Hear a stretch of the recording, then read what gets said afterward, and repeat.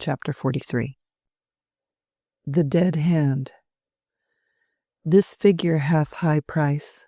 'Twas wrought with love ages ago in finest ivory, naught modish in it, pure and noble lines of generous womanhood that fits all time. That too is costly ware, majolica of deft design to please a lordly eye. The smile you see is perfect, wonderful, as mere faience, a table ornament to suit the richest mounting.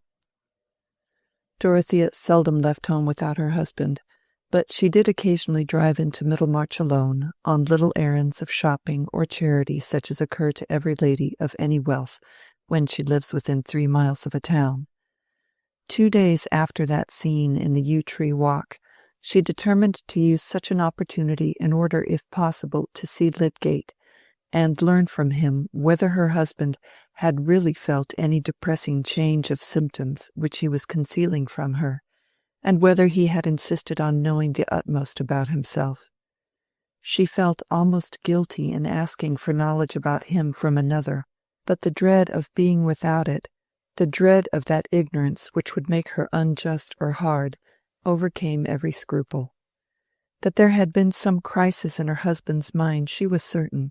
He had the very next day begun a new method of arranging his notes, and had associated her quite newly in carrying out his plan. Poor Dorothea needed to lay up stores of patience. It was about 4 o'clock when she drove to Lydgate's house in Lowick Gate, wishing, in her immediate doubt of finding him at home, that she had written beforehand, and he was not at home. "Is Mrs. Lydgate at home?" said Dorothea, who had never, that she knew of, seen Rosamond, but now remembered the fact of the marriage. Yes, Mrs. Lydgate was at home. "I will go in and speak to her if she will allow me. Will you ask her if she can see Mrs. Casaubon for a few minutes?"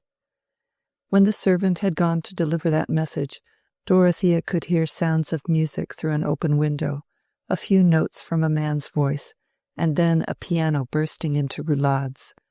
But the roulades broke off suddenly, and then the servant came back saying that Mrs. Lydgate would be happy to see Mrs. Casaubon. When the drawing-room door opened and Dorothea entered, there was a sort of contrast not infrequent in country life, when the habits of the different ranks were less blent than now. Let those who know tell us exactly what stuff it was that Dorothea wore in those days of mild autumn. That thin white woolen stuff, soft to the touch and soft to the eye. It always seemed to have been lately washed, and to smell of the sweet hedges. It was always in the shape of a pelisse, with sleeves hanging all out of the fashion.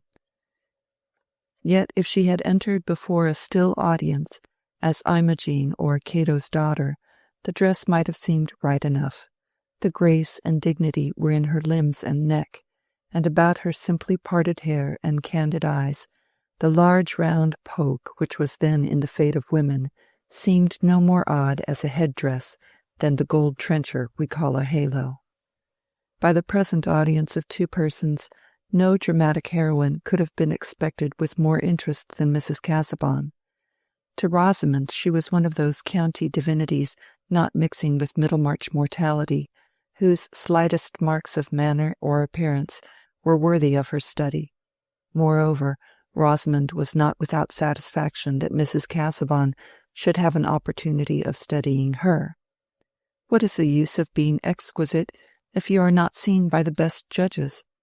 And since Rosamond had received the highest compliments at Sir Godwin Lydgate's, she felt quite confident of the impression she must make on people of good birth. Dorothea put out her hand with her usual simple kindness, and looked admiringly at Lydgate's lovely bride, aware that there was a gentleman standing at a distance, but seeing him merely as a coated figure at a wide angle. The gentleman was too much occupied with the presence of the one woman to reflect on the contrast between the two, a contrast that would certainly have been striking to a calm observer. They were both tall, and their eyes were on a level, but imagine Rosamond's infantine blondness and wondrous crown of hair-plaits, with her pale blue dress of a fit and fashion so perfect that no dressmaker could look at it without emotion. A large embroidered collar, which it was to be hoped all beholders would know the price of, her small hands duly set off with rings, and that controlled self-consciousness of manner which is the expensive substitute for simplicity. "Thank you very much for allowing me to interrupt you," said Dorothea immediately. "I'm anxious to see Mr. Lydgate, if possible, before I go home, and I hope that you might possibly tell me where I could find him, or even allow me to wait for him if you expect him soon." "He is at the new hospital," said Rosamond. "I'm not sure how soon he will come home, but I can send for him." "Will you let me go and fetch him?" said Will Ladislaw, coming forward. He had already taken up his hat before Dorothea entered. She colored with surprise, but put out her hand with a smile of unmistakable pleasure, saying, "I did not know it was you. I had no thought of seeing you here." "May I go to the hospital and tell Mr. Lydgate that you wish to see him?" said Will. "It would be quicker to send the carriage for him," said Dorothea, "if you will be kind enough to give the message to the coachman." Will was moving to the door when Dorothea, whose mind had flashed in an instant over many connected memories, turned quickly and said, "I will go myself, thank you. I wish to lose no time before getting home again. I will drive to the hospital and see Mr. Lydgate there. Pray excuse me, Mrs. Lydgate. I am very much obliged to you." Her mind was evidently arrested by some sudden thought, and she left the room hardly conscious of what was immediately around her, hardly conscious that Will opened the door for her and offered her his arm to lead her to the carriage. She took the arm, but said nothing. Will was feeling rather vexed and miserable, and found nothing to say on his side. He handed her into the carriage in silence, and they said good-bye, and Dorothea drove away. In the 5 minutes' drive to the hospital she had time for some reflections that were quite new to her. Her decision to go, and her preoccupation in leaving the room, had come from the sudden sense that there would be a sort of deception in her voluntarily allowing any further intercourse between herself and Will, which she was unable to mention to her husband, and already her errand in seeking Lydgate was a matter of concealment. That was all that had been explicitly in her mind, but she had been urged also by a vague discomfort. Now that she was alone in her drive, she heard the notes of the man's voice and the accompanying piano, which she had not noted much at the time, returning on in her inward sense, and she found herself thinking with some wonder that Will Ladislaw was passing his time with Mrs. Lydgate in her husband's absence. And then she could not help remembering that he had passed some time with her under like circumstances, so why should there be any unfitness in the fact? But Will was Mr. Casaubon's relative, and one towards whom she was bound to show kindness. Still, there had been signs which perhaps she ought to have understood as implying that Mr. Casaubon did not like his cousin's visits during his own absence. "Perhaps I have been mistaken in many things," said poor Dorothea to herself, while the tears came rolling, and she had to dry them quickly. She felt confusedly unhappy, and the image of Will, which had been so clear to her before, was mysteriously spoiled. But the carriage stopped at the gate of the hospital. She was soon walking around the grass plots with Lydgate, and her feelings recovered the strong bent which made her seek for this interview. Will Ladislaw, meanwhile, was mortified, and knew the reason of it clearly enough. His chances of meeting Dorothea were rare, and here for the first time there had come a chance which had him set at a disadvantage. It was not only, as it had been hitherto, that she was not supremely occupied with him, but that she had seen him under circumstances in which he might appear not to be supremely occupied with her. He felt thrust to a new distance from her, amongst the circles of Middlemarchers who made no part of her life. But that was not his fault. Of course, since he had taken his lodgings in the town, he had been making as many acquaintances as he could, his position requiring that he should know everybody and everything. Lydgate was really better worth knowing than anyone else in the neighbourhood, and he happened to have a wife who was musical and altogether worth calling upon. Here was the whole history of the situation in which Diana had descended too unexpectedly on her worshipper. It was mortifying.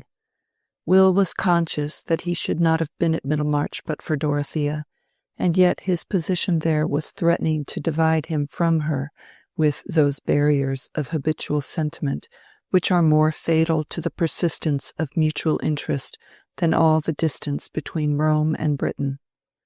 Prejudices about rank and status were easy enough to defy in the form of a tyrannical letter from Mr. Casaubon, but prejudices, like odorous bodies, have a double existence, both solid and subtle, solid as the pyramids, subtle as the 20th echo of an echo, or as the memory of hyacinths which once scented the darkness. And Will was of a temperament to feel keenly the presence of subtleties. A man of clumsier perceptions would not have felt, as he did, that for the first time some sense of unfitness in perfect freedom with him had sprung up in Dorothea's mind, and that their silence, as he conducted her to the carriage, had had a chill in it. Perhaps Casaubon, in his hatred and jealousy, had been insisting to Dorothea that Will had slid below her socially. Confound Casaubon!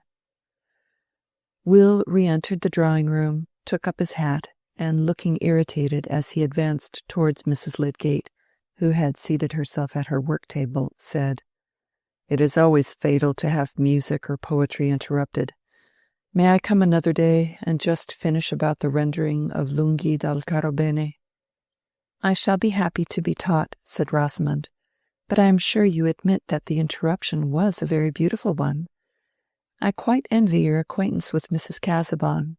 Is she very clever? She looks as if she were." "Really, I never thought about it," said Will sulkily. "That is just the answer Tertius gave me when I first asked him if she were handsome. What is it that you gentlemen are thinking of when you are with Mrs. Casaubon?" "Herself," said Will, not indisposed to provoke the charming Mrs. Lydgate. "When one sees a perfect woman, one never thinks of her attributes. One is conscious of her presence." "I shall be jealous when Tertius goes to Lowick," said Rosamond, dimpling, and speaking with an airy lightness. "He will come back and think nothing of me." "That does not seem to have been the effect on Lydgate hitherto. Mrs. Casaubon is too unlike other women for them to be compared with her." "You are a devout worshipper, I perceive. You often see her, I suppose?" "No," said Will, almost pettishly. "Worship is usually a matter of theory rather than of practice. But I am practicing it to excess just at this moment. I must really tear myself away." "Pray come again some evening. Mr. Lydgate will like to hear the music, and I cannot enjoy it so well without him." When her husband was at home again, Rosamond said, standing in front of him and holding his coat-collar with both her hands, "Mr. Ladislaw was here singing with me when Mrs. Casaubon came in. He seemed vexed. Do you think he disliked her seeing him at our house? Surely your position is more than equal to his, whatever may be his relation to the Casaubons." "No, no, it must be something else if he were really vexed. Ladislaw is a sort of gypsy. He thinks nothing of leather and prunella." "Music apart, he is not always very agreeable. Do you like him?" "Yes, I think he is a good fellow. Rather miscellaneous and bric-a-brac, but likable." "Do you know, I think he adores Mrs. Casaubon." "Poor devil," said Lydgate, smiling and pinching his wife's ears. Rosamond felt herself beginning to know a great deal of the world, especially in discovering what when she was in her unmarried girlhood had been inconceivable to her except as a dim tragedy in bygone costumes, that women, even after marriage, might make conquests and enslave men. At that time young ladies in the country, even when educated at Mrs. Lemon's, read little French literature later than Racine, and public prints had not cast their present magnificent illumination over the scandals of life. Still, vanity, with a woman's whole mind and day to work in, can construct abundantly on slight hints, especially on such a hint as the possibility of indefinite conquests. How delightful to make captives from the throne of marriage, with a husband as a crown prince by your side, himself in fact a subject, while the captives look up forever hopeless, losing their rest probably, and if their appetite too, so much the better. But Rosamond's romance turned at present chiefly on her crown prince, and it was enough to enjoy his assured subjection. When he said, "Poor devil," she asked, with playful curiosity, "Why so?" "Why, what can a man do when he takes to adoring one of your mermaids? He only neglects his work and runs up bills." "I am sure you do not neglect your work. You are always at the hospital, or seeing poor patients, or thinking about some doctor's quarrel, and then at home you always want to pore over your microscope and files. Confess you like those things better than me." "Haven't you ambition enough to wish that your husband should be something better than a Middlemarch doctor?" said Lydgate, letting his hands fall onto his wife's shoulders and looking at her with affectionate gravity. "I shall make you learn my favorite bit from an old poet. Why should our pride make such a stir to be, and be forgot? What good is like to this? To do worthy the writing, and to write, worthy the reading, and the world's delight." What I want, Rosie, is to do worthy the writing, and to write out myself what I have done. A man must work to do that, my pet. Of course. I wish you to make discoveries. No one could more wish you to attain a high position in some better place than Middlemarch. You cannot say that I have ever tried to hinder you from working, but we cannot live like hermits. You are not discontented with me, Tertius? No, dear, no. I am too entirely contented. But what did Mrs. Casaubon want to say to you? Merely to ask about her husband's health. But I think she is going to be splendid to our new hospital. I think she will give us 200 a year. Chapter 44. I would not creep along the coast, but steer out in mid-sea by guidance of the stars. When Dorothea, walking round the laurel-planted plots of the new hospital with Lydgate, had learned from him that there were no signs of change in Mr. Casaubon's bodily condition beyond the mental sign of anxiety to know the truth about his illness, she was silent for a few moments, wondering whether she had said or done anything to rouse this new anxiety. Lydgate, not willing to let slip an opportunity of furthering a favourite purpose, ventured to say, "I don't know whether your or Mr. Casaubon's attention has been drawn to the needs of our new hospital. Circumstances have made it seem rather egotistic in me to urge the subject, but that is not my fault. It is because there is a fight being made against it by the other medical men. I think you are generally interested in such things, for I remember that when I first had the pleasure of seeing you at Tipton Grange before your marriage, you were asking me some questions about the way in which the health of the poor was affected by their miserable housing." "Yes, indeed," said Dorothea, brightening. "I shall be quite grateful to you if you will tell me how I can help to make things a little better. Everything of that sort has slipped away from me since I've been married. I mean," she said, after a moment's hesitation, "that the people in our village are tolerably comfortable, and my mind has been too much taken up for me to inquire further.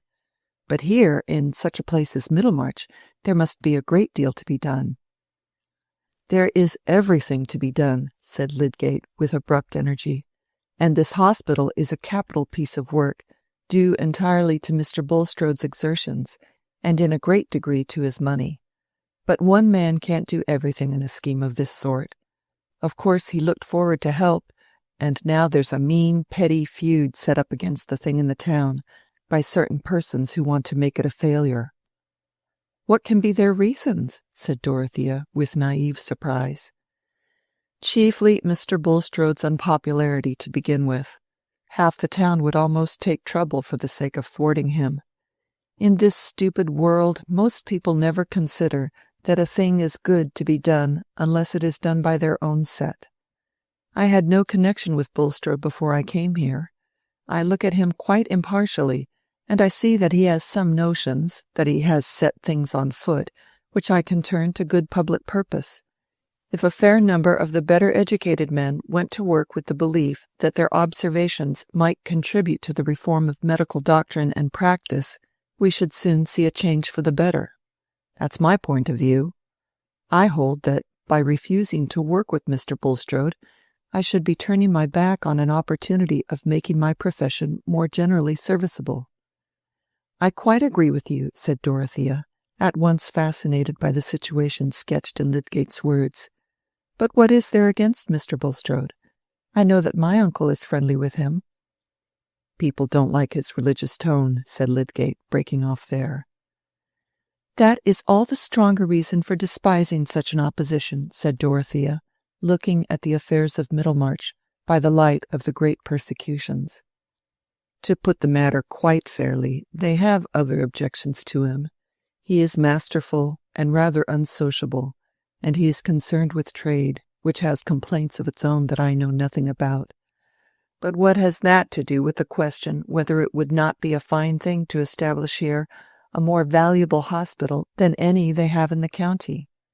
The immediate motive to the opposition, however, is the fact that Bulstrode has put the medical direction into my hands. Of course I am glad of that. It gives me an opportunity of doing some good work, and I am aware that I have to justify his choice of me. But the consequence is that the whole profession in Middlemarch has set themselves tooth and nail against the hospital, and not only refuse to cooperate themselves, but try to blacken the whole affair and hinder subscriptions. How very petty! Exclaimed Dorothea indignantly. I suppose one must expect to fight one's way. There is hardly anything to be done without it. And the ignorance of people about here is stupendous. I don't lay claim to anything else than having used some opportunities which have not come within everybody's reach. But there is no stifling the offense of being young and a newcomer, and happening to know something more than the old inhabitants.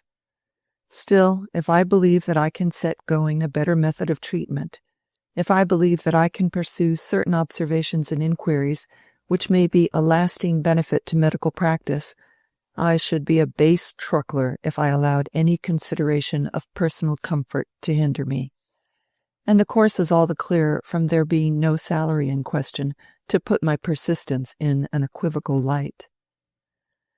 "I'm glad you have told me this, Mr. Lydgate," said Dorothea cordially. "I feel sure I can help a little. I have some money, and don't know what to do with it. That is often an uncomfortable thought to me. I am sure I can spare 200 a year for a grand purpose like this. How happy you must be to know things that you feel sure will do great good. I wish I could awake with that knowledge every morning. There seems to be so much trouble taken that one can hardly see the good of." There was a melancholy cadence in Dorothea's voice as she spoke these last words, but she presently added, more cheerfully, "Pray come to Lowick and tell us more of this. I will mention the subject to Mr. Casaubon. I must hasten home now." She did mention it that evening, and said that she should like to subscribe 200 a year. She had 700 a year as the equivalent of her own fortune, settled on her at her marriage. Mr. Casaubon made no objection beyond a passing remark that the sum might be disproportionate in relation to other good objects, but when Dorothea in her ignorance resisted that suggestion, he acquiesced. He did not care himself about spending money, and was not reluctant to give it. If he ever felt keenly any question of money, it was through the medium of another passion than the love of material property. Dorothea told him that she had seen Lydgate, and recited the gist of her conversation with him about the hospital. Mr. Casaubon did not question her further, but he felt sure that she had wished to know what had passed between Lydgate and himself. "She knows that I know," said the ever-restless voice within, but that increase of tacit knowledge only thrust further off any confidence between them. He distrusted her affection, and what loneliness is more lonely than distrust? Chapter 45. It is the humor of many heads to extol the day of their forefathers, and declaim against the wickedness of times present, which, notwithstanding, they cannot handsomely do, without the borrowed help and satire of the times past, condemning the vices of their own times by the expressions of vices in times which they commend, which cannot but argue the community of vice in both. Horace, therefore, Juvenal, and Persius were no prophets, although their lines did seem to indigitate and point at our times. Sir Thomas Browne, Pseudodoxia Epidemica. That opposition to the new fever hospital which Lydgate had sketched to Dorothea was, like other oppositions, to be viewed in many different lights. He regarded it as a mixture of jealousy and dunderheaded prejudice.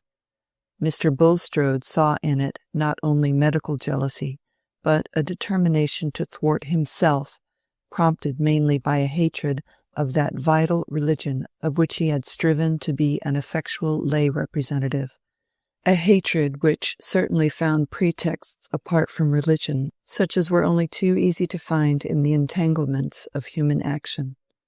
These might be called the ministerial views. But oppositions have the illimitable range of objections at command, which need never stop short at the boundary of knowledge, but can draw forever on the vasts of ignorance. What the opposition in Middlemarch said about the new hospital and its administration had certainly a great deal of echo in it, for heaven has taken care that everybody shall not be an originator. But there were differences which represented every social shade between the polished moderation of Dr. Minchin and the trenchant assertion of Mrs. Dollop, the landlady of the Tankard in Slaughter Lane.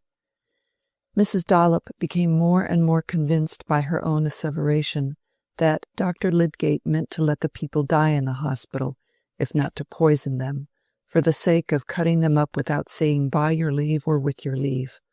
For it was a known fact that he wanted to cut up Mrs. Goby, as respectable a woman as any in Parley Street, who had money in trust before her marriage, a poor tale for a doctor, who, if he was good for anything, should know what was the matter with you before you died, and not want to pry into your inside after you were gone.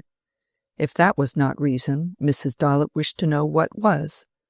But there was a prevalent feeling in her audience that her opinion was a bulwark, and that if it were overthrown there would be no limits to the cutting up of bodies, as had been well seen in Burke and Hare with their pitch-plaisters.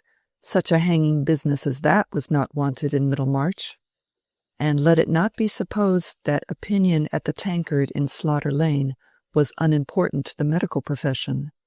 That old authentic public house, the original Tankard, known by the name of Dollop's, was the resort of a great benefit club, which had some months before put to the vote whether its long-standing medical man, Dr. Gambit, should not be cashiered in favor of this Dr. Lydgate, who was capable of performing the most astonishing cures, and rescuing people altogether given up by other practitioners. But the balance had been turned against Lydgate by two members, who for some private reasons held that this power of resuscitating persons as good as dead was an equivocal recommendation, and might interfere with providential favours. In the course of the year, however, there had been a change in the public sentiment, of which the unanimity at Dollop's was an index. A good deal more than a year ago, before anything was known of Lydgate's skill, the judgments on it had naturally been divided, depending on a sense of likelihood, situated perhaps in the pit of the stomach or in the pineal gland, and differing in its verdicts, but not the less valuable as a guide in the total deficit of evidence. Patients who had chronic diseases, or whose lives had long been worn threadbare, like old Featherstone's, had been at once inclined to try him. Also, many who did not like paying their doctor's bills thought agreeably of opening an account with a new doctor and sending for him without stint if the children's temper wanted a dose, occasions when the old practitioners were often crusty, and all persons thus inclined to employ Lydgate held it likely that he was clever. Some considered that he might do more than others where there was a liver. At least there would be no harm in getting a few bottles of stuff from him, since, if these proved useless, it would be still possible to return to the purifying pills, which kept you alive if they did not remove the yellowness. But these were people of minor importance. Good Middlemarch families were of course not going to change their doctor without reason shown, and everybody who had employed Mr. Peacock did not feel obliged to accept a new man merely in the character of his successor, objecting that he was not likely to be equal to Peacock. But Lydgate had not been long in town before there were particulars enough reported of him to breed much more specific expectations and to intensify differences into partisanship, some of the particulars being of that impressive order of which the significance is entirely hidden, like a statistical amount without a standard of comparison, but with a note of exclamation at the end. The cubic feet of oxygen yearly swallowed by a full-grown man. What a shudder they might have created in some Middlemarch circles. Oxygen? Nobody knows what that may be. Is it any wonder the cholera has got to Danzig? And yet there are people who say quarantine is no good. One of the facts quickly rumored was that Lydgate did not dispense drugs. This was offensive, both to the physicians whose exclusive distinction seemed infringed on, and to the surgeon apothecaries with whom he ranged himself, and only a little while before they might have counted on having the law on their side against a man who, without calling himself a London-made M.D., dared to ask to pay except as a charge on drugs. But Lydgate had not been experienced enough to foresee that his new course would be even more offensive to the laity, and to Mr. Momsey, an important grocer in the top market, who, though not one of his patients, questioned him in an affable manner on the subject. He was injudicious enough to give a hasty popular explanation of his reasons, pointing out to Mr. Momsey that it must lower the character of practitioners to be a constant injury to the public, if their only mode of getting paid for their work was by their making out long bills for draughts, boluses, and mixtures. It is in that way that hard-working medical men may come to be almost as mischievous as quacks, said Lydgate, rather thoughtlessly. To get their own bread, they must overdose the king's lieges, and that's a bad sort of treason, Mr. Momsey. Undermines the Constitution in a fatal way. Mr. Momsey was not only an overseer, it was about a question of outdoor pay that he was having an interview with Lydgate. He was also asthmatic, and had an increasing family. Thus, from a medical point of view, as well as from his own, he was an important man. Indeed, an exceptional grocer, whose hair was arranged in a flame-like pyramid, and whose retail deference was of the cordial, encouraging kind, jocosely complimentary, and with a certain considerate abstinence from letting out the full force of his mind. It was Mr. Momsey's friendly jocoseness in questioning him which had set the tone of Lydgate's reply. But let the wise be warned against too great readiness at explanation.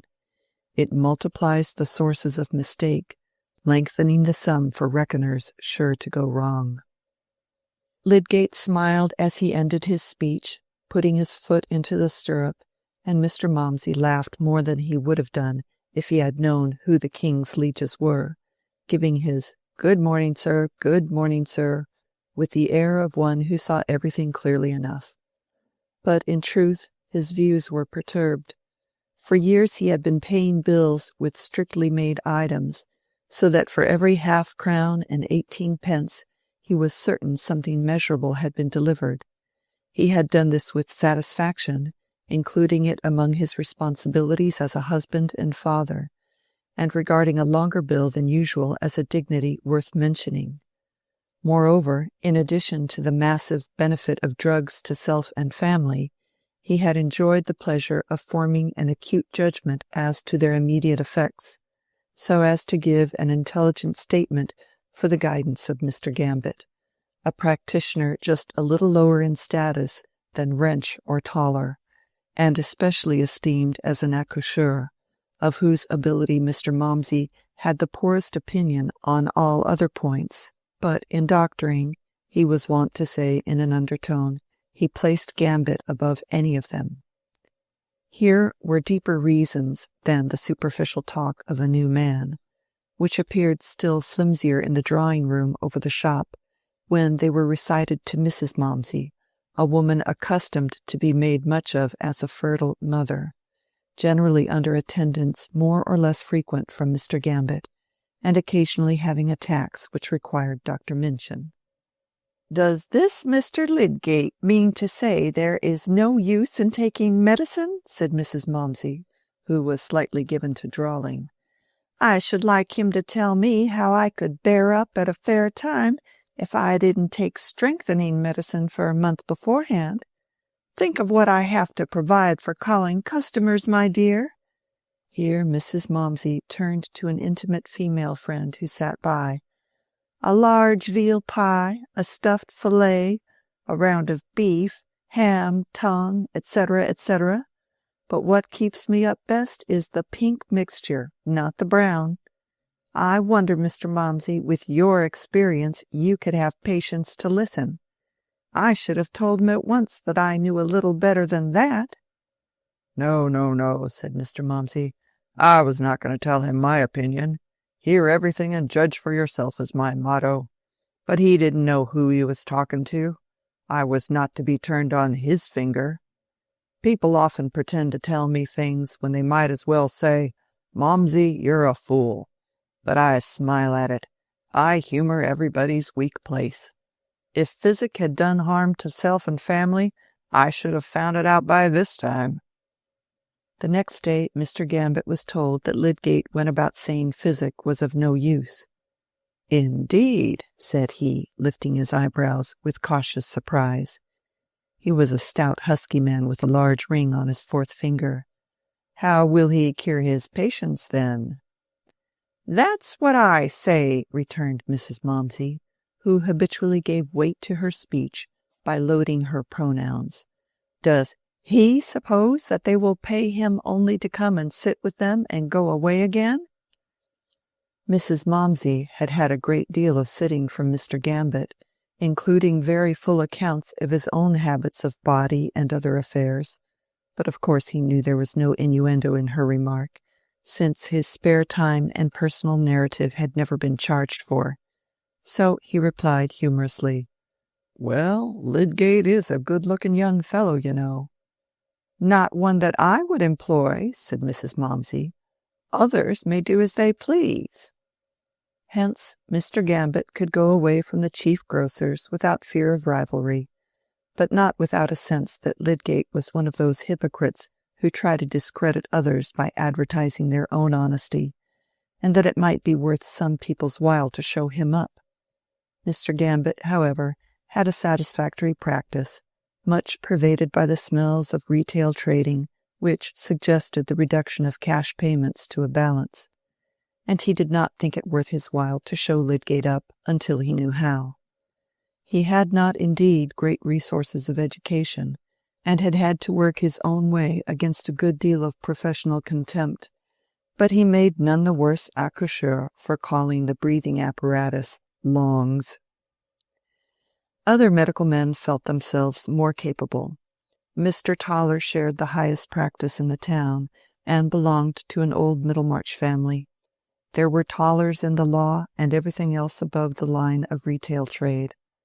Unlike our irascible friend Wrench, he had the easiest way in the world of taking things which might be supposed to annoy him, being a well-bred, quietly facetious man, who kept a good house, was very fond of a little sporting when he could get it, very friendly with Mr. Hawley, and hostile to Mr. Bulstrode.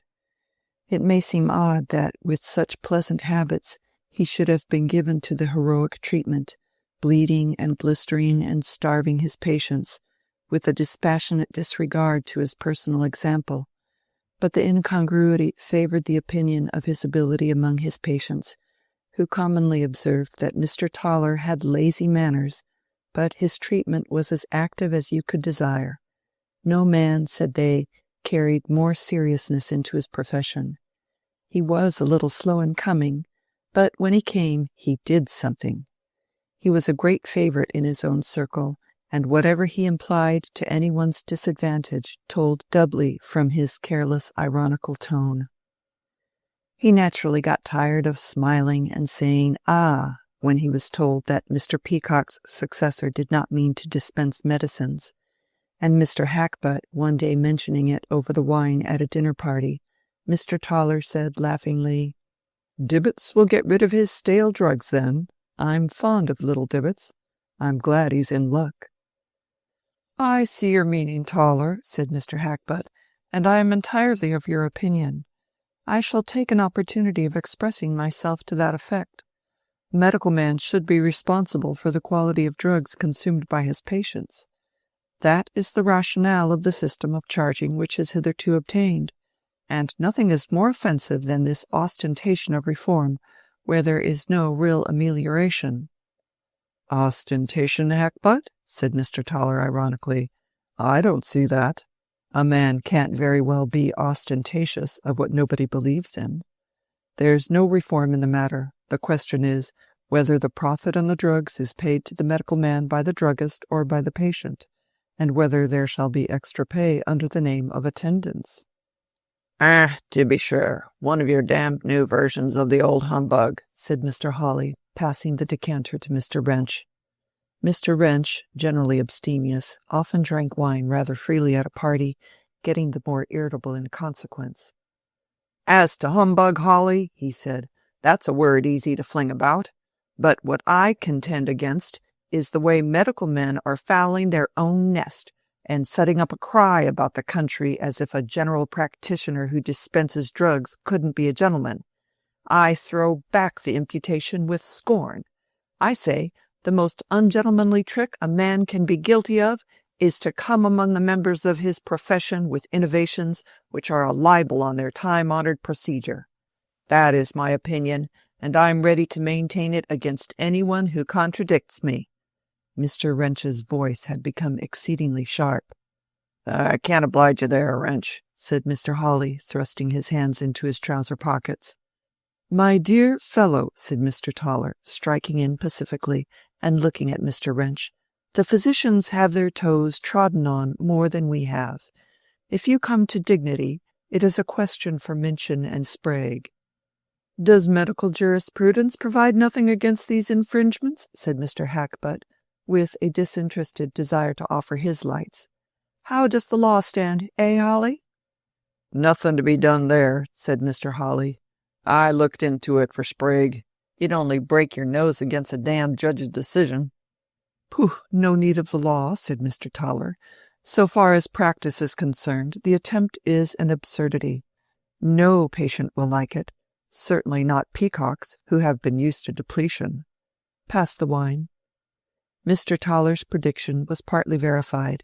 If Mr. and Mrs. Momsey, who had no idea of employing Lydgate, were made uneasy by his supposed declaration against drugs, it was inevitable that those who called him in should watch a little anxiously to see whether he did use all the means he might use in the case.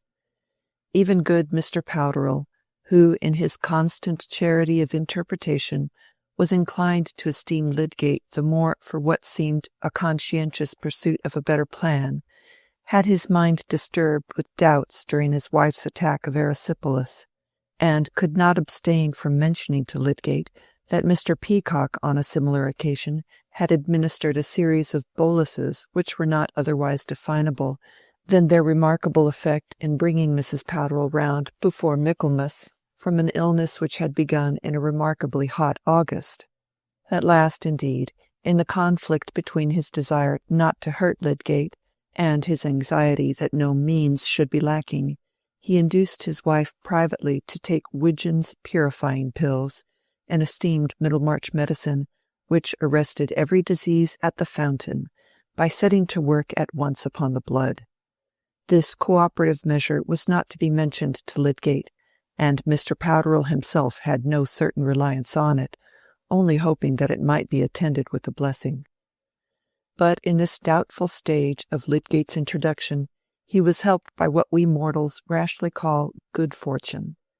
I suppose no doctor ever came newly to a place without making cures that surprised somebody, cures which may be called fortune's testimonials, and deserve as much credit as the written or printed kind.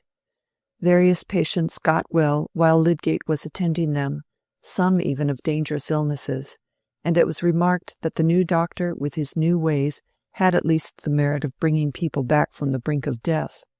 The trash talked on such occasions was the more vexatious to Lydgate because it gave precisely the sort of prestige which an incompetent and unscrupulous man would desire, and was sure to be imputed to him by the simmering dislike of the other medical men as an encouragement on his own part of ignorant puffing. But even his proud outspokenness was checked by the discernment that it was as useless to fight against the interpretations of ignorance as to whip the fog, and good fortune insisted on using those interpretations. Mrs. Larcher, having just become charitably concerned about alarming symptoms in her charwoman when Dr. Minchin called, asked him to see her then and there, and to give her a certificate for the infirmary, whereupon, after examination, he wrote a statement of the case as one of tumour, and recommended the bearer Nancy Nash as an outpatient. Nancy, calling at home on her way to the infirmary, allowed the staymaker and his wife, in whose attic she lodged, to read Dr. Minchin's paper, and by this means became a subject of compassionate conversation in the neighbouring shops of Churchyard Lane as being afflicted with a tumour at first declared to be as large and hard as a duck's egg, but later in the day to be about the size of your fist. Most hearers agreed that it would have to be cut out, but one had known of oil and another of squitchineal as adequate to soften and reduce any lump in the body when taken enough of into the inside, the oil by gradually soupling, the squitchineal by eating away. Meanwhile, when Nancy presented herself at the infirmary, it happened to be one of Lydgate's days there. After questioning and examining her, Lydgate said to the house surgeon in an undertone, "It's not tumour, it's cramp." He ordered her a blister and some steel mixture, and told her to go home and rest, giving her at the same time a note to Mrs. Larcher, who, she said, was her best employer, to testify that she was in need of good food. But by and by Nancy, in her attic, became portentously worse, the supposed tumour having indeed given way to the blister, but only wandered to another region with angrier pain. The staymaker's wife went to fetch Lydgate, and he continued for a fortnight to attend Nancy in her own home, until under his treatment she got quite well and went to work again. But the case continued to be described as one of tumour in Churchyard Lane and other streets, nay, by Mrs. Larcher also, for when Lydgate's remarkable cure was mentioned to Dr. Minchin, he naturally did not like to say, "The case was not one of tumour, and I was mistaken in describing it as such," but answered, "Indeed? Ah, I saw it was a surgical case, not of a fatal kind." He had been inwardly annoyed, however, when he had asked at the infirmary about the woman he had recommended 2 days before, to hear from the house surgeon, a youngster who was not sorry to vex Minchin with impunity, exactly what had occurred. He privately pronounced that it was indecent in a general practitioner to contradict a physician's diagnosis in that open manner, and afterwards agreed with Wrench that Lydgate was disagreeably inattentive to etiquette. Lydgate did not make the affair a ground for valuing himself, or, very particularly, despising Minchin, such rectification of misjudgments often happening among men of equal qualifications. But report took up this amazing case of tumour, not clearly distinguished from cancer, and considered the more awful for being of the wandering sort, till much prejudice against Lydgate's methods as to drugs was overcome by the proof of his marvellous skill in the speedy restoration of Nancy Nash after she had been rolling and rolling in agonies from the presence of a tumour both hard and obstinate, but nevertheless compelled to yield. How could Lydgate help himself? It is offensive to tell a lady when she is expressing her amazement at your skill that she is altogether mistaken and rather foolish in her amazement, and to have entered into the nature of diseases would only have added to his breaches of medical propriety. Thus He had to wince under a promise of success given by that ignorant praise which misses every valid quality.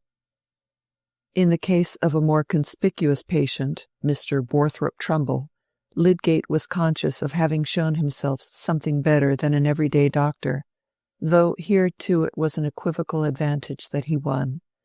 The eloquent auctioneer was seized with pneumonia, and having been a patient of Mr. Peacock's, sent for Lydgate, whom he had expressed his intention to patronize.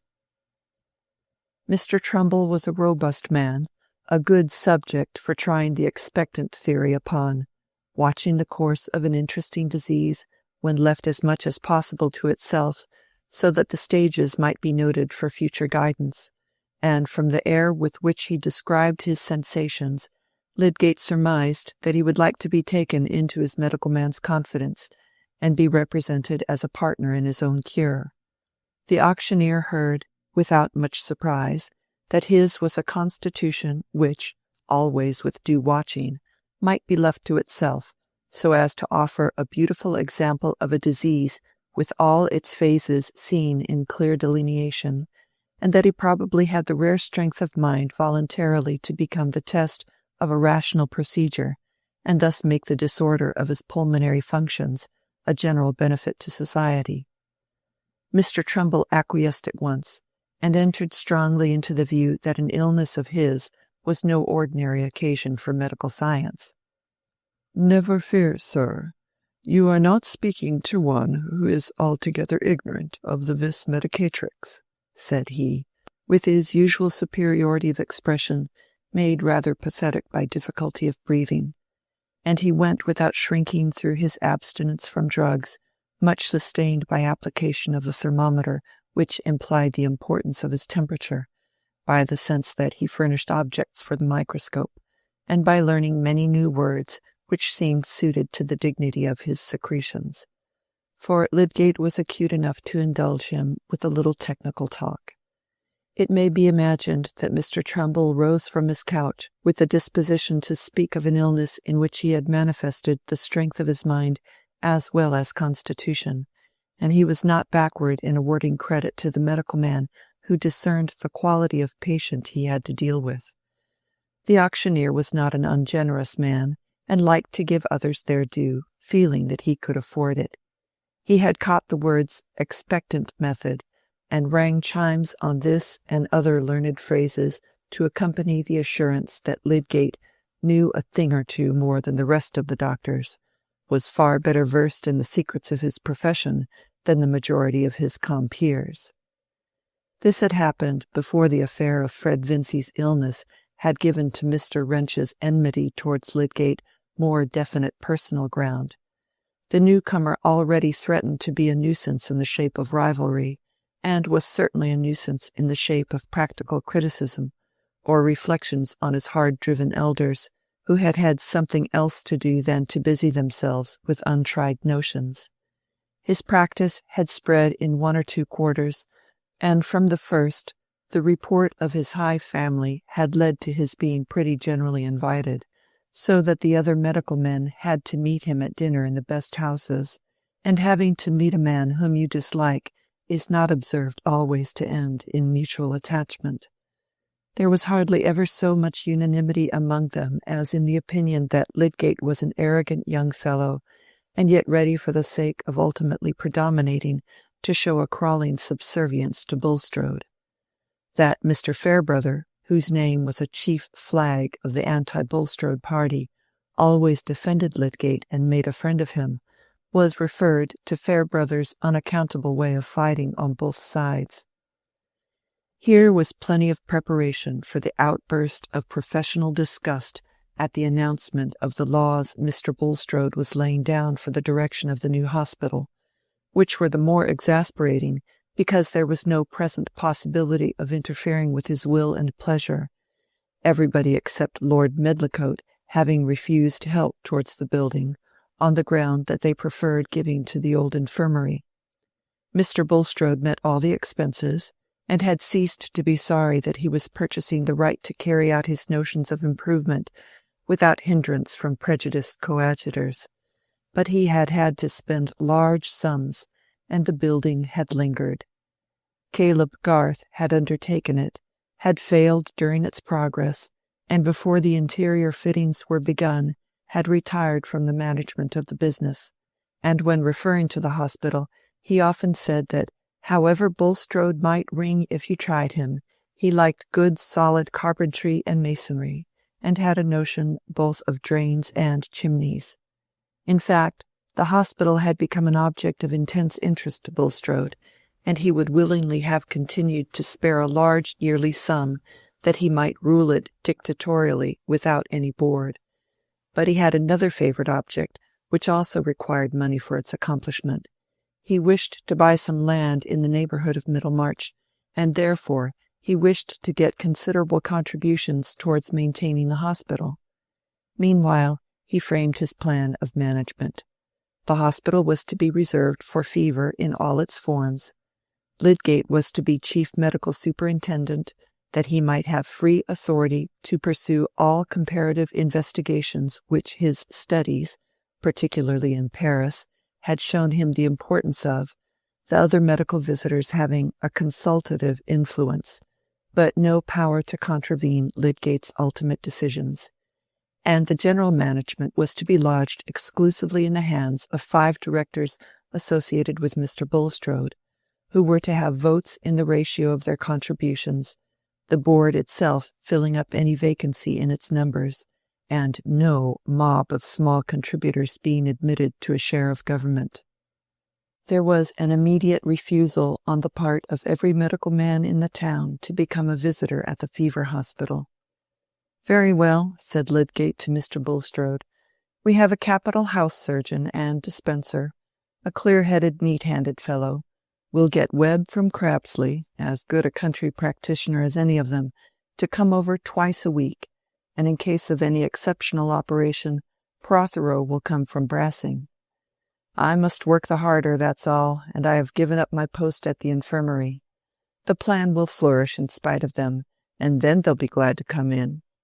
Things can't last as they are. There must be all sorts of reform soon, and then young fellows may be glad to come and study here." Lydgate was in high spirits. "I shall not flinch, you may depend upon it, Mr. Lydgate," said Mr. Bulstrode. "While I see you carrying out high intentions with vigour, you shall have my unfailing support, and I have humble confidence that the blessing which has hitherto attended my efforts against the spirit of evil in this town will not be withdrawn. Suitable directors to assist me I have no doubt of securing. Mr. Brooke of Tipton has already given me his concurrence and a pledge to contribute yearly. He has not specified the sum, probably not a great one, but he will be a useful member of the board." A useful member was perhaps to be defined as one who would originate nothing, and always vote with Mr. Bulstrode. The medical aversion to Lydgate was hardly disguised now. Neither Dr. Sprague nor Dr. Minchin said that he disliked Lydgate's knowledge, or his disposition to improve treatment. What they disliked was his arrogance, which nobody felt to be altogether deniable. They implied that he was insolent, pretentious, and given to that reckless innovation for the sake of noise and show, which was the essence of the charlatan. The word charlatan, once thrown on the air, could not be let drop. In those days the world was agitated about the wondrous doings of Mr. St. John Long, nobleman and gentleman, attesting his extraction of a fluid like mercury from the temples of a patient. Mr. Toller remarked one day smilingly to Mrs. Taft that Bulstrode had found a man to suit him in Lydgate. A charlatan in religion is sure to like other sorts of charlatans. "Yes, indeed, I can imagine," said Mrs. Taft, keeping the number of 30 stitches carefully in her mind all the while. "There are so many of that sort. I remember Mr. Cheshire, with his irons, trying to make people straight when the Almighty had made them crooked." "No, no," said Mr. Toller. "Cheshire was all right, all fair and above board, but there's St. John Long.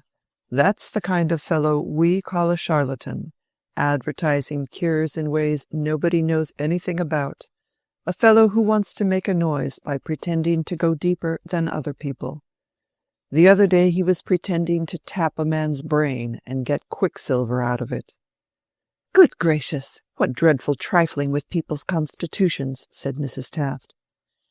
After this, it came to be held in various quarters that Lydgate played even with respectable constitutions for his own purposes, and how much more likely that in his flighty experimenting he should have made 6s and 7s of hospital patients. Especially it was to be expected, as the landlady of the Tankard had said, that he would recklessly cut up their dead bodies.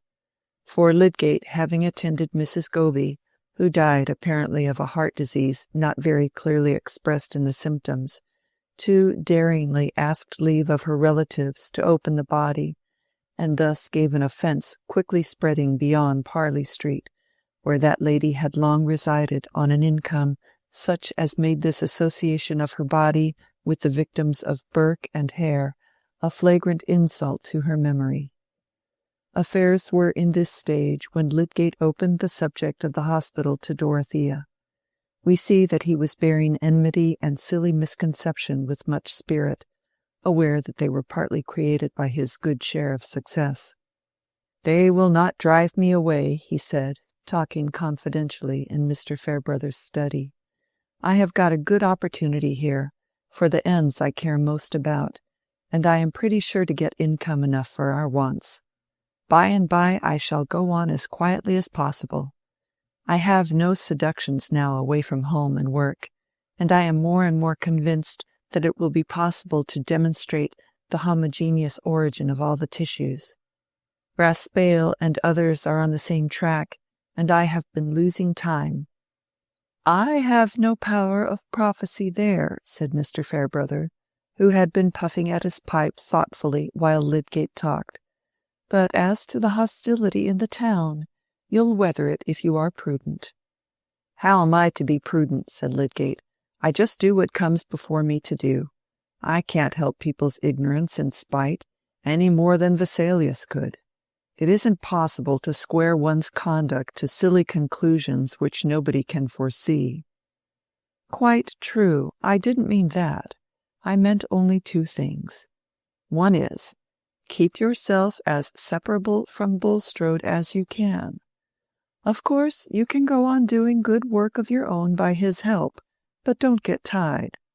Perhaps it seems like personal feeling in me to say so, and there's a good deal of that, I own. But personal feeling is not always in the wrong if you boil it down to the impressions which make it simply an opinion." "Bulstrode is nothing to me," said Lydgate carelessly, "except on public grounds. As to getting very closely united to him, I am not fond enough of him for that. But what was the other thing you meant?" said Lydgate, who was nursing his leg as comfortably as possible, and feeling in no great need of advice. "Why, this. Take care, experto credi. Take care not to get hampered about money matters. I know, by a word you let fall one day, that you don't like my playing at cards so much for money. You are right enough there. But try and keep clear of wanting small sums that you haven't got. I am perhaps talking rather superfluously, but a man likes to assume superiority over himself by holding up his bad example and sermonizing on it." Lydgate took Mr. Fairbrother's hints very cordially, though he would hardly have borne them from another man. He could not help remembering that he had lately made some debts, but these had seemed inevitable, and he had no intention now to do more than keep house in a simple way. The furniture for which he owed would not want renewing, nor even the stock of wine for a long while. Many thoughts cheered him at that time, and justly. A man conscious of enthusiasm for worthy aims is sustained under petty hostilities by the memory of great workers who had to fight their way not without wounds, and who hover in his mind as patron saints, invisibly helping. At home, that same evening when he had been chatting with Mr. Fairbrother, he had his long legs stretched on the sofa, his head thrown back, and his hands clasped behind it according to his favourite ruminating attitude, while Rosamond sat at the piano and played one tune after another, of which her husband only knew, like the emotional elephant he was, that they fell in with his mood as if they had been melodious sea breezes. There was something very fine in Lydgate's look just then, and anyone might have been encouraged to bet on his achievement. In his dark eyes and on his mouth and brow there was that placidity which comes from the fullness of contemplative thought, the mind not searching but beholding, and the glance seeming to be filled with what is behind it. Presently Rosamond left the piano and seated herself on a chair close to the sofa and opposite her husband's face. "Is that enough music for you, my lord?" she said, folding her hands before her and putting on a little air of meekness. "Yes, dear, if you are tired," said Lydgate gently, turning his eyes and resting them on her, but not otherwise moving.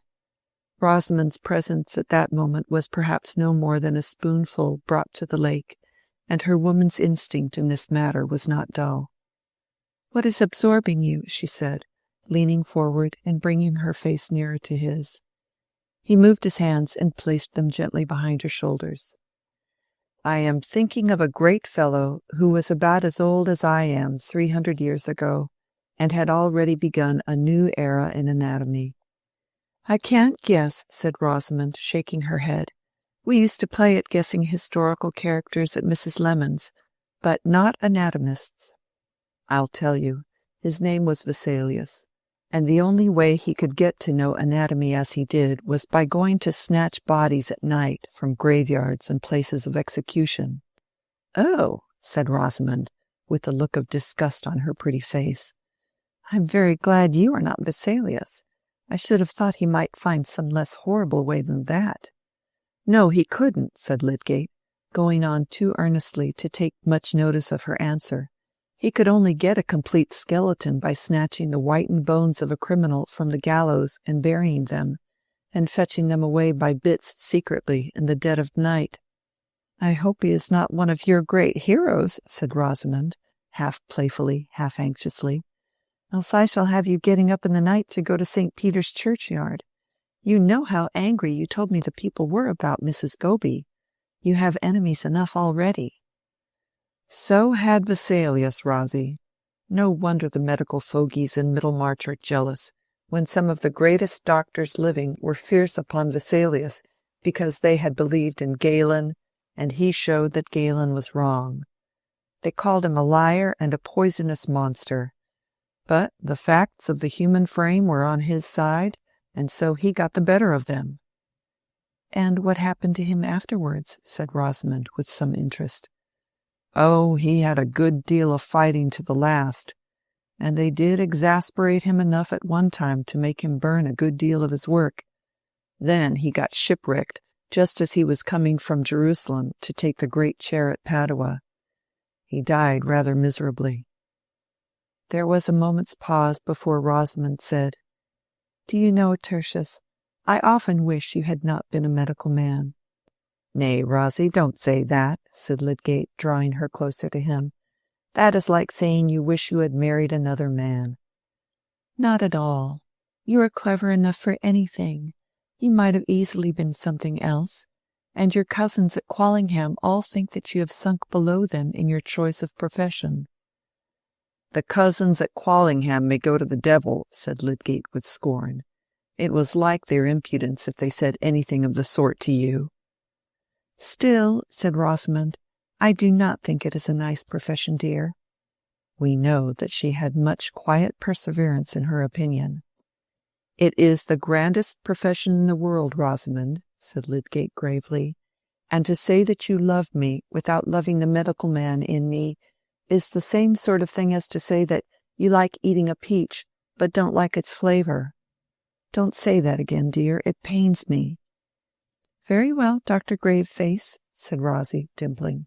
"I will declare in future that I dote on skeletons and body snatchers and bits of things in files and quarrels with everybody that end in your dying miserably." "No, not so bad as that," said Lydgate, giving up remonstrance and petting her resignedly. Chapter 46. Pues no podemos saber aquello que queremos, queramos aquello que podremos. Since we cannot get what we like, let us like what we can get. Spanish proverb. While Lydgate, safely married and with the hospital under his command, felt himself struggling for medical reform against Middlemarch, Middlemarch was becoming more and more conscious of the national struggle for another kind of reform. By the time that Lord John Russell's measure was being debated in the House of Commons, there was a new political animation in Middlemarch, a new definition of parties which might show a decided change of balance if a new election came. And there were some who already predicted this event, declaring that a reform bill would never be carried by the actual Parliament. This was what Will Ladislaw dwelt on to Mr. Brooke as a reason for congratulation that he had not yet tried his strength at the hustings. "Things will grow and ripen as if it were a comet year," said Will. "The public temper will soon get to a cometary heat, now the question of reform has set in. There is likely to be another election before long, and by that time Middlemarch will have got more ideas into its head. What we have to work at now is the pioneer and political meetings." "Quite right, Ladislaw. We shall make a new thing of opinion here," said Mr. Brooke. "Only I want to keep myself independent about reform, you know. I don't want to go too far. I want to take up Wilberforce's and Romilly's line, you know, and work at Negro emancipation, criminal law, that kind of thing. But of course I should support Grey." "If you go in for the principle of reform, you must be prepared to take what the situation offers," said Will. "If everybody pulled for his own bit against everybody else, the whole question would go to tatters." Yes, I agree with you. I quite take that point of view. I should put it in that light. I should support Grey, you know, but I don't want to change the balance of the Constitution, and I don't think Grey would." "But that is what the country wants," said Will. "Else there would be no meaning in political unions or any other movement that knows what it's about. It wants to have a House of Commons which is not weighted with nominees of the landed class, but with representatives of the other interests. And as to contending for a reform short of that, it is like asking for a bit of an avalanche which has already begun to thunder." "That is fine, Ladislaw. That is the way to put it. Write that down now. We must begin to get documents about the feeling of the country, as well as the machine breaking and general distress." "As to documents," said Will, "a 2-inch card will hold plenty. A few rows of figures are enough to deduce misery from, and a few more will show the rate at which the political determination of the people is growing." "Good. Draw that out a little more at length, Ladislaw. That is an idea now. Write it out in the Pioneer. Put the figures and deduce the misery, you know, and put the other figures and deduce, and so on. You have a way of putting things. Burke, now. When I think of Burke, I can't help wishing somebody had a pocket-borough to give you, Ladislaw. You'd never get elected, you know. And we shall always want talent in the House. Reform as we will, we shall always want talent. That avalanche and the thunder, now, was really a little like Burke. I want that sort of thing. Not ideas, you know, but a way of putting them." "Pocket-boroughs would be a fine thing," said Ladislaw, "if they were always in the right pocket, and there were always a Burke at hand." Will was not displeased with that complimentary comparison, even from Mr. Brooke, for it is a little too trying to human flesh to be conscious of expressing one's self better than others, and never to have it noticed. And in the general dearth of admiration for the right thing, even a chance bray of applause falling exactly in time is rather fortifying. Will felt that his literary refinements were usually beyond the limits of Middlemarch perception. Nevertheless, he was beginning thoroughly to like the work of which, when he began, he had said to himself rather languidly, "Why not?" And he studied the political situation with as ardent an interest as he had ever given to poetic metres or medievalism. It is undeniable that but for the desire to be where Dorothea was, and perhaps the want of knowing what else to do, Will would not at this time have been meditating on the needs of the English people, or criticizing English statesmanship. He would probably have been rambling in Italy, sketching plans for several dramas, trying prose and finding it too jejune, trying verse and finding it too artificial, beginning to copy bits from old pictures, leaving off because they were no good, and observing that, after all, self-culture was the principal point, while in politics he would have been sympathizing warmly with liberty and progress in general. Our sense of duty must often wait for some work which shall take the place of dilettanteism, and make us feel that the quality of our action is not a matter of indifference. Ladislaw had now accepted his bit of work, though it was not that indeterminate, loftiest thing which he had once dreamed of as alone worthy of continuous effort. His nature warmed easily in the presence of subjects which were visibly mixed with life and action, and the easily stirred rebellion in him helped the glow of public spirit. In spite of Mr. Casaubon and the banishment from Lowick, he was rather happy, getting a great deal of fresh knowledge in a vivid way and for practical purposes, and making the Pioneer celebrated as far as Brassing. Never mind the smallness of the area. The writing was not the worse than much that reaches the four corners of the earth. Mr. Brooke was occasionally irritating, but Will's impatience was relieved by the division of his time between visits to the Grange and retreats to his Middlemarch lodgings, which gave variety to his life. "Shift the pegs a little," he said to himself, "and Mr. Brooke might be in the cabinet, while I was under secretary. That is the common order of things. The little waves make the large ones, and are of the same pattern. I am better here than in the sort of life Mr. Casaubon would have trained me for, where the doing would all be laid down by a precedent too rigid for me to react upon. I don't care for prestige or high pay." As Lydgate had said of him, he was a sort of gypsy, rather enjoying the sense of belonging to no class. He had a feeling of romance in his position, and a pleasant consciousness of creating a little surprise wherever he went. That sort of enjoyment had been disturbed when he had felt some new distance between himself and Dorothea in their accidental meeting at Lydgate's, and his irritation had gone out towards Mr. Casaubon, who had declared beforehand that Will would lose caste. "I never had any caste," he would have said, if that prophecy had been uttered to him, and the quick blood would have come and gone like breath in his transparent skin. But it is one thing to like defiance, and another thing to like its consequences. Meanwhile, the town opinion about the new editor of the Pioneer was tending to confirm Mr. Casaubon's view.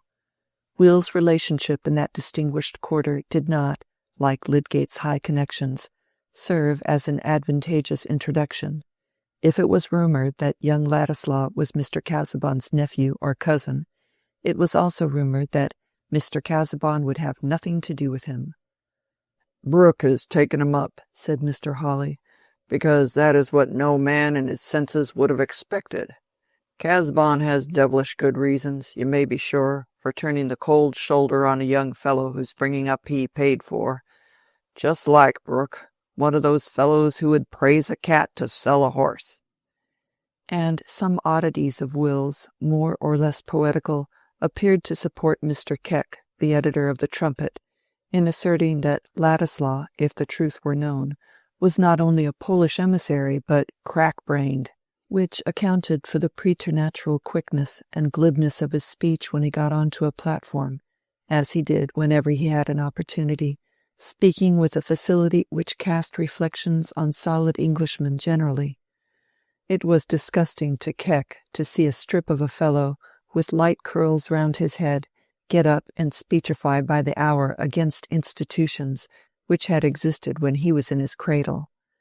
And in a leading article of the Trumpet, Keck characterized Ladislaw's speech at a reform meeting as the violence of an energumen, a miserable effort to shroud in the brilliancy of fireworks the daring of irresponsible statements and the poverty of a knowledge which was of the cheapest and most recent description. "That was a rattling article yesterday, Keck," said Dr. Sprague, with sarcastic intentions. "But what is an energumen?" "Oh, a term that came up in the French Revolution," said Keck. This dangerous aspect of Ladislaw was strangely contrasted with other habits, which became matter of remark, He had a fondness, half artistic, half affectionate, for little children. The smaller they were on tolerably active legs, and the funnier their clothing, the better Will liked to surprise and please them. We know that in Rome he was given to ramble about among the poor people, and the taste did not quit him in Middlemarch. He had somehow picked up a troop of droll children, little hatless boys, with their galligaskins much worn and scant shirting to hang out, little girls who tossed their hair out of their eyes to look at him, and guardian brothers at the mature age of 7. This troop he had led out on gypsy excursions to Halsell Wood at nutting time, and since the cold weather had set in, he had taken them on a clear day to gather sticks for a bonfire in the hollow of a hillside, where he drew out a small feast of gingerbread for them, and improvised a Punch and Judy drama with some private homemade puppets. Here was one oddity. Another was that in houses where he got friendly, he was given to stretch himself at full length on the rug while he talked, and was apt to be discovered in this attitude by occasional callers, for whom such an irregularity was likely to confirm the notions of his dangerously mixed blood and general laxity. But Will's articles and speeches naturally recommended him in families which the new strictness of party division had marked off on the side of reform. He was invited to Mr. Bulstrode's, but here he could not lie down on the rug, and Mrs. Bulstrode felt that his mode of talking about Catholic countries, as if there were any truce with the Antichrist, illustrated the usual tendency to unsoundness in intellectual men. At Mr. Fairbrother's, however, whom the irony of events had brought on the same side with Bulstrode in the national movement, Will became a favourite with the ladies, especially with little Miss Noble, whom it was one of his oddities to escort when he met her in the street with her little basket, giving her his arm in the eyes of the town, and insisting on going with her to pay some call, where she distributed her small filchings from her own share of sweet things. But the house where he visited oftenest and lay most on the rug was Lydgate's. The two men were not at all alike, but they agreed none the worse. Lydgate was abrupt but not irritable, taking little notice of megrims in healthy people, and Ladislaw did not usually throw away his susceptibilities on those who took no notice of them. With Rosamond, on the other hand, he pouted and was wayward, nay, often uncomplimentary, much to her inward surprise. Nevertheless, he was gradually becoming necessary to her entertainment by his companionship in her music, his varied talk, and his freedom from the grave preoccupation which, with all her husband's tenderness and indulgence, often made his manners unsatisfactory to her, and confirmed her dislike of the medical profession. Lydgate, inclined to be sarcastic on the superstitious faith of the people in the efficacy of the bill, while nobody cared about the low state of pathology, sometimes assailed Will with troublesome questions. One evening in March, Rosamond, in her cherry-coloured dress with swansdown trimming about the throat, sat at the tea-table. Lydgate, lately come in tired from his outdoor work, was seated sideways on an easy-chair by the fire, with one leg over the elbow, his brow looking a little troubled as his eyes rambled over the columns of the Pioneer, while Rosamond, having noticed that he was perturbed, avoided looking at him, and inwardly thanked heaven that she herself had not a moody disposition. Will Ladislaw was stretched on the rug, contemplating the curtain-pole abstractedly, and humming the low notes of "When First I Saw Thy Face," while the house spaniel, also stretched out with small choice of room, looked from between his paws at the usurper of the rug with silent but strong objection. Rosamond, bringing Lydgate his cup of tea, he threw down the paper and said to Will, who had started up and gone to the table, "It's no use your puffing Brooke as a reforming landlord, Ladislaw. They only pick the more holes in his coat in the Trumpet." "No matter. Those who read the Pioneer don't read the Trumpet," said Will, swallowing his tea and walking about. "Do you suppose the public reads with a view to its own conversion? We should have a witches' brewing with a vengeance then. Mingle, mingle, mingle, mingle, you that mingle may. and nobody would know which side he was going to take. Fairbrother says he doesn't believe Brooke would get elected if the opportunity came. The very men who profess to be for him would bring another member out of the bag at the right moment. There's no harm in trying. It's good to have resident members. Why? Said Lydgate, who was much given to use that inconvenient word in a curt tone. They represent the local stupidity better, said Will, laughing and shaking his curls, and they are kept on their best behavior in the neighborhood. Brooke is not a bad fellow, but he has done some good things on his estate that he never would have done but for this parliamentary bite. He's not fitted to be a public man, said Lydgate, with contemptuous decision. He would disappoint everybody who counted on him. I can see that at the hospital. Only there Bulstrode holds the reins and drives him. That depends on how you fix your standard of public men, said Will. He's good enough for the occasion. When the people have made up their mind as they are making it up now, they don't want a man, they only want a vote. That is the way with you political writers, Ladislaw, crying up a measure as if it were a universal cure, and crying up men who are a part of the very disease that wants curing. Why not? Men may help to cure themselves off the face of the land without knowing it, said Will, who could find reasons impromptu when he had not thought of a question beforehand. That's no excuse for encouraging the superstitious exaggeration of hopes about this particular measure, helping the cry to swallow it whole and to send up voting popinjays who are good for nothing but to carry it. You go against rottenness, and there is nothing more thoroughly rotten than making people believe that society can be cured by a political hocus-pocus.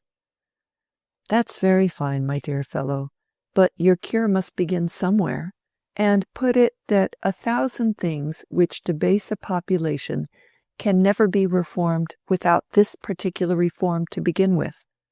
Look what Stanley said the other day, that the House had been tinkering long enough at the small questions of bribery, enquiring whether this or that voter has had a guinea when everybody knows that the seats have been sold wholesale. Wait for wisdom and conscience in public agents? Fiddlestick. The only conscience we can trust to is the massive sense of wrong in a class, and the best wisdom that will work is the wisdom of balancing claims. That's my text. Which side is injured? I support the man who supports their claims, not the virtuous upholder of the wrong. That general talk about a particular case is mere question-begging, Ladislaw. When I say I go in for the dose that cures, it doesn't follow that I go in for opium in a given case of gout. I am not begging the question we are upon, whether we are to try for nothing till we find immaculate men to work with. Should you go on that plan? If there were one man who would carry you a medical reform, and another who would oppose it, should you inquire which had the better motives or even the better brains?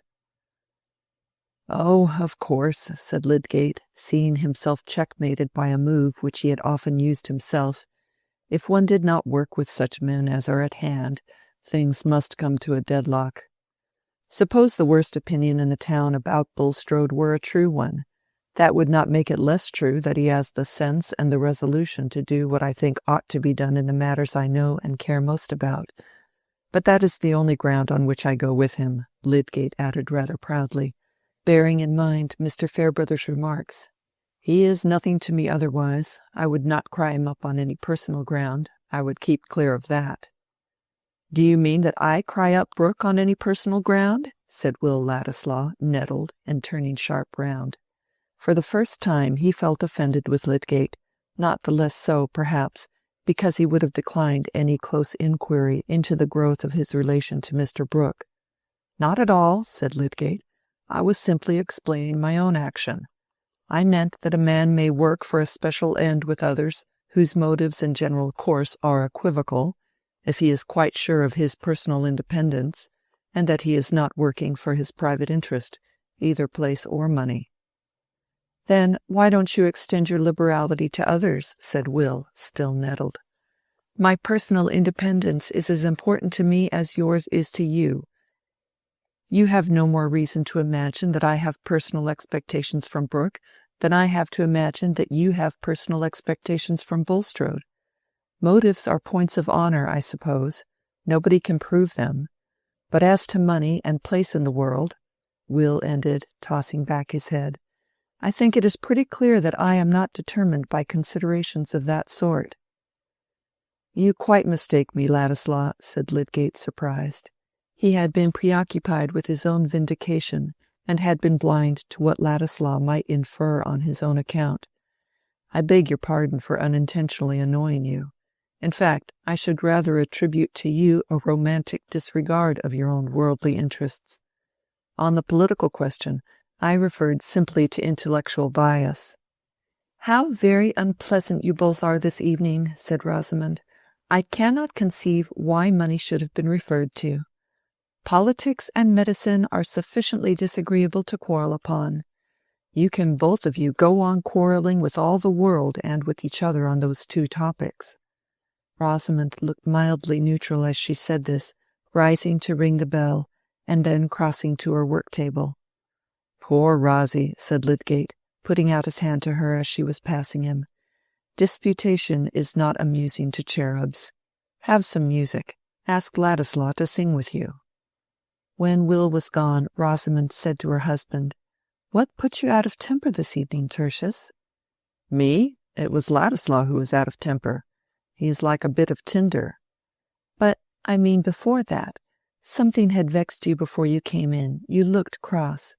And that made you begin to dispute with Mr. Ladislaw. You hurt me very much when you look so, Tertius." "Do I? Then I am a brute," said Lydgate, caressing her penitently. "What vexed you?" "Oh, outdoor things, business." It was really a letter insisting on the payment of a bill for furniture, but Rosamond was expecting to have a baby, and Lydgate wished to save her from any perturbation. Chapter 47. "Was never true love loved in vain? For truest love is highest gain. No art can make it, it must spring where elements are fostering. So in heaven's spot and hour springs the little native flower, downward root and upward eye, shapen by the earth and sky." It happened to be on a Saturday evening that Will Ladislaw had that little discussion with Lydgate. Its effect, when he went to his own rooms, was to make him sit up half the night, thinking over again, under a new irritation, all that he had before thought of his having settled in Middlemarch and harnessed himself with Mr. Brooke. Hesitations before he had taken the step had since turned into susceptibility to every hint that he would have been wiser not to take it, and hence came his heat towards Lydgate, a heat which still kept him restless. Was he not making a fool of himself, and at a time when he was more than ever conscious of being something better than a fool? And for what end? Well, for no definite end. True, he had dreamy visions of possibilities. There is no human being who, having both passions and thoughts, does not think in consequence of his passions, does not find images rising in his mind which soothe the passion with hope, or sting it with dread. But this, which happens to us all, happens to some with a wide difference, and Will was not one of those whose wit keeps the roadway. He had his bypaths, where the little joys of his own choosing, such as gentlemen cantering in the high road might have thought rather idiotic. The way in which he made a sort of happiness for himself out of his feeling for Dorothea was an example of this. It may seem strange, but it is the fact, that the ordinary vulgar vision of which Mr. Casaubon suspected him, namely that Dorothea might become a widow, and that the interest he had established in her mind might turn into acceptance of him as a husband, had no tempting, arresting power over him. He did not live in the scenery of such an event, and follow it out, as we all do with that imagined otherwise which is our practical heaven. It was not only that he was unwilling to entertain thoughts which could be accused of baseness, and was already uneasy in the sense that he had to justify himself from the charge of ingratitude, the latent consciousness of many other barriers between himself and Dorothea besides the existence of her husband, had helped to turn away his imagination from speculating on what might befall Mr. Casaubon. And there were yet other reasons. Will, we know, could not bear the thought of any flaw appearing in his crystal. He was at once exasperated and delighted by the calm freedom with which Dorothea looked at him and spoke to him, and there was something so exquisite in thinking of her just as she was, that he could not long for a change which must somehow change her.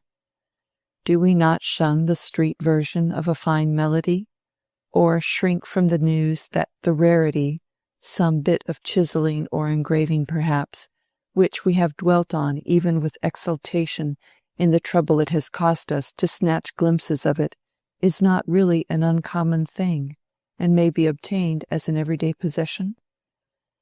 Our good depends on the quality and breadth of our emotion, and to Will, a creature who cared little for what are called the solid things of life, and greatly for its subtler influences, to have within him such a feeling as he had towards Dorothea was like the inheritance of a fortune.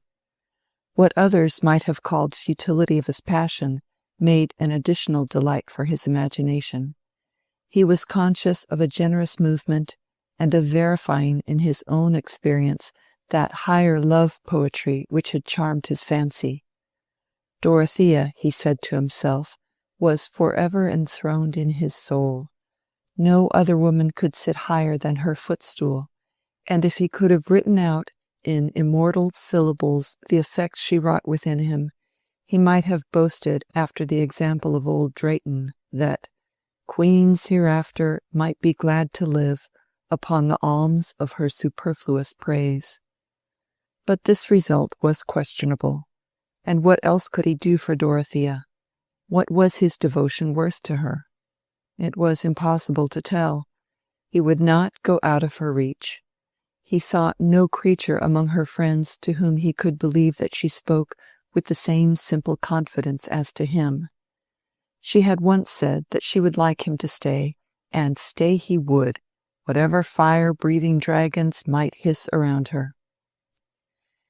This had always been the conclusion of Will's hesitations. But he was not without contradictoriness and rebellion even towards his own resolve. He had often got irritated, as he was on this particular night, by some outside demonstration that his public exertions with Mr. Brooke as a chief could not seem as heroic as he would like them to be, and this was always associated with the other ground of irritation, that, notwithstanding his sacrifice of dignity for Dorothea's sake, he could hardly ever see her. Whereupon, not being able to contradict these unpleasant facts, he contradicted his own strongest bias and said, "I am a fool." Nevertheless, since the inward debate necessarily turned on Dorothea, he ended, as he had done before, only by getting a livelier sense of what her presence would be to him, and suddenly reflecting that the morrow would be Sunday, he determined to go to Lowick Church and see her. He slept upon that idea, but when he was dressing in the rational morning light, objection said, "It will be a virtual defiance of Mr. Casaubon's prohibition to visit Lowick, and Dorothea will be displeased." "Nonsense," argued inclination. "It would be too monstrous for him to hinder me from going out to a pretty country church on a spring morning, and Dorothea will be glad." "It will be clear to Mr. Casaubon that you have come either to annoy him or to see Dorothea." "It is not true that I go to annoy him, and why should I not go to see Dorothea? Is he to have everything to himself and be always comfortable? Let him smart a little, as other people are obliged to do. I have always liked the quaintness of the church and congregation. Besides, I know the Tuckers. I shall go into their pew." Having silenced objection by force of unreason, Will walked to Lowick as if he had been on the way to paradise. Crossing Halsell Common and skirting the wood, where the sunlight fell broadly under the budding boughs, bringing out the beauties of moss and lichen, and fresh green growths piercing the brown. Everything seemed to know that it was Sunday, and to approve of his going to Lowick Church. Will easily felt happy when nothing crossed his humour, and by this time the thought of vexing Mr. Casaubon had become rather amusing to him, making his face break into its merry smile, pleasant to see as the breaking of sunshine on the water, though the occasion was not exemplary. But most of us are apt to settle within ourselves that the man who blocks our way is odious, and not to mind causing him a little of the disgust which his personality excites in ourselves. Will went along with a small book under his arm and a hand in each side pocket, never reading but chanting a little, as he made scenes of what would happen in church and coming out. He was experimenting in tunes to suit some words of his own, sometimes trying a ready-made melody, sometimes improvising. The words were not exactly a hymn, but they certainly fitted his Sunday experience. O me, what frugal cheer my love doth feed upon! A touch, a ray that is not here, a shadow that is gone. A dream of breath that might be near, an inly echoed tone, the thought that one may think me dear, the place where one was known. The tremor of a banished fear, an ill that was not done. O me, what frugal cheer my love doth feed upon! Sometimes, when he took off his hat, shaking his head backward and showing his delicate throat as he sang, he looked like an incarnation of the spring whose spirit filled the air, a bright creature, abundant in uncertain promises. The bells were still ringing when he got to Lowick, and he went into the curate's pew before anyone else arrived. But he was still left alone in it when the congregation had assembled. The curate's pew was opposite the rector's at the entrance of the small chancel, and Will had time to fear that Dorothea might not come while he looked round at the group of rural faces which made the congregation from year to year within the whitewashed walls and dark old pews. Hardly was more change than we see in the boughs of a tree which breaks here and there with age, but yet has young shoots. Mr. Riggs's frog face was something alien and unaccountable, but notwithstanding this shock to the order of things, there were still the Walls, and the rural stock of the Powderells in their pews side by side. Brother Samuel's cheek had the same purple round as ever, and the 3 generations of decent cottagers came as of old with a sense of duty to their betters generally, the smaller children regarding Mr. Casaubon, who wore the black gown and mounted to the highest box, as probably the chief of all betters, and the one most awful if offended. Even in 1831 Lowick was at peace, not more agitated by reform than by the solemn tenor of the Sunday sermon. The congregation had been used to seeing Will at church in former days, and no one took much note of him except the choir, who expected him to make a figure in the singing. Dorothea did at last appear on this quaint background, walking up the short aisle in her white beaver bonnet and grey cloak, the same she had worn in the Vatican. Her face being, from her entrance, towards the chancel, even her short-sighted eyes soon discerned Will, but there was no outward show of her feeling, except a slight paleness and a grave bow as she passed him. To his own surprise, Will felt suddenly uncomfortable, and dared not look at her after they had bowed to each other. 2 minutes later, when Mr. Casaubon came out of the vestry, and, entering the pew, seated himself in the face of Dorothea, Will felt his paralysis more complete. He could look nowhere except at the choir and the little gallery over the vestry door. Dorothea was perhaps pained, and he had made a wretched blunder. It was no longer amusing to vex Mr. Casaubon, who had the advantage probably of watching him, and seeing that he dared not turn his head. Why had he not imagined this beforehand? But he could not expect that he should sit in that square pew alone, unrelieved by any Tuckers, who had apparently departed from Lowick altogether, for a new clergyman was in the desk. Still he called himself stupid now, for not foreseeing that it would be impossible for him to look towards Dorothea, nay, that she might feel his coming an impertinence. There was no delivering himself from his cage, however, and Will found his places and looked at his book as if he had been a schoolmistress, feeling that the morning service had never been so immeasurably long before, that he was utterly ridiculous, out of temper, and miserable. This was what a man got by worshipping the sight of a woman. The clerk observed with surprise that Mr. Ladislaw did not join in the tune of Hanover, and reflected that he might have a cold. Mr. Casaubon did not preach that morning, and there was no change in Will's situation until the blessing had been pronounced and everyone rose. It was the fashion at Lowick for the betters to go out first. With a sudden determination to break the spell that was upon him, Will looked straight at Mr. Casaubon. But that gentleman's eyes were on the button of the pew door, which he opened, allowing Dorothea to pass, and following her immediately without raising his eyelids. Will's glance had caught Dorothea's as she turned out of the pew, and again she bowed, but this time with a look of agitation, as if she were repressing tears. Will walked out after them, but they went on towards the little gate leading out of the churchyard into the shrubbery, never looking round. It was impossible for him to follow them, and he could only walk back sadly at midday along the same road which he had trodden hopefully in the morning. The lights were all changed for him, both without and within. Chapter 48. Surely the golden hours are turning grey, and dance no more, and vainly strive to run. I see their white locks streaming in the wind, each face is haggard as it looks at me, slow turning in the constant clasping round, storm-driven.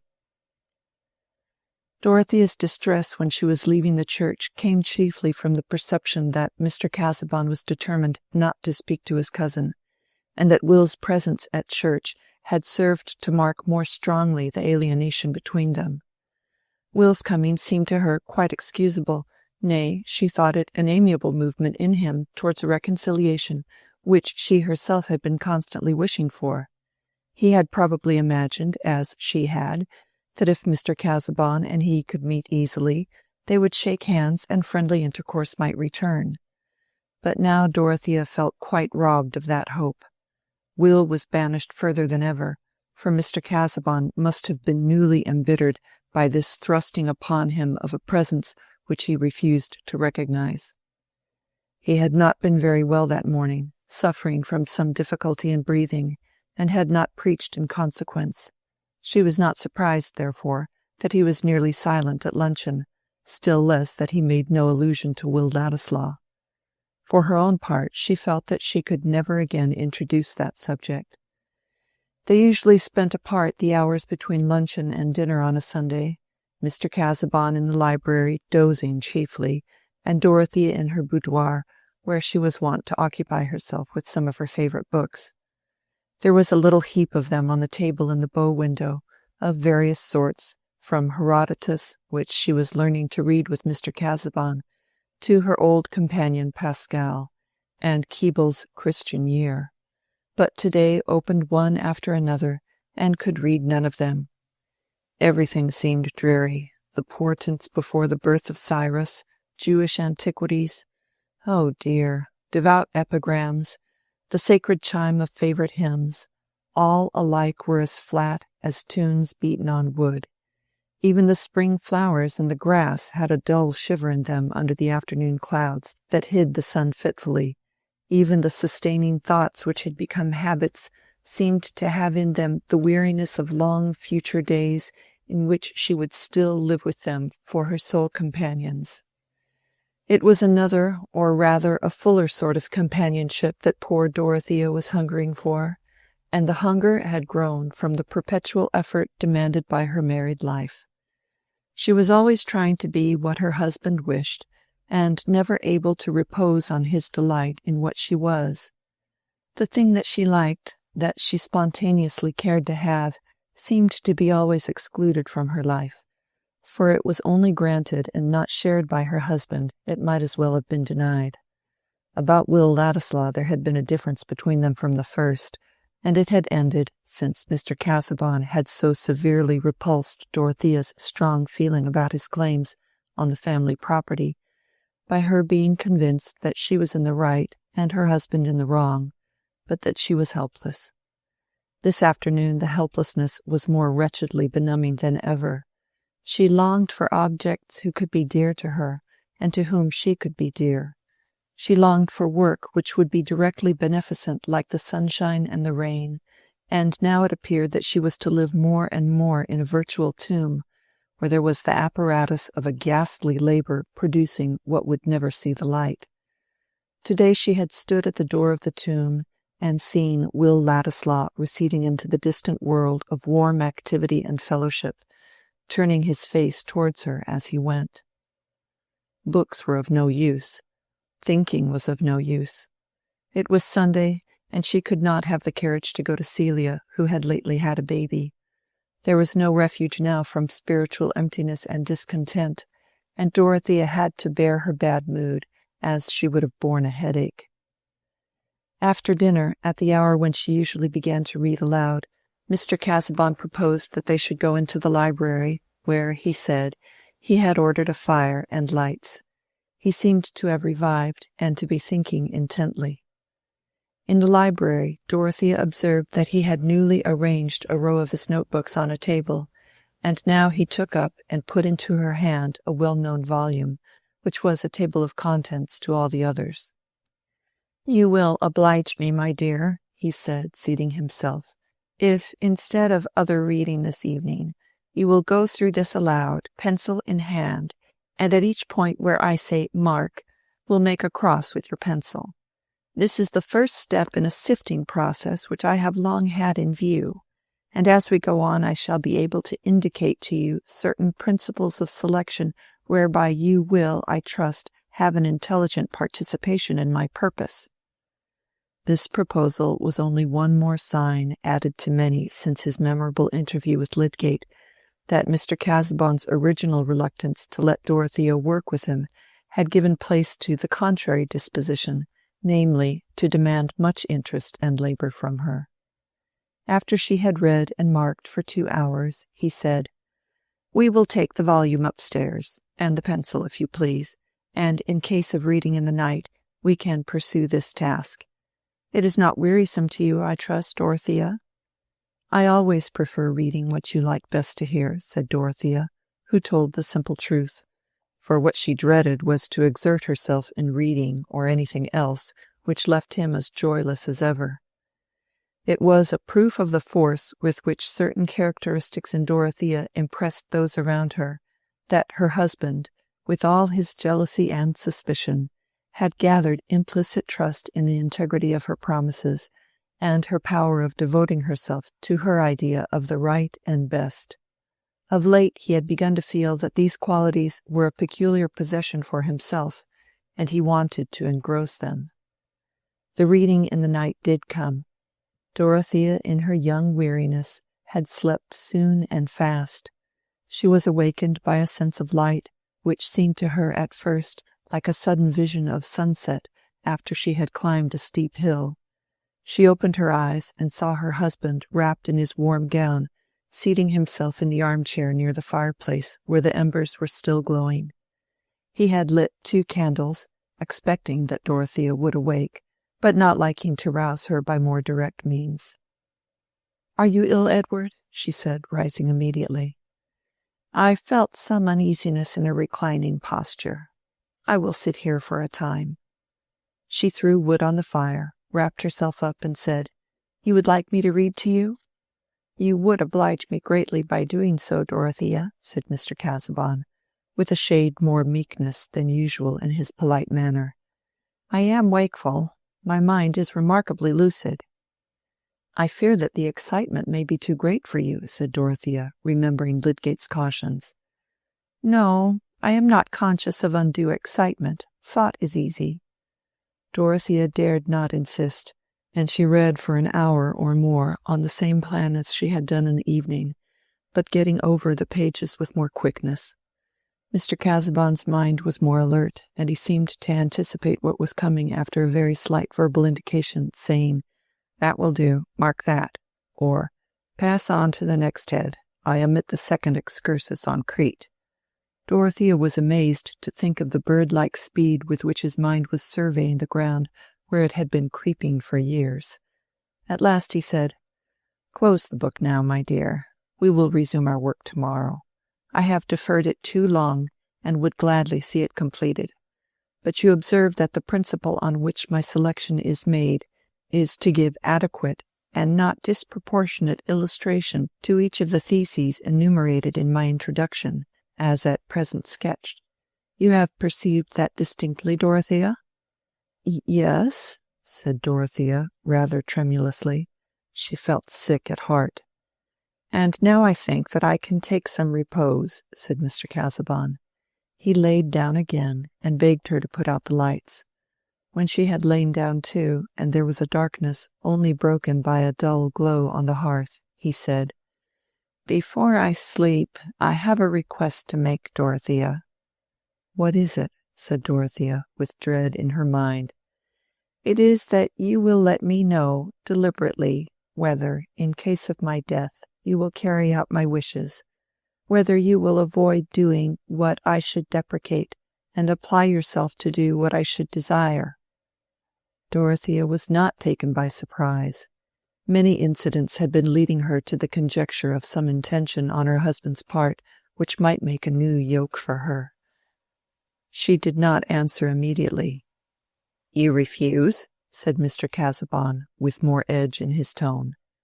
"No, I do not yet refuse," said Dorothea in a clear voice, the need of freedom asserting itself within her. "But it is too solemn. I think it is not right to make a promise when I am ignorant what it will bind me to. Whatever affection prompted, I would do without promising." "But you would use your own judgment. I ask you to obey mine. You refuse." "No, dear, no," said Dorothea beseechingly, crushed by opposing fears. "But may I wait and reflect a little while? I desire with my whole soul to do what will comfort you, but I cannot give any pledge suddenly, still less a pledge to do I know not what." "You cannot, then, confide in the nature of my wishes?" "Grant me till tomorrow," said Dorothea beseechingly. "Till tomorrow, then," said Mr. Casaubon. Soon she could hear that he was sleeping, but there was no more sleep for her. While she constrained herself to lie still lest she should disturb him, her mind was carrying on a conflict in which imagination ranged its forces first on one side and then on the other. She had no presentiment that the power which her husband wished to establish over her future action had relation to anything else than his work. But it was clear enough to her that he would expect her to devote herself to sifting those mixed heaps of material which were to be the doubtful illustration of principles still more doubtful. The poor child had become altogether unbelieving as to the trustworthiness of that key which had made the ambition and the labor of her husband's life. It was not wonderful that, in spite of her small instruction, her judgment in this matter was truer than his, for she looked with unbiased comparison and healthy sense at probabilities on which he had risked all his egoism. And now she pictured to herself the days and months and years which she must spend in sorting what might be called shattered mummies, and fragments of a tradition which was itself a mosaic wrought from crushed ruins, sorting them as a food for a theory which was already withered in the birth like an elfin child. Doubtless a vigorous error vigorously pursued has kept the embryos of truth a-breathing, the quest of gold being at the same time a questioning of substances. The body of chemistry is prepared for its soul, and Lavoisier is born. But Mr. Casaubon's theory of the elements, which made the seed of all tradition, was not likely to bruise itself unawares against discoveries. It floated among flexible conjectures no more solid than those etymologies which seemed strong because of likeness in sound, until it was shown that likeness in sound made them impossible. It was a method of interpretation which was not tested by the necessity of forming anything which had sharper collisions than an elaborate notion of Gog and Magog. It was as free from interruption as a plan for threading the stars together. And Dorothea had so often had to check her weariness and impatience over this questionable riddle-guessing, as it revealed itself to her instead of the fellowship in high knowledge which was to make life worthier. She could understand well enough now why her husband had come to cling to her, as possibly the only hope left that his labors would ever take a shape in which they could be given to the world. At first it had seemed that he wished to keep even her aloof from any close knowledge of what he was doing, but gradually the terrible stringency of human need, the prospect of a too speedy death. And here Dorothea's pity turned from her own future to her husband's past, nay, to his present hard struggle with a lot which had grown out of that past, the lonely labor, the ambition breathing hardly under the pressure of self-distrust, the goal receding, and the heavier limbs, and now at last the sword visibly trembling above him. And had she not wished to marry him that she might help him in his life's labor? But she had thought the work was to be something greater, which she could serve in devoutly for its own sake. Was it right even to soothe his grief? Would it be possible, even if she promised, to work as in a treadmill fruitlessly? And yet could she deny him? Could she say, "I refuse to content this pining hunger"? It would be refusing to do for him dead what she was almost sure to do for him living. If he lived as Lydgate had said he might, for 15 years or more, her life would certainly be spent in helping him and obeying him. Still, there was a deep difference between that devotion to the living and the indefinite promise of devotion to the dead. While he lived, he could claim nothing that she would not still be free to remonstrate against, and to even refuse. But the thought passed through her mind more than once, though she could not believe in it. Might he not mean to demand something more from her than she had been able to imagine, since he wanted her pledge to carry out his wishes without telling her exactly what they were? No, his heart was bound up in his work only. That was the end for which his failing life was to be eked out by hers. And now, if she were to say, "No, if you die, I will put no finger to your work," it seemed as if she would be crushing that bruised heart. For 4 hours Dorothea lay in this conflict, till she felt ill and bewildered, unable to resolve, praying mutely. Helpless as a child which has sobbed and sought too long, she fell into a late morning sleep, and when she waked, Mr. Casaubon was already up. Tantripp told her that he had read prayers, breakfasted, and was in the library. "I never saw you look so pale, madam," said Tantripp, a solid-figured woman who had been with the sisters at Lausanne. "Was I ever high-coloured, Tantripp?" said Dorothea, smiling faintly. "Well, not to say high-coloured, but with a bloom like a Chinese rose. But always smelling those leather books, what can be expected? Do rest a little this morning, madam. Let me say you are ill and not able to go into that close library."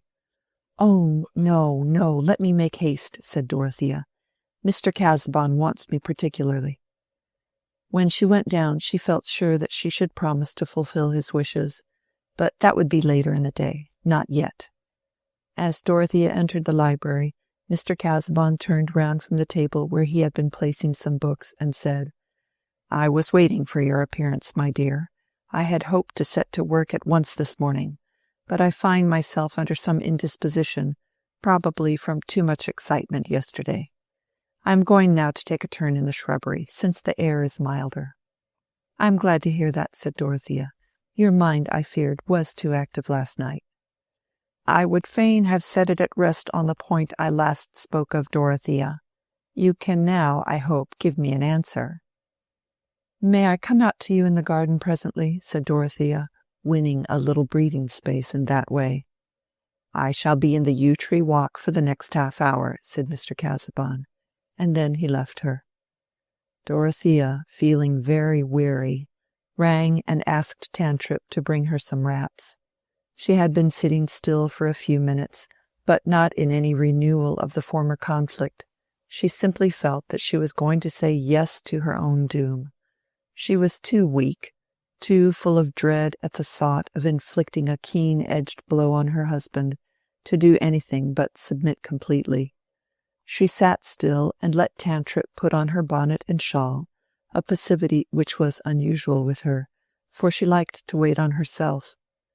"God bless you, madam," said Tantripp, with an irrepressible movement of love towards the beautiful, gentle creature for whom she felt unable to do anything more, now that she had finished tying the bonnet.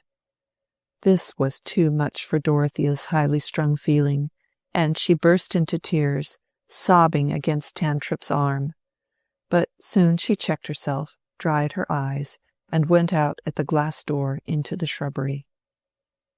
"I wish every book in that library was built into a catacomb for your master," said Tantripp to Pratt, the butler, finding him in the breakfast-room.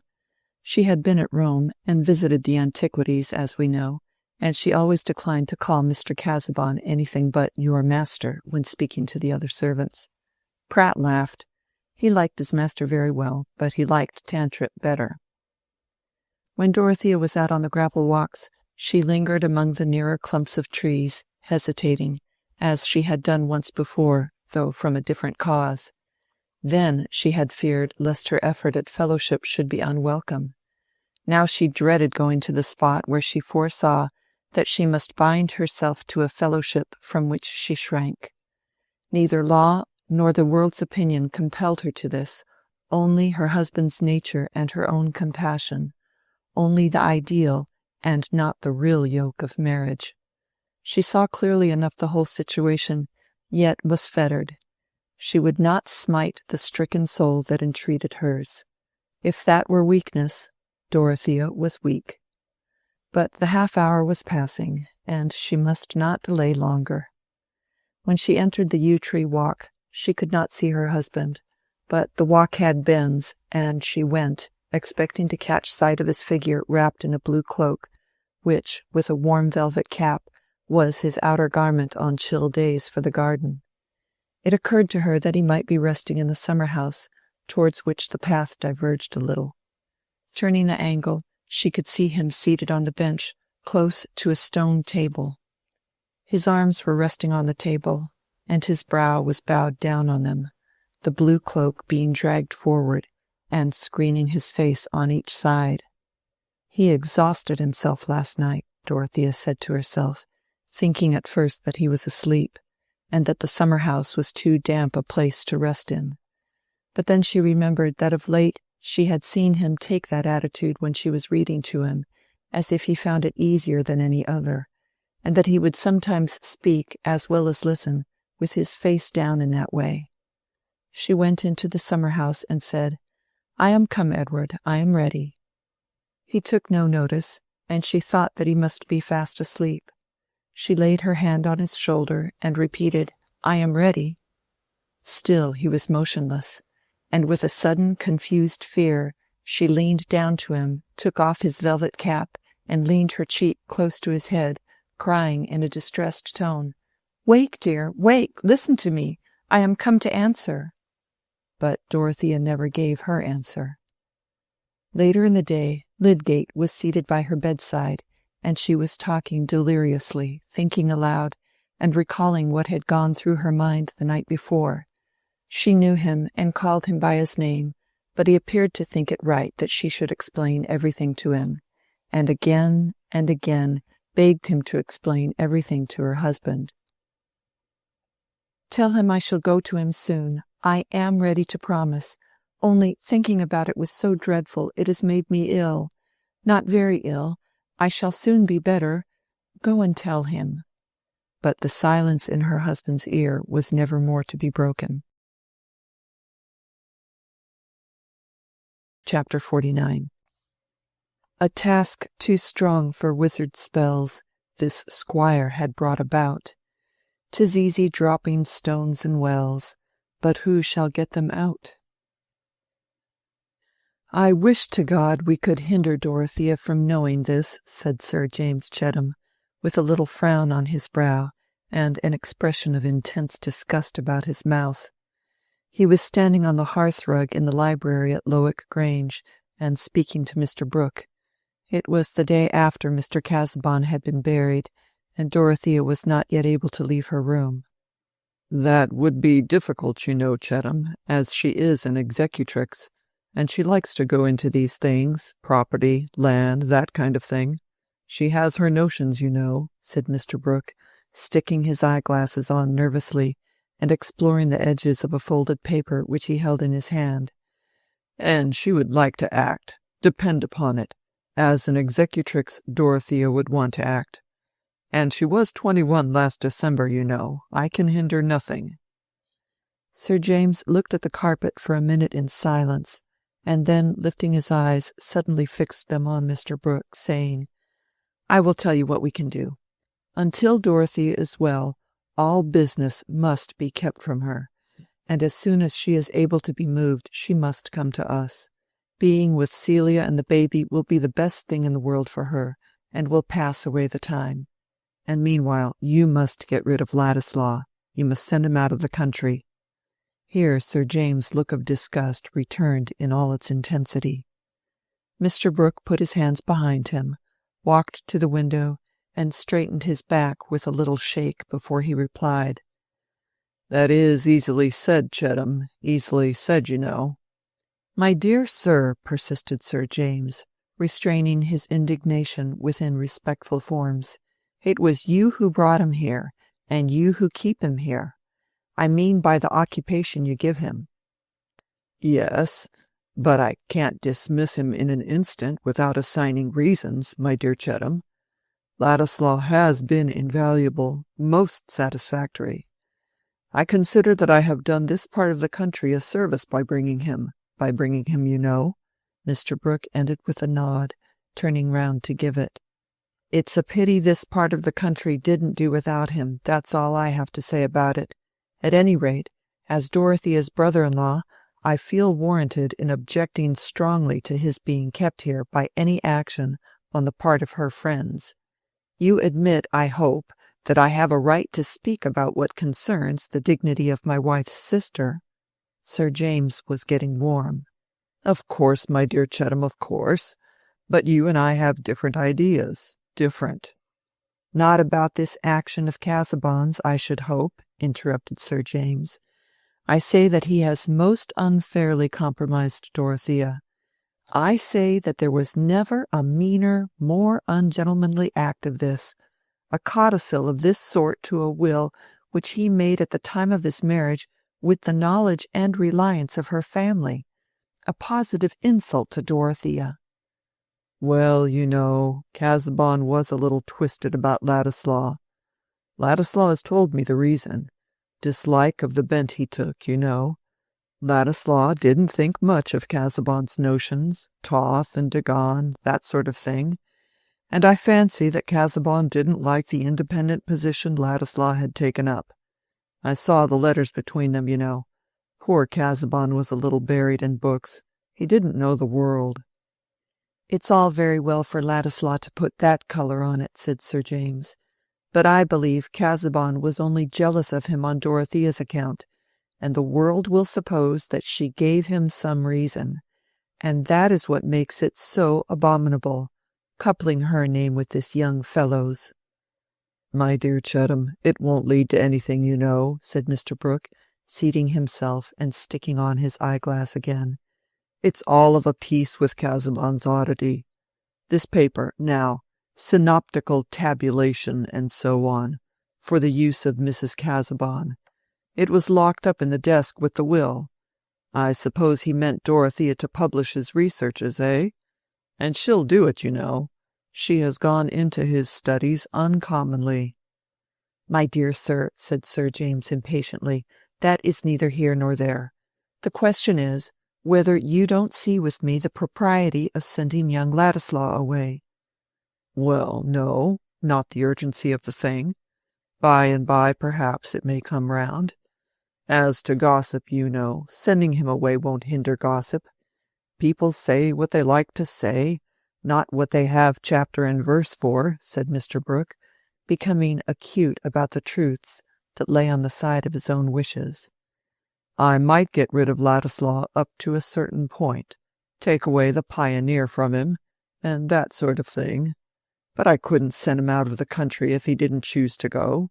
Didn't choose, you know." Mr. Brooke, persisting as quietly as if he were only discussing the nature of last year's weather, and nodding at the end with his usual amenity, was an exasperating form of obstinacy. "Good God!" said Sir James, with as much passion as he ever showed. "Let us get him a post. Let us spend money on him. If he could go in the suite of some colonial governor, Grampus might take him, and I could write to Fulk about it." "But Ladislaw won't be shipped off like a head of cattle, my dear fellow. Ladislaw has his ideas. It's my opinion that if he were to part from me tomorrow, you'd only hear the more of him in the country. With his talent for speaking and drawing up documents, there are few men who could come up to him as an agitator, you know." "Agitator!" said Sir James, with bitter emphasis, feeling that the syllables of this word properly repeated were a sufficient exposure of its hatefulness. "But be reasonable, Chatham. Dorothea now. As you say, she had better go to Celia as soon as possible. She can stay under your roof, and in the meantime things may come round quietly. Don't let us be firing off our guns in a hurry, you know. Standish will keep our counsel, and the news will be old before it's known.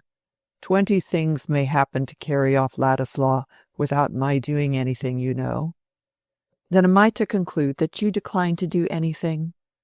"Decline, Chettam? No, I didn't say decline, but I really don't see what I could do. Ladislaw is a gentleman." "I am glad to hear it," said Sir James, his irritation making him forget himself a little. "I am sure Casaubon was not." "Well, it would have been worse if he had made the codicil to hinder her from marrying again at all, you know." "I don't know that," said Sir James. "It would have been less indelicate." "One of poor Casaubon's freaks. That attack upset his brain a little. It all goes for nothing. She doesn't want to marry Ladislaw." "But this codicil is framed so as to make everybody believe that she did. I don't believe anything of the sort about Dorothea," said Sir James. Then, frowningly, "But I suspect Ladislaw. I tell you frankly, I suspect Ladislaw." "I couldn't take any immediate action on that ground, Chettam.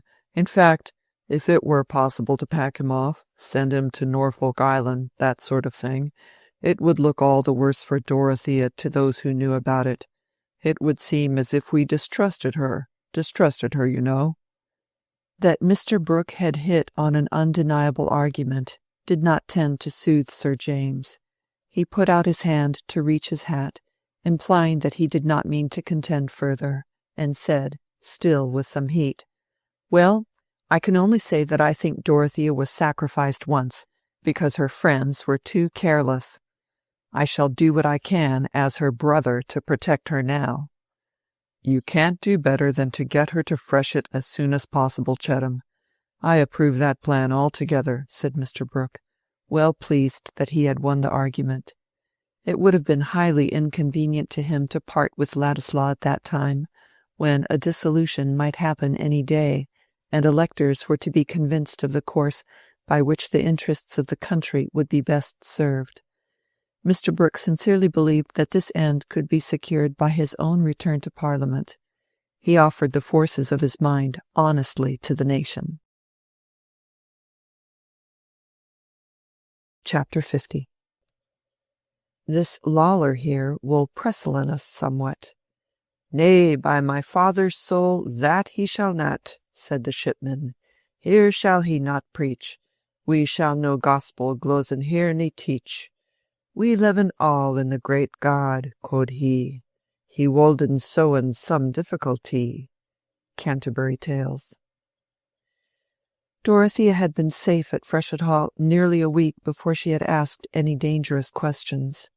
Every morning now she sat with Celia in the prettiest of upstairs sitting rooms, opening into a small conservatory, Celia all in white and lavender like a bunch of mixed violets, watching the remarkable acts of the baby, which were so dubious to her inexperienced mind that all conversation was interrupted by appeals for their interpretation made to the oracular nurse.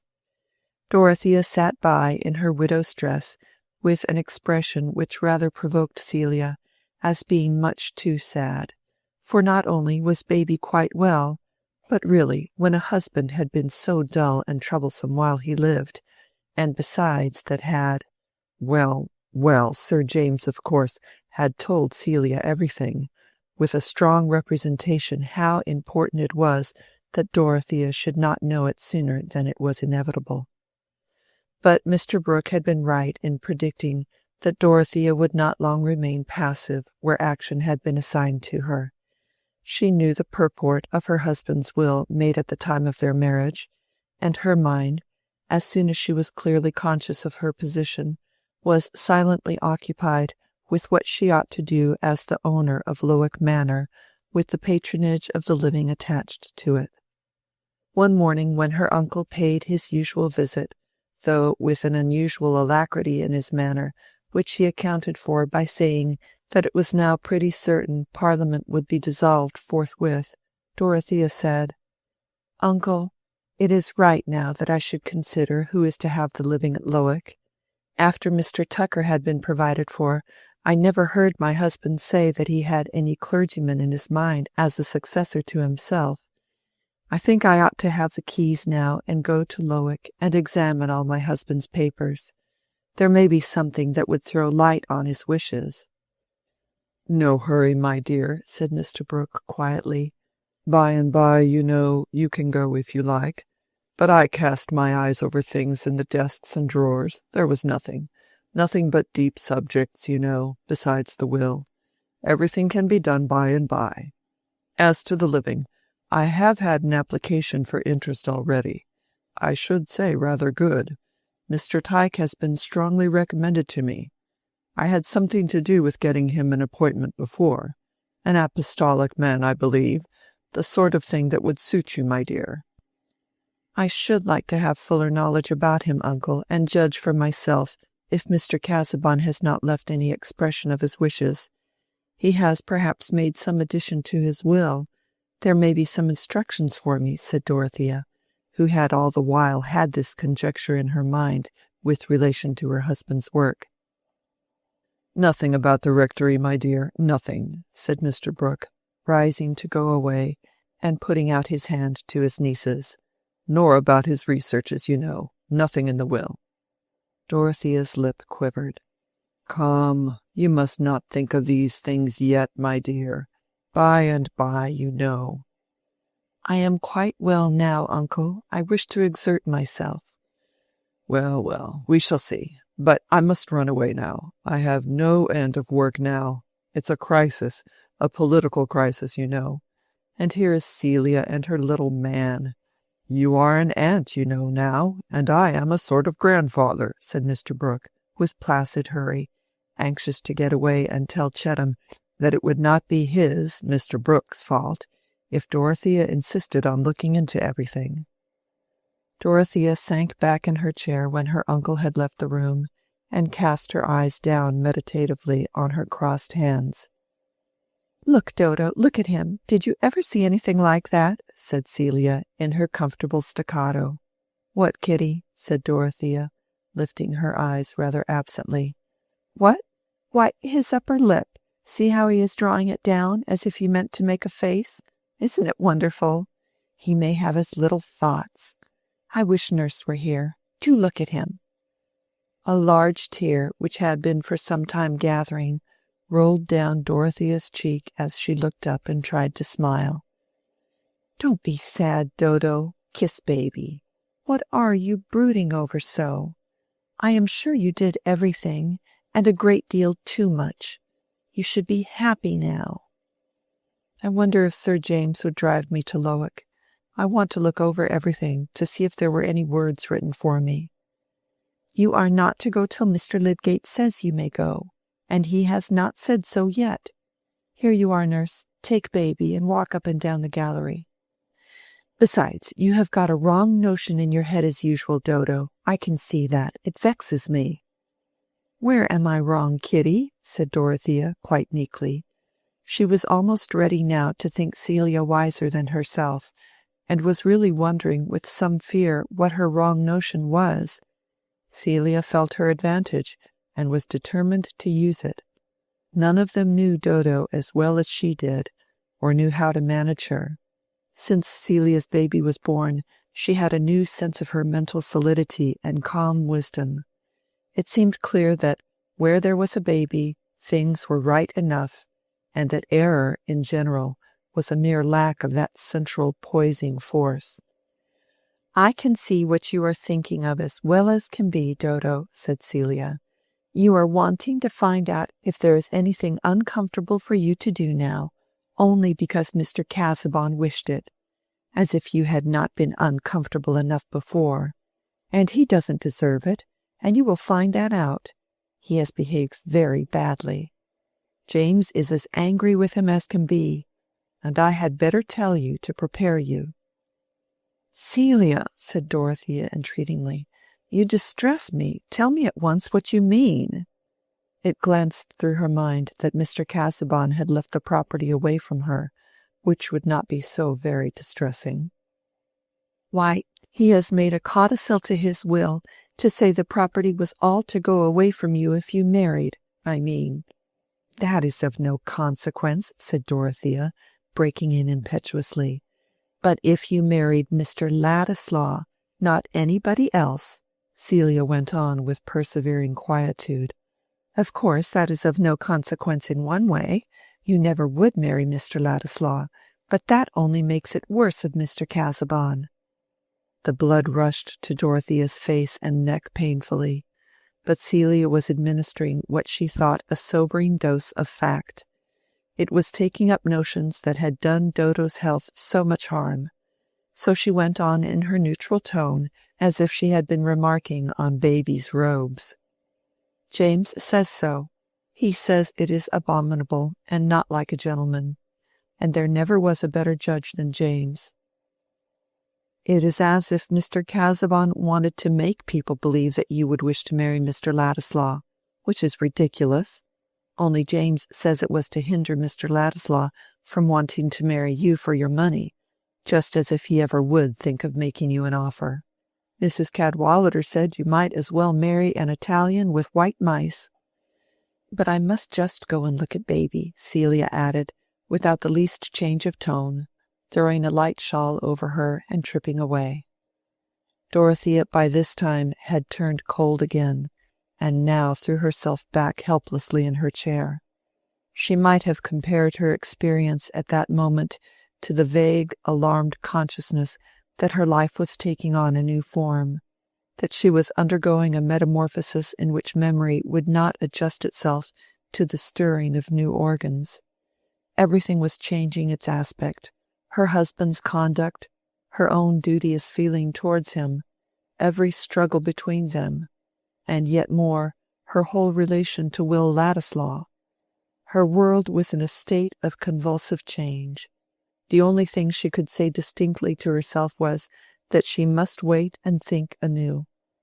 One change terrified her as if it had been a sin. It was a violent shock of repulsion from her departed husband, who had had hidden thoughts, perhaps perverting everything she said and did. Then again she was conscious of another change which also made her tremulous. It was a sudden, strange yearning of heart towards Will Ladislaw. It had never before entered her mind that he could, under any circumstances, be her lover. Conceive the effect of the sudden revelation that another had thought of him in that light, that perhaps he himself had been conscious of such a possibility, and this with the hurrying, crowding vision of unfitting conditions, and questions not soon to be solved. It seemed a long while, she did not know how long, before she heard Celia saying, "That will do, nurse. He will be quiet on my lap now. You can go to lunch, and let Garrett stay in the next room." "What I think, Dodo," Celia went on, observing nothing more than that Dorothea was leaning back in her chair, and likely to be passive, "is that Mr. Casaubon was spiteful. I never did like him, and James never did. I think the corners of his mouth were dreadfully spiteful. And now he has behaved in this way, I am sure religion does not require you to make yourself uncomfortable about him. If he has been taken away, that is a mercy, and you ought to be grateful." "We should not grieve, should we, baby?" said Celia confidentially to that unconscious centre and poise of the world, who had the most remarkable fists, all complete even to the nails, and hair enough really, when you took his cap off, to make you didn't know what. In short, he was Buddha in a Western form. At this crisis Lydgate was announced, and one of the first things he said was, "I fear you are not so well as you were, Mrs. Casaubon. Have you been agitated? Allow me to feel your pulse." Dorothea's hand was of a marble coldness.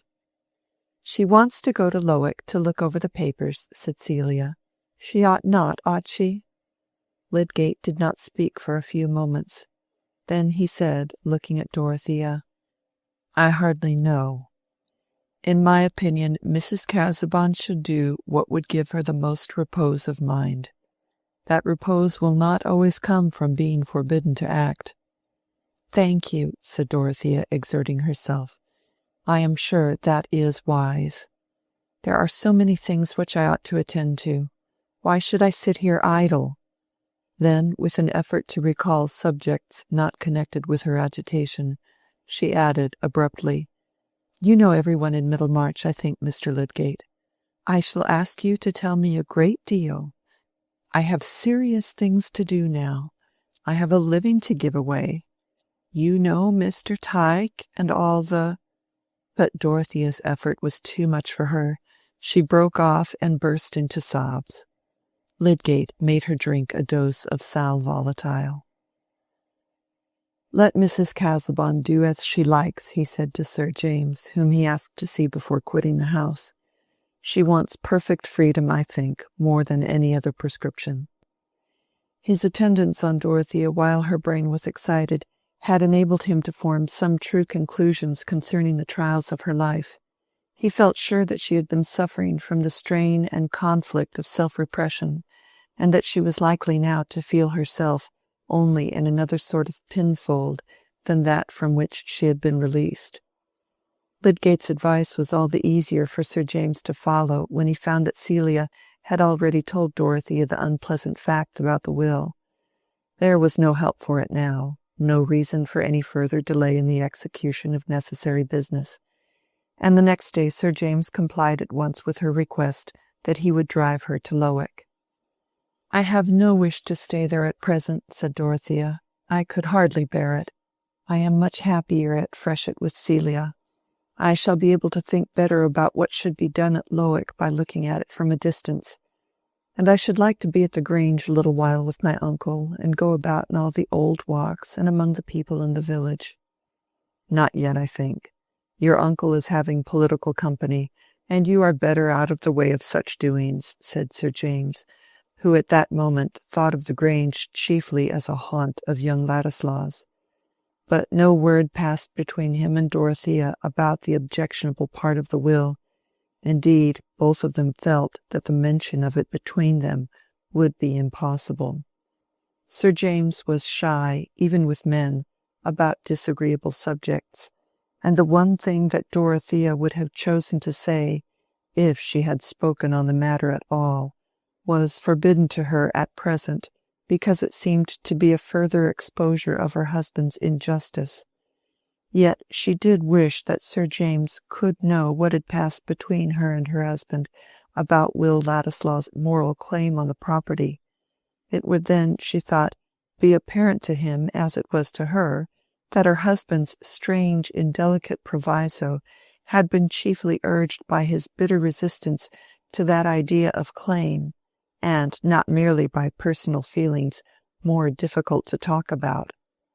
Also, it must be admitted, Dorothea wished that this could be known for Will's sake, since her friends seemed to think of him as simply an object of Mr. Casaubon's charity. Why should he be compared with an Italian carrying white mice? That word quoted from Mrs. Cadwallader seemed like a mocking travesty wrought in the dark by an impish finger. At Lowick, Dorothea searched desk and drawer, searched all her husband's places of deposit for private writing, but found no paper addressed especially to her, except that synoptical tabulation, which was probably only the beginning of many intended directions for her guidance. In carrying out this bequest of labor to Dorothea, as in all else, Mr. Casaubon had been slow and hesitating, oppressed in the plan of transmitting his work, as he had been in executing it, by the sense of moving heavily in a dim and clogging medium. Distrust of Dorothea's competence to arrange what he had prepared was subdued only by distrust of any other redactor. But he had come at last to create a trust for himself out of Dorothea's nature. She could do what she resolved to do, and he willingly imagined her toiling under the fetters of a promise to erect a tomb with his name upon it. Not that Mr. Casaubon called the future volumes a tomb. He called them the key to all mythologies. But the months gained on him and left his plans belated. He had only had time to ask for that promise by which he sought to keep his cold grasp on Dorothea's life. The grasp had slipped away. Bound by a pledge given from the depths of her pity, she would have been capable of undertaking a toil which her judgment whispered was vain for all uses except that consecration of faithfulness which is a supreme use. But now her judgment, instead of being controlled by duteous devotion, was made active by the embittering discovery that in her past union there had lurked the hidden alienation of secrecy and suspicion. The living, suffering man was no longer before her to awaken her pity. There remained only the retrospect of painful subjection to a husband whose thoughts had been lower than she had believed, whose exorbitant claims for himself had even blinded his scrupulous care for his own character, and made him defeat his own pride by shocking men of ordinary honor. As for the property which was the sign of that broken tie, she would have been glad to be free from it and have nothing more than her original fortune which had been settled on her, if there had not been duties attached to ownership which she ought not to flinch from. About this property many troublous questions insisted on rising. Had she not been right in thinking that the half of it ought to go to Will Ladislaw? But was it not impossible now for her to do that act of justice? Mr. Casaubon had taken a cruelly effective means of hindering her. Even with indignation against him in her heart, any act that seemed a triumphant eluding of his purpose revolted her. After collecting papers of business which she wished to examine, she locked up again the desks and drawers, all empty of personal words for her, empty of any sign that in her husband's lonely brooding his heart had gone out to her in excuse or explanation, and she went back to Freshitt with the sense that around his last hard demand and his last injurious assertion of his power, the silence was unbroken. Dorothea tried now to turn her thoughts towards immediate duties, and one of these was of a kind which others were determined to remind her of. Lydgate's ear had caught eagerly her mention of the living, and as soon as he could, he reopened the subject, seeing here a possibility of making amends for the casting vote he had once given with an ill-satisfied conscience. "Instead of telling you anything about Mr. Tyke," he said, "I should like to speak of another man, Mr. Fairbrother, the vicar of St. Botolph's. His living is a poor one, and gives him a stinted provision for himself and his family. His mother, aunt, and sister all live with him, and depend upon him. I believe he has never married because of them. I never heard such good preaching as his, such plain, easy eloquence. He would have done to preach at St. Paul's Cross after old Latimer. His talk is just as good about all subjects, original, simple, clear. I think him a remarkable fellow. He ought to have done more than he has done." "Why has he not done more?" said Dorothea, interested now in all who had slipped below their own intention. "That's a hard question," said Lydgate. "I find myself that it's uncommonly difficult to make the right thing work. There are so many strings pulling at once. Fairbrother often hints that he has got into the wrong profession. He wants a wider range than that of a poor clergyman, and I suppose he has no interest to help him on. He is very fond of natural history and various scientific matters, and he is hampered in reconciling these tastes with his position.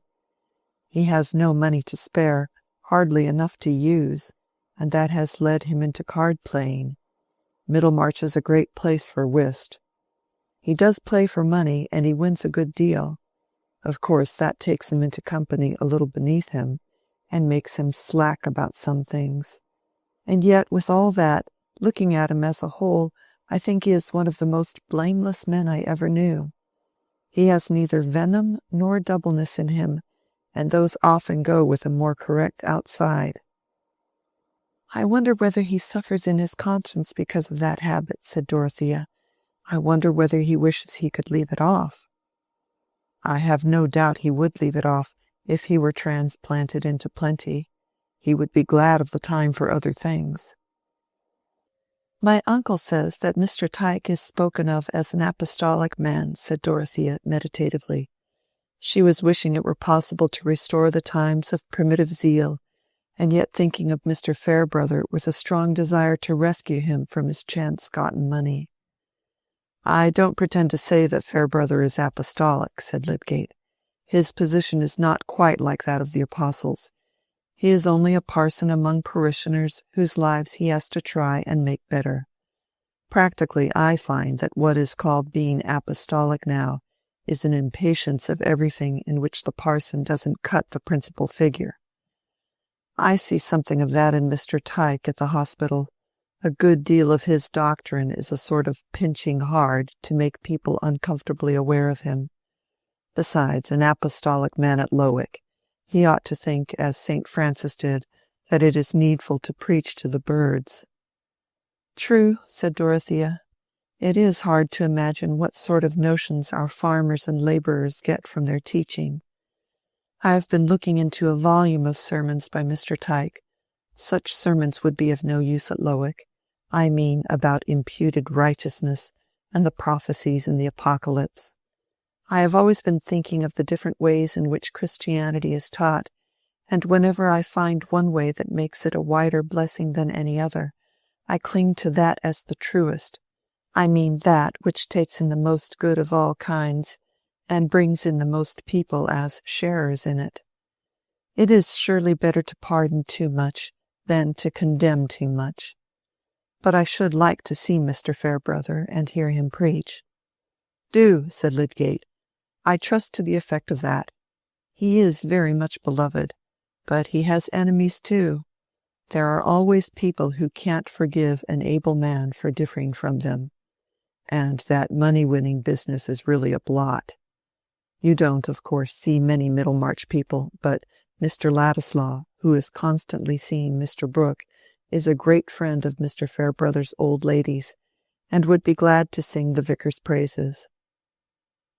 One of the old ladies, Miss Noble, the aunt, is a wonderfully quaint picture of self-forgetful goodness, and Ladislaw gallants her about sometimes.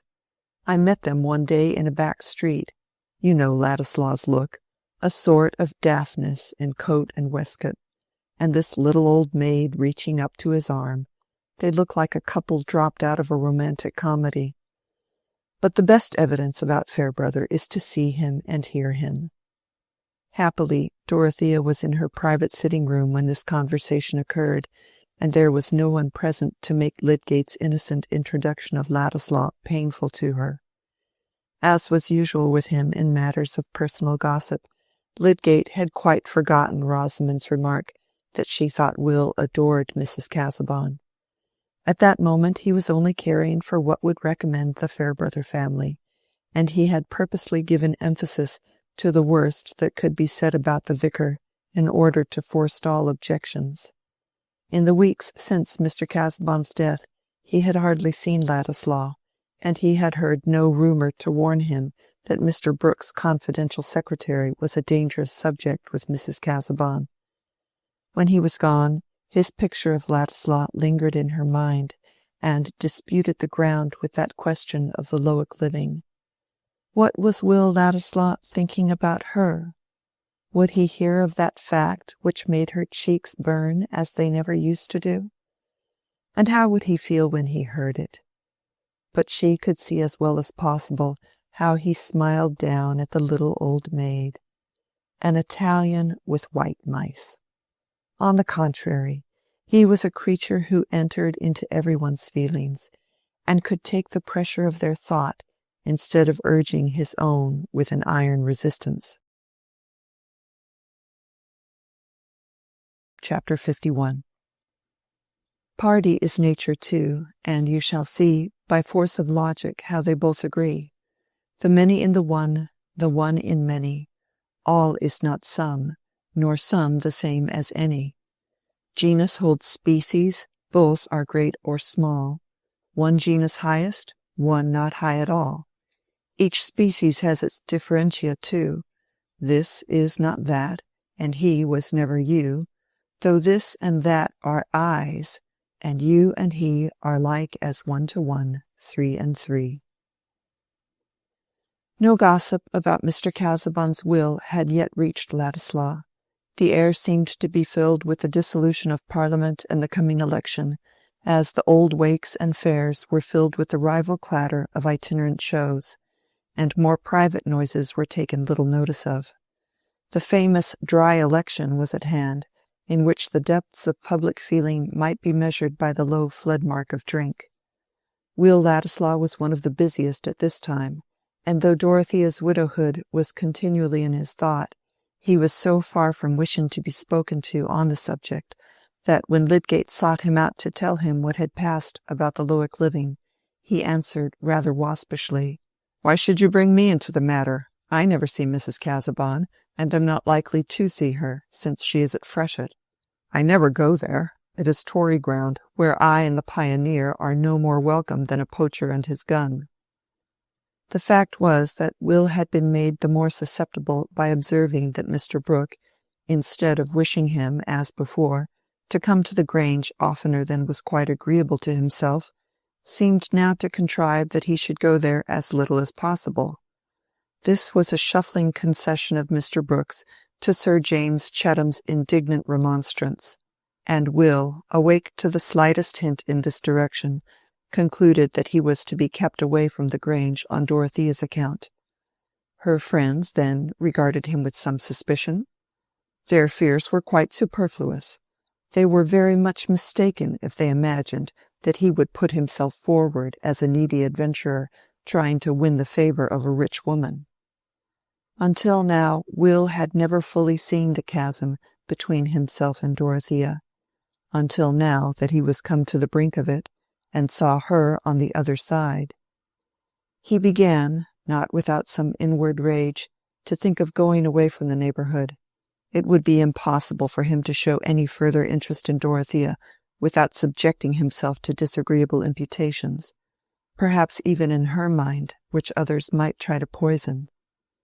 "We are forever divided," said Will. "I might as well be at Rome. She would be no farther from me." But what we call our despair is often only the painful eagerness of unfed hope. There were plenty of reasons why he should not go, public reasons why he should not quit his post at this crisis, leaving Mr. Brooke in the lurch when he needed coaching for the election, and when there was so much canvassing, direct and indirect, to be carried on. Will could not like to leave his own chessmen in the heat of a game, and any candidate on the right side, even if his brain and marrow had been as soft as was consistent with a gentlemanly bearing, might help to turn a majority. To coach Mr. Brooke and keep him steadily to the idea that he must pledge himself to vote for the actual reform bill, instead of insisting on his independence and power of pulling up in time, was not an easy task. Mr. Fairbrother's prophecy of a fourth candidate in the bag had not yet been fulfilled, neither the Parliamentary Candidate Society nor any other power on the watch to secure a reforming majority seeing a worthy notice for interference while there was a second reforming candidate like Mr. Brooke, who might be returned at his own expense, and the fight lay entirely between Pinkerton and the old Tory member. Bagster, the new Whig member returned at the last election, and Brooke, the future independent member, who was to fetter himself for this occasion only. Mr. Hawley and his party would bend all their forces to the return of Pinkerton, and Mr. Brooke's success must depend either on plumpers, which would leave Bagster in the rear, or on the new minting of Tory votes into reforming votes. The latter means, of course, would be preferable.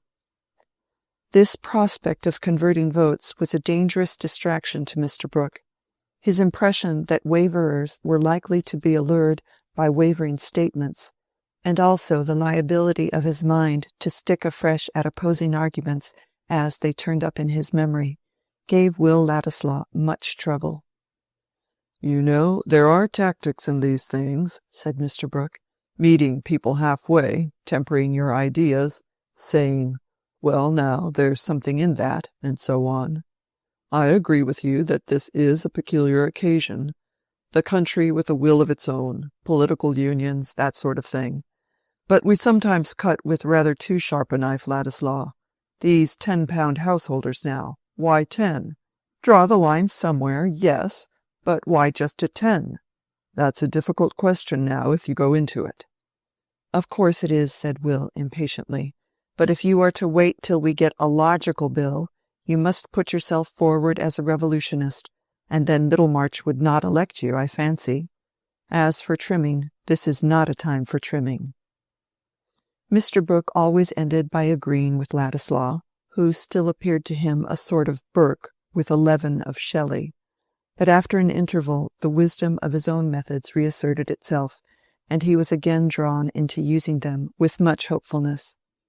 At this stage of affairs he was in excellent spirits, which even supported him under large advances of money, for his powers of convincing and persuading had not yet been tested by anything more difficult than a chairman's speech introducing other orators, or a dialogue with a Middlemarch voter, from which he came away with the sense that he was a tactician by nature, and that it was a pity he had not gone earlier into this kind of thing.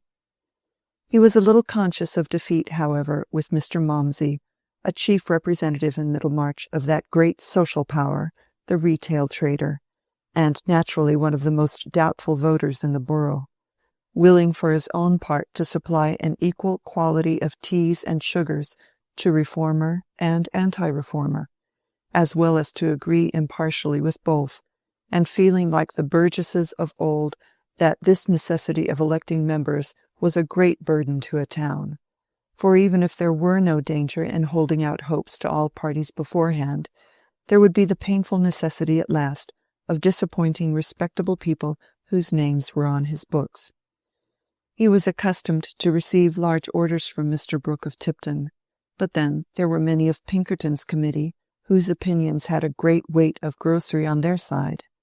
Mr. Malmsey, thinking that Mr. Brooke, as not too clever in his intellects, was the more likely to forgive a grocer who gave a hostile vote under pressure, had become confidential in his back parlour. "As to reform, sir, put it in a family light," he said, rattling the small silver in his pocket and smiling affably. "Will it support Mrs. Malmsey, and enable her to bring up 6 children when I am no more? I put the question fictiously, knowing what must be the answer. Very well, sir. I ask you what, as a husband and father, I am to do when gentlemen come to me and say, 'Do as you like, Malmsey, but if you vote against us, I shall get my groceries elsewhere. When I sugar my liquor, I like to feel that I am benefiting the country by maintaining tradesmen of the right color.' Those very words have been spoken to me, sir, in the very chair where you are now sitting. I don't mean by your honorable self, Mr. Brooke. No, no, no, that's narrow, you know. Until my butler complains to me of your goods, Mr. Mopsy, said Mr. Brooke soothingly, until I hear that you send bad sugars, spices, that sort of thing, I shall never order him to go elsewhere. Sir, I am your humble servant and greatly obliged, said Mr. Mopsy, feeling that politics were clearing up a little. There would be some pleasure in voting for a gentleman who speaks in that honorable manner. Well, you know, Mr. Mopsy, you would find it the right thing to put yourself on our side. This reform will touch everybody by and by, a thoroughly popular measure, a sort of ABC, you know, that must come first before the rest can follow. I quite agree with you that you've got to look at the thing in a family light, but public spirit now. We're all one family, you know. It's all one cupboard. Such a thing as a vote, now, why, it may help to make men's fortunes at the Cape. There's no knowing what may be the effect of a vote, Mr. Brooke ended, with a sense of being a little out at sea, though finding it still enjoyable. But Mr. Mopsy answered in a tone of decisive check. I beg your pardon, sir, but I can't afford that. When I give a vote, I must know what I am doing. I must look to what will be the effects on my till and ledger, speaking respectfully.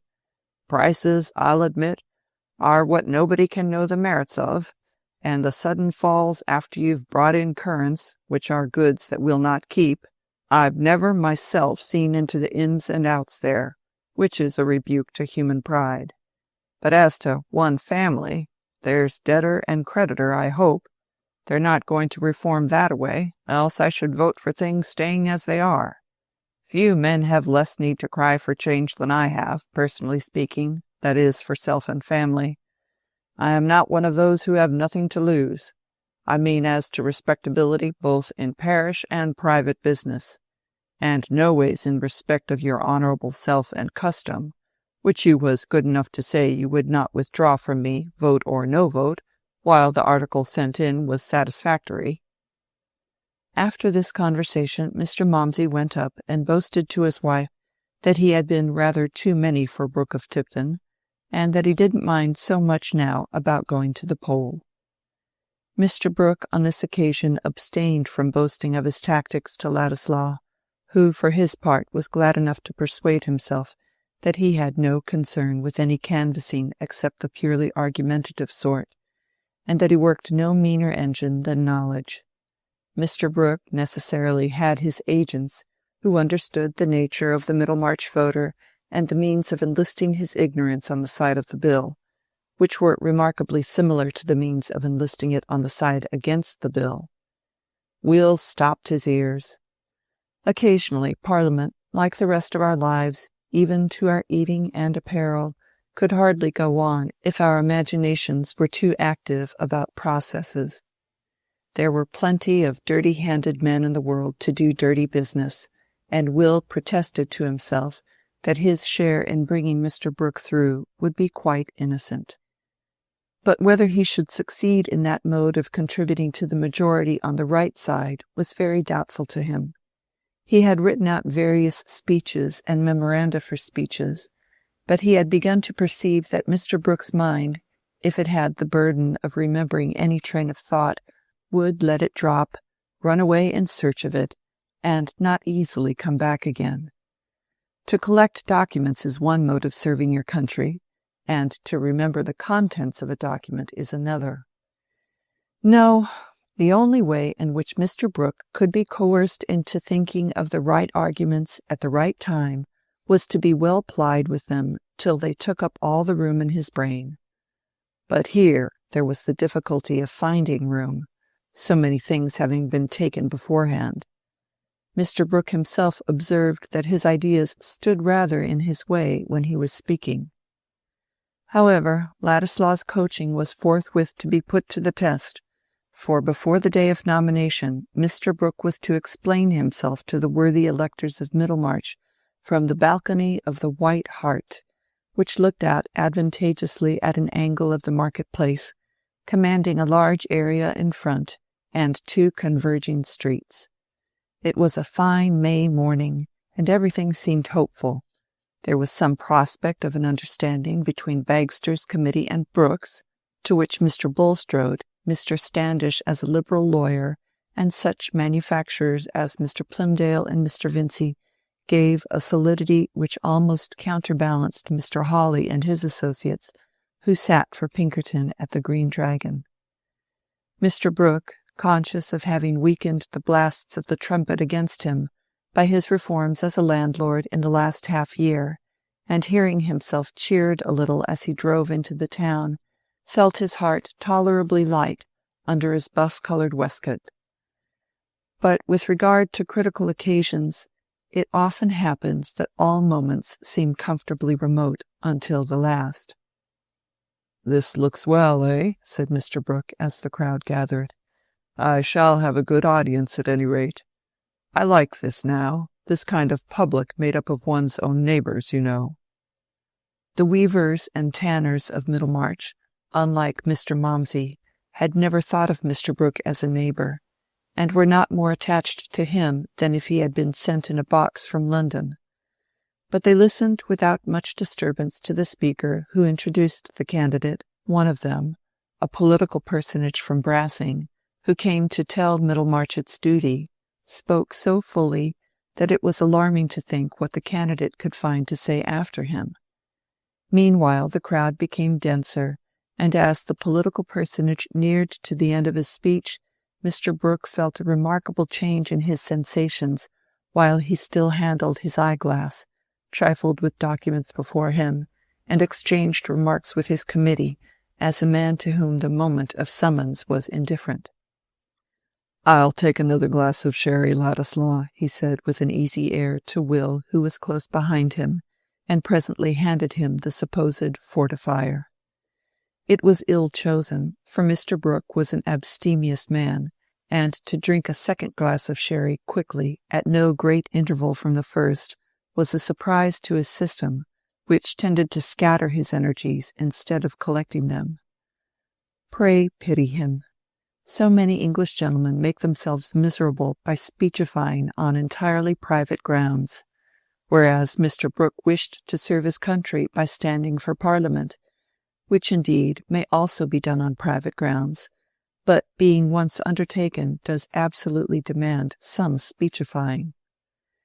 It was not about the beginning of his speech that Mr. Brooke was at all anxious.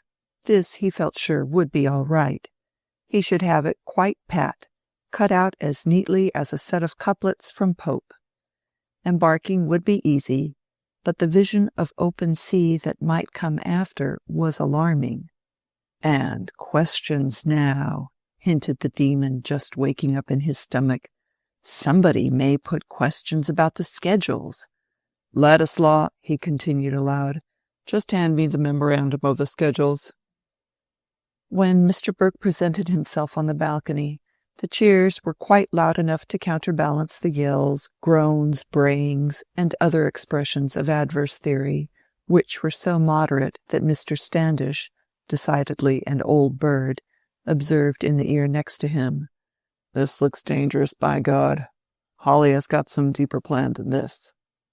Still the cheers were exhilarating, and no candidate could look more amiable than Mr. Brooke, with the memorandum in his breast-pocket, his left hand on the rail of the balcony, and his right trifling with his eyeglass. The striking points in his appearance were his buff waistcoat, short-clipped blonde hair, and neutral physiognomy. He began with some confidence. "Gentlemen, electors of Middlemarch." This was so much the right thing that a little pause after it seemed natural. "I'm uncommonly glad to be here. I was never so proud and happy in my life. Never so happy, you know." This was a bold figure of speech, but not exactly the right thing, for, unhappily, the pat opening had slipped away. Even couplets from Pope may be but fallings from us, vanishings, when fear clutches us, and a glass of sherry is hurrying like smoke among our ideas. Ladislaw, who stood at the window behind the speaker, thought, "It's all up now. The only chance is that, since the best thing won't always do. Floundering may answer for once. Mr. Brooke, meanwhile, having lost other clues, fell back on himself and his qualifications. Always an appropriate, graceful subject for a candidate. I am a close neighbor of yours, my good friends. You've known me on the bench a good while. I've always done a good deal into public questions, machinery now, and machine breaking. You're many of you concerned with machinery, and I've been going into that lately. It won't do, you know, breaking machines. Everything must go on. Trade, manufactures, commerce, interchange of staples, that kind of thing. Since Adam Smith, that must go on. We must look all over the globe. Observation with intensive view. Must look everywhere, from China to Peru, as somebody says, Johnson, I think, the Rambler, you know. This is what I have done up to a certain point. Not as far as Peru, but I've not always stayed at home. I saw it wouldn't do. I've been in the Levant, where some of your Middlemarch goods go, and then again in the Baltic now. Plying among his recollections in this way, Mr. Brooke might have got along easily to himself, and would have come back from the remotest seas without trouble, but a diabolical procedure had been set up by the enemy.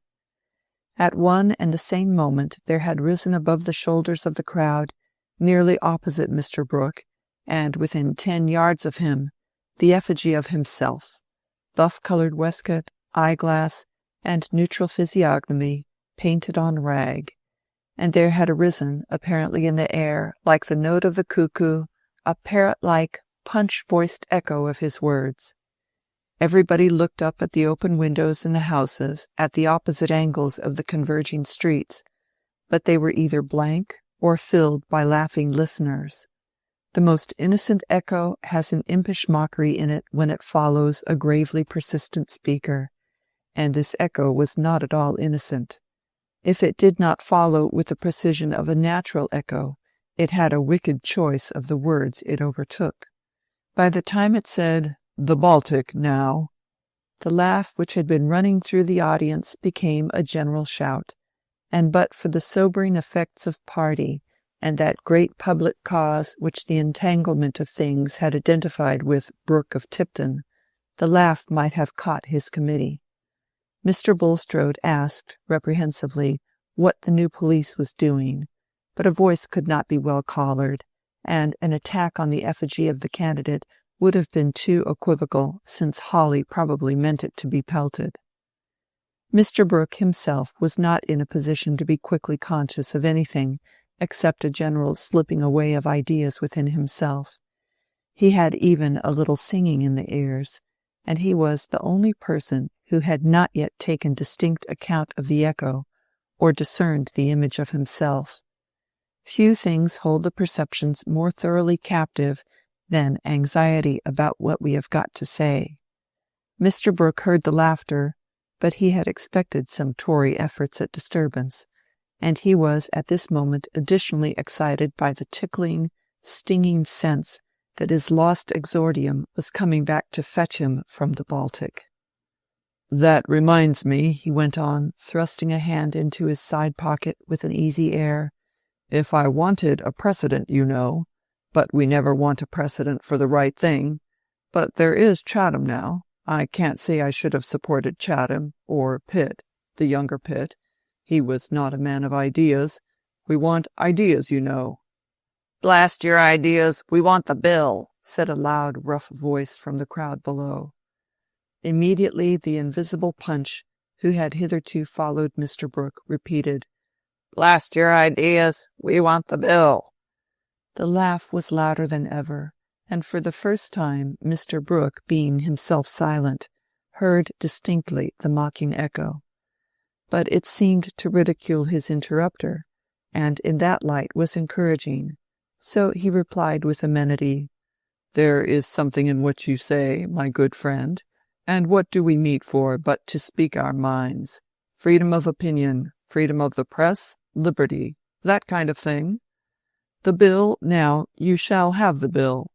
Here Mr. Brooke paused a moment to fix on his eyeglass, and take the paper from his breast pocket, with a sense of being practical and coming to particulars. The invisible punch followed. "You shall have the bill, Mr. Brooke, per electioneering contest, and a seat outside Parliament as delivered. £5,000, 7 shillings and 4 pence." Mr. Brooke, amid the roars of laughter, turned red, let his eyeglass fall, and looked about him confusedly, saw the image of himself, which had come nearer. The next moment he saw it dolorously bespattered with eggs. His spirit rose a little, and his voice too. "Buffoonery, tricks, ridicule the test of truth. All that is very well." Here an unpleasant egg broke on Mr. Brooke's shoulder, as the echo said, "All that is very well." Then came a hail of eggs, chiefly aimed at the image, but occasionally hitting the original as if by chance. There was a stream of new men pushing among the crowd.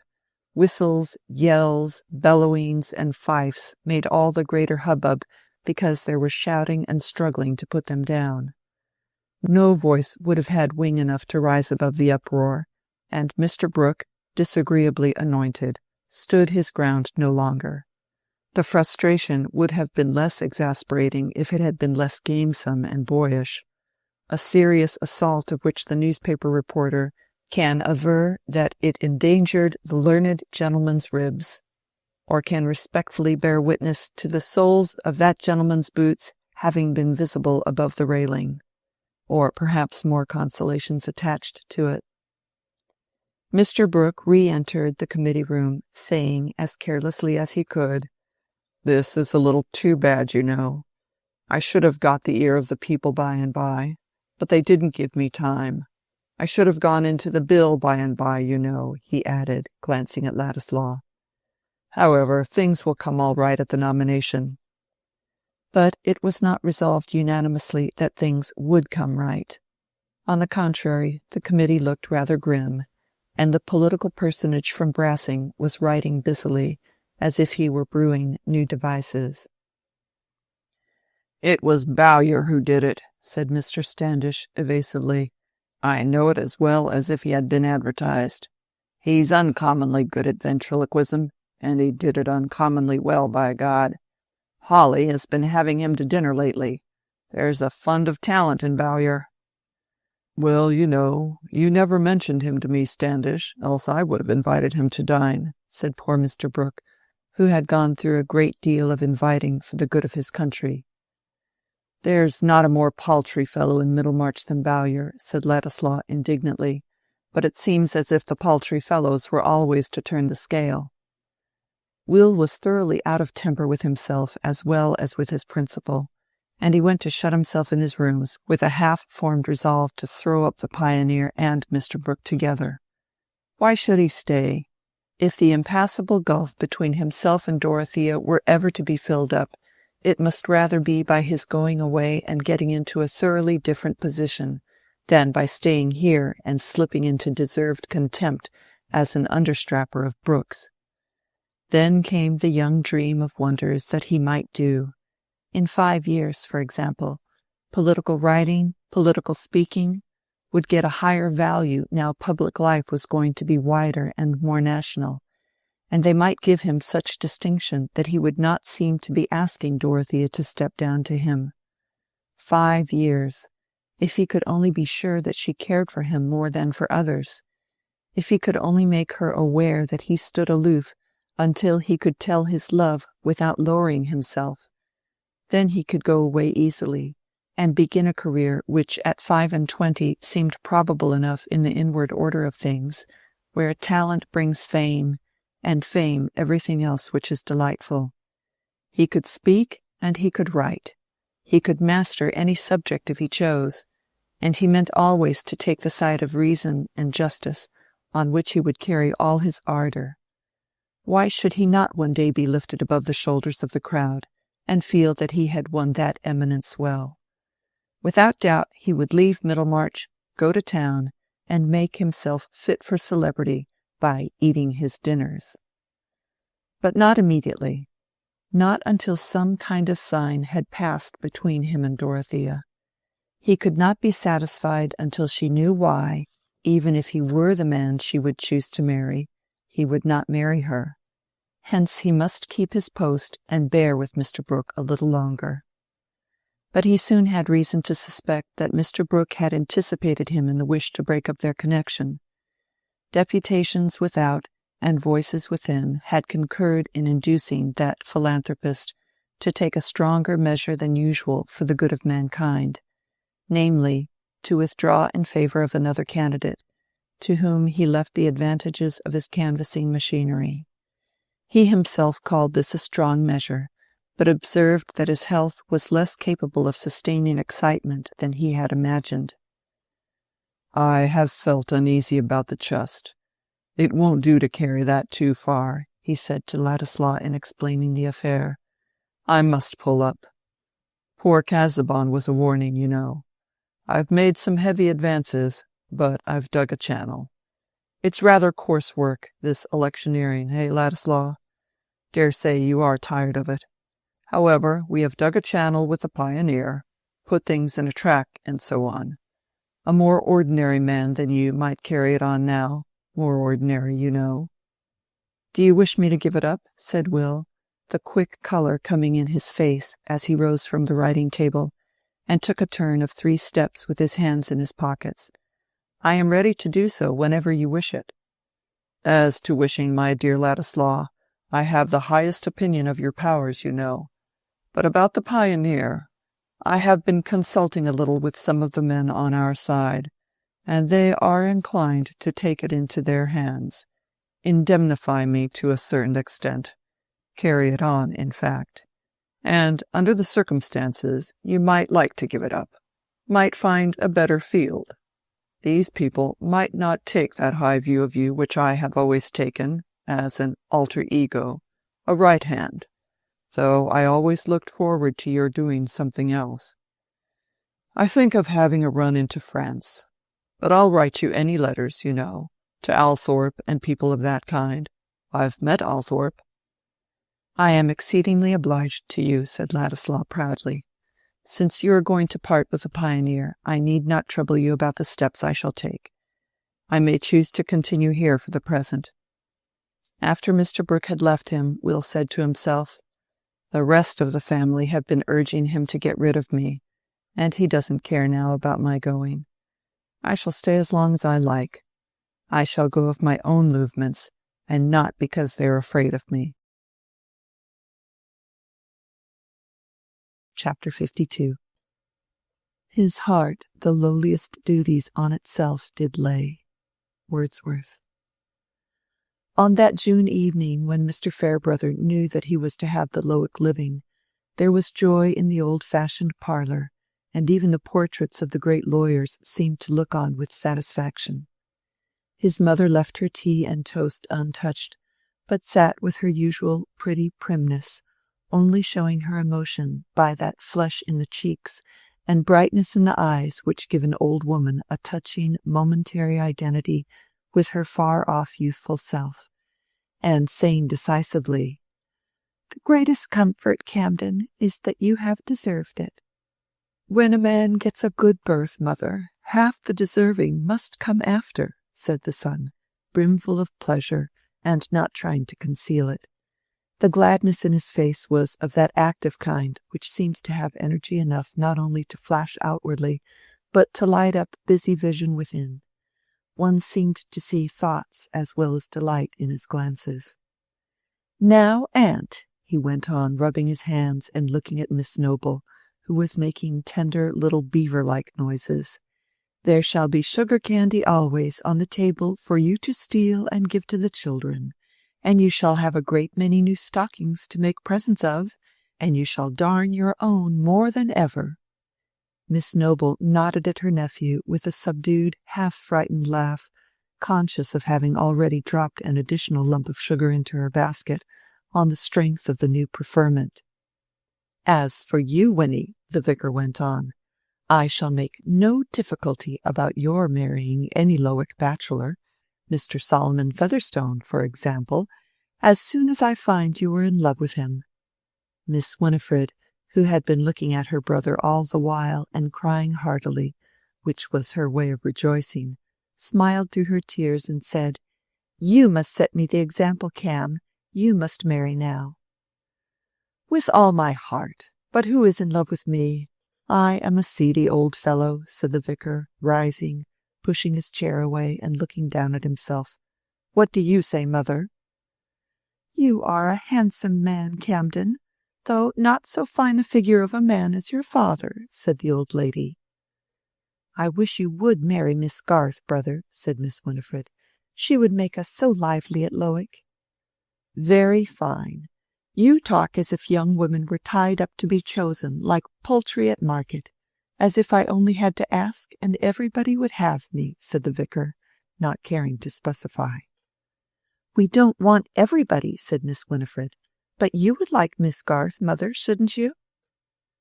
"My son's choice shall be mine," said Mrs. Fairbrother, with majestic discretion. "And a wife would be most welcome, Camden. You will want your whist at home when we go to Lowick, and Henrietta Noble never was a whist player." Mrs. Fairbrother always called her tiny old sister by that magnificent name. "I shall do without whist now, mother." "Why so, Camden? In my time whist was thought an undeniable amusement for a good churchman," said Mrs. Fairbrother, innocent of the meaning that whist had for her son, and speaking rather sharply, as at some dangerous countenancing of new doctrine. "I shall be too busy for whist. I shall have 2 parishes," said the vicar, preferring not to discuss the virtues of that game. He had already said to Dorothea, "I don't feel bound to give up St. Botolph's. It is protest enough against the pluralism they want to reform if I give somebody else most of the money. The stronger thing is not to give up power, but to use it well." "I have thought of that," said Dorothea. "So far as self is concerned, I think it would be easier to give up power and money than to keep them. It seems very unfitting that I should have this patronage, yet I felt that I ought not to let it be used by someone else instead of me." "It is I who am bound to act so that you will not regret your power," said Mr. Fairbrother. His was one of the natures in which conscience gets the more active when the yoke of life ceases to gall them. He made no display of humility on the subject, but in his heart he felt rather ashamed that his conduct had shown laches which others who did not get benefices were free from. "I used often to wish I had been something else than a clergyman," he said to Lydgate, "but perhaps it will be better to try and make as good a clergyman out of myself as I can. That is the well-beneficed point of view, you perceive, from which difficulties are much simplified," he ended, smiling. The vicar did feel then as if his shares of duties would be easy. But duty has a trick of behaving unexpectedly, something like a heavy friend whom we have amiably asked to visit us, and who breaks his leg within our gates. Hardly a week later, duty presented itself in his study under the disguise of Fred Vincy, now returned from Omnibus College with his bachelor's degree. "I'm ashamed to trouble you, Mr. Fairbrother," said Fred, whose fair open face was propitiating, "but you are the only friend I can consult. I told you everything once before, and you were so good that I can't help coming to see you again." "Sit down, Fred. I'm ready to hear and do anything I can," said the vicar, who was busy packing some small objects for removal, and went on with his work. "I wanted to tell you—" Fred hesitated an instant, and then went on plungingly. "I might go into the church now, and really, look where I may, I can't see anything else to do. I don't like it, but I know it's uncommonly hard on my father to say so, after he has spent a good deal of money in educating me for it." Fred paused again an instant, and then repeated, "And I can't see anything else to do." "I did talk to your father about it, Fred, but I made little way with him. He said it was too late. But you have got over one bridge now. What are your other difficulties?" "Merely that I don't like it. I don't like divinity and preaching, and feeling obliged to look serious. I like riding across country, and doing as other men do. I don't mean that I want to be a bad fellow in any way, but I've no taste for the sort of thing people expect of a clergyman. And yet what else am I to do? My father can't spare me any capital, else I might go into farming, and he has no room for me in his trade. And of course I can't begin to study for law or physic now when my father wants me to earn something. It's all very well to say I'm wrong to go into the church, but those who say so might as well tell me to go into the backwoods." Fred's voice had taken a tone of grumbling remonstrance, and Mr. Fairbrother might have been inclined to smile if his mind had not been too busy in imagining more than Fred told him. "Have you any difficulties about doctrines, about the articles?" he said, trying hard to think of the question simply for Fred's sake.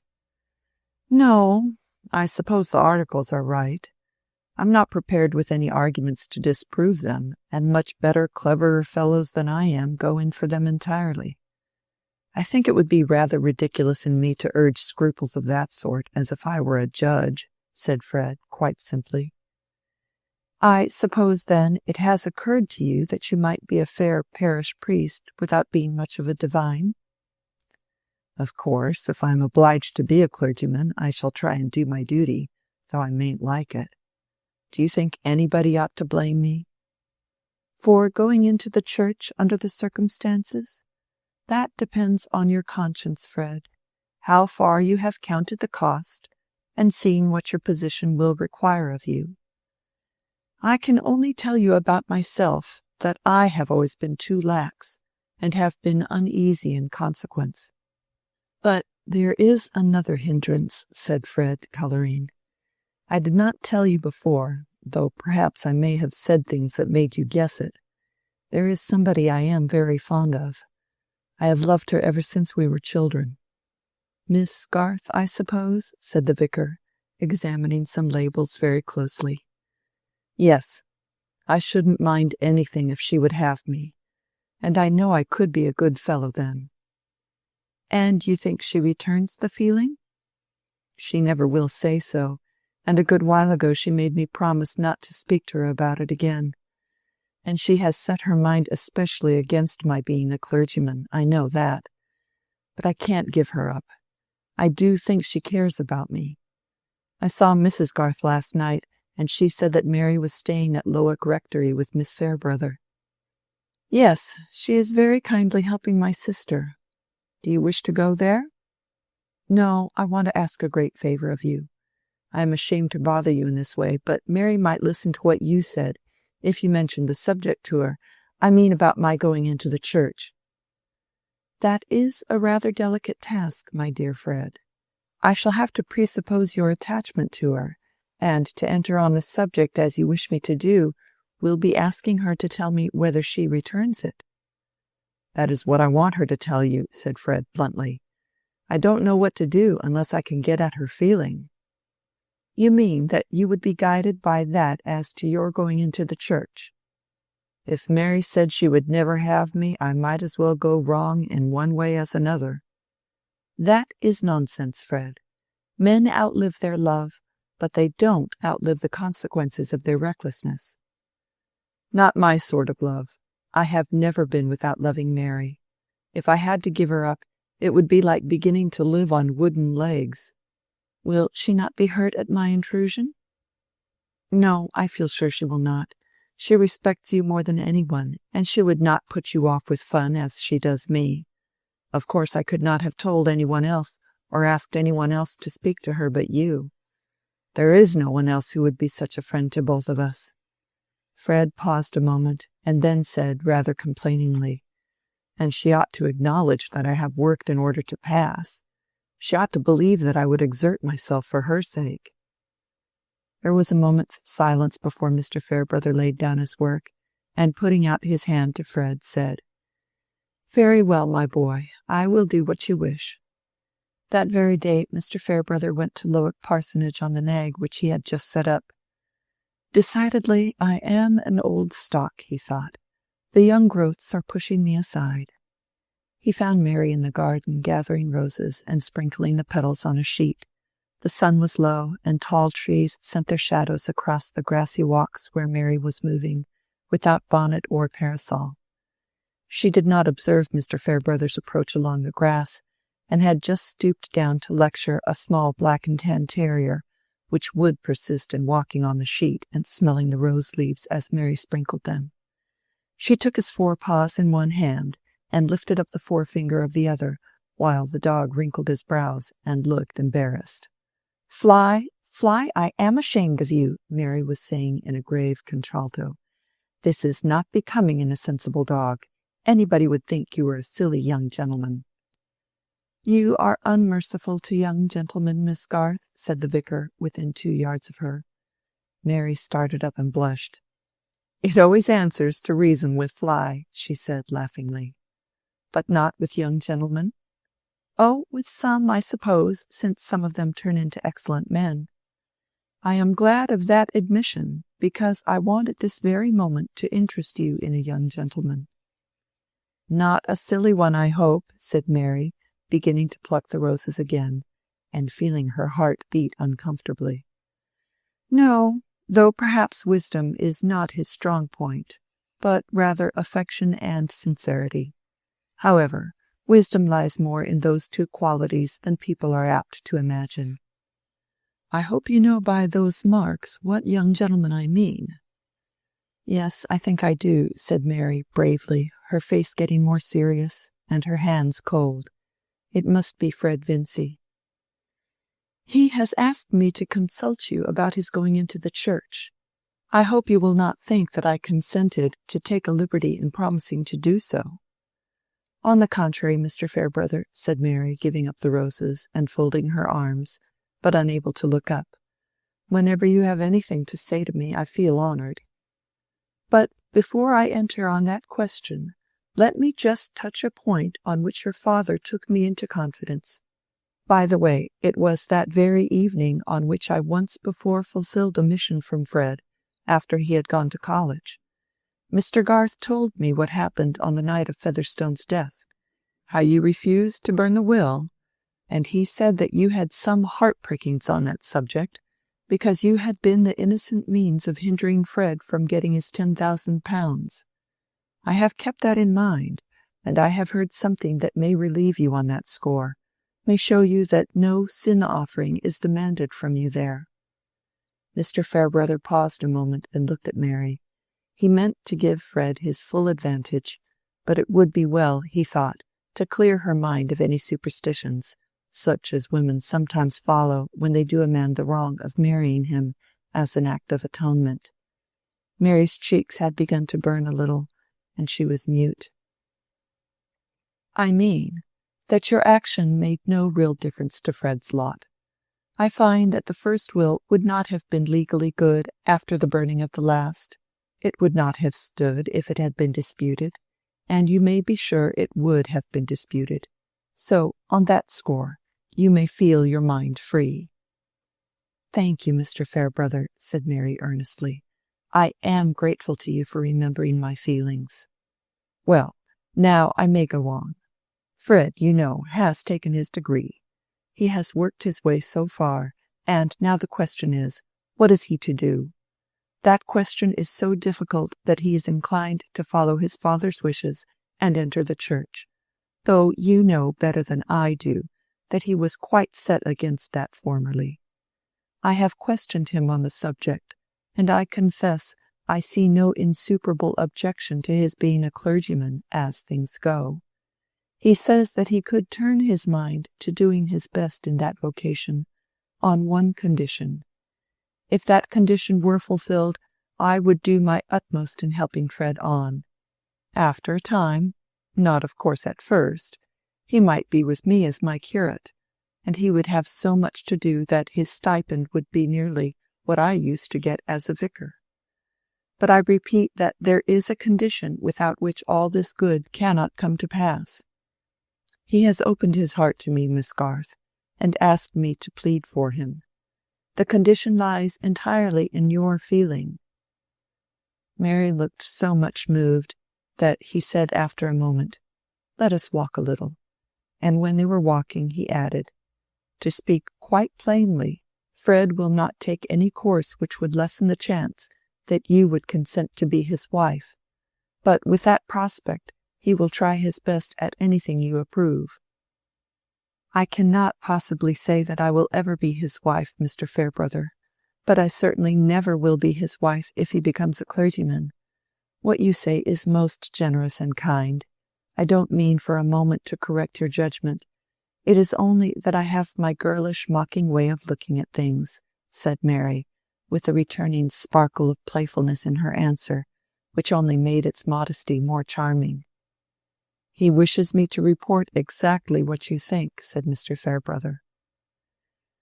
"I could not love a man who is ridiculous," said Mary, not choosing to go deeper.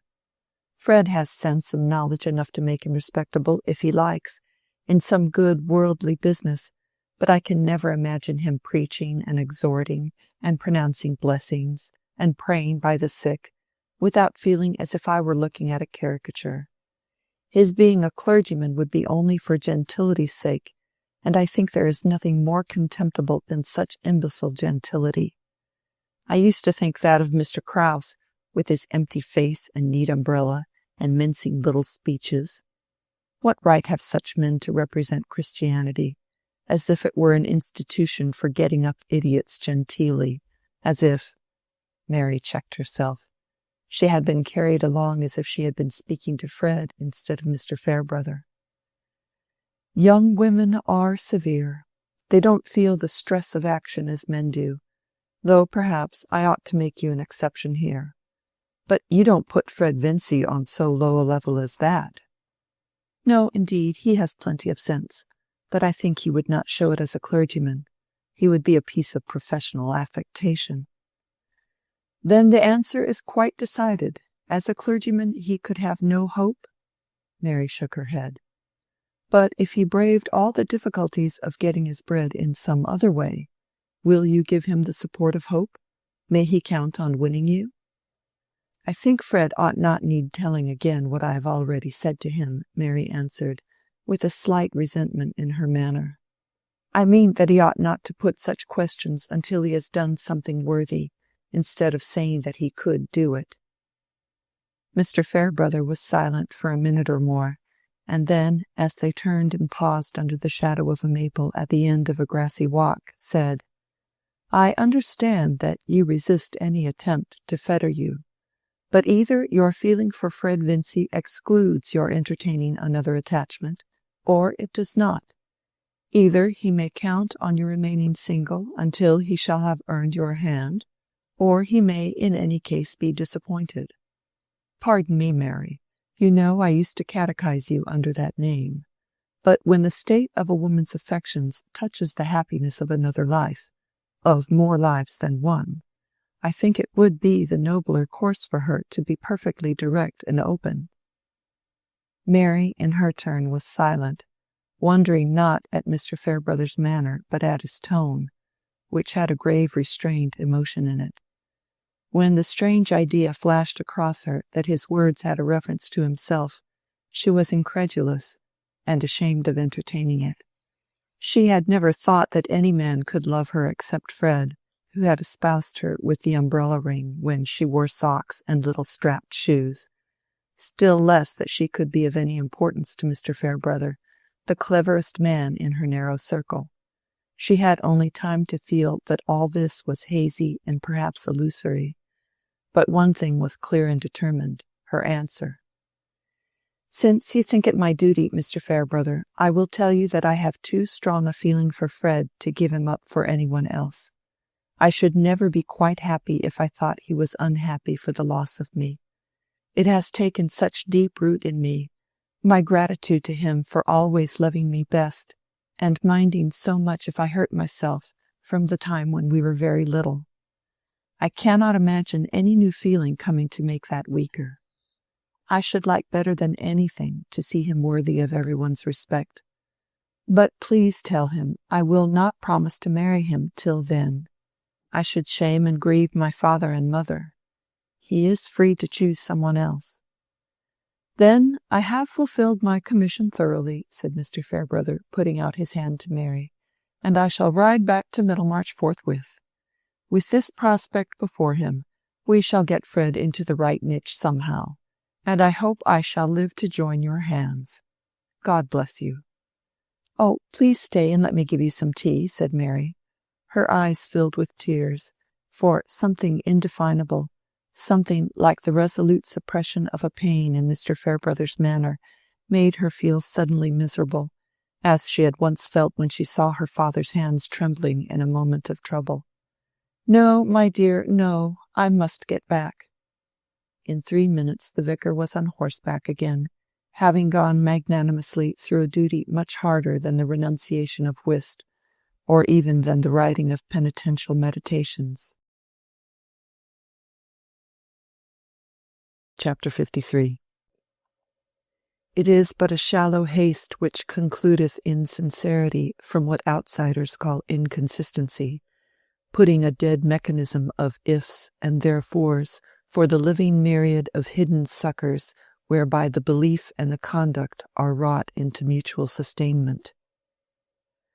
Mr. Bulstrode, when he was hoping to acquire a new interest in Lowick, had naturally had an especial wish that the new clergyman should be one whom he thoroughly approved, and he believed it to be a chastisement and admonition directed to his own shortcomings and those of the nation at large, that just about the time when he came in possession of the deeds which made him the proprietor of Stone Court, Mr. Fairbrother read himself into the quaint little church and preached his first sermon to the congregation of farmers, labourers, and village artisans. It was not that Mr. Bulstrode intended to frequent Lowick Church, or to reside at Stone Court for a good while to come.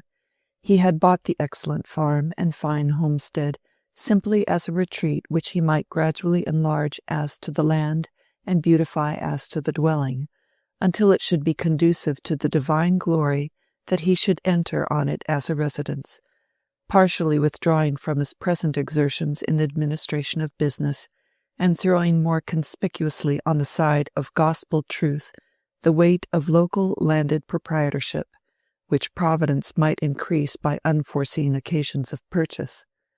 A strong leading in this direction seemed to have been given in the surprising facility of getting Stone Court, when everyone had expected that Mr. Rigg Featherstone would have clung to it as the Garden of Eden. That was what poor old Peter himself had expected, having often, in imagination, looked up through the sods above him, and, unobstructed by perspective, seen his frog-faced legatee enjoying the fine old place to the perpetual surprise and disappointment of other survivors. But how little we know what would make paradise for our neighbours. We judge from our own desires, and our neighbours themselves are not always open enough to even throw out a hint of theirs. The cool and judicious Joshua Rigg had not allowed his parent to perceive that Stone Court was anything less than the chief good in his estimation, and he had certainly wished to call it his own. But as Warren Hastings looked at gold and thought of buying Dalesford, so Joshua Rigg looked at Stone Court and thought of buying gold. He had a very distinct and intense vision of his chief good, the vigorous greed which he had inherited having taken a special form by dint of circumstance, and his chief good was to be a money-changer. From his earliest employment as an errand-boy in a seaport, he had looked through the windows of the money-changers as other boys look through the windows of the pastry-cooks. The fascination had wrought itself gradually into a deep, special passion. He meant, when he had property, to do many things, one of them being to marry a genteel young person, but these were all accidents and joys that imagination could dispense with. The one joy after which his soul thirsted was to have a money-changer's shop on a much-frequented quay, to have locks all round him of which he held the keys, and to look sublimely cool as he handled the breeding coins of all nations, while helpless cupidity looked at him enviously from the other side of an iron lattice. The strength of that passion had been a power enabling him to master all the knowledge necessary to gratify it, and when others were thinking that he had settled at Stone Court for life, Joshua himself was thinking that the moment now was not far off when he should settle on the North Quay with the best appointments in safes and locks. Enough. We are concerned with looking at Joshua Rigg's sale of his land from Mr. Bulstrode's point of view, and he interpreted it as a cheering dispensation conveying perhaps a sanction to a purpose which he had for some time entertained without external encouragement. He interpreted it thus, but not too confidently, offering up his thanksgiving in guarded phraseology. His doubts did not arise from the possible relations of the event to Joshua Rigg's destiny, which belonged to the unmapped regions not taken under the providential government, except perhaps in an imperfect colonial way. But they arose from reflecting that this dispensation, too, might be a chastisement for himself, as Mr. Fairbrother's induction to the living clearly was. This was not what Mr. Bulstrode said to any man for the sake of deceiving him. It was what he said to himself. It was as genuinely his mode of explaining events as any theory of yours may be, if you happen to disagree with him. For the egoism which enters into our theories does not affect their sincerity. Rather, the more our egoism is satisfied, the more robust is our belief. However, whether for sanction or for chastisement, Mr. Bulstrode, hardly 15 months after the death of Peter Featherstone, had become the proprietor of Stone Court, and what Peter would say, if he were worthy to know, had become an inexhaustible and consolatory subject of conversation to his disappointed relatives. The tables were now turned on that dear brother departed, and to contemplate the frustration of his cunning by the superior cunning of things in general was a cud of delight to Solomon. Mrs. Wall had a melancholy triumph in the proof that it did not answer to make false Featherstones and cut off the genuine, and Sister Martha, receiving the news in the chalky flats, said, "Dear, dear, then the Almighty could have been none so pleased with the almshouses after all." Affectionate Mrs. Bulstrode was particularly glad of the advantage which her husband's wealth was likely to get from the purchase of Stone Court. Few days passed without his riding thither and looking over some part of the farm with the bailiff, and the evenings were delicious in that quiet spot when the new hayricks lately set up were sending forth odours to mingle with the breath of the rich old garden. One evening, while the sun was still above the horizon and burning in golden lamps among the great walnut boughs, Mr. Bulstrode was pausing on horseback outside the front gate, waiting for Caleb Garth, who had met him by appointment to give an opinion on a question of stable drainage, and was now advising the bailiff in the rickyard. Mr. Bulstrode was conscious of being in a good spiritual frame and more than usually serene under the influence of his innocent recreation. He was doctrinally convinced that there was a total absence of merit in himself, but that doctrinal conviction may be held without pain when the sense of demerit does not take a distinct shape in memory and revive the tingling of shame or the pang of remorse. Nay, it may be held with intense satisfaction when the depth of our sinning is but a measure for the depth of forgiveness, and a clenching proof that we are peculiar instruments of the divine intention.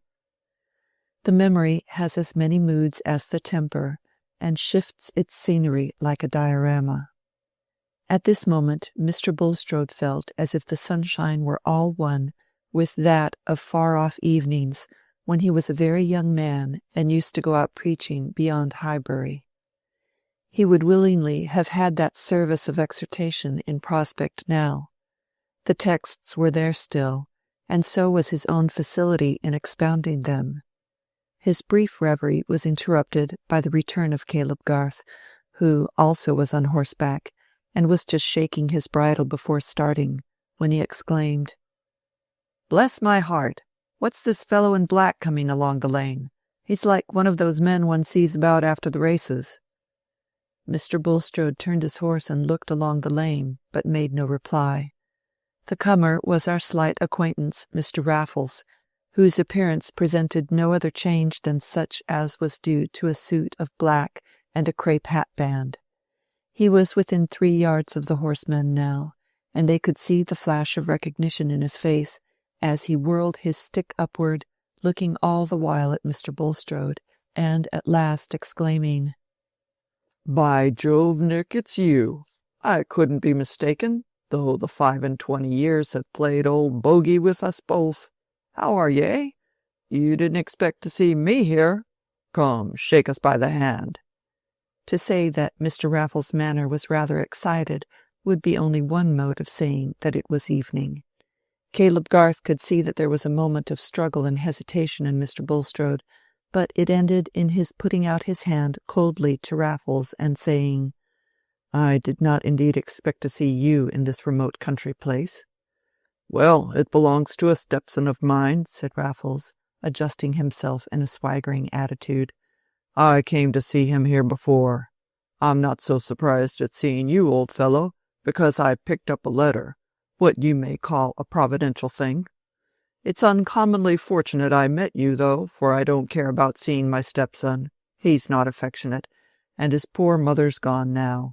To tell the truth, I came out of love to you, Nick. I came to get your address for— Look here." Raffles drew a crumpled paper from his pocket. Almost any other man than Caleb Garth might have been tempted to linger on the spot for the sake of hearing all he could about a man whose acquaintance with Bulstrode seemed to imply passages in the banker's life so unlike anything that was known of him in Middlemarch that they must have the nature of a secret to pique curiosity. But Caleb was peculiar. Certain human tendencies which are commonly strong were almost absent from his mind, and one of these was curiosity about personal affairs, especially if there was anything discreditable to be found out concerning another man. Caleb preferred not to know it, and if he had to tell anybody under him that his evil doings were discovered, he was more embarrassed than the culprit. He now spurred his horse, and saying, "I wish you a good evening, Mr. Bulstrode. I must be getting home," set off at a trot. "You didn't put your full address to this letter," Raffles continued. "That was not like the first-rate man of business you used to be. The Shrubs, they may be anywhere. You live near at hand, eh? Have cut the London concern altogether, perhaps turned country squire. Have a rural mansion to invite me to. Lord, how many years it is ago! The old lady must have been dead a pretty long while, gone to glory without the pain of knowing how poor her daughter was, eh? But, by Jove, you're very pale and pasty, Nick. Come, if you're going home, I'll walk by your side." Mr. Bulstrode's usual paleness had in fact taken an almost deathly hue. 5 minutes before, the expanse of his life had been submerged in its evening sunshine, which shone backward to its remembered morning. Sin seemed to be a question of doctrine and inward penitence, humiliation an exercise of the closet, the bearing of his deeds a matter of private vision adjusted solely by spiritual relations and conceptions of the divine purposes. And now, as if by some hideous magic, this loud red figure had risen before him in unmanageable solidity, an incorporate past which had not entered into his imagination of chastisements. But Mr. Bulstrode's thought was busy, and he was not a man to act or speak rashly. "I was going home," he said, "but I can defer my ride a little. And you can, if you please, rest here." "Thank you," said Raffles, making a grimace. "I don't care now about seeing my stepson. I'd rather go home with you." "Your stepson, if Mr. Rigg Featherstone was he, is here no longer. I am master here now." Raffles opened wide eyes and gave a long whistle of surprise before he said, "Well, then, I've no objection. I've had enough walking from the coach road. I never was much of a walker, or rider either. What I like is a smart vehicle and a spirited cob. I was always a little heavy in the saddle. What a pleasant surprise it must be to you to see me, old fellow," he continued, as they turned towards the house. "You don't say so, but you never took your luck heartily. You were always thinking of improving the occasion. You'd such a gift for improving your luck." Mr. Raffles seemed greatly to enjoy his own wit, and swung his leg in a swaggering manner which was rather too much for his companion's judicious patience. "If I remember rightly," Mr. Bulstrode observed, with chill anger, Our acquaintance many years ago had not the sort of intimacy which you are now assuming, Mr. Raffles. Any services you desire of me will be the more readily rendered if you will avoid a tone of familiarity which did not lie in our former intercourse, and can hardly be warranted by more than 20 years of separation." "You don't like being called Nick? Why, I always called you Nick in my heart, and though lost to sight, to memory dear. By Jove, my feelings have ripened for you like fine old cognac. I hope you've got some in the house now. Josh filled my flask well the last time." Mr. Bulstrode had not yet fully learned that even the desire for cognac was not stronger in Raffles than the desire to torment, and that a hint of annoyance always served him as a fresh cue. But it was clear that further objection was useless, and Mr. Bulstrode, in giving orders to the housekeeper for the accommodation of the guest, had a resolute air of quietude. There was the comfort of thinking that this housekeeper had been in the service of Rigg also, and might accept the idea that Mr. Bulstrode entertained Raffles merely as a friend of her former master. When there was food and drink spread before his visitor in the wainscoted parlour, and no witness in the room, Mr. Bulstrode said, "Your habits and mine are so different, Mr. Raffles, that we can hardly enjoy each other's society. The wisest plan for us both will therefore be to part as soon as possible. Since you say that you wished to meet me, you probably considered that you had some business to transact with me, but under the circumstances I will invite you to remain here for the night, and I will myself ride over here early tomorrow morning, before breakfast, in fact, when I can receive any communication you have to make to me." "With all my heart," said Raffles. "This is a comfortable place. A little dull for a continuance, but I can put up with it for a night, with this good liquor and the prospect of seeing you again in the morning. You're a much better host than my stepson was, but Josh owed me a bit of a grudge for marrying his mother, and between you and me there was never anything but kindness." Mr. Bulstrode, hoping that the peculiar mixture of joviality and sneering in Raffles' manner was a good deal the effect of drink, had determined to wait till he was quite sober before he spent more words upon him. But he rode home with a terribly lucid vision of the difficulty there would be in arranging any result that could be permanently counted on with this man. It was inevitable that he should wish to get rid of John Raffles, though his reappearance could not be regarded as lying outside the divine plan. The spirit of evil might have sent him to threaten Mr. Bulstrode's subversion as an instrument of good, but the threat must have been permitted, and was a chastisement of a new kind. It was an hour of anguish for him, very different from the hours in which his struggle had been securely private, and which had ended with a sense that his secret misdeeds were pardoned and his services accepted. Those misdeeds, even when committed, had they not been half sanctified by the singleness of his desire to devote himself and all he possessed to the furtherance of the divine scheme? And was he after all to become a mere stone of stumbling and a rock of offence?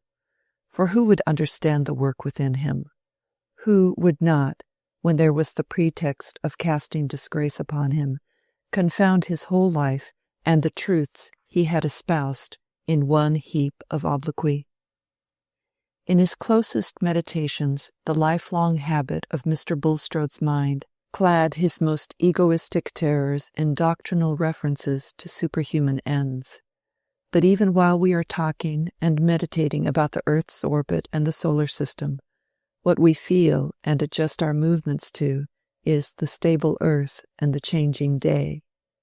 And now, within all the automatic succession of theoretic phrases, distinct and inmost as the shiver and the ache of oncoming fever when we are discussing abstract pain, was the forecast of disgrace in the presence of his neighbours and of his own wife. For the pain, as well as the public estimate of disgrace, depends on the amount of previous profession. To men who only aim at escaping felony, nothing short of the prisoner's dock is disgrace. but Mr. Bulstrode had aimed at being an eminent Christian. It was not more than 7:30 in the morning when he again reached Stone Court. The fine old place never looked more like a delightful home than at that moment. The great white lilies were in flower. The nasturtiums, their pretty leaves all silvered with dew, were running away over the low stone wall. The very noises all around had a heart of peace within them. But everything was spoiled for the owner as he walked on the gravel in front and awaited the descent of Mr. Raffles, with whom he was condemned to breakfast. It was not long before they were seated together in the wainscoted parlour over their tea and toast, which was much as Raffles cared to take at that early hour. The difference between his morning and evening self was not so great as his companion had imagined that it might be. The delight in tormenting was perhaps even the stronger, because his spirits were rather less highly pitched. Certainly his manners seemed more disagreeable by the morning light.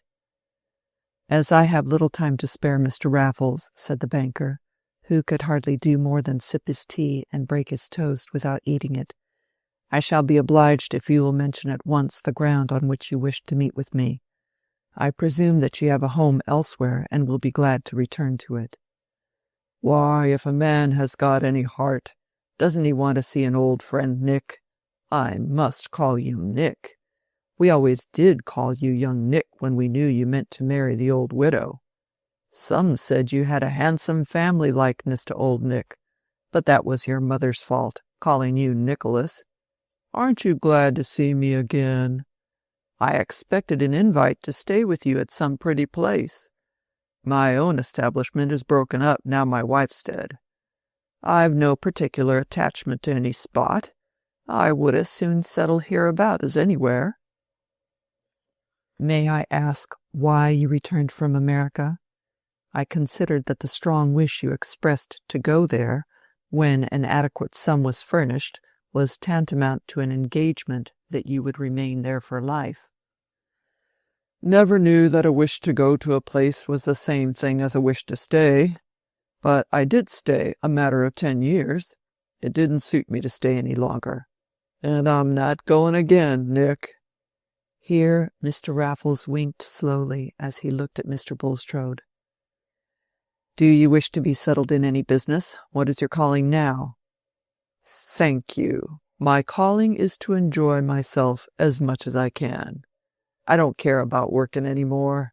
If I did anything, it would be a little traveling in the tobacco line, or something of that sort, which takes a man into agreeable company, but not without an independence to fall back upon. That's what I want. I'm not so strong as I was, Nick, though I've got more color than you. I want an independence. That could be supplied to you, if you would engage to keep at a distance," said Mr. Bulstrode, perhaps with a little too much eagerness in his undertone. "That must be as it suits my convenience," said Raffles coolly. "I see no reason why I shouldn't make a few acquaintances hereabout. I'm not ashamed of myself as company for anybody.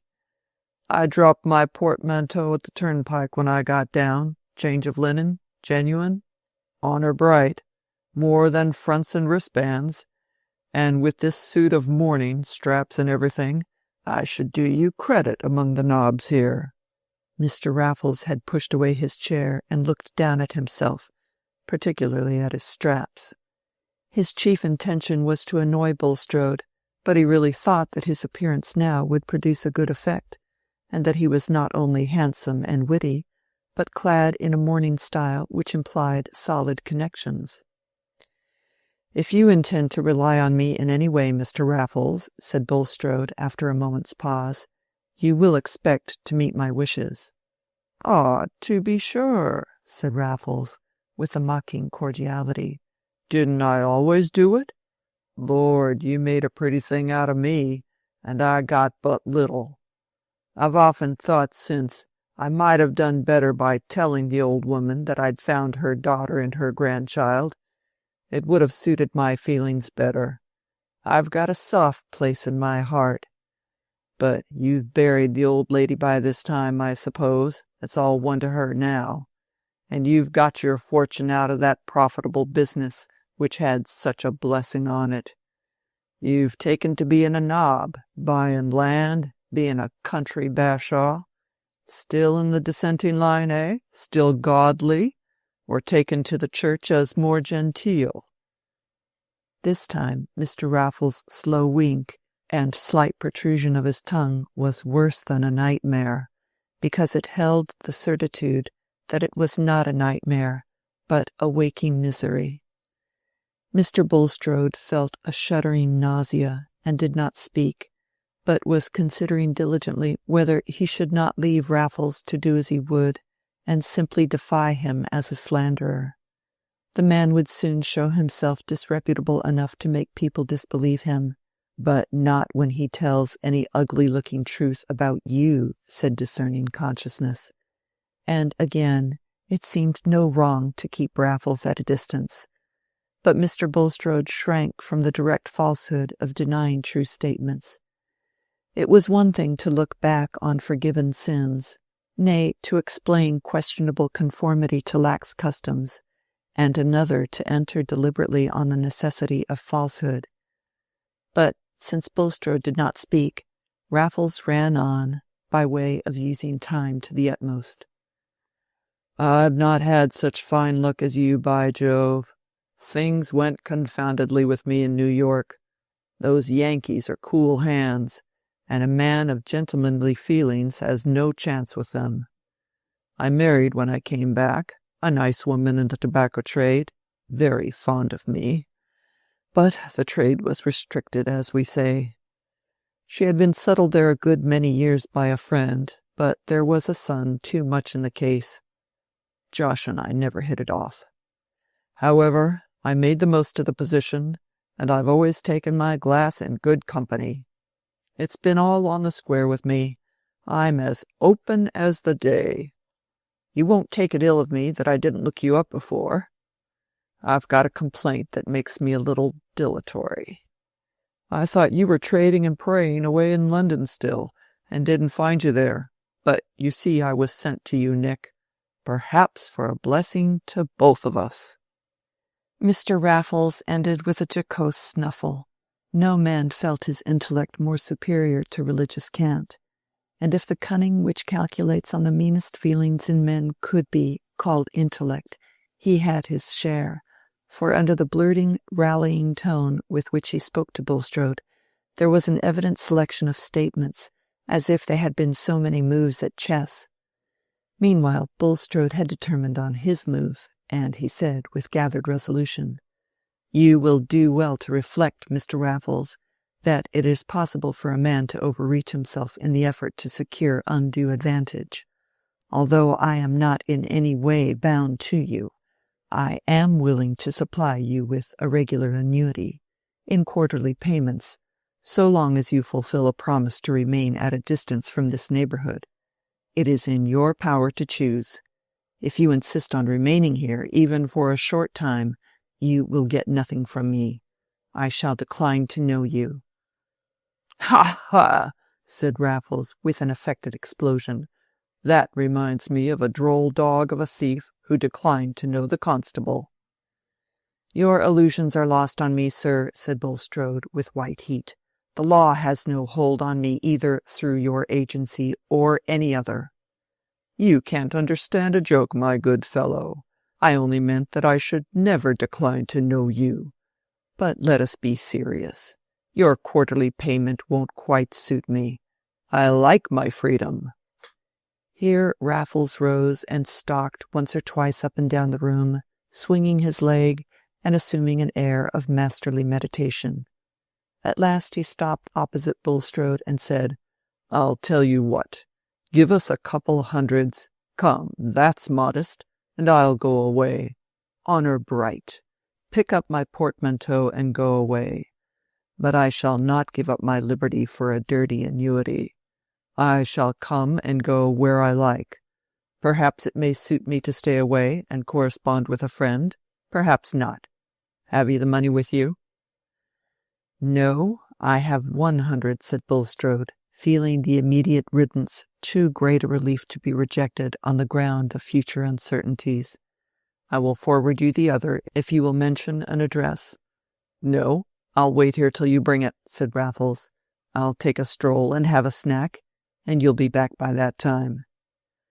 Mr. Bulstrode's sickly body, shattered by the agitations he had gone through since the last evening, made him feel abjectly in the power of this loud, invulnerable man. At that moment he snatched at a temporary repose to be won on any terms. He was rising to do what Raffles suggested, when the latter said, lifting up his finger as if with a sudden recollection, I did have another look after Sarah again, though I didn't tell you.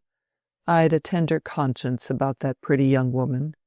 I didn't find her, but I found out her husband's name, and I made a note of it.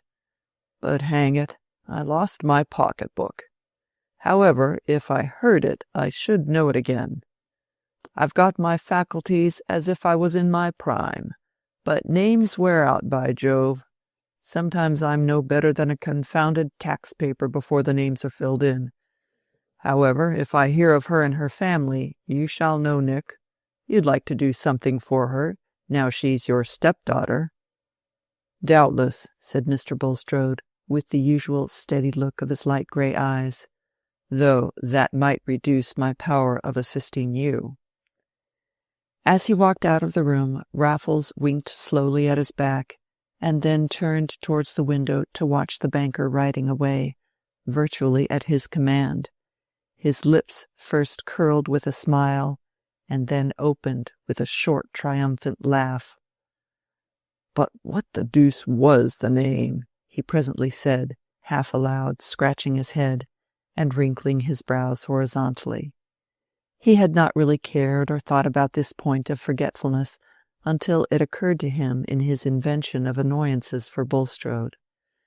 It began with an L. It was almost all L's, I fancy, he went on, with a sense that he was getting hold of the slippery name. But the hold was too slight, and he soon got tired of this mental chase. For few men were more impatient of private occupation, or more in need of making themselves continually heard than Mr. Raffles. He preferred using his time in pleasant conversation with the bailiff and the housekeeper, from whom he gathered as much as he wanted to know about Mr. Bulstrode's position in Middlemarch. After all, however, there was a dull space of time which needed relieving with bread and cheese and ale, and when he was seated alone with these resources in the wainscoted parlour, he suddenly slapped his knee and exclaimed, Ladislaw! That action of memory which he had tried to set going, and had abandoned in despair, had suddenly completed itself without conscious effort, a common experience, agreeable as a completed sneeze, even if the name remembered is of no value. Raffles immediately took out his pocket-book and wrote down the name, not because he expected to use it, but merely for the sake of not being at a loss if he ever did happen to want it. He was not going to tell Bulstrode. There was no actual good in telling, and to a mind like that of Mr. Raffles, there is always probable good in a secret. He was satisfied with his present success, and by 3 o'clock that day he had taken up his portmanteau at the turnpike and mounted the coach, relieving Mr. Bulstrode's eyes of an ugly black spot on the landscape at Stone Court, but not relieving him of the dread that the black spot might reappear and become inseparable even from the vision of his hearth. Chapter 54. The Widow and the Wife. Chapter 54. Negli occhi porta la mia donna amore, perché si va gentile io che la mira. Ove la passa, ognon ver le si gira, e qui saluta fa tremar lo core. Sì che, passando il viso, tutto smore, ed ogni suo difetto allor sospira. Fugon dinanzi a lei superbia ed ira. Aiutatemi, donne, a farle onore. Ogni dolcezza, ogni pensiero umile. Nascer nel core a chi parlar la sente, onde beato chi prima la vide. Quel che la par quando un poco sorride. Non si può dicer né tener a mente, sia nuovo miracolo gentile. Dante La Vita Nuova. By that delightful morning when the hayricks at Stone Court were scenting the air quite impartially, as if Mr. Raffles had been a guest worthy of finest incense, Dorothea had again taken up her abode at Lowick Manor. After 3 months, freshet had become rather oppressive. To sit like a model for St. Catherine, looking rapturously at Celia's baby, would not do for many hours in the day, and to remain in that momentous babe's presence with persistent disregard was a course that could not have been tolerated in a childless sister. Dorothea would have been capable of carrying a baby joyfully for a mile, if there had been need, and of loving it the more tenderly for that labor. But to an aunt who does not recognize her infant nephew as Buddha, and has nothing to do for him but to admire, his behavior is apt to appear monotonous, and the interest of watching him exhaustible. This possibility was quite hidden from Celia, who felt that Dorothea's childless widowhood fell in quite prettily with the birth of little Arthur. Baby was named after Mr. Brooke. Dodo is just the creature not to mind about having anything of her own, children or anything, said Celia to her husband. And if she had had a baby, it never could have been such a dear as Arthur, could it, James? Not if it had been like Casaubon, said Sir James, conscious of some indirectness in his answer, and of holding a strictly private opinion as to the perfections of his firstborn. No, just imagine. Really, it was a mercy, said Celia. And I think it is very nice for Dodo to be a widow. She can be just as fond of our baby as if it were her own, and she can have as many notions of her own as she likes. It is a pity she was not a queen, said the devout Sir James. But what should we have been then? We must have been something else, said Celia, objecting to so laborious a flight of imagination. I like her better as she is. Hence, when she found that Dorothea was making arrangements for her final departure to Lowick, Celia raised her eyebrows with disappointment, and in her quiet, unemphatic way shot a needle arrow of sarcasm. What will you do at Lowick, Dodo? You say yourself there is nothing to be done there. Everybody is so clean and well off, it makes you quite melancholy. And here you have been so happy, going all about Tipton with Mr. Garth into the worst backyards. And now uncle is abroad, you and Mr. Garth can have it all your own way. And I am sure James does everything you tell him. I shall often come here, and I shall see how baby grows all the better, said Dorothea. But you will never see him washed, said Celia, and that is quite the best part of the day. She was almost pouting. It did seem to her very hard in Dodo to go away from the baby when she might stay. Dear Kitty, I will come and stay all night on purpose, said Dorothea. But I want to be alone now, and in my own home. I wish to know the Fairbrothers better, and to talk to Mr. Fairbrother about what there is to be done in Middlemarch. Dorothea's native strength of will was no longer all converted into resolute submission. She had a great yearning to be at Lowick, and was simply determined to go, not feeling bound to tell all her reasons. But everyone around her disapproved. Sir James was much pained, and offered that they should all migrate to Cheltenham for a few months with the sacred ark, otherwise called a cradle. At that period a man could hardly know what to propose if Cheltenham were rejected. The Dowager Lady Chettam, just returning from a visit to her daughter in town, wished, at least, that Mrs. Vigo should be written to, and invited to accept the office of companion to Mrs. Casaubon. It was not credible that Dorothea as a young widow would think of living alone in the house at Lowick. Mrs. Vigo had been a reader and secretary to royal personages, and in point of knowledge and sentiments, even Dorothea could have nothing to object to her. Mrs. Cadwallader said privately, "You will certainly go mad in that house alone, my dear. You will see visions. We have all got to exert ourselves a little to keep sane, and call things by the same names as other people call them by. To be sure, for younger sons and women who have no money, it is a sort of provision to go mad. They are taken care of then. But you must not run into that. I dare say you are a little bored here with our good dowager, but think what a bore you might become yourself to your fellow creatures if you were always playing tragedy queen and taking things sublimely. Sitting alone in that library at Lowick, you may fancy yourself ruling the weather. You must get a few people round you who wouldn't believe you if you told them. That is a good lowering medicine." "I never called everything by the same name that all people about me did," said Dorothea stoutly. "But I suppose you have found out your mistake, my dear," said Mrs. Cadwallader, "and that is a proof of sanity." Dorothea was aware of the sting, but it did not hurt her. "No," she said, "I still think that the greater part of the world is mistaken about many things.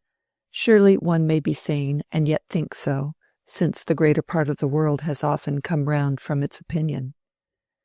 Mrs. Cadwallader said no more on that point to Dorothea, but to her husband she remarked, "It will be well for her to marry again as soon as it is proper, if one could get her among the right people.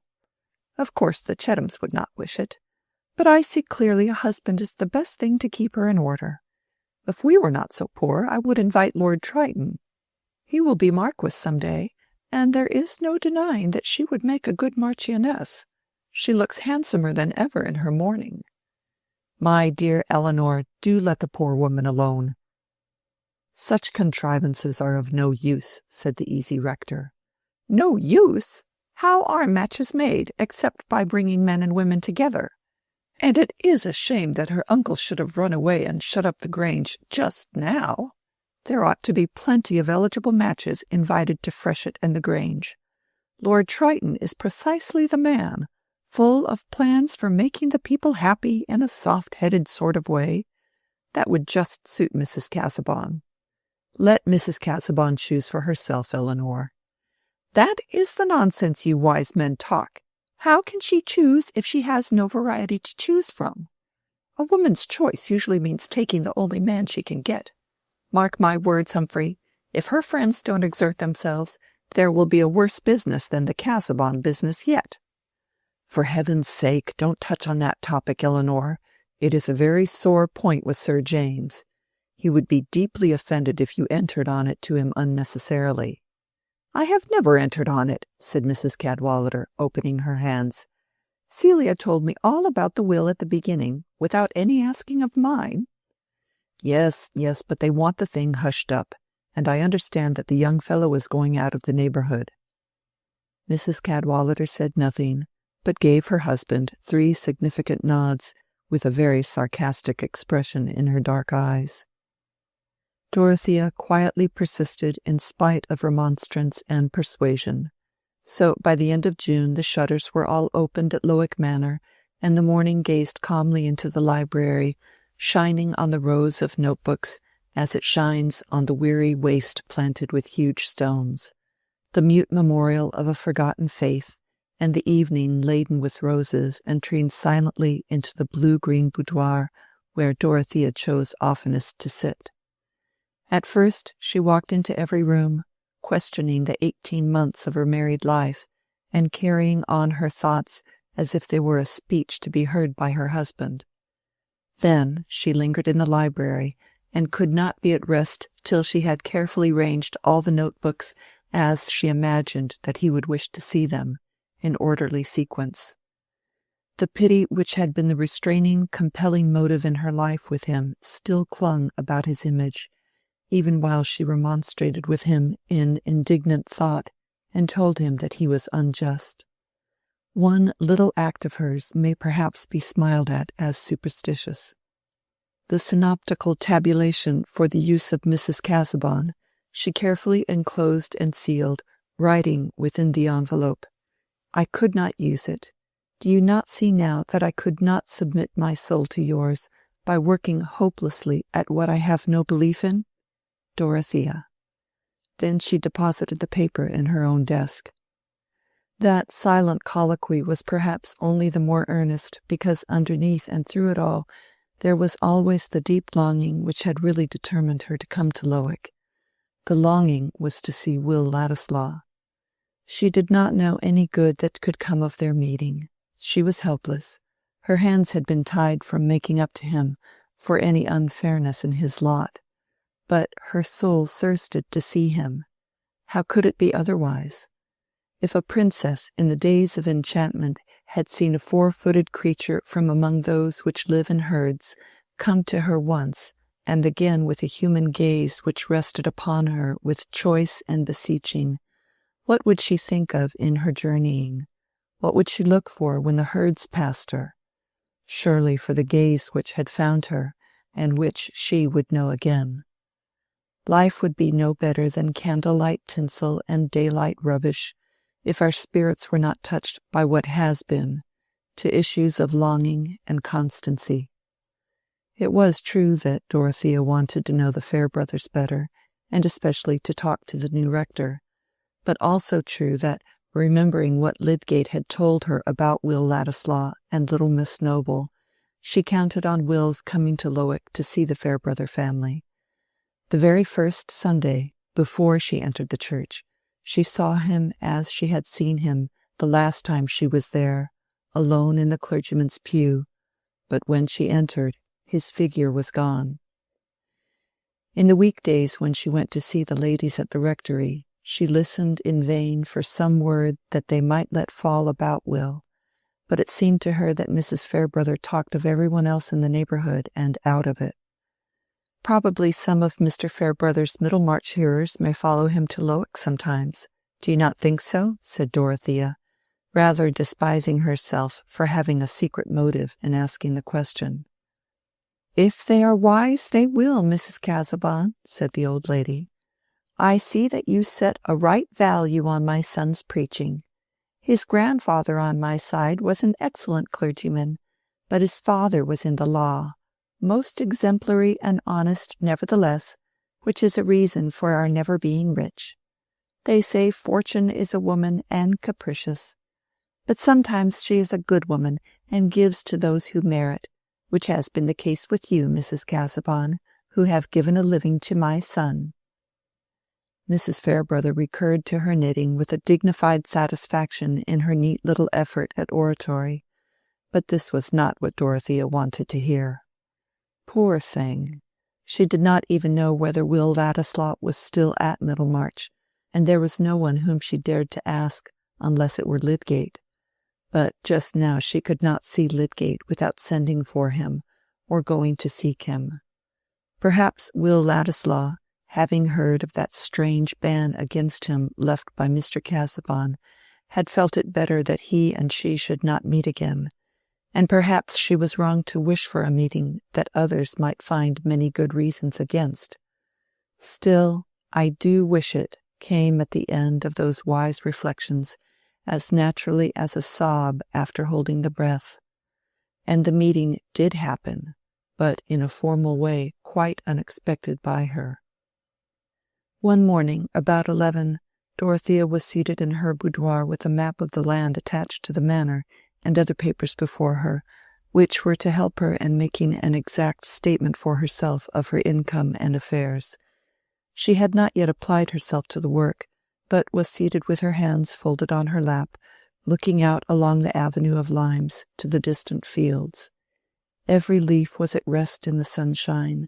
The familiar scene was changeless, and seemed to represent the prospect of her life, full of motiveless ease, motiveless if her own energy could not seek out reasons for ardent action. The widow's cap of those times made an oval frame for the face, and had a crown standing up.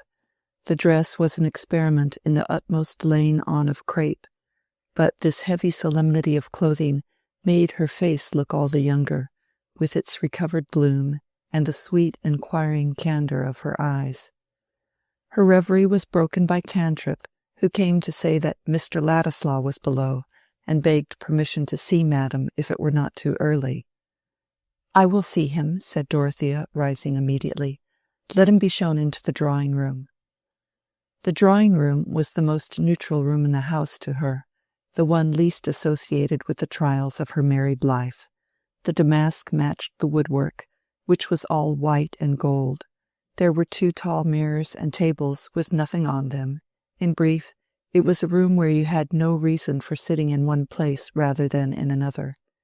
It was below the boudoir, and had also a bow window looking out on the avenue. But when Pratt showed Will Ladislaw into the window, it was open, and a winged visitor, buzzing in and out now and then, without minding the furniture, made the room look less formal and uninhabited. "Glad to see you here again, sir," said Pratt, lingering to adjust a blind.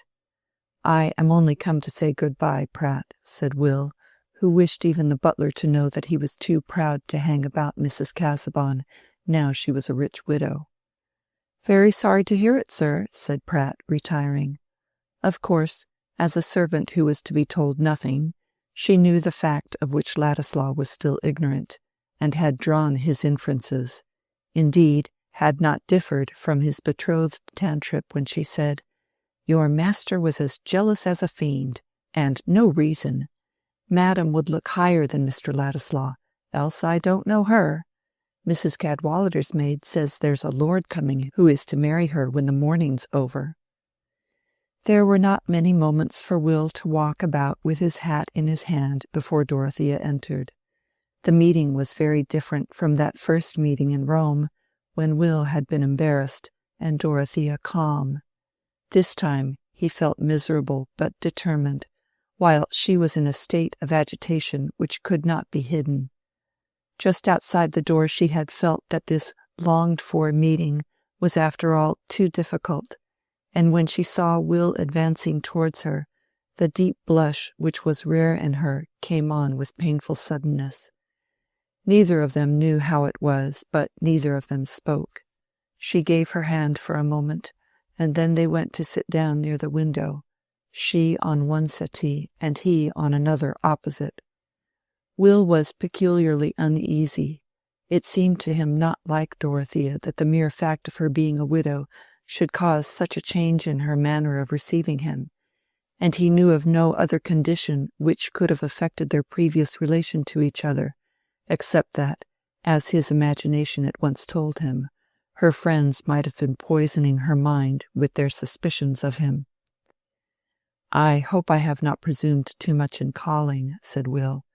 "I could not bear to leave the neighborhood and begin a new life without seeing you to say good-bye." "Presumed? Surely not.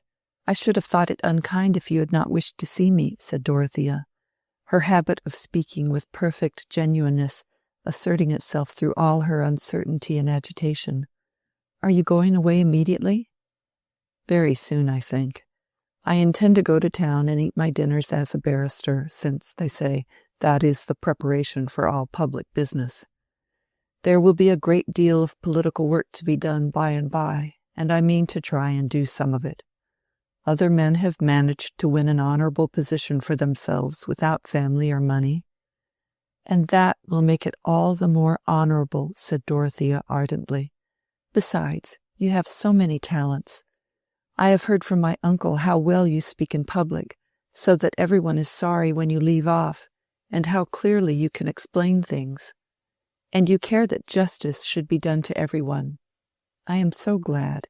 When we were in Rome, I thought you only cared for poetry and art and the things that adorn life for us who are well off.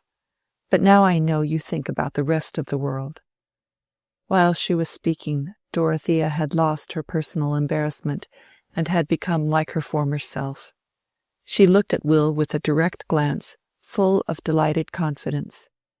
"You approve of my going away for years, then, and never coming here again till I have made myself of some mark in the world?" said Will, trying hard to reconcile the utmost pride with the utmost effort to get an expression of strong feeling from Dorothea. She was not aware how long it was before she answered. She had turned her head and was looking out of the window on the rose-bushes, which seemed to have in them the summers of all the years when Will would be away. This was not judicious behavior. But Dorothea never thought of studying her manners. She thought only of bowing to a sad necessity which divided her from Will. Those first words of his about intentions had seemed to make everything clear to her. He knew, she supposed, all about Mr. Casaubon's final conduct in relation to him, and it had come to him with the same sort of shock as to herself. He had never felt more than friendship for her, had never had anything in his mind to justify what she felt to be her husband's outrage on the feelings of both, and that friendship he still felt. Something which may be called an inward silent sob had gone on in Dorothea before she said with a pure voice, just trembling in the last words as if only from its liquid flexibility, "Yes, it must be right for you to do as you say. I shall be very happy when I hear that you have made your value felt. But you must have patience. It will perhaps be a long while." Will never quite knew how it was that he saved himself from falling down at her feet when the long while came forth with its gentle tremor. He used to say that the horrible hue and surface of her crepe dress was most likely the sufficient controlling force. He sat still, however, and only said, "I shall never hear from you, and you will forget all about me." "No," said Dorothea, "I shall never forget you. I have never forgotten anyone whom I once knew. My life has never been crowded, and it seems not likely to be so. And I have a great deal of space for memory at Lowick, haven't I?" she smiled. "Good God!" Will burst out passionately, rising, with his hat still in his hand, and walking away to a marble table, where he suddenly turned and leaned his back against it. The blood had mounted to his face and neck, and he looked almost angry. It had seemed to him as if they were like two creatures slowly turning to marble in each other's presence, while their hearts were conscious and their eyes were yearning. But there was no help for it.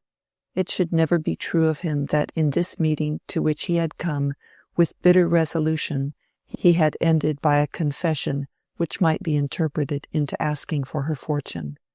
Moreover, it was actually true that he was fearful of the effect which such confessions might have on Dorothea herself.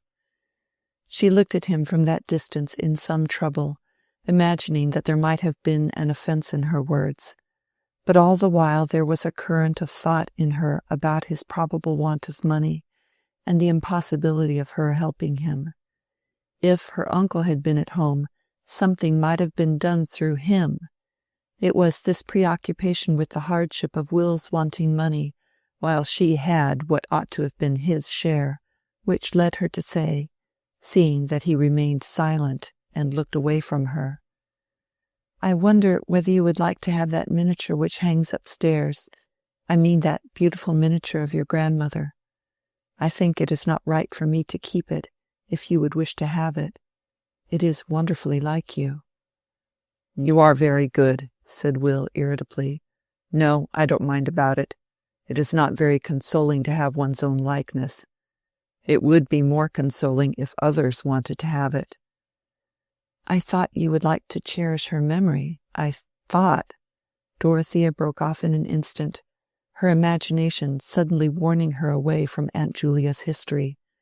"You would surely like to have the miniature as a family memorial." "Why should I have that when I have nothing else? A man with only a portmanteau for his stowage must keep his memorials in his head." Will spoke at random. He was merely venting his petulance. It was a little too exasperating to have his grandmother's portrait offered him at that moment. But to Dorothea's feeling, his words had a peculiar sting. She rose and said with a touch of indignation as well as hauteur, "You are the much happier of us two, Mr. Ladislaw, to have nothing." Will was startled. Whatever the words might be, the tone seemed like a dismissal, and quitting his leaning posture, he walked a little way towards her. Their eyes met, but with a strange, questioning gravity. Something was keeping their minds aloof, and each was left to conjecture what was in the other. Will had really never thought of himself as having a claim of inheritance on the property which was held by Dorothea, and would have required a narrative to make him understand her present feeling. "I never felt it a misfortune to have nothing till now," he said. "But poverty may be as bad as leprosy if it divides us from what we most care for." The words cut Dorothea to the heart and made her relent. she answered in a tone of sad fellowship. Sorrow comes in so many ways. 2 years ago I had no notion of that. I mean, of the unexpected way in which trouble comes and ties our hands and makes us silent when we long to speak. I used to despise women a little for not shaping their lives more and doing better things. I was very fond of doing things as I liked, but I have almost given it up, she ended, smiling playfully. I have not given up doing as I like, but I can very seldom do it, said Will. He was standing 2 yards from her with his mind full of contradictory desires and resolves, desiring some unmistakable proof that she loved him, and yet dreading the position into which such a proof might bring him. The thing one most longs for may be surrounded with conditions that would be intolerable. At this moment Pratt entered and said, Sir James Chatham is in the library, madam. Ask Sir James to come in here, said Dorothea immediately. It was as if the same electric shock had passed through her and Will. Each of them felt proudly resistant, and neither looked at the other, while they awaited Sir James' entrance. After shaking hands with Dorothea, he bowed as slightly as possible to Ladislaw, who repaid the slightness exactly, and then going towards Dorothea said, I must say good-bye, Mrs. Casaubon, and probably for a long while. Dorothea put out her hand and said her good-bye cordially. The sense that Sir James was depreciating Will and behaving rudely to him roused her resolution and dignity. There was no touch of confusion in her manner, and when Will had left the room, she looked with such calm self-possession at Sir James, saying, How is Celia? That he was obliged to behave as if nothing had annoyed him. And what would be the use of behaving otherwise? Indeed, Sir James shrank with so much dislike from the association, even in thought of Dorothea with Ladislaw as her possible lover, that he would himself have wished to avoid an outward show of displeasure, which would have recognized the disagreeable possibility. If anyone had asked him why he shrank in that way, I am not sure that he would at first have said anything fuller or more precise than, that Ladislaw, though on reflection he might have urged that Mr. Casaubon's codicil, barring Dorothea's marriage with Will, except under a penalty, was enough to cast unfitness over any relation at all between them. His aversion was all the stronger, because he felt himself unable to interfere. But Sir James was a power in a way unguessed by himself. Entering at that moment, he was an incorporation of the strongest reasons through which Will's pride became a repellent force, keeping him asunder from Dorothea. Chapter 55. Hath she her faults? I would you had them too. They are the fruity must of soundest wine, or say they are regenerating fire, such as hath turned the dense black element into a crystal pathway for the sun. If youth is the season of hope, it is often so only in the sense that our elders are hopeful about us, for no age is so apt as youth to think its emotions, partings, and resolves are the last of their kind. Each crisis seems final simply because it is new.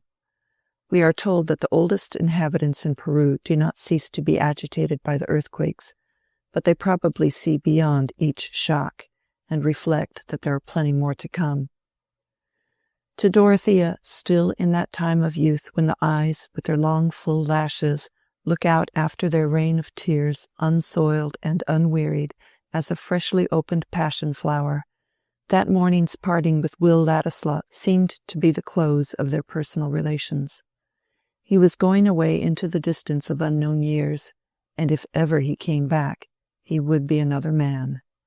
The actual state of his mind, his proud resolve to give the lie beforehand to any suspicion that he would play the needy adventurer seeking a rich woman, lay quite out of her imagination, and she had interpreted all his behavior easily enough by her supposition that Mr. Casaubon's codicil seemed to him, as it did to her, a gross and cruel interdict on any active friendship between them. Their young delight in speaking to each other and saying what no one else would care to hear was forever ended and became a treasure of the past. For this very reason she dwelt on it without inward check. That unique happiness, too, was dead, and in its shadowed, silent chamber she might vent the passionate grief which she herself wondered at. For the first time she took down the miniature from the wall and kept it before her, liking to blend the woman who had been too hardly judged with the grandson whom her own heart and judgment defended. Can anyone who has rejoiced in woman's tenderness think it a reproach to her that she took the oval picture in her palm and made a bed for it there, and leaned her cheek upon it, as if that would soothe the creatures who had suffered unjust condemnation? She did not know then that it was love who had come to her briefly, as in a dream before awaking, with the hues of morning on his wings, that it was love to whom she was sobbing her farewell as his image was banished by the blameless rigor of irresistible day. She only felt that there was something irrevocably amiss and lost in her lot, and her thoughts about the future were all the more readily shapen into resolve. Ardent souls, ready to construct their coming lives, are apt to commit themselves to the fulfillment of their own visions. One day that she went to Freshitt to fulfill her promise of staying all night and seeing baby washed, Mrs. Cadwallader came to dine, the rector being gone on a fishing excursion. It was a warm evening, and even in the delightful drawing-room, where the fine old turf sloped from the open window towards a lily pool and well-planted mounds, the heat was enough to make Celia, in her white muslin and light curls, reflect with pity on what Dodo must feel in her black dress and close cap. But this was not until some episodes with baby were over, and had left her mind at leisure. She had seated herself and taken up a fan for some time before she said, in her quiet guttural, "Dear Dodo, do throw off that cap. I am sure your dress must make you feel ill." "I'm so used to the cap, it has become a sort of shell," said Dorothea, smiling. "I feel rather bare and exposed when it is off." "I must see you without it. It makes us all warm," said Celia, throwing down her fan and going to Dorothea. It was a pretty picture to see this little lady in white muslin unfastening the widow's cap from her more majestic sister and tossing it on to a chair. Just as the coils and braids of dark brown hair had been set free, Sir James entered the room. He looked at the released head and said, "Ah," in a tone of satisfaction. "It was I who did it, James," said Celia. "Dodo need not make such a slavery of her mourning. She need not wear that cap any more among her friends." "My dear Celia," said Lady Chettam, "a widow must wear her mourning at least a year." "Not if she marries again before the end of it," said Mrs. Cadwallader, who had some pleasure in startling her good friend the Dowager. Sir James was annoyed, and leaned forward to play with Celia's Maltese dog. "That is very rare, I hope," said Lady Chettam, in a tone intended to guard against such events.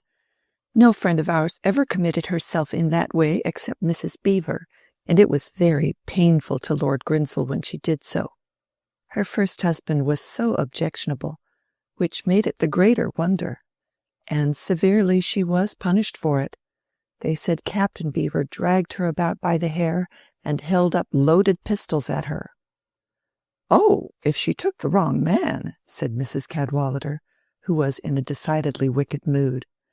"Marriage is always bad then, first or second. Priority is a poor recommendation in a husband if he has got no other. I would rather have a good second husband than an indifferent first."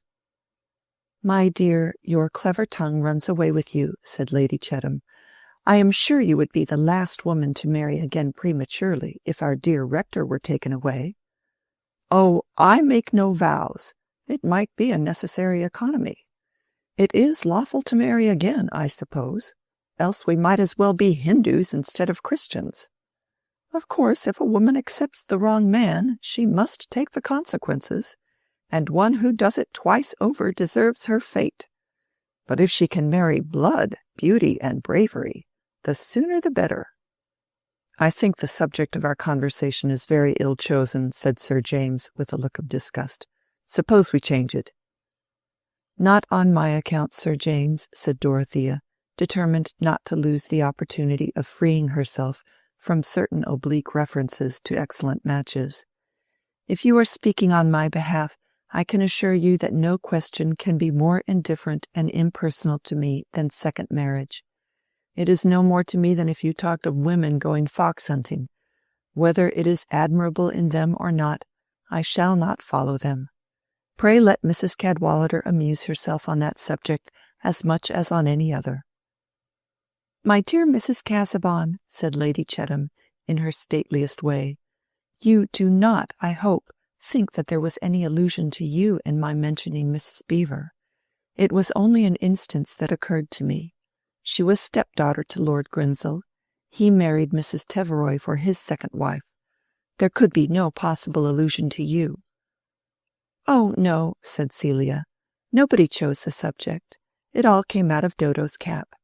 Mrs. Cadwallader only said what was quite true. A woman could not be married in a widow's cap, James." "Hush, my dear," said Mrs. Cadwallader. "I will not offend again. I will not even refer to Dido or Zenobia. Only what are we to talk about? I, for my part, object to the discussion of human nature, because that is the nature of rectors' wives." Later in the evening, after Mrs. Cadwallader had gone, Celia said privately to Dorothea, "Really, Dodo, taking your cap off made you like yourself again in more ways than one.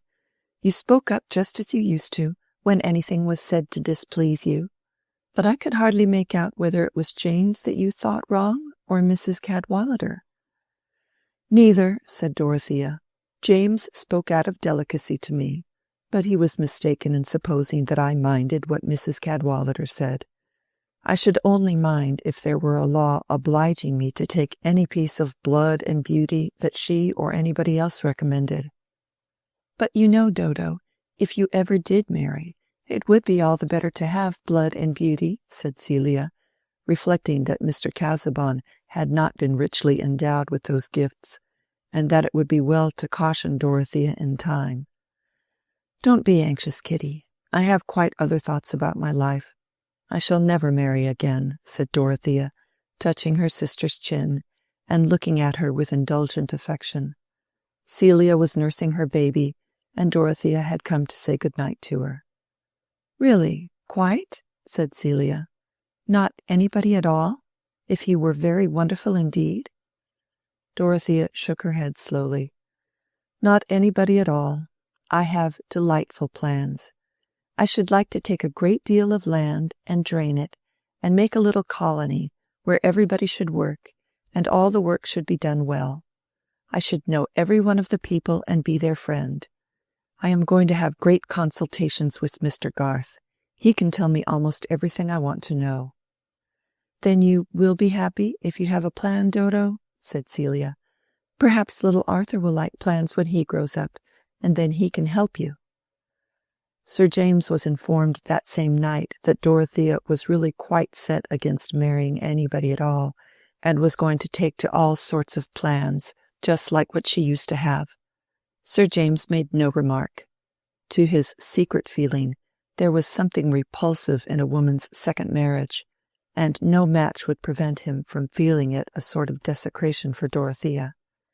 He was aware that the world would regard such a sentiment as preposterous, especially in relation to a woman of 21, the practice of the world being to treat of a young widow's second marriage as certain and probably near, and to smile with meaning if the widow acts accordingly.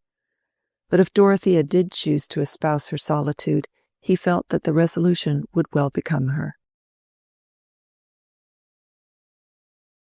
Chapter 56. How happy is he born and taught, that serveth not another's will, whose armour is his honest thought, and simple truth his only skill. This man is freed from servile bands, of hope to rise or fear to fall, lord of himself, though not of lands, and having nothing, yet hath all. Sir Henry Wotton. Dorothea's confidence in Caleb Garth's knowledge, which had begun on her hearing that he approved of her cottages, had grown fast during her stay at Freshitt, Sir James having induced her to take rides over the two estates in company with himself and Caleb, who quite returned her admiration, and told his wife that Mrs. Casaubon had a head for business most uncommon in a woman. It must be remembered that by business Caleb never meant money transactions, but the skilful application of labor. "Most uncommon," repeated Caleb. "She said a thing I often used to think myself when I was a lad. Mr. Garth, I should like to feel, if I lived to be old, that I had improved a great piece of land and built a great many good cottages, because the work is of a healthy kind while it is being done, and after it is done, men are the better for it. Those were the very words. She sees into things in that way." "But womanly, I hope," said Mrs. Garth, half suspecting that Mrs. Casaubon might not hold the true principle of subordination. "Oh, you can't think," said Caleb, shaking his head. "You would like to hear her speak, Susan. She speaks in such plain words, and a voice like music. Bless me, it reminds me of bits in the Messiah. And straightway there appeared a multitude of the heavenly host, praising God and saying. It has a tone with it that satisfies your ear." Caleb was very fond of music, and when he could afford it went to hear an oratorio that came within his reach, returning from it with a profound reverence for this mighty structure of tones, which made him sit meditatively, looking on the floor and throwing much unutterable language into his outstretched hands. With this good understanding between them, it was natural that Dorothea asked Mr. Garth to undertake any business connected with the 3 farms and the numerous tenements attached to Lowick Manor. Indeed, his expectation of getting work for 2 was being fast fulfilled. As he said, business breeds. And one form of business which was beginning to breed just then was the construction of railways. A projected line was to run through Lowick parish, where the cattle had hitherto grazed in a peace unbroken by astonishment. And thus it happened that the infant struggles of the railway system entered into the affairs of Caleb Garth, and determined the course of this history with regard to 2 persons who were dear to him. The submarine railway may have its difficulties, but the bed of the sea is not divided among various landed proprietors with claims for damages not only measurable but sentimental. In the 100 to which Middlemarch belonged, railways were as exciting a topic as the Reform Bill or the imminent horrors of cholera, and those who held the most decided views on the subject were women and landholders. Women both old and young regarded traveling by steam as presumptuous and dangerous, and argued against it by saying that nothing should induce them to get into a railway carriage, while proprietors, differing from each other in their arguments as much as Mr. Solomon Featherstone differed from Lord Medlicote, were yet unanimous in the opinion that in selling land, whether to the enemy of mankind or to a company obliged to purchase, these pernicious agencies must be made to pay a very high price to landowners for permission to injure mankind. But the slower wits, such as Mr. Solomon and Mrs. Wall, who both occupied land of their own, took a long time to arrive at this conclusion, their minds halting at the vivid conception of what it would be to cut the big pasture in 2 and turn it into 3-cornered bits, which would be no-how, while accommodation bridges and high payments were remote and incredible. "The cows will all cast their calves, brother," said Mrs. Wall in a tone of deep melancholy, "if the railway comes across the near close, and I shouldn't wonder at the mare too, if she was in foal. It's a poor tale if a widow's property is to be spaded away, and the law say nothing to it. What's to hinder 'em from cutting right and left if they begin? It's well known I can't fight." "The best way would be to say nothing, and set somebody on to send 'em away with a flea in their ear when they came spying and measuring," said Solomon. "Folks did that about Brassing, by what I can understand. It's all a pretense, if the truth was known, about their being forced to take one way. Let 'em go cutting in another parish. And I don't believe in any pay to make amends for bringing a lot of ruffians to trample your crops. Where's a company's pocket?" "Brother Peter, God forgive him, got money out of a company," said Mrs. Wall. "But that was for the manganese. That wasn't for railways to blow you to pieces right and left." "Well, there's this to be said, Jane," Mr. Solomon concluded, lowering his voice in a cautious manner. "The more spokes we put in their wheel, the more they'll pay us to let 'em go on, if they must come whether or not." This reasoning of Mr. Solomon's was perhaps less thorough than he imagined, his cunning bearing about the same relation to the course of railways as the cunning of a diplomatist bears to the general chill or catarrh of the solar system.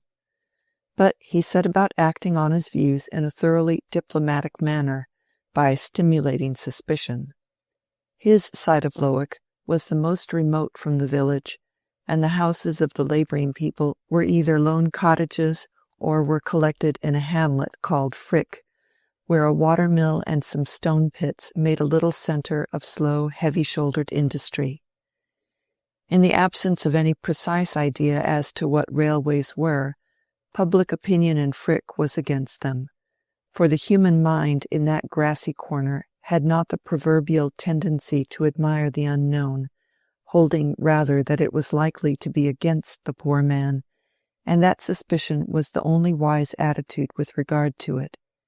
Even the rumour of reform had not excited any millennial expectations in Frick, there being no definite promise in it, as of gratuitous grains to fatten Hiram Ford's pig, or of a publican at the weights and scales who would brew beer for nothing, or of an offer on the part of the 3 neighbouring farmers to raise wages during winter.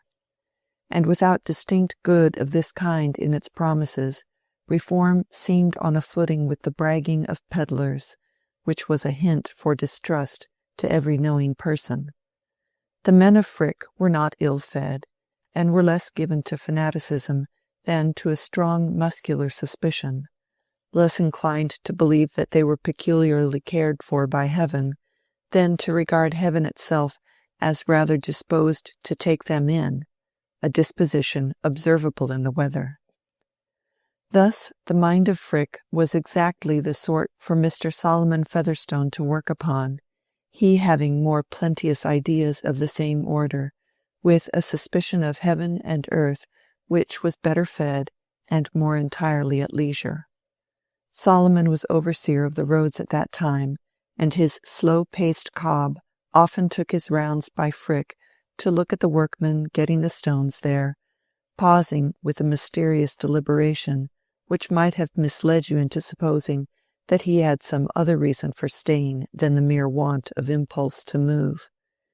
After looking for a long while at any work that was going on, he would raise his eyes a little and look at the horizon.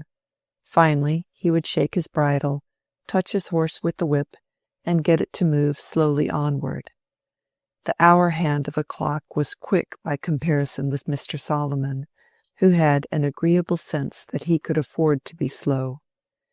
He was in the habit of pausing for a cautious, vaguely designing chat with every hedger or ditcher on his way, and was especially willing to listen even to news which he had heard before, feeling himself at an advantage over all narrators in partially disbelieving them.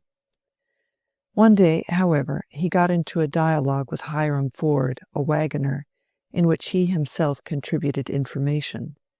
He wished to know whether Hiram had seen fellows with staves and instruments spying about. They called themselves railroad people, but there was no telling what they were or what they meant to do. The least they pretended was that they were going to cut Lowick parish into 6s and 7s. "Why, there'll be no stirring from one place to another," said Hiram, thinking of his wagons and horses. "Not a bit," said Mr. Solomon, "and cutting up fine land such as this parish. Let them go into Tipton, say I. But there's no knowing what there is at the bottom of it. traffic is what they put forward, but it's to do harm to the land and the poor man in the long run." "Why, they're Lunnon chaps, I reckon," said Hiram, who had a dim notion of London as a centre of hostility to the country. "Ay, to be sure, and in some parts against Brassing, by what I've heard say. The folk fell on 'em when they were spying, and broke their peepholes as they carry, and drove 'em away, so as they knew better than come again." "It were good fun, I'd be bound," said Hiram, whose fun was much restricted by circumstances. "Well, I wouldn't meddle with 'em myself," said Solomon, "but some say this country's seen its best days, and the sign is as it's being overrun with these fellows trampling right and left, and wanting to cut it up into railways, and all for the big traffic to swallow up the little, so as there shan't be a team left on the land, nor a whip to crack." "I'll crack my whip about their earn before they bring it to that, though," said Hiram, while Mr. Solomon, shaking his bridle, moved onward. Nettleseed needs no digging. The ruin of this countryside by railroads was discussed, not only at the weights and scales, but in the hayfield, where the muster of working hands gave opportunities for talk such as were rarely had through the rural year. One morning, not long after that interview between Mr. Fairbrother and Mary Garth, in which she confessed to him her feeling for Fred Vincy, it happened that her father had some business which took him to Yodrell's farm in the direction of Frick. It was to measure and value an outlying piece of land belonging to Lowick Manor, which Caleb expected to dispose of advantageously for Dorothea. It must be confessed that his bias was towards getting the best possible terms from railroad companies. He put up his gig at Yodrell's, and in walking with his assistant and measuring chain to the scene of his work, he encountered the party of the company's agents, who were adjusting their spirit level. After a little chat he left them, observing that by and by they would reach him again where he was going to measure. It was one of those grey mornings after light rains, which become delicious about 12 o'clock, when the clouds part a little, and the scent of the earth is sweet along the lanes and by the hedgerows.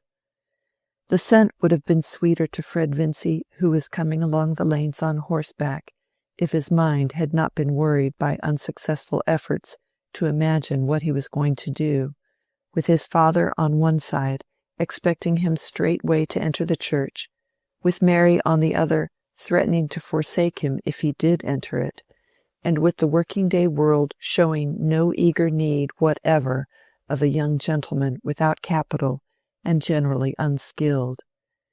It was the harder to Fred's disposition because his father, satisfied that he was no longer rebellious, was in good humour with him, and had sent him on this pleasant ride to see after some greyhounds.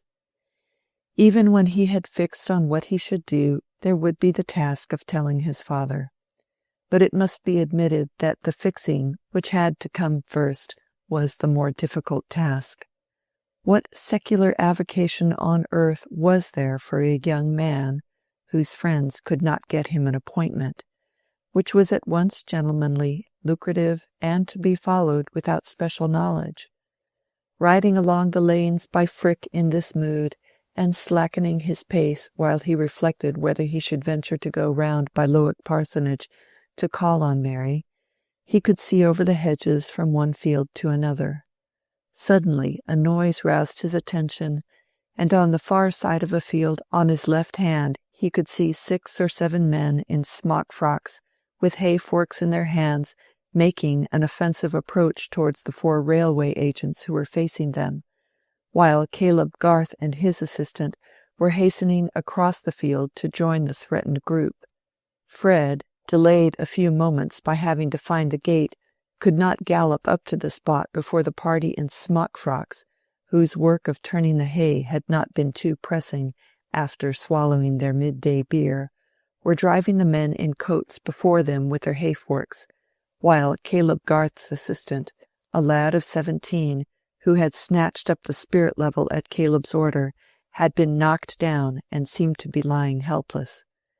The coated men had the advantage as runners, and Fred covered their retreat by getting in front of the smock frocks and charging them suddenly enough to throw their chase into confusion.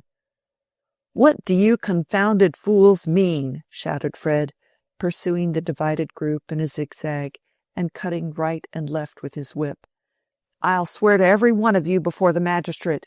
You've knocked the lad down and killed him, for what I know. You'll every one of you be hanged at the next assizes if you don't mind," said Fred, who afterwards laughed heartily as he remembered his own phrases. The laborers had been driven through the gateway into their hayfield, and Fred had checked his horse when Hiram Ford, observing himself at a safe challenging distance, turned back and shouted a defiance which he did not know to be Homeric. "You're a coward, you are. Get off your horse, young mister, and I'll have a round with you, I will. You daren't come out without your hoss and whip. I'd soon knock the breath out on you, I would." "Wait a minute, and I'll come back presently and have a round with you all in turn, if you like," said Fred, who felt confidence in his power of boxing with his dearly beloved brethren. But just now he wanted to hasten back to Caleb and the prostrate youth. The lad's ankle was strained, and he was in much pain from it, but he was no further hurt, and Fred placed him on the horse that he might ride to Yoddrill's and be taken care of there. "Let them put the horse in the stable, and tell the surveyors they can come back for their traps," said Fred. "The ground is clear now." "No, no," said Caleb. "Here's a breakage. They'll have to give up for today, and it will be as well. Here, take the things before you on the horse, Tom. They'll see you coming, and they'll turn back." "I'm glad I happened to be here at the right moment, Mr. Garth," said Fred as Tom rode away. "No knowing what might have happened if the cavalry had not come up in time." I was lucky," said Caleb, speaking rather absently, and looking towards the spot where he had been at work at the moment of interruption. "But, deuce take it, this is what comes of men being fools.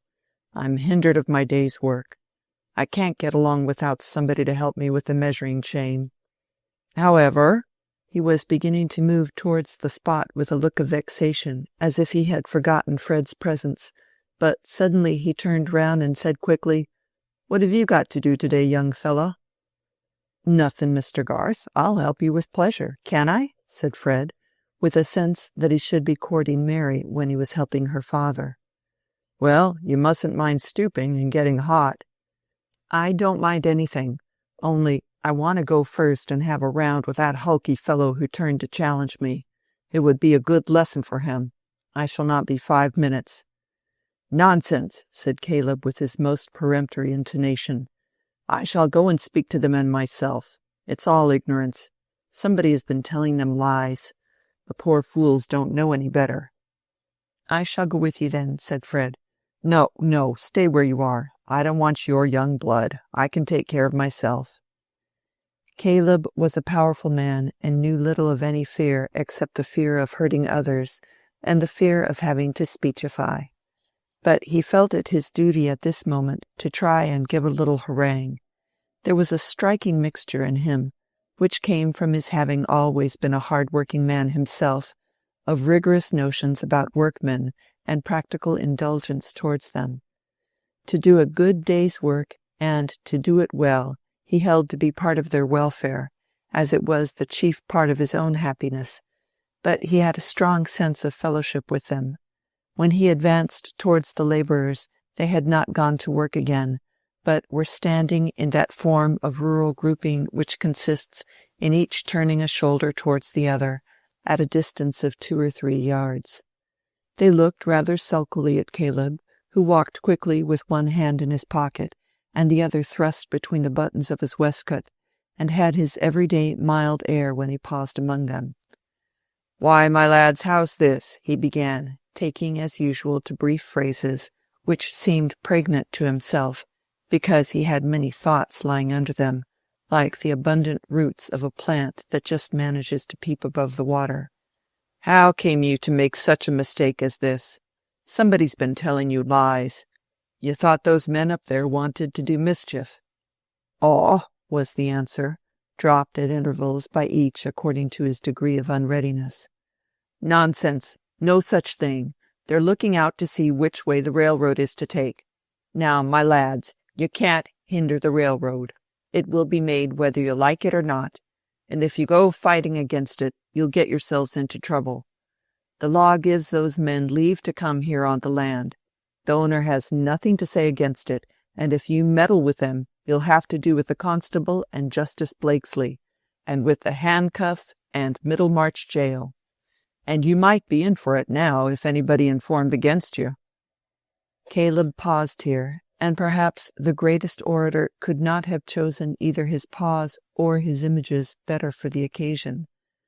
"But come, you didn't mean any harm. Somebody told you the railroad was a bad thing. That was a lie. It may do a bit of harm here and there, to this and to that, and so does the sun in heaven, but the railway's a good thing." "Ah, good for the big folks to make money out on," said old Timothy Cooper, who had stayed behind turning his hay while the others had been gone on their spree. "I'n seen lots of things turn up sin' I were a young un. The war and the peace, and the canals, and old King George, and the Region, and the new King George, and the new one has got a new name. And it's been all alike to the poor man. What's the canals been to him? They ain't brought him neither meat nor bacon nor wage to lay by, if he didn't save it with clemmin' his own inside. Times have got wusser for him sin' I were a young un, and so it'll be with the railroads. They'll only leave the poor man furder behind. But them are fools as meddle, and so I told the chaps here. This is the big folks' world, this is. But you're for the big folks, Mr. Garth, you are." Timothy was a wiry old laborer, of a type lingering in those times, who had his savings in a stocking foot, lived in a lone cottage, and was not to be wrought on by any oratory, having as little of the feudal spirit, and believing as little as if he had not been totally unacquainted with the age of reason and the rights of man. Caleb was in a difficulty known to any person attempting in dark times and unassisted by miracle to reason with rustics who are in possession of an undeniable truth which they know through a hard process of feeling, and can let it fall like a giant's club on your neatly carved argument for a social benefit which they do not feel. Caleb had no cant at command, even if he could have chosen to use it, and he had been accustomed to meet all such difficulties in no other way than by doing his business faithfully. He answered, "If you don't think well of me, Tim, never mind, that's neither here nor there now.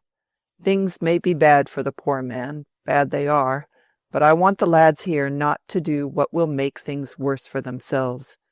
The cattle may have a heavy load, but it won't help 'em to throw it over into the roadside pit, where it's partly their own fodder."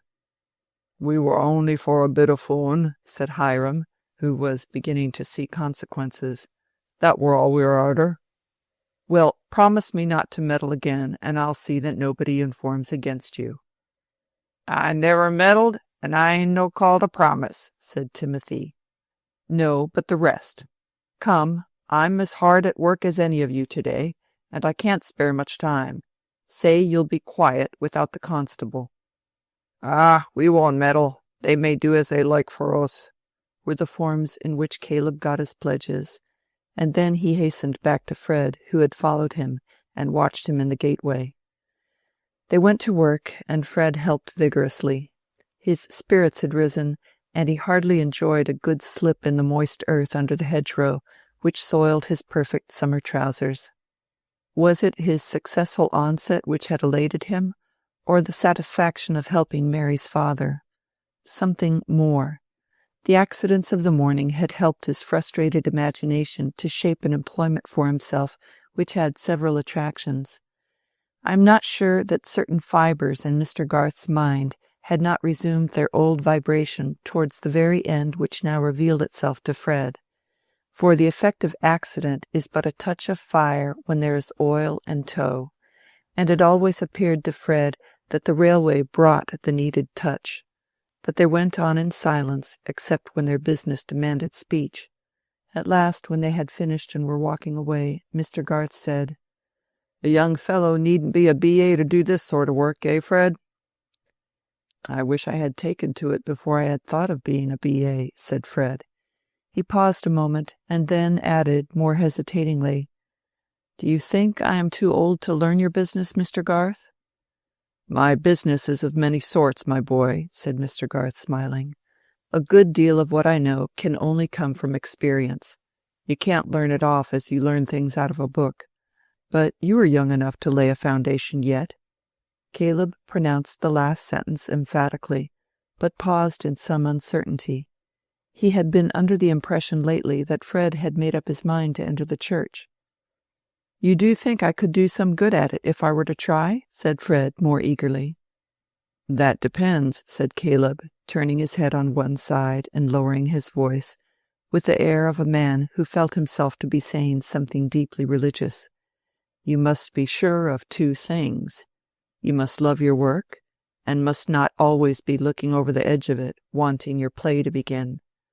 And the other is, you must not be ashamed of your work, and think it would be more honorable to you to be doing something else. You must have a pride in your work, and in learning to do it well, and not always be saying, there's this and there's that. If I had this or that to do, I might make something of it. No matter what a man is, I wouldn't give 2 pence for him. Here Caleb's mouth looked bitter, and he snapped his fingers. Whether he was the Prime Minister or the rick thatcher, if he didn't do well what he undertook to do. I can never feel that I should do that in being a clergyman, said Fred, meaning to take a step in argument. Then let it alone, my boy, said Caleb abruptly, else you'll never be easy. Or if you are easy, you'll be a poor stick. That is very nearly what Mary thinks about it, said Fred, colouring. I think you must know what I feel for Mary, Mr. Garth. I hope it does not displease you that I have always loved her better than anyone else, and that I shall never love anyone as I love her. The expression of Caleb's face was visibly softening while Fred spoke, but he swung his head with a solemn slowness and said, That makes things more serious, Fred, if you want to take Mary's happiness into your keeping. I know that, Mr. Garth, said Fred eagerly, and I would do anything for her. She says she will never have me if I go into the church, and I shall be the most miserable devil in the world if I lose all hope of Mary. Really, if I could get some other profession, business, anything that I am fit for, I would work hard, I would deserve your good opinion. I should like to have to do with outdoor things. I know a good deal about land and cattle already. I used to believe, you know, though you will think me rather foolish for it, that I should have land of my own. I am sure knowledge of that sort would come easily to me, especially if I could be under you in any way. Softly, my boy, said Caleb, having the image of Susan before his eyes. What have you said to your father about all this?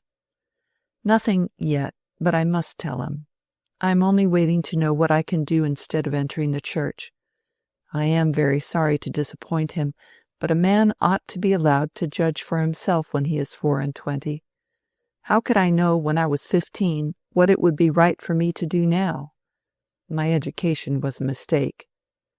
But hearken to this, Fred, said Caleb. Are you sure Mary is fond of you, or would ever have you?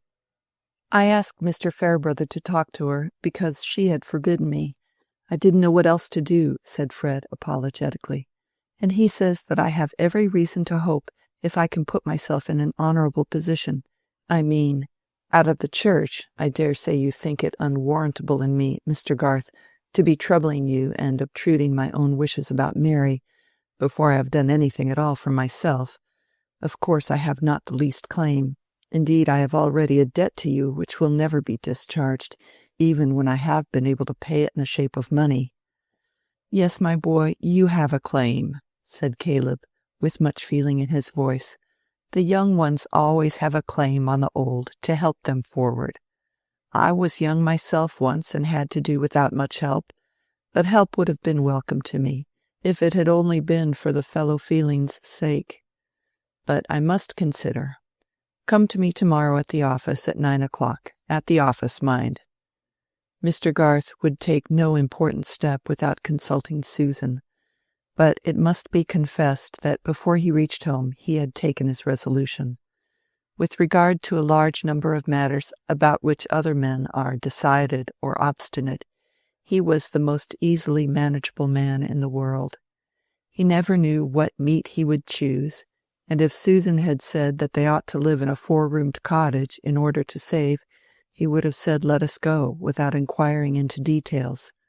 But where Caleb's feeling and judgment strongly pronounced, he was a ruler, and in spite of his mildness and timidity in reproving, everyone about him knew that on the exceptional occasions when he chose, he was absolute.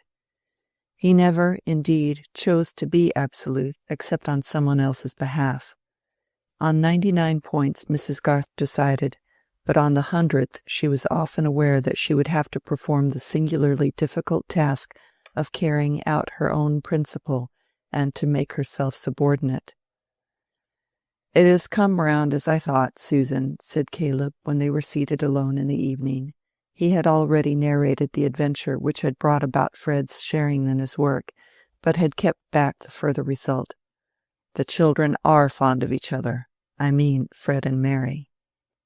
Mrs. Garth laid her work on her knee, and fixed her penetrating eyes anxiously on her husband. "After we'd done our work, Fred poured it out all to me. He can't bear to be a clergyman, and Mary says she won't have him if he is one. And the lad would like to be under me and give his mind to business.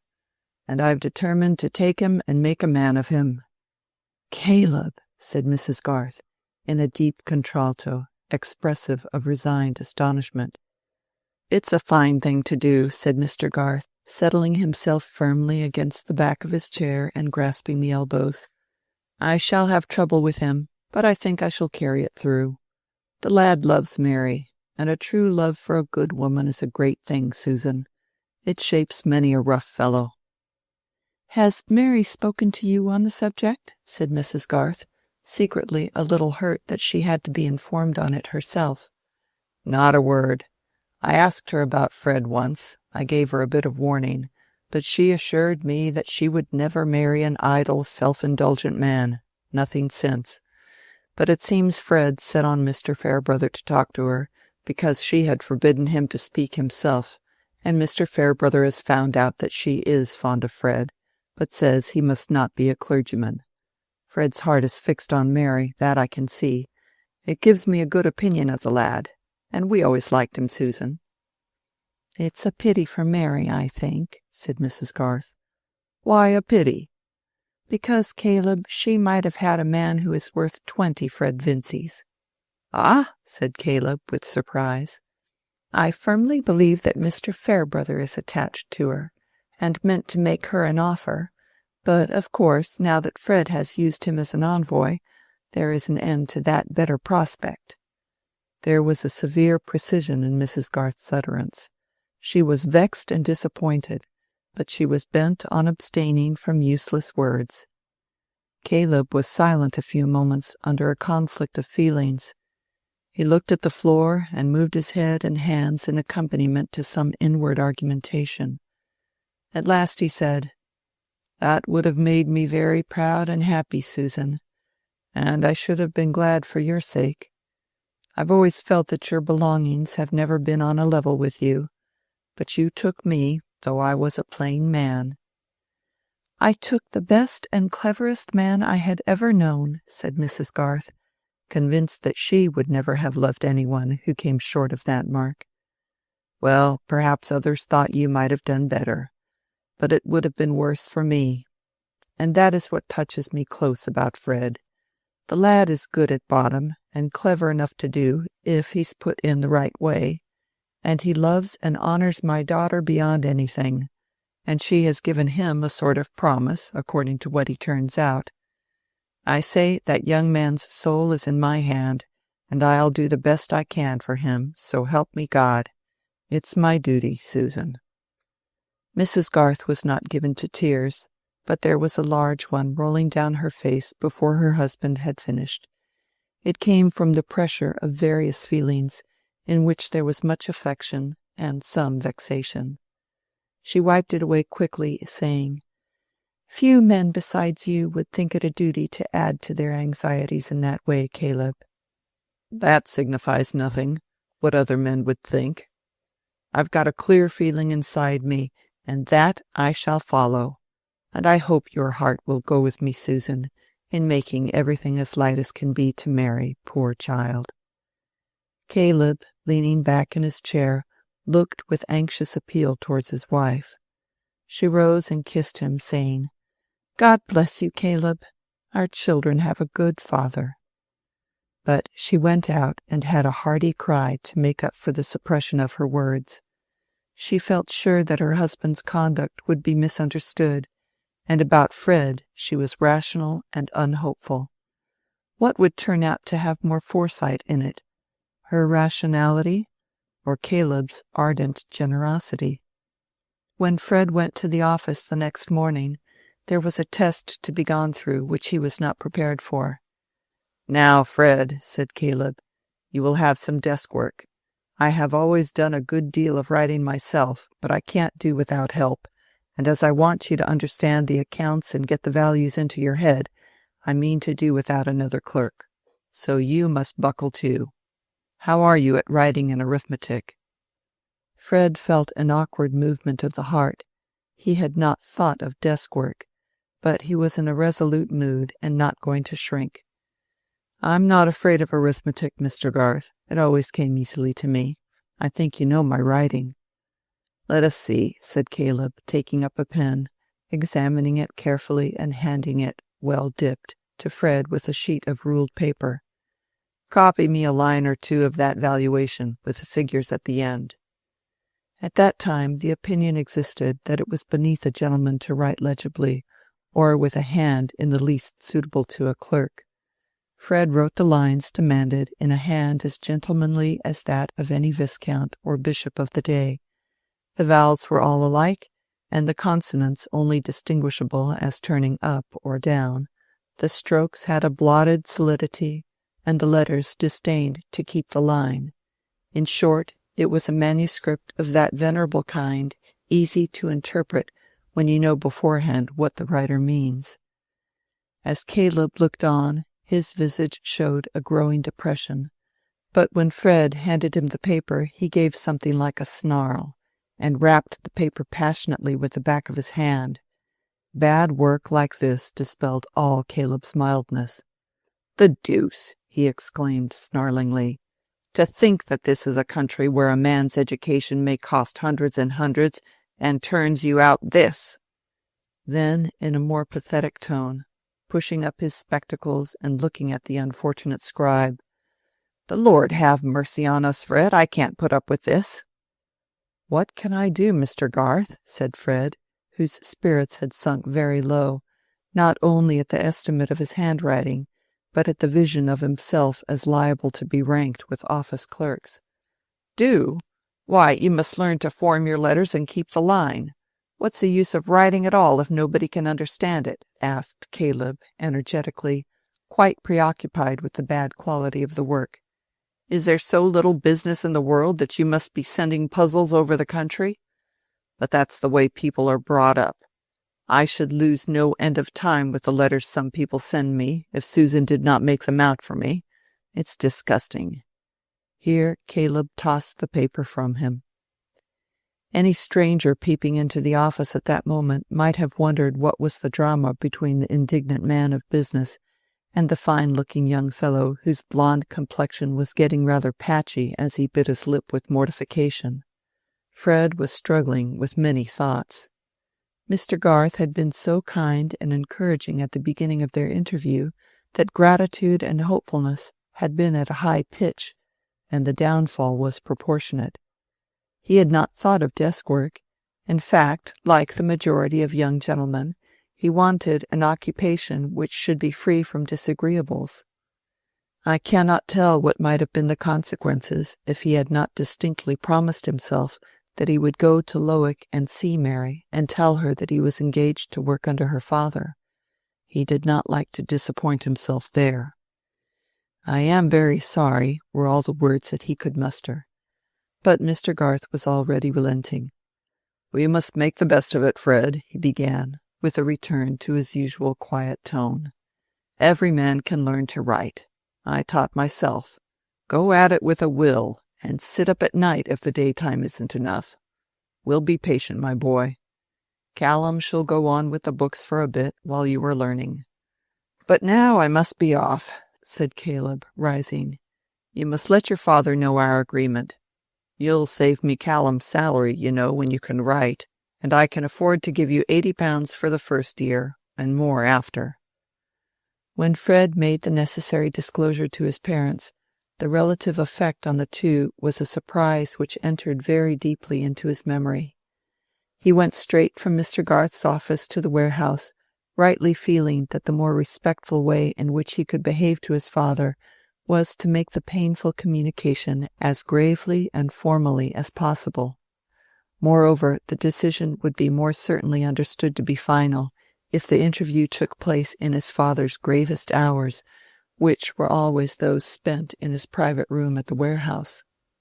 Fred entered on the subject directly, and declared briefly what he had done and was resolved to do, expressing at the end his regret that he should be the cause of disappointment to his father, and taking the blame on his own deficiencies. The regret was genuine, and inspired Fred with strong, simple words.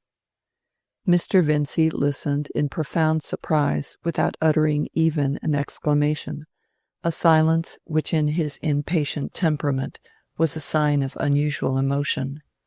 He had not been in good spirits about trade that morning, and the slight bitterness in his lips grew intense as he listened.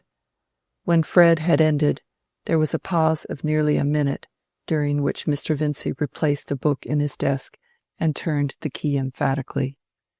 Then he looked at his son steadily and said, "So you've made up your mind at last, sir?" "Yes, father." "Very well, stick to it. I've no more to say. You've thrown away your education and gone down a step in life, when I had given you the means of rising, that's all." "I am very sorry that we differ, father. I think I can be quite as much of a gentleman at the work I have undertaken as if I had been a curate, but I am grateful to you for wishing to do the best for me." "Very well, I have no more to say. I wash my hands of you. I only hope when you have a son of your own he will make a better return for the pains you spend on him." This was very cutting to Fred. His father was using that unfair advantage possessed by us all when we are in a pathetic situation and see our own past as if it were simply part of the pathos. In reality, Mr. Vincey's wishes about his son had had a great deal of pride, inconsiderateness, and egoistic folly in them. But still the disappointed father held a strong lever, and Fred felt as if he were being banished with a malediction. "I hope you will not object to my remaining at home, sir," he said, after rising to go. "I shall have a sufficient salary to pay for my board, as of course I should wish to do." "Board be hanged," said Mr. Vincey, recovering himself in his disgust at the notion that Fred's keep would be missed at his table. "Of course your mother will want you to stay, but I shall keep no horse for you, you understand, and you will pay your own tailor. You will do with a suit or two less, I fancy, when you have to pay for him." Fred lingered. There was still something to be said. At last it came. "I hope you will shake hands with me, father, and forgive the vexation I have caused you." Mr. Vincey from his chair threw a quick glance upward at his son, who had advanced near to him, and then gave his hand, saying hurriedly, "Yes, yes, let us say no more." Fred went through much more narrative and explanation with his mother, but she was inconsolable, having before her eyes what perhaps her husband had never thought of, the certainty that Fred would marry Mary Garth, that her life would henceforth be spoiled by a perpetual infusion of Garths and their ways, and that her darling boy, with his beautiful face and stylish air, beyond anybody else's son in Middlemarch, would be sure to get like that family in plainness of appearance and carelessness about his clothes. To her it seemed that there was a Garth conspiracy to get possession of the desirable Fred, but she dared not enlarge on this opinion, because a slight hint of it had made him fly out at her as he had never done before. Her temper was too sweet for her to show any anger, but she felt that her happiness had received a bruise, and for several days merely to look at Fred had made her cry a little, as if he were the subject of some baleful prophecy. Perhaps she was the slower to recover her usual cheerfulness, because Fred had warned her that she must not reopen the sore question with his father, who had accepted his decision and forgiven him. If her husband had been vehement against Fred, she would have been urged into defense of her darling. It was the end of the 4th day when Mr. Vincey said to her, "Come, Lucy, my dear, don't be so downhearted. You always have spoiled the boy, and you must go on spoiling him." "Nothing ever did cut me so before, Vincey," said the wife, her fair throat and chin beginning to tremble again. "Only his illness." "Pooh, pooh, never mind. We must expect to have trouble with our children. Don't make it worse by letting me see you out of spirits." "Well, I won't," said Mrs. Vincey, roused by this appeal and adjusting herself with a little shake as of a bird which lays down its ruffled plumage. "It won't do to begin making a fuss about one," said Mr. Vincey, wishing to combine a little grumbling with domestic cheerfulness. "There's Rosamond as well as Fred." "Yes, poor thing. I'm sure I felt for her being disappointed of her baby, but she got over it nicely." "Baby, poof! I can see Lydgate is making a mess of his practice, and getting into debt too, by what I hear. I shall have Rosamond coming to me with a pretty tale one of these days. But they'll get no money from me, I know. Let his family help him. I never did like that marriage. But it's no use talking. Ring the bell for lemons, and don't look dull any more, Lucy. I'll drive you and Louisa to Riverston tomorrow." Chapter 57. They numbered scarce 8 summers when a name rose on their souls and stirred much motions there, as thrill the buds and shape their hidden frame at penetration of the quickening air. His name who told of loyal Evan Dhu, of quaint Bradwardine and Vic Ian Vohr, making the little world their childhood knew, large with a land of mountain lake and scar. And larger yet with wonder love belief toward Walter Scott, who, living far away, sent them this wealth of joy and noble grief. The book and they must part, but day by day, in lines that thwart like portly spiders ran, they wrote the tale from Tully Veolan. The evening that Fred Vincey walked to Lowick Parsonage, he had begun to see that this was a world in which even a spirited young man must sometimes walk for want of a horse to carry him. He set out at 5 o'clock and called on Mrs. Garth by the way, wishing to assure himself that she accepted their new relations willingly. He found the family group, dogs and cats included, under the great apple tree in the orchard. It was a festival with Mrs. Garth, for her eldest son, Christy, her peculiar joy and pride, had come home for a short holiday. Christy, who held it the most desirable thing in the world to be a tutor, to study all literatures and be a regenerate Porson, and who was an incorporate criticism on poor Fred, a sort of object lesson given to him by the educational mother. Christy himself, a square-browed, broad-shouldered, masculine edition of his mother, not much higher than Fred's shoulder, which made it the harder that he should be held superior, was always as simple as possible, and thought no more of Fred's disinclination to scholarship than of a giraffe's, wishing that he himself were more of the same height. He was lying on the ground now by his mother's chair, with his straw hat laid flat over his eyes, while Jim, on the other side, was reading aloud from that beloved writer who has made a chief part in the happiness of many young lives. The volume was Ivanhoe, and Jim was in the great archery scene at the tournament, but suffered much interruption from Ben, who had fetched his own old bow and arrows, and was making himself dreadfully disagreeable, Letty thought, by begging all present to observe his random shots, which no one wished to do except Brownie, the active-minded but probably shallow mongrel, while the grizzled Newfoundland lying in the sun looked on with the dull-eyed neutrality of extreme old age. Letty herself, showing as to her mouth and pinafore some slight signs that she had been assisting at the gathering of the cherries, which stood in a coral heap on the tea-table, was now seated on the grass, listening open-eyed to the reading. But the centre of interest was changed for all by the arrival of Fred Vincy. When, seating himself on a garden-stool, he said that he was on his way to Lowick Parsonage, Ben, who had thrown down his bow and snatched up a reluctant half-grown kitten instead, strode across Fred's outstretched leg and said, "Take me." "Oh, and me too," said Letty. "You can't keep up with Fred and me," said Ben. "Yes, I can. Mother, please say that I am to go," urged Letty, whose life was much checkered by resistance to her depreciation as a girl. "I shall stay with Christy," observed Jim, as much as to say that he had the advantage of those simpletons, whereupon Letty put up her hand to her head and looked with jealous indecision from one to the other. "Let us all go and see Mary," said Christy, opening his arms. "No, my dear child, we must not go in a swarm to the parsonage, and that old Glasgow suit of yours would never do. Besides, your father will come home. We must let Fred go alone. He can tell Mary that you are here, and she will come back tomorrow." Christy glanced at his own threadbare knees, and then at Fred's beautiful white trousers. Certainly, Fred's tailoring suggested the advantages of an English university, and he had a graceful way even of looking warm and of pushing his hair back with his handkerchief. "Children, run away," said Mrs. Garth.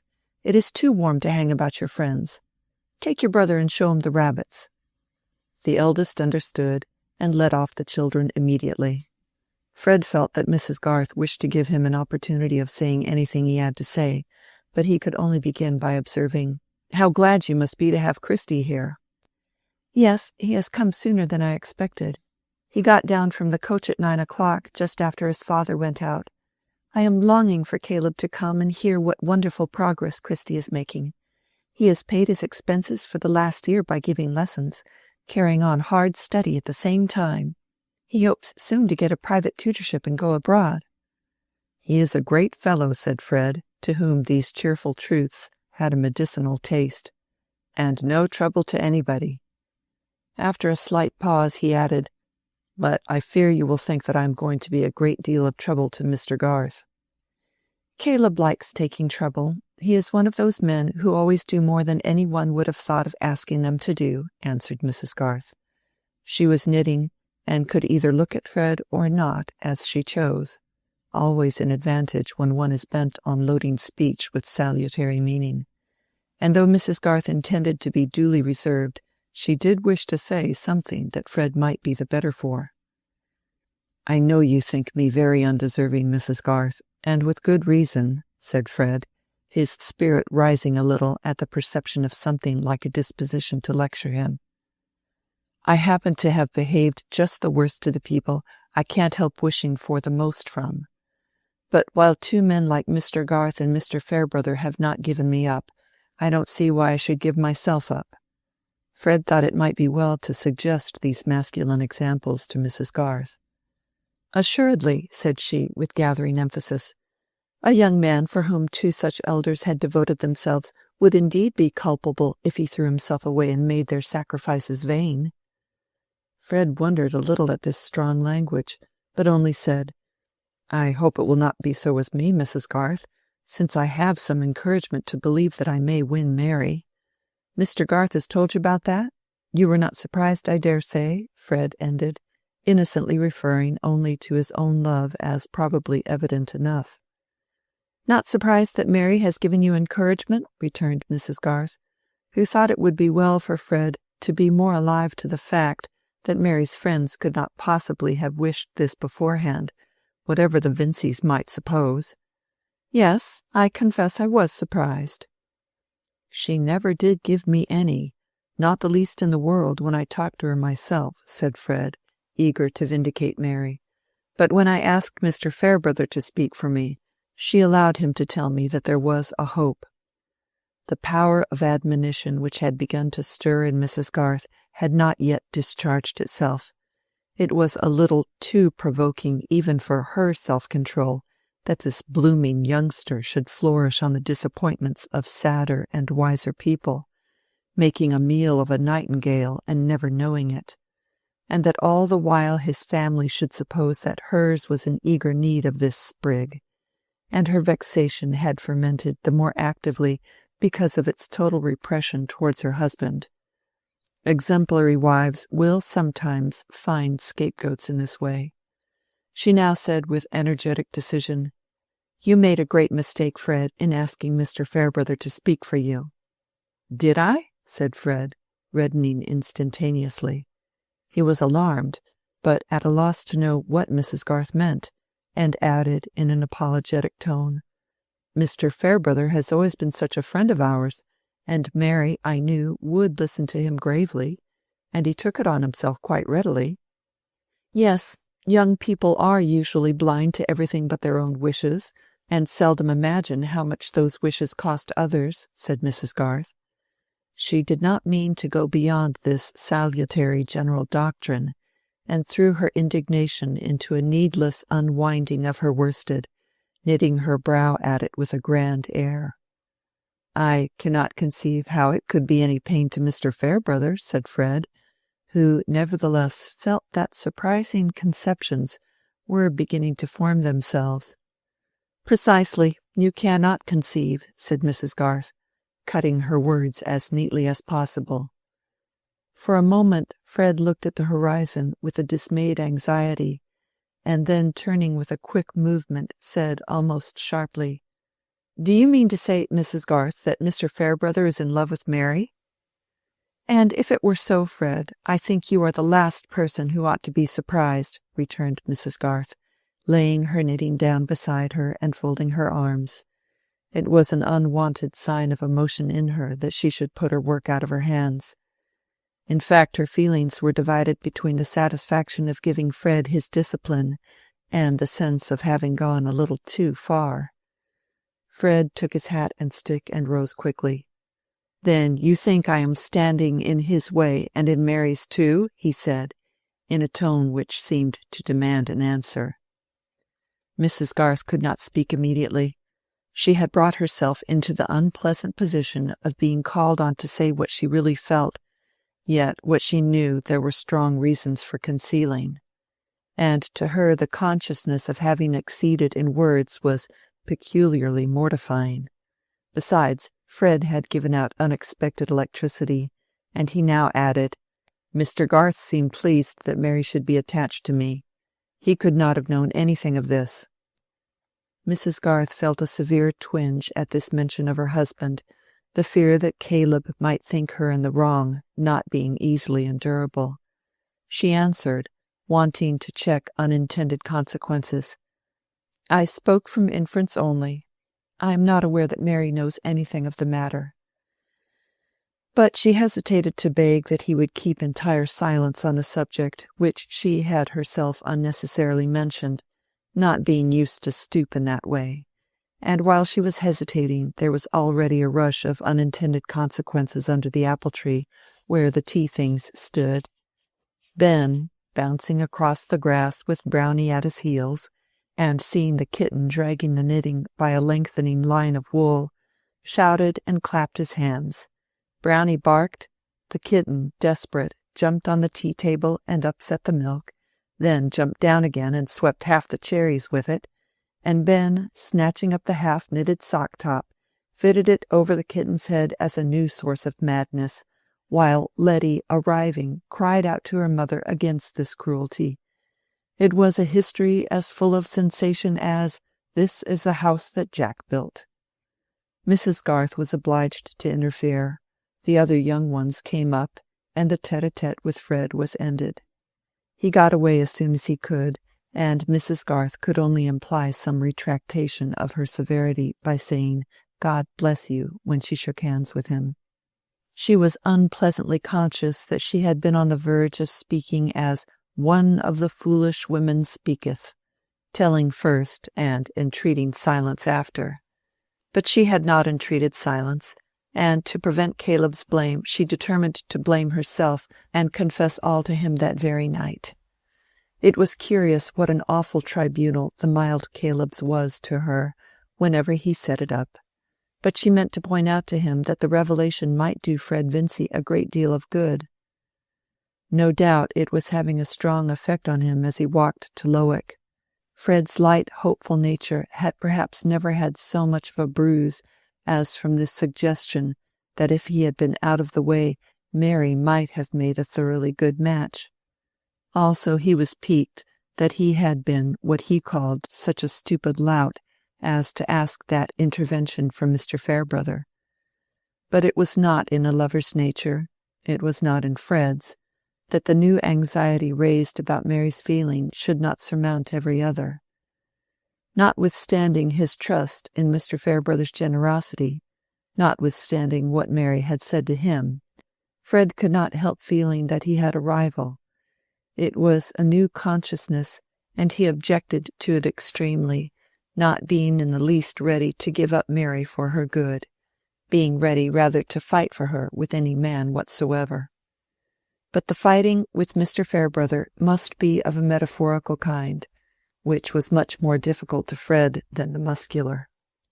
Certainly this experience was a discipline for Fred hardly less sharp than his disappointment about his uncle's will. The iron had not entered into his soul, but he had begun to imagine what the sharp edge would be. It did not once occur to Fred that Mrs. Garth might be mistaken about Mr. Fairbrother, but he suspected that she might be wrong about Mary. Mary had been staying at the parsonage lately, and her mother might know very little of what had been passing in her mind. He did not feel easier when he found her looking cheerful with the three ladies in the drawing-room. They were in animated discussion on some subject which was dropped when he entered, and Mary was copying the labels from a heap of shallow cabinet drawers in a minute handwriting which she was skilled in. Mr. Fairbrother was somewhere in the village, and the three ladies knew nothing of Fred's peculiar relation to Mary.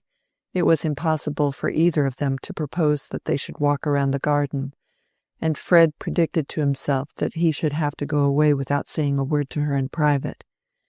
He told her first of Christie's arrival, and then of his own engagement with her father, and he was comforted by seeing that this latter news touched her keenly. She said hurriedly, "I'm so glad," and then bent over her writing to hinder anyone from noticing her face. But here was a subject which Mrs. Fairbrother could not let pass. "You don't mean, my dear Miss Garth, that you are glad to hear of a young man giving up the church for which he was educated.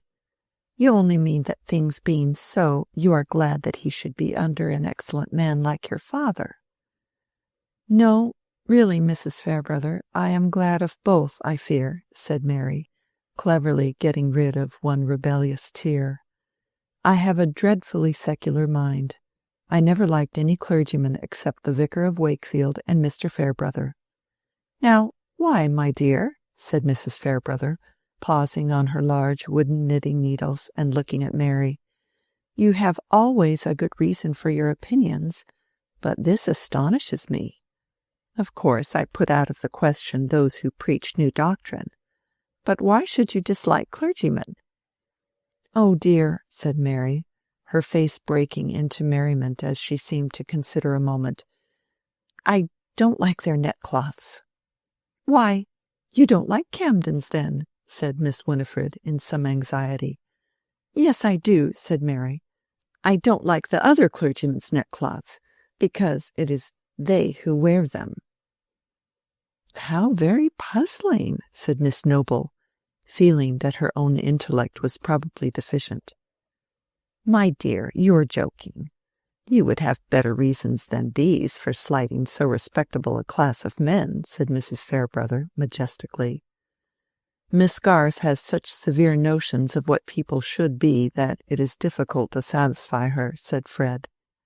"Well, I am glad at least that she makes an exception in favor of my son," said the old lady. Mary was wondering at Fred's piqued tone when Mr. Fairbrother came in and had to hear the news about the engagement under Mr. Garth. At the end he said with quiet satisfaction, "That is right," and then bent to look at Mary's labels and praise her handwriting. Fred felt horribly jealous, was glad, of course, that Mr. Fairbrother was so estimable, but wished that he had been ugly and fat, as men at 40 sometimes are. It was clear what the end would be, since Mary openly placed Fairbrother above everybody, and these women were all evidently encouraging the affair. He was feeling sure that he should have no chance of speaking to Mary, when Mr. Fairbrother said, "Fred, help me to carry these drawers back to my study. You have never seen my fine new study. Pray come too, Miss Garth. I want you to see a stupendous spider I found this morning." Mary at once saw the vicar's intention. He had never since the memorable evening deviated from his old pastoral kindness to her, and her momentary wonder and doubt had quite gone to sleep. Mary was accustomed to think rather rigorously of what was probable, and if a belief flattered her vanity, she felt warned to dismiss it as ridiculous, having early had much exercise in such dismissals. It was as she had foreseen. When Fred had been asked to admire the fittings of the study, and she had been asked to admire the spider, Mr. Fairbrother said, "Wait here a minute or two. I'm going out to look at an engraving which Fred is tall enough to hang for me. I shall be back in a few minutes." And then he went out. Nevertheless, the first word Fred said to Mary was, "It is of no use whatever I do, Mary. You're sure to marry Fairbrother at last." There was some rage in his tone. "What do you mean, Fred?" Mary exclaimed indignantly, blushing deeply, and surprised out of all of her readiness in reply. "It is impossible that you should not see it all clearly enough, you who see everything." "I only see that you are behaving very ill, Fred, in speaking so of Mr. Fairbrother after he has pleaded your cause in every way. How can you have taken up such an idea?" Fred was rather deep, in spite of his irritation. If Mary had really been unsuspicious, there was no good in telling her what Mrs. Garth had said. "It follows as a matter of course," he replied. "When you are continually seeing a man who beats me in everything, and whom you set up above everybody, I can have no fair chance." "You are very ungrateful, Fred," said Mary. "I wish I had never told Mr. Fairbrother that I cared for you in the least." "No, I am not ungrateful. I should be the happiest fellow in the world if it were not for this. I told your father everything, and he was very kind. He treated me as if I were his son. I could go at the work with a will, writing and everything, if it were not for this." "For this? For what?" said Mary, imagining now that something specific must have been said or done. "This dreadful certainty that I shall be bowled out by Fairbrother." Mary was appeased by her inclination to laugh. "Fred," she said, peeping round to catch his eyes, which were sulkily turned away from her, "you are too delightfully ridiculous. If you were not such a charming simpleton, what a temptation this would be to play the wicked coquette, and let you suppose that somebody besides you has made love to me." "Do you really like me best, Mary?" said Fred, turning eyes full of affection on her, and trying to take her hand. "I don't like you at all this moment," said Mary, retreating and putting her hands behind her.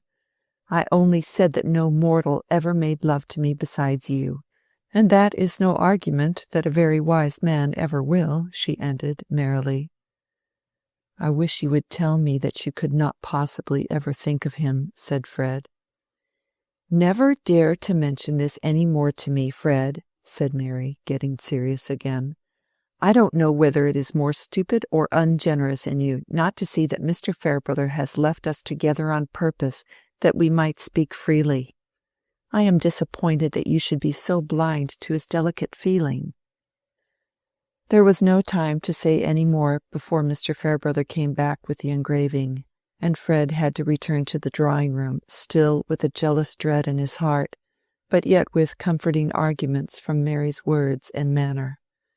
The result of the conversation was, on the whole, more painful to Mary. Inevitably her attention had taken a new attitude, and she saw the possibility of new interpretations.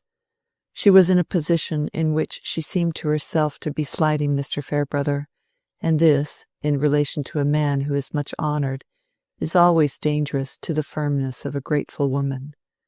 To have a reason for going home the next day was a relief, for Mary earnestly desired to be always clear that she loved Fred best. When a tender affection has been storing itself in us through many of our years, the idea that we could accept any exchange for it seems to be a cheapening of our lives.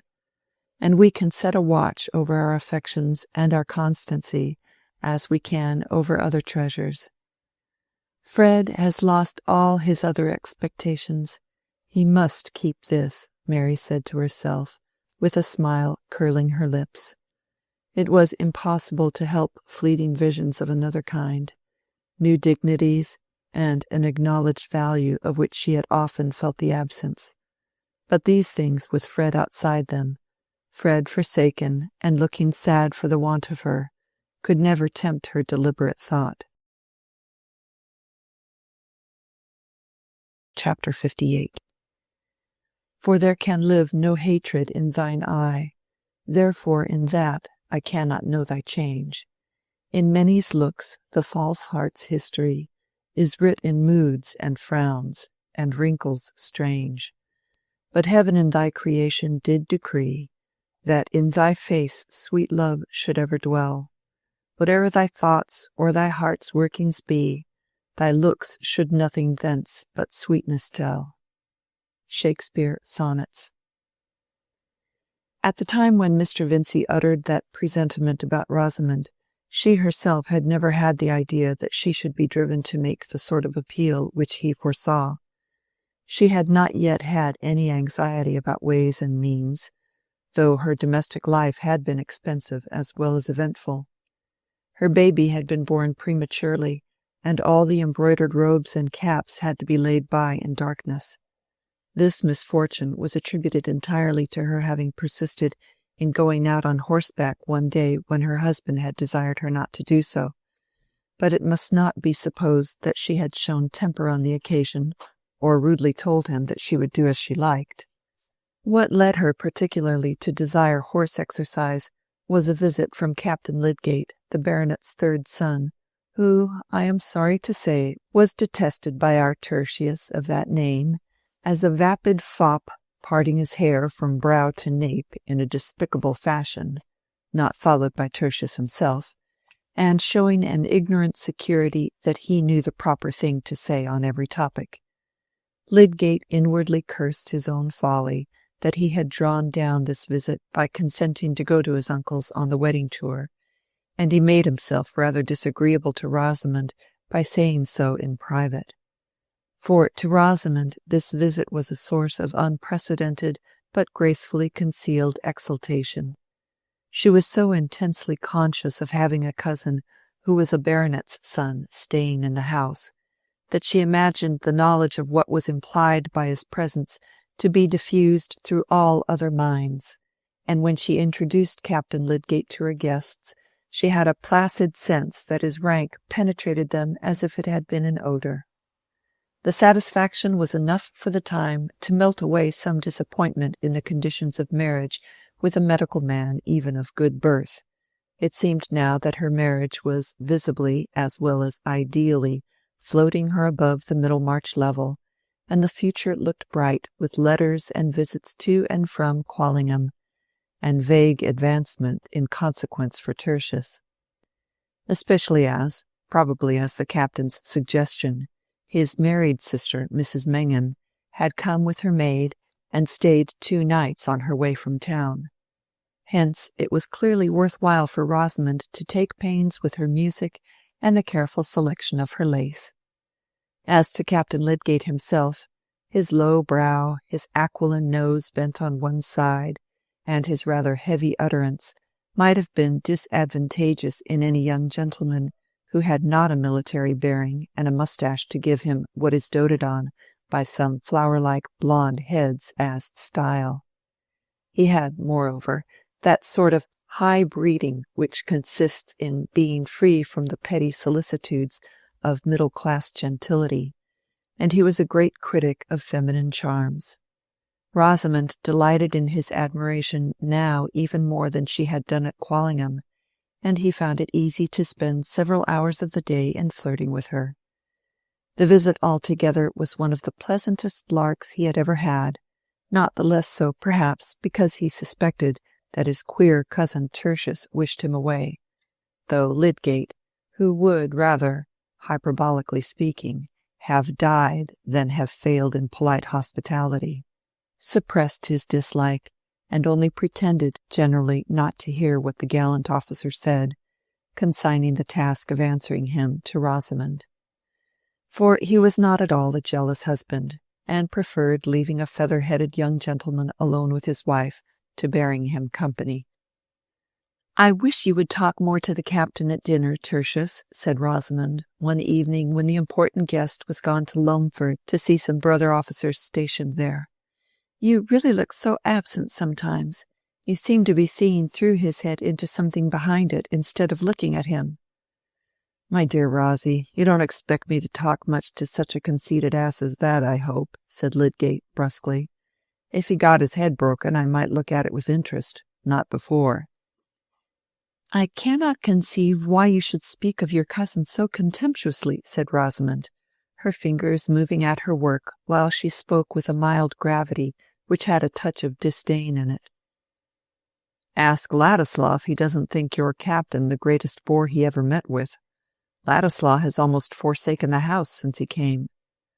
Rosamond thought she knew perfectly well why Mr. Ladislaw disliked the captain. He was jealous, and she liked his being jealous. "It is impossible to say what will suit eccentric persons," she answered. "But in my opinion Captain Lydgate is a thorough gentleman, and I think you ought not, out of respect to Sir Godwin, to treat him with neglect."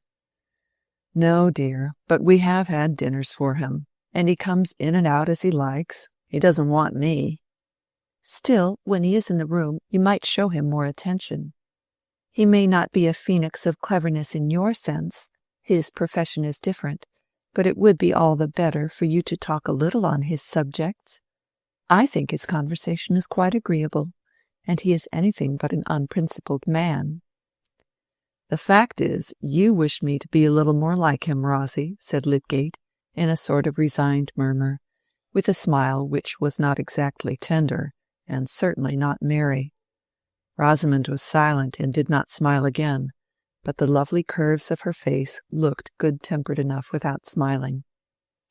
Those words of Lydgate's were like a sad milestone marking how far he had travelled from his old dreamland, in which Rosamond Vincy appeared to be that perfect piece of womanhood who would reverence her husband's mind after the fashion of an accomplished mermaid, using her comb and looking-glass, and singing her song for the relaxation of his adored wisdom alone. He had begun to distinguish between that imagined adoration and the attraction towards a man's talent because it gives him prestige, and is like an order in his buttonhole or an honourable before his name. It might have been supposed that Rosamond had travelled too, since she had found the pointless conversation of Mr. Ned Plymdale perfectly wearisome. But to most mortals there is a stupidity which is unendurable, and a stupidity which is altogether acceptable. Else, indeed, what would become of social bonds? Captain Lydgate's stupidity was delicately scented, carried itself with style, talked with a good accent, and was closely related to Sir Godwin. Rosamond found it quite agreeable, and caught many of its phrases. Therefore, since Rosamond, as we know, was fond of horseback, there were plenty of reasons why she should be tempted to resume her riding when Captain Lydgate, who had ordered his man with 2 horses to follow him and put up at the Green Dragon, begged her to go out on the grey which he warranted to be gentle and trained to carry a lady. Indeed, he had bought it for his sister, and was taking it to Quallingham. Rosamond went out the first time without telling her husband, and came back before his return. But the ride had been so thorough a success, and she declared herself so much the better in consequence that he was informed of it with full reliance on his consent that she should go riding again. On the contrary, Lydgate was more than hurt. He was utterly confounded that she had risked herself on a strange horse without referring the matter to his wish. After the first almost thundering exclamations of astonishment, which sufficiently warned Rosamond of what was coming, he was silent for some moments. "However, you have come back safely," he said, at last, in a decisive tone. "You will not go again, Rosie, that is understood. If it were the quietest, most familiar horse in the world, there would always be the chance of accident, and you know very well that I wished you to give up riding the roan on that account." "But there is the chance of accident indoors, Tertius." "My darling, don't talk nonsense," said Lydgate, in an imploring tone. "Surely I am the person to judge for you. I think it is enough that I say you are not to go again." Rosamond was arranging her hair before dinner, and the reflection of her head in the glass showed no change in its loveliness except a little turning aside of the long neck. Lydgate had been moving about with his hands in his pockets, and now paused near her, as if he awaited some assurance. "I wish you would fasten up my plaits, dear," said Rosamond, letting her arms fall with a little sigh, so as to make a husband ashamed of standing there like a brute. Lydgate had often fastened the plaits before, being among the deftest of men with his large, finely formed fingers. He swept up the soft festoons of plaits and fastened in the tall comb. To such uses do men come. And what could he do then but kiss the exquisite nape which was shown in all its delicate curves? But when we do what we have done before, it is often with a difference. Lydgate was still angry, and had not forgotten his point. "I shall tell the captain that he ought to have known better than offer you his horse," he said, as he moved away. "I beg you will not do anything of the kind, Tertius," said Rosamond, looking at him with something more marked than usual in her speech. "It will be treating me as if I were a child. Promise that you will leave the subject to me." There did seem to be some truth in her objection. Lydgate said, "Very well," with a surly obedience, and thus the discussion ended with his promising Rosamond, and not with her promising him. In fact, she had been determined not to promise. Rosamond had that victorious obstinacy which never wastes its energy in impetuous resistance. What she liked to do was to her the right thing, and all her cleverness was directed to getting the means of doing it. She meant to go out riding again on the grey, and she did go on the next opportunity of her husband's absence, not intending that he should know until it was late enough not to signify to her. The temptation was certainly great. She was very fond of the exercise, and the gratification of riding on a fine horse, with Captain Lydgate, Sir Godwin's son, on another fine horse by her side, and of being met in this position by anyone but her husband, was something as good as her dreams before marriage. Moreover, she was riveting the connection with the family at Quallingham, which must be a wise thing to do. But the gentle grey, unprepared for the crash of a tree that was being felled on the edge of Halsell Wood, took fright, and caused a worse fright to Rosamond, leading finally to the loss of her baby.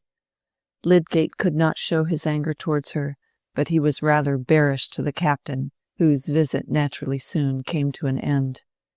In all future conversations on the subject, Rosamond was mildly certain that the ride had made no difference, and that if she had stayed at home the same symptoms would have come on and would have ended in the same way, because she had felt something like them before. Lydgate could only say, "Poor, poor darling," but he secretly wondered over the terrible tenacity of this mild creature. There was gathering within him an amazed sense of his powerlessness over Rosamond. His superior knowledge and mental force, instead of being, as he had imagined, a shrine to consult on all occasions, was simply set aside on every practical question. He had regarded Rosamond's cleverness as precisely of the receptive kind which became a woman. He was now beginning to find out what that cleverness was, what was the shape into which it had run as into a close network aloof and independent. No one quicker than Rosamond to see causes and effects which lay within the track of her own tastes and interests. She had seen clearly Lydgate's preeminence in Middlemarch society, and could go on imaginatively tracing still more agreeable social effects when his talent should have advanced him. But for her, his professional and scientific ambition had no other relation to these desirable effects than if they had been the fortunate discovery of an ill-smelling oil.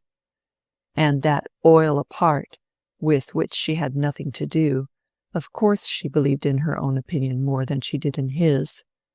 Lydgate was astounded to find in numberless trifling matters, as well in this last serious case of the writing, that affection did not make her compliant. He had no doubt that the affection was there, and had no presentiment that he had done anything to repel it. For his own part, he said to himself that he loved her as tenderly as ever, and could make up his mind to her negations. But, well, Lydgate was much worried, and conscious of new elements in his life as noxious to him as an inlet of mud to a creature that has been used to breathe and bathe and dart after its illuminated prey in the clearest of waters. Rosamond was soon looking lovelier than ever at her work-table, enjoying drives in her father's phaeton, and thinking it likely that she might be invited to Quallingham. She knew that she was a much more exquisite ornament to the drawing-room there than any daughter of the family, and in reflecting that the gentlemen were aware of that, did not perhaps sufficiently consider whether the ladies would be eager to see themselves surpassed. Lydgate, relieved from anxiety about her, relapsed into what she inwardly called his moodiness, a name which to her covered his thoughtful preoccupation with other subjects than herself, as well as that uneasy look of the brow and distaste for all ordinary things as if they were mixed with bitter herbs, which really made a sort of weather-glass to his vexation and foreboding. These latter states of mind had one cause amongst others, which he had generously but mistakenly avoided mentioning to Rosamond, lest it should affect her health and spirits. Between him and her, indeed, there was that total missing of each other's mental track, which is too evidently possible even between persons who are continually thinking of each other. To Lydgate it seemed that he had been spending month after month in sacrificing more than half of his best intent and best power to his tenderness for Rosamond, bearing her little claims and interruptions without impatience, and, above all, bearing without betrayal of bitterness to look through less and less of interfering illusion at the blank, unreflecting surface her mind presented to his ardour for the more impersonal ends of his profession and his scientific study, an ardour which he had fancied that the ideal wife must somehow worship as sublime, though not in the least knowing why. But his endurance was mingled with a self-discontent which, if we know how to be candid, we shall confess to make more than half our bitterness under grievances, wife or husband included. It always remains true that if we had been greater, circumstance would have been less strong against us. Lydgate was aware that his concessions to Rosamond were often little more than the lapse of slackening resolution, the creeping paralysis apt to seize an enthusiasm which is out of adjustment to a constant portion of our lives, and on Lydgate's enthusiasm there was constantly pressing not a simple weight of sorrow, but the biting presence of a petty degrading care, such as casts the blight of irony over all higher effort. This was the care which he had hitherto abstained from mentioning to Rosamond, and he believed, with some wonder, that it had never entered her mind, though certainly no difficulty could be less mysterious. It was an inference with a conspicuous handle to it, and had been easily drawn by indifferent observers, that Lydgate was in debt, and he could not succeed in keeping out of his mind for long together that he was every day getting deeper into that swamp, which tempts men towards it with such a pretty covering of flowers and verdure. It is wonderful how soon a man gets up to his chin there, in a condition in which, spite of himself, he is forced to think chiefly of release, though he had a scheme of the universe in his soul. 18 months ago Lydgate was poor, but he had never known the eager want of small sums, and felt rather a burning contempt for anyone who descended a step in order to gain them. He was now experiencing something worse than a simple deficit. He was assailed by the vulgar, hateful trials of a man who has bought and used a great many things which might have been done without, and which he is unable to pay for, though the demand for payment has become pressing. How this came about may be easily seen without much arithmetic or knowledge of prices. When a man, in setting up a house and preparing for marriage, finds that his furniture and other initial expenses come to between £400 and £500 more than he has capital to pay for, when at the end of the year it appears that his household expenses, horses and etc., mount to nearly 1,000, while the proceeds of the practice, reckoned from the old books to be worth 800 per annum, have sunk like a summer pond, and make hardly 500, chiefly in unpaid entries, the plain inference is that, whether he minds it or not, he is in debt. Those were less expensive times than our own, and provincial life was comparatively modest. But the ease with which a medical man who has lately bought a practice, who thought he was obliged to keep 2 horses, whose table was supplied without stint, and who paid an insurance on his life and a high rent for house and garden, might find his expenses doubling his receipts, can be convinced by anyone who does not think these details beneath his consideration. Rosamond, accustomed from her childhood to an extravagant household, thought that good housekeeping consisted simply in ordering the best of everything. Nothing else answered, and Lydgate supposed that if things were done at all, they must be done properly. He did not see how they were to live otherwise. If each head of household expenditure had been mentioned to him beforehand, he would have probably observed that it could hardly come to much, and if anyone had suggested a saving on a particular article, for example, the substitution of cheap fish for dear, it would have appeared to him simply a penny-wise, mean notion. Rosamond, even without such an occasion as Captain Lydgate's visit, was fond of giving invitations, and Lydgate, though he often thought the guests tiresome, did not interfere. This sociability seemed a necessary part of professional prudence, and the entertainment must be suitable. It is true Lydgate was constantly visiting the homes of the poor and adjusting his prescriptions of diet to their small means, but, dear me, has it not by this time ceased to be remarkable? Is it not rather that we expect in men that they should have numerous strands of experience lying side by side and never compare them with each other? Expenditure, like ugliness and errors, becomes a totally new thing when we attach our own personality to it and measure it by that wide difference which is manifest in our own sensations between ourselves and others. Lydgate believed himself to be careless about his dress, and he despised a man who calculated the effects of his costume. It seemed to him only a matter of course that he had abundance of fresh garments. Such things were naturally ordered in sheaves. It must be remembered that he had never hitherto felt the check of importunate debt, and he walked by habit, not by self-criticism. But the check had come. Its novelty made it the more irritating. He was amazed, disgusted that conditions so foreign to all his purposes, so hatefully disconnected with the objects he cared to occupy himself with, should have lain in ambush and clutched him when he was unaware.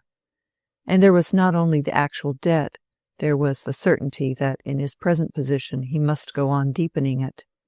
2 furnishing tradesmen at Brassing, whose bills had been incurred before his marriage, and whom uncalculated current expenses had ever since prevented him from paying, had repeatedly sent him unpleasant letters which had forced themselves on his attention. This could hardly have been more galling to any disposition than to Lydgate's, with his intense pride, his dislike of asking a favor or being under an obligation to anyone. He had scorned even to form conjectures about Mr. Vincey's intentions on money matters, and nothing but extremity could have induced him to apply to his father-in-law, even if he had not been made aware in various indirect ways since his marriage that Mr. Vincey's own affairs were not flourishing, and that the expectation of help from him would be resented. Some men easily trust in the readiness of friends. It had never in the former part of his life occurred to Lydgate that he should need to do so. He had never thought what borrowing would be to him, but now that the idea had entered his mind, he felt that he would rather incur any other hardship. In the meantime, he had no money or prospects of money, and his practice was not getting more lucrative.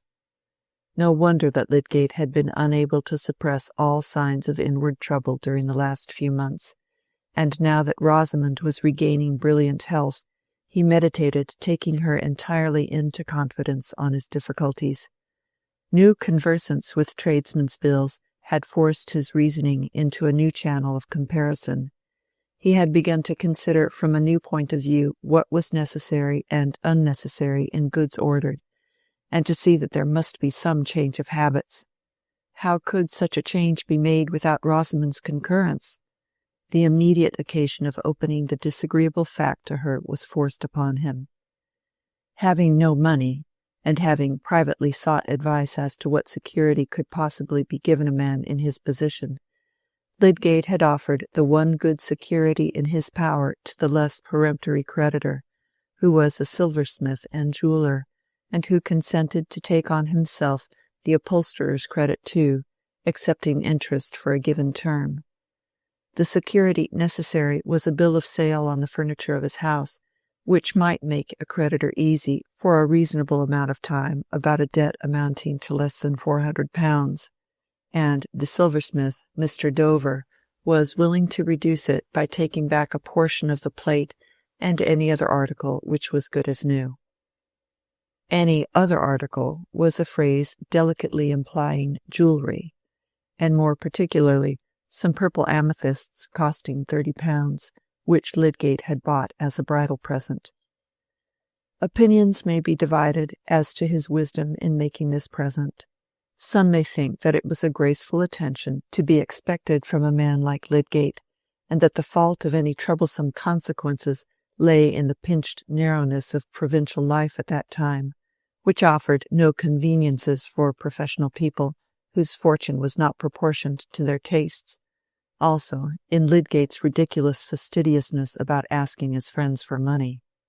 However, it had seemed a question of no amount to him on that fine morning when he went to give a final order for plate, in the presence of other jewels enormously expensive, and as an addition to orders of which the amount had not been exactly calculated, £30 for ornaments so exquisitely suited to Rosamond's neck and arms could hardly appear excessive when there was no ready cash for it to exceed. But at this crisis Lydgate's imagination could not help dwelling on the possibility of letting the amethysts take their place again among Mr. Dover's stock, though he shrank from the idea of proposing this to Rosamond. Having been roused to discern consequences which he had never been in the habit of tracing, he was preparing to act on this discernment with some of the rigour, by no means all, that he would have applied in pursuing experiment. He was nerving himself to this rigour as he rode from Brassing, and meditated on the representations he must make to Rosamond. It was evening when he got home. He was intensely miserable, this strong man of 29 and of many gifts.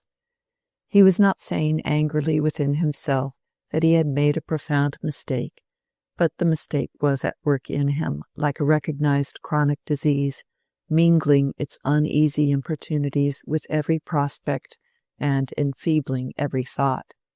As he went along the passage to the drawing-room, he heard the piano and singing. Of course, Ladislaw was there.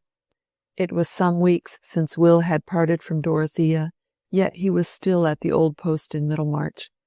Lydgate had no objection in general to Ladislaw's coming, but just now he was annoyed that he could not find his hearth free.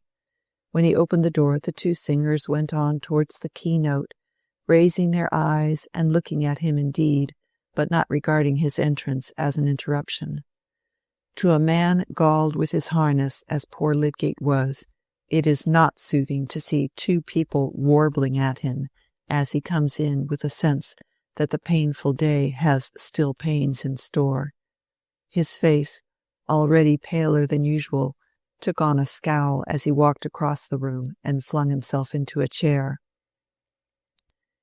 The singers, feeling themselves excused by the fact that they had only 3 bars to sing, now turned round. "How are you, Lydgate?" said Will, coming forward to shake hands.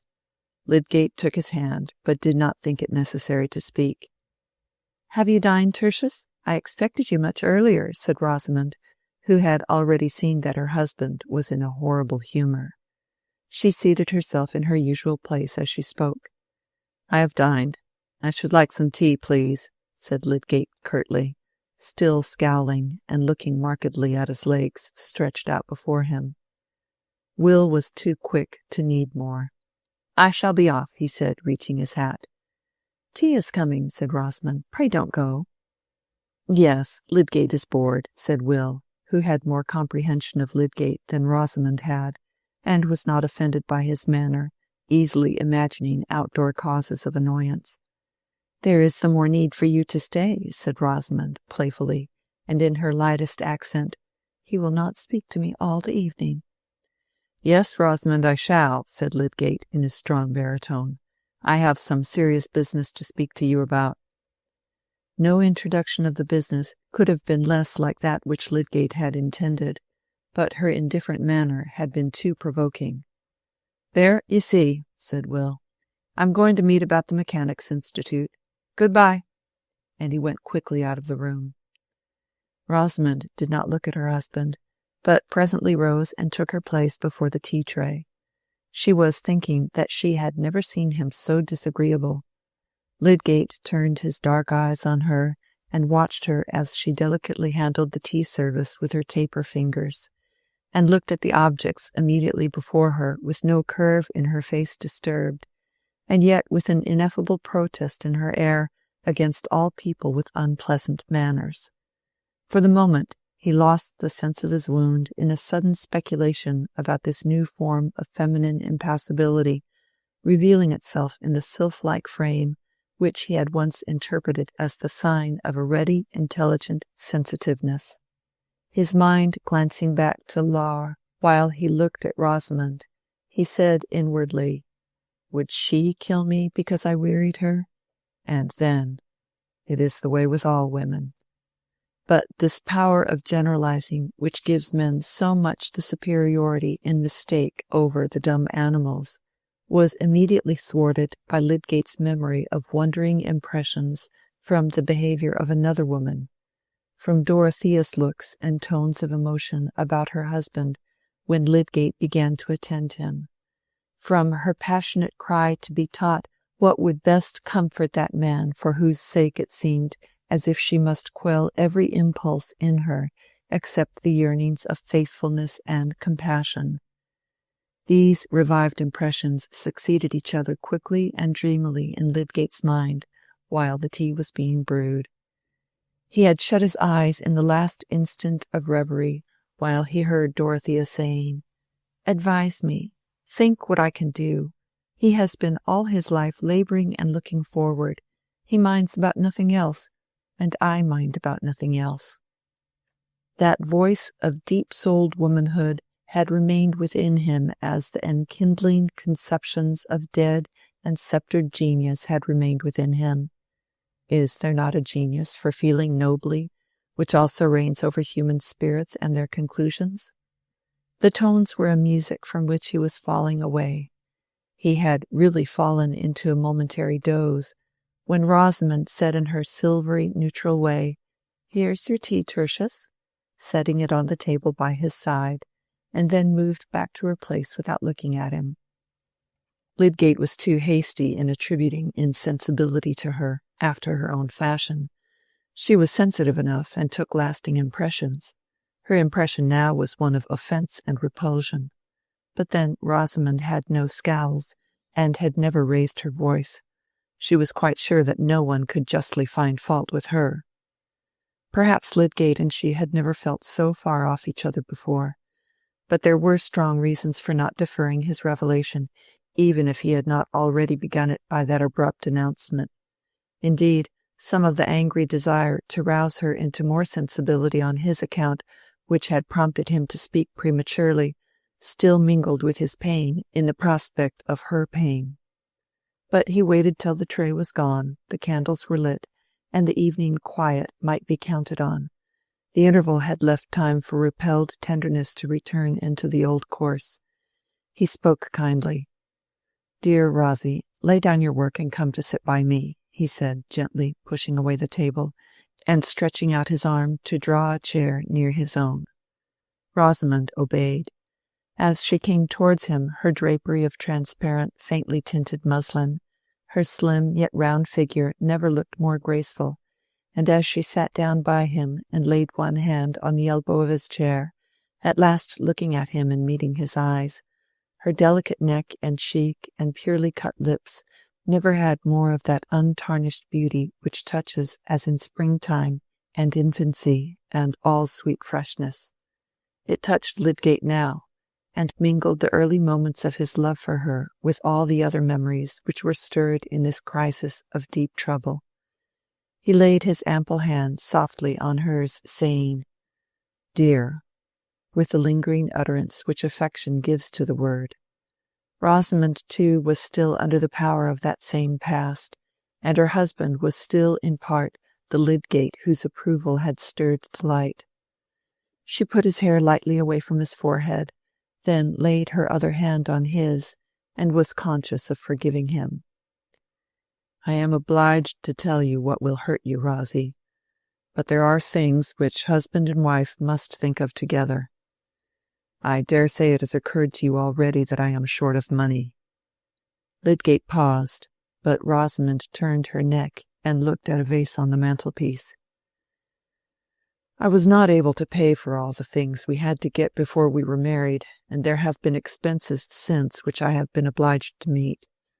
The consequence is there is a large debt at Brassing, £380, which has been pressing on me a good while, and in fact we are getting deeper every day, for people don't pay me the faster because others want the money.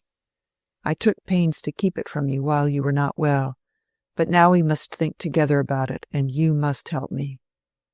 "What can I do, Tertius?" said Rosamond, turning her eyes on him again. That little speech of 4 words, like so many others in all languages, is capable by varied vocal inflections of expressing all states of mind, from helpless dimness to exhaustive argumentative perception, from the completest self-devoting fellowship to the most neutral aloofness. Rosamond's thin utterance threw into the words, "What can I do?" as much neutrality as they could hold. They fell like a mortal chill on Lydgate's roused tenderness. He did not storm in indignation. He felt too sad a sinking of the heart, and when he spoke again it was more in the tone of a man who forces himself to fulfill a task. "It is necessary for you to know, because I have to give security for a time, and a man must come to make an inventory of the furniture." Rosamond coloured deeply. "Have you not asked Papa for money?" she said, as soon as she could speak. "No." "Then I must ask him," she said, releasing her hand from Lydgate's, and rising to stand at 2 yards' distance from him. "No, Rosie," said Lydgate decisively. "It is too late to do that. The inventory will be begun tomorrow. Remember, it is a mere security. It will make no difference. It is a temporary affair. I insist upon it that your father shall not know unless I choose to tell him," added Lydgate, with a more peremptory emphasis. This certainly was unkind, but Rosamond had thrown him back on evil expectation as to what she would do in the way of quiet, steady disobedience. The unkindness seemed unpardonable to her, She was not given to weeping and disliked it, but now her chin and lips began to tremble, and the tears welled up. Perhaps it was not possible for Lydgate, under the double stress of outward material difficulty and of his own proud resistance to humiliating consequences, to imagine fully what this sudden trial was to a young creature who had known nothing but indulgence, and whose dreams had all been of a new indulgence, more exactly to her taste. But he did wish to spare her as much as he could, and her tears cut him to the heart. He could not speak again immediately, but Rosamond did not go on sobbing.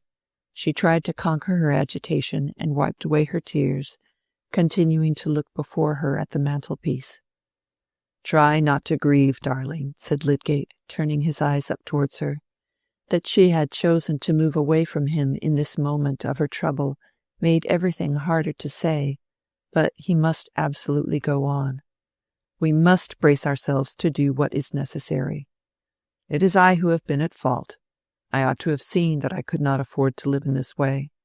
But many things have told against me in my practice, and it really just now has ebbed to a low point. I may recover it, but in the meantime we must pull up. We must change our way of living. We shall weather it. When I have given this security, I shall have time to look about me. And you are so clever that if you turn your mind to managing, you will school me into carefulness. I have been a thoughtless rascal about squaring prices. But come, dear, sit down and forgive me." Lydgate was bowing his neck under the yoke like a creature who had talons, but who had reason too, which often reduces us to meekness. When he had spoken the last words in an imploring tone, Rosamond returned to the chair by his side.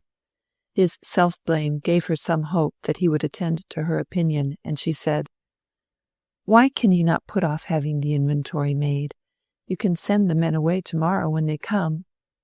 "I shall not send them away," said Lydgate, the peremptoriness rising again. Was it of any use to explain? "If we left Middlemarch? There would of course be a sale, and that would do as well." "But we are not going to leave Middlemarch." "I am sure, Tertius, it would be much better to do so. Why can we not go to London, or near Durham, where your family is known?" "We can go nowhere without money, Rosamond." "Your friends would not wish you to be without money, and surely these odious tradesmen might be made to understand that, and to wait, if you would make proper representations to them." "This is idle, Rosamond," said Lydgate angrily. "You must learn to take my judgment on questions you don't understand. I have made necessary arrangements, and they must be carried out. As to friends, I have no expectations whatever from them, and shall not ask them for anything." Rosamond sat perfectly still. The thought in her mind was that if she had known how Lydgate would behave, she would never have married him. "We have no time to waste now on unnecessary words, dear," said Lydgate, trying to be gentle again. "There are some details that I want to consider with you. Dover says he will take a good deal of the plate back again, and any of the jewelry we like. He really behaves very well." "Are we to go without spoons and forks, then?" said Rosamond, whose very lips seemed to get thinner with the thinness of her utterance. She was determined to make no further resistance or suggestions. "Oh, no, dear," said Lydgate. "But look here," he continued, drawing a paper from his pocket and opening it. "Here is Dover's account. See, I have marked a number of articles, which, if we returned them, would reduce the amount by £30 and more. I have not marked any of the jewelry." Lydgate had really felt this point of the jewelry very bitter to himself, but he had overcome the feeling by severe argument. He could not propose to Rosamond that she should return any particular present of his, but he had told himself that he was bound to put Dover's offer before her, and her inward prompting might make the affair easy. "It is useless for me to look, Tertius," said Rosamond calmly. "You will return what you please." She would not turn her eyes on the paper, and Lydgate, flushing up to the roots of his hair, drew it back and let it fall on his knee. Meanwhile Rosamond quietly went out of the room, leaving Lydgate helpless and wondering. Was she not coming back? It seemed that she had no more identified herself with him than if they had been creatures of different species and opposing interests. He tossed his head and thrust his hands deep into his pockets with a sort of vengeance. There was still science. There were still good objects to work for. He must give a tug still, all the stronger because other satisfactions were going. But the door opened and Rosamond re-entered. She carried the leather box containing the amethysts, and a tiny ornamental basket which contained other boxes, and laying them on the chair where she had been sitting, she said, with perfect propriety in her air, "This is all the jewelry you ever gave me. You can return what you like of it, and of the plate also. You will not, of course, expect me to stay at home tomorrow. I shall go to papa's." To many women, the look Lydgate cast at her would have been more terrible than one of anger. It had in it a despairing acceptance of the distance she was placing between them. "And when shall you come back again?" he said, with a bitter edge on his accent. "Oh, in the evening. Of course I shall not mention the subject to mamma." Rosamond was convinced that no woman could behave more irreproachably than she was behaving, and she went to sit down at her work-table.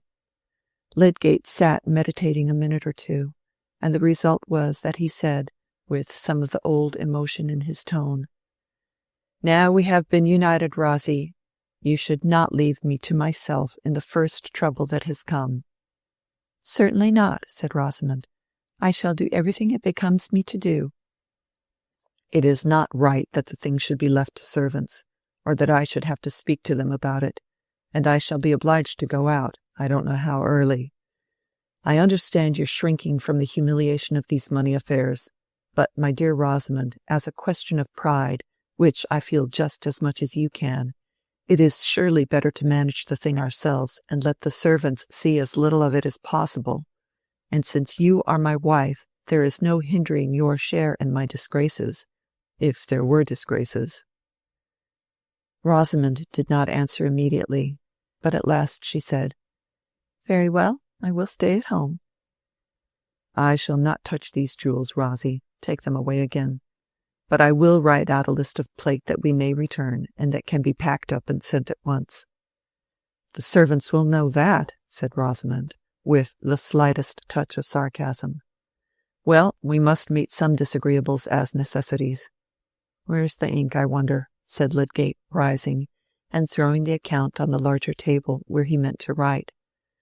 Rosamond went to reach the inkstand, and after setting it on the table was going to turn away, when Lydgate, who was standing close by, put his arm round her and drew her towards him, saying, "Come, darling, let us make the best of things. It will only be for a time, I hope, that we shall have to be stingy and particular. Kiss me." His native warm-heartedness took a great deal of quenching, and it is a part of manliness for a husband to feel keenly the fact that an inexperienced girl has got into trouble by marrying him. She received his kiss and returned it faintly, and in this way an appearance of accord was recovered for the time. But Lydgate could not help looking forward with dread to the inevitable future discussions about expenditure and the necessity for a complete change in their way of living. Chapter 59. They said of old the soul had human shape, but smaller, subtler than the fleshly self, so wandered forth for airing when it pleased. And see, beside her cherub face there floats a pale-lipped form, aerial, whispering its promptings in that little shell, her ear. News is often dispersed as thoughtlessly and effectively as that pollen which the bees carry off, having no idea how powdery they are, when they are buzzing in search of their particular nectar.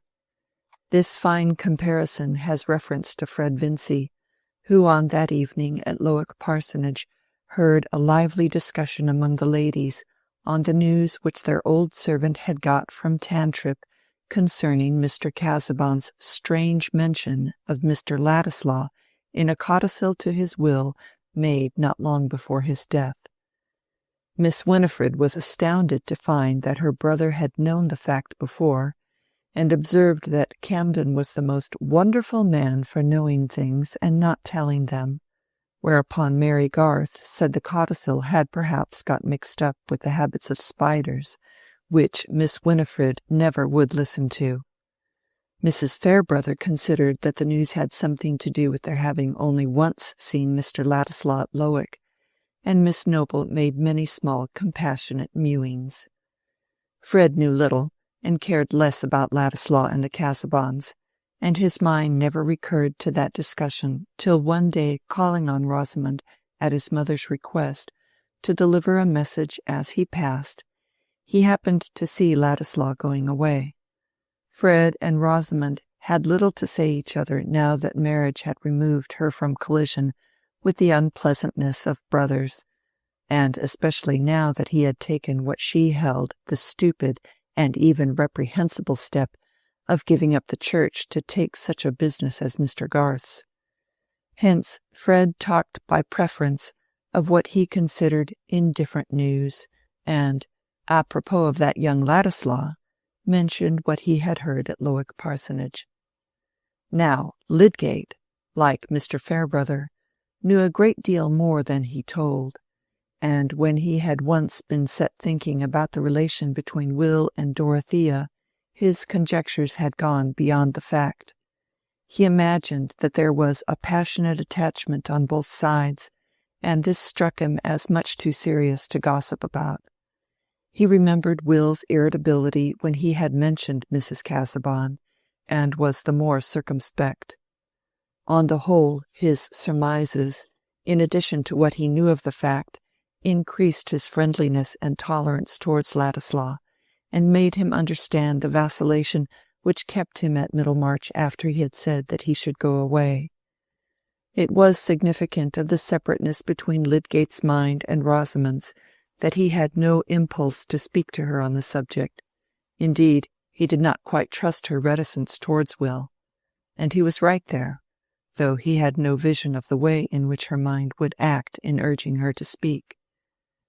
When she repeated Fred's news to Lydgate, he said, "Take care you don't drop the faintest hint to Ladislaw, Rosie. He is likely to fly out as if you insulted him. Of course it is a painful affair." Rosamond turned her neck and patted her hair, looking the image of placid indifference. But the next time Will came, when Lydgate was away, she spoke archly about his not going to London as he had threatened. "I know all about it. I have a confidential little bird," said she, showing very pretty airs of her head over the bit of work held high between her active fingers. "There is a powerful magnet in the neighbourhood." "To be sure there is. Nobody knows that better than you," said Will, with light gallantry, but inwardly prepared to be angry. "It is really the most charming romance. Mr. Casaubon jealous, and foreseeing that there was no one else whom Mrs. Casaubon would so much like to marry, and no one who would so much like to marry her as a certain gentleman, and then laying a plan to spoil all by making her forfeit her property if she did marry that gentleman, and then,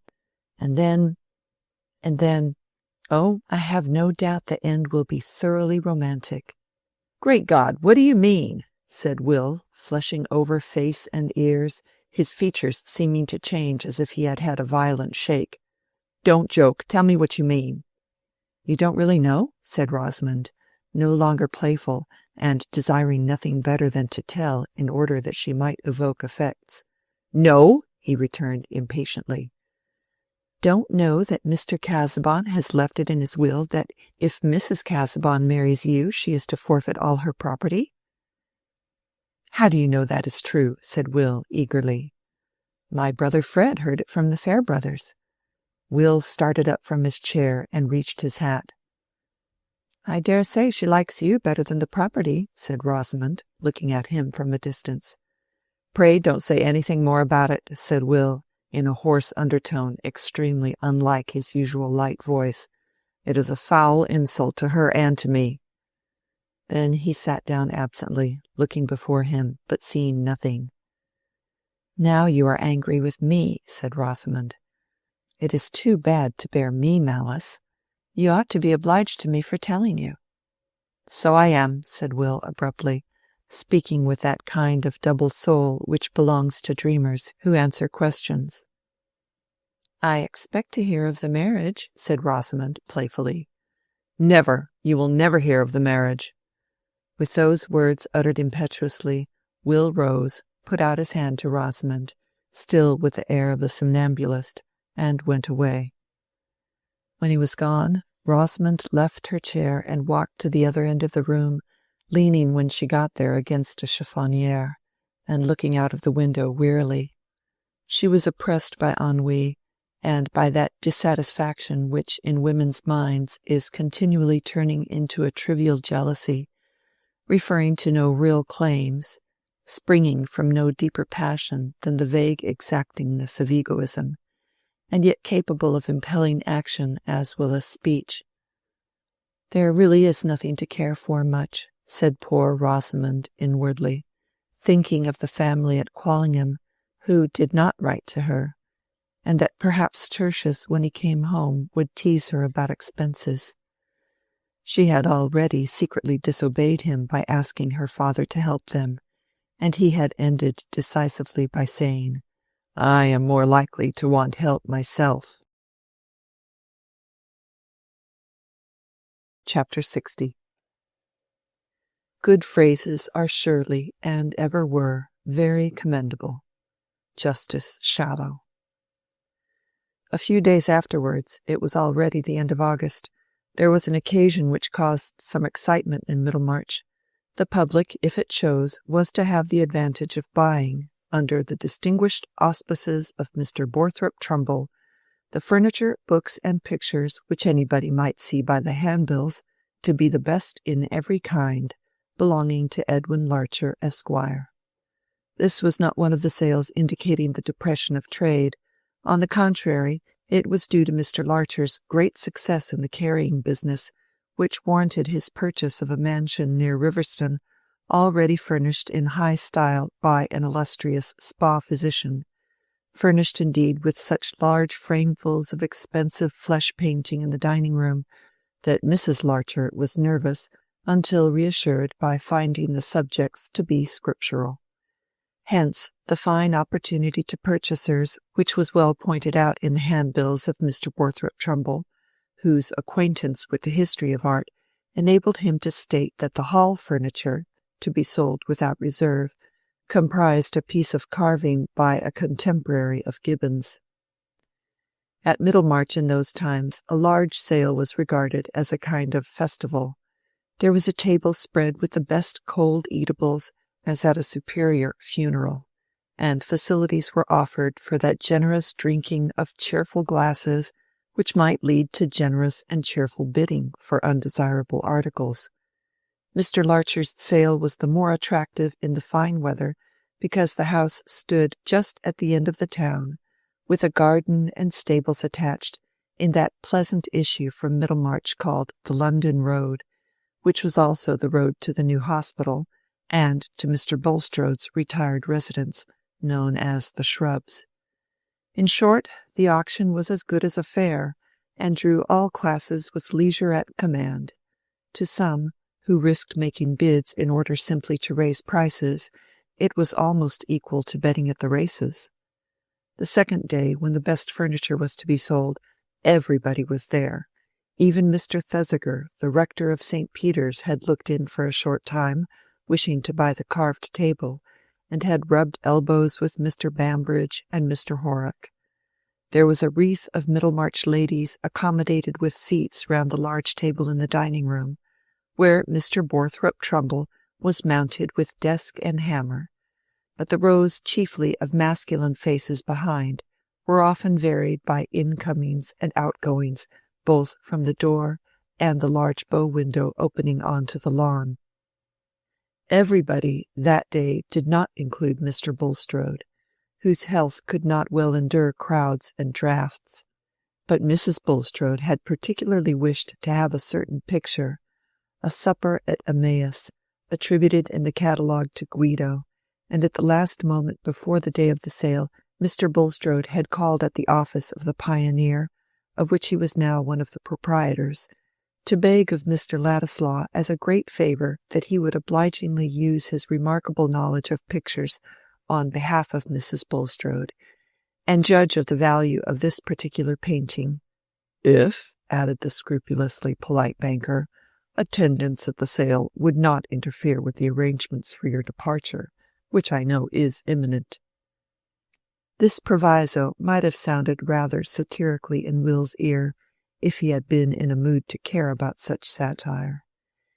It referred to an understanding entered into many weeks before with the proprietors of the paper, that he should be at liberty any day he pleased to hand over the management to the sub-editor whom he had been training, since he wished finally to quit Middlemarch. But indefinite visions of ambition are weak against the ease of doing what is habitual or beguilingly agreeable, and we all know the difficulty of carrying out a resolve when we secretly long that it may turn out to be unnecessary. In such states of mind, the most incredulous person has a private leaning towards miracle. Impossible to conceive how our wish could be fulfilled, still very wonderful things have happened. Will did not confess this weakness to himself, but he lingered. What was the use of going to London at that time of year? The Rugby men who would remember him were not there, and so far as political writing was concerned, he would rather for a few weeks go on with the Pioneer. At the present moment, however, when Mr. Bulstrode was speaking to him, he had both a strengthened resolve to go, and an equally strong resolve not to go till he had once more seen Dorothea. Hence he replied that he had reasons for deferring his departure a little, and would be happy to go to the sale.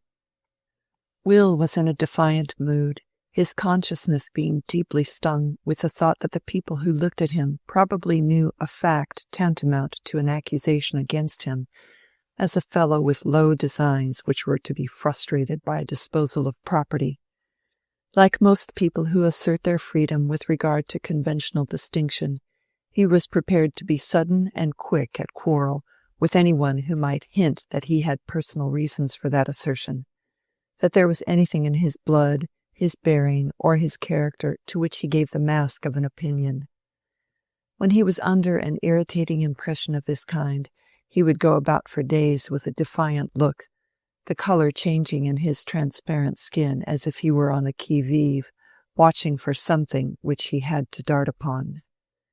This expression was peculiarly noticeable in him at the sale, and those who had only seen him in his moods of gentle oddity or of bright enjoyment would have been struck with the contrast.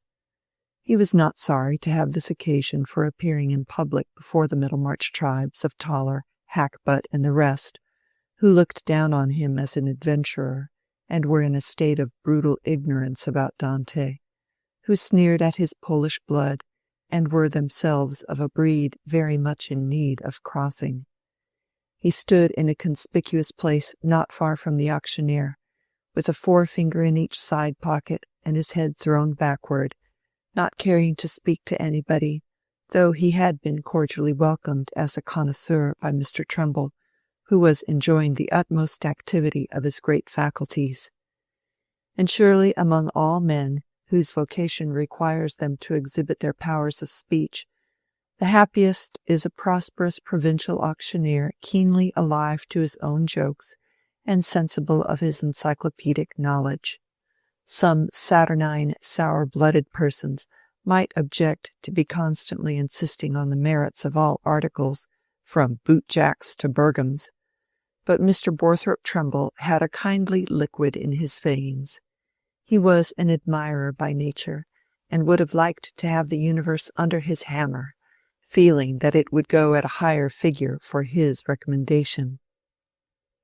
Meanwhile, Mrs. Larcher's drawing-room furniture was enough for him.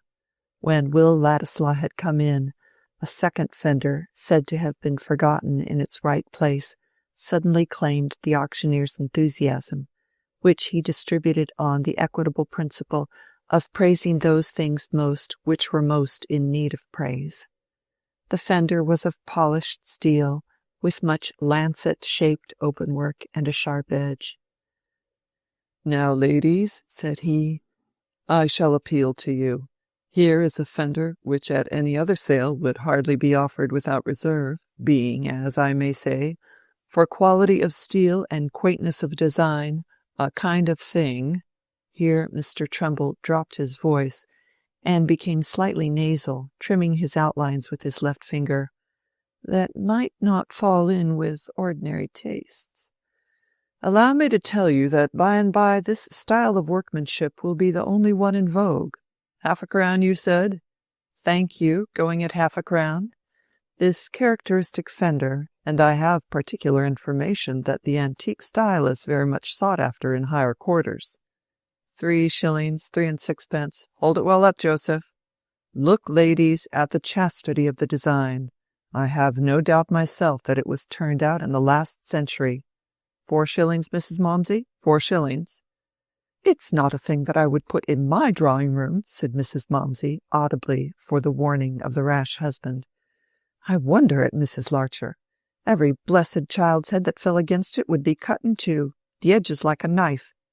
"Quite true," rejoined Mr. Trumbull, quickly, "and most uncommonly useful to have a fender at hand that will cut, if you have a leather shoe-tie or a bit of string that wants cutting and no knife at hand. Many a man has been left hanging because there was no knife to cut him down.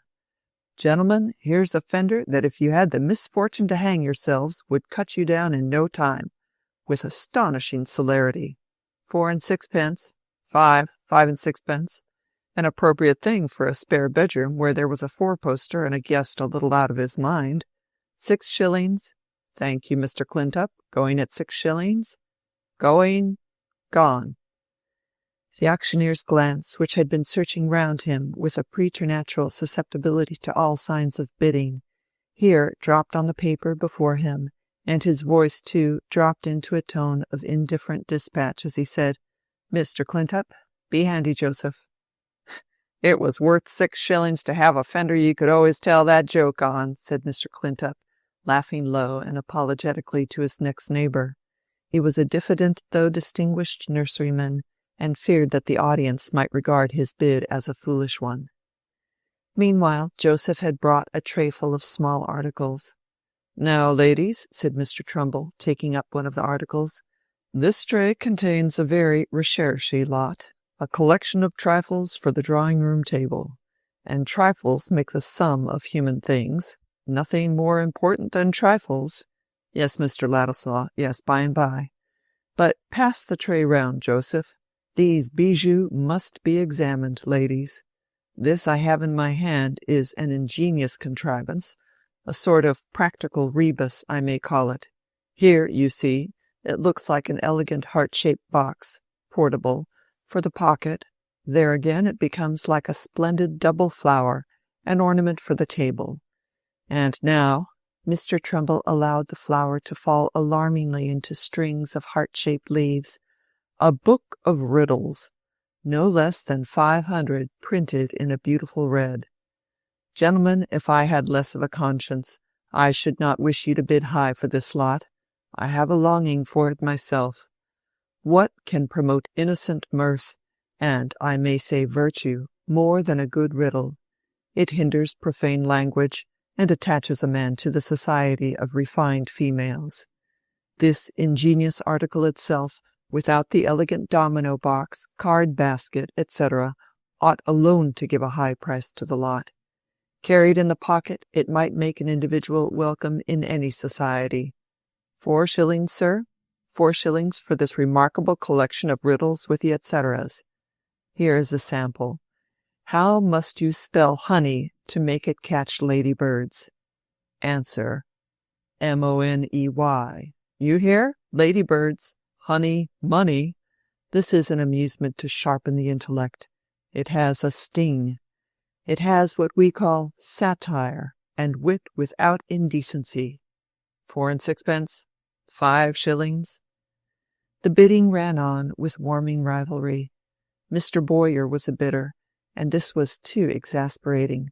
Bowyer couldn't afford it, and only wanted to hinder every other man from making a figure.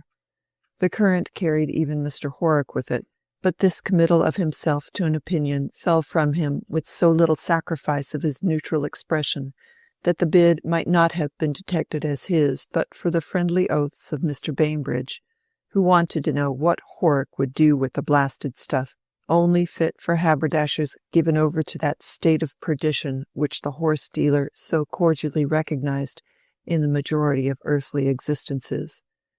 The lot was finally knocked down at a guinea to Mr. Spilkins, a young slender of the neighbourhood, who was reckless with his pocket-money and felt his want of memory for riddles. "Come, Trumbull, this is too bad. You've been putting some old maid's rubbish into the sale," murmured Mr. Toller, getting close to the auctioneer.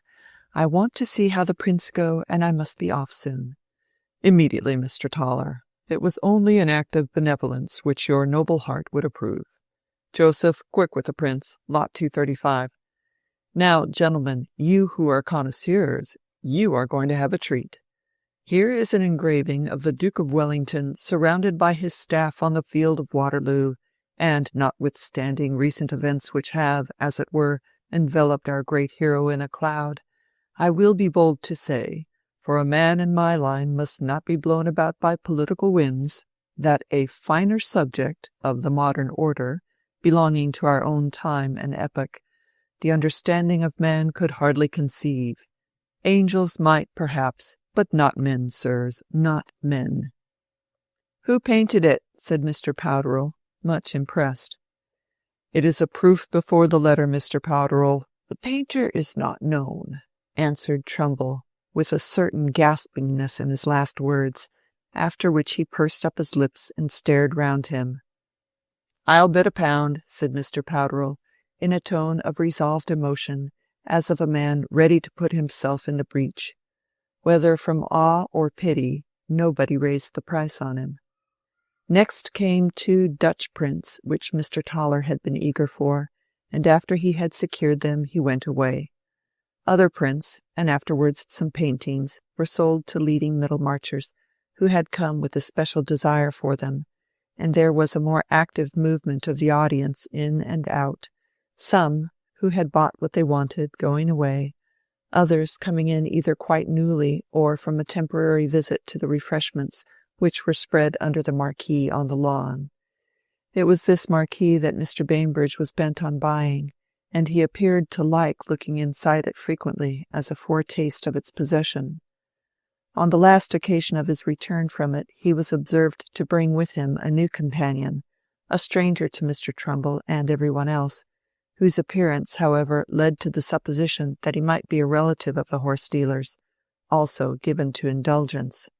His large whiskers, imposing swagger, and swing of the leg made him a striking figure, but his suit of black, rather shabby at the edges, caused the prejudicial inference that he was not able to afford himself as much indulgence as he liked. "Who is it you've picked up, Bam?" said Mr. Horrocks, aside. "Ask him yourself," returned Mr. Bainbridge. "He said he'd just turned in from the road." Mr. Horrocks eyed the stranger, who was leaning back against his stick with one hand, using his toothpick with the other, and looking about him with a certain restlessness, apparently under the silence imposed on him by circumstances. At length the supper at Emmaus was brought forward, to Will's immense relief, for he was getting so tired of the proceedings that he had drawn back a little and leaned his shoulder against the wall just behind the auctioneer. He now came forward again, and his eye caught the conspicuous stranger, who, rather to his surprise, was staring at him markedly. But Will was immediately appealed to by Mr. Trumbull. "Yes, Mr. Ladislaw, yes, this interests you as a connoisseur, I think. It is some pleasure," the auctioneer went on with a rising fervour, "to have a picture like this to show to a company of ladies and gentlemen, a picture worth any sum to an individual whose means were on a level with his judgment. It is a painting of the Italian school, by the celebrated Guido, the greatest painter in the world, the chief of the old masters, as they are called, I take it, because they were up to a thing or two beyond most of us, in possession of secrets now lost to the bulk of mankind. Let me tell you, gentlemen, I have seen a great many pictures by the old masters, and they are not all up to this mark. Some of them are darker than you might like, and not family subjects. But here is a Guido, The frame alone is worth pounds, which any lady might be proud to hang up. A suitable thing for what we call a refectory in a charitable institution, if any gentleman of the corporation wished to show his munificence. Turn it a little, sir? Yes. Joseph, turn it a little towards Mr. Ladislaw. Mr. Ladislaw, having been abroad, understands the merit of these things, you observe. All eyes were for a moment turned towards Will, who said coolly, £5. The auctioneer burst out in deep remonstrance. Ah, Mr. Ladislaw, the frame alone is worth that. Ladies and gentlemen, for the credit of the town, suppose it should be discovered hereafter that a gem of art has been amongst us in this town, and nobody in Middlemarch awake to it. 5 guineas, 576, 510. Still, ladies, still, it is a gem, and full many a gem, as the poet says, has been allowed to go at a nominal price because the public knew no better, because it was offered in circles where there was, I was going to say a low feeling, but no. £6, 6 guineas, a guido of the first order going at 6 guineas. It is an insult to religion, ladies. It touches us all as Christians, gentlemen, that a subject like this should go at such a low figure. £6 10, 7. The bidding was brisk, and Will continued to share in it, remembering that Mrs. Bulstrode had a strong wish for the picture, and thinking that he might stretch the price to £12. But it was knocked down to him at 10 guineas, whereupon he pushed his way towards the bow window and went out. He chose to go under the marquee to get a glass of water, being hot and thirsty. It was empty of other visitors, and he asked the woman in attendance to fetch him some fresh water. But before she was well gone, he was annoyed to see entering the florid stranger who had stared at him. It struck Will at this moment that the man might be one of those political parasitic insects of the bloated kind who had once or twice claimed acquaintance with him as having heard him speak on the reform question, and who might think of getting a shilling by news. In this light his person, already rather heating to behold on a summer's day, appeared the more disagreeable, and Will, half seated on the elbow of a garden chair, turned his eyes carefully away from the corner. But this signified little to our acquaintance, Mr. Raffles, who never hesitated to thrust himself on unwilling observation, if it suited his purpose to do so. He moved a step or two till he was in front of Will, and said with full-mouthed haste, "Excuse me, Mr. Ladislaw, was your mother's name Sarah Dunkirk?"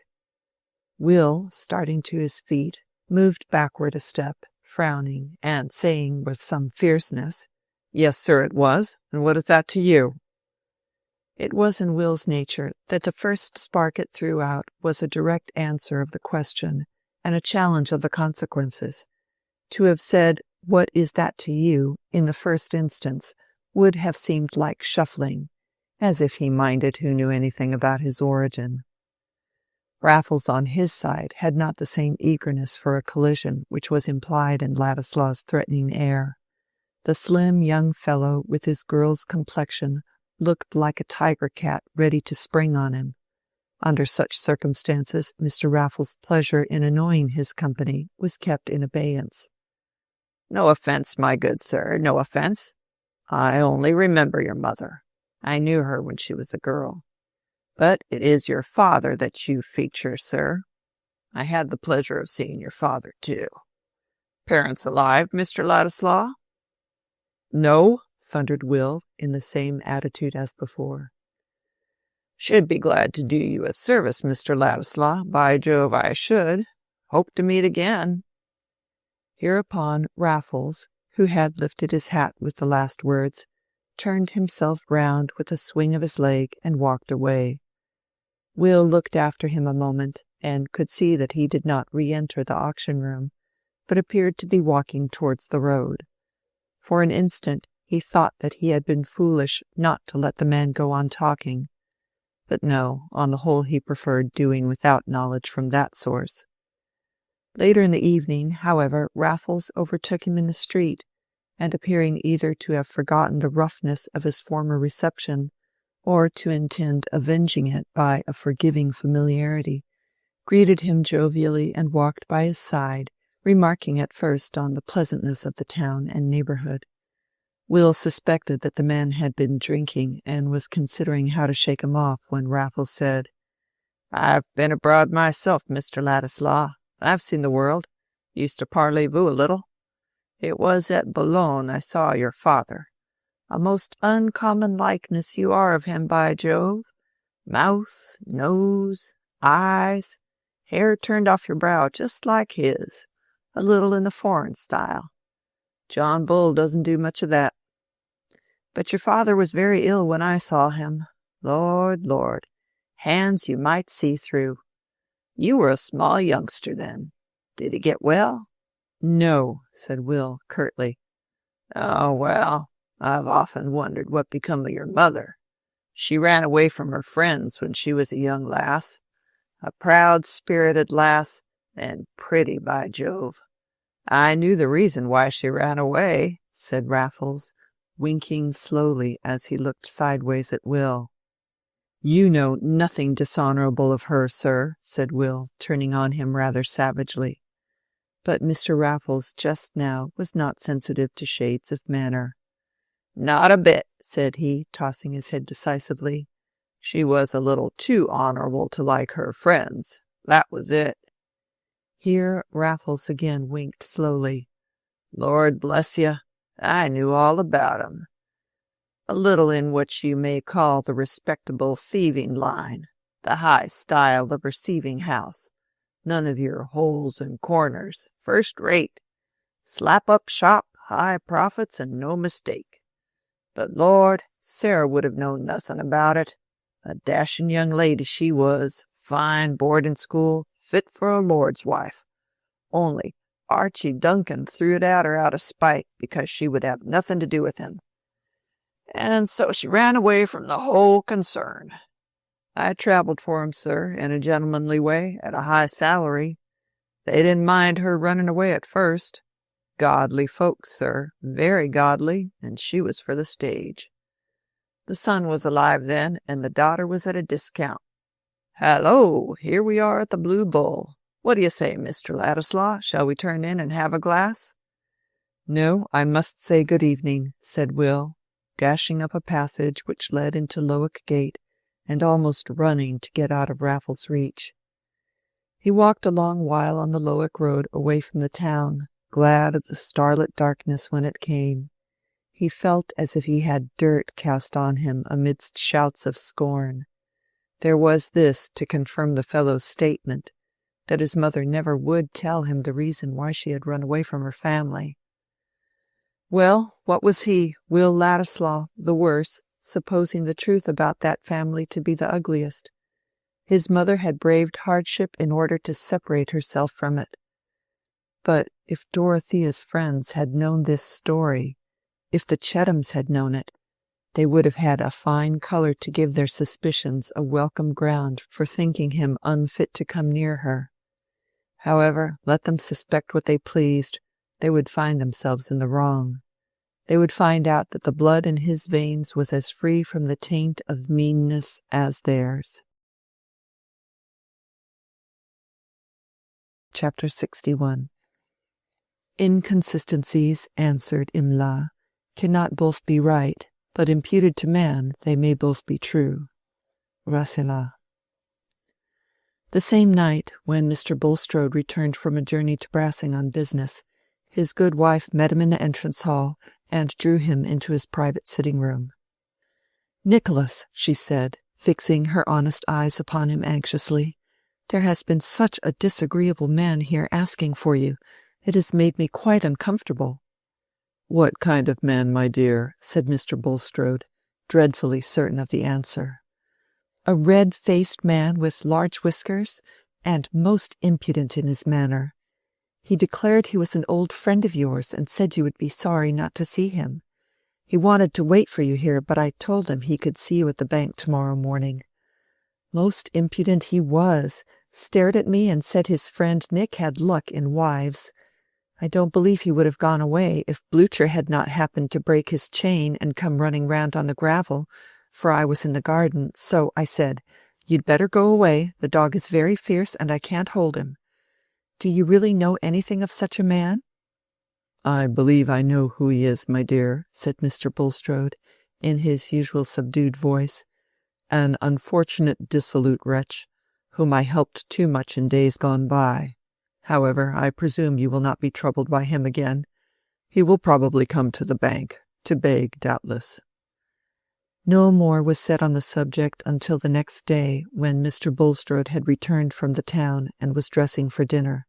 His wife, not sure that he was come home, looked into his dressing-room and saw him with his coat and cravat off, leaning one arm on a chest of drawers and staring absently at the ground.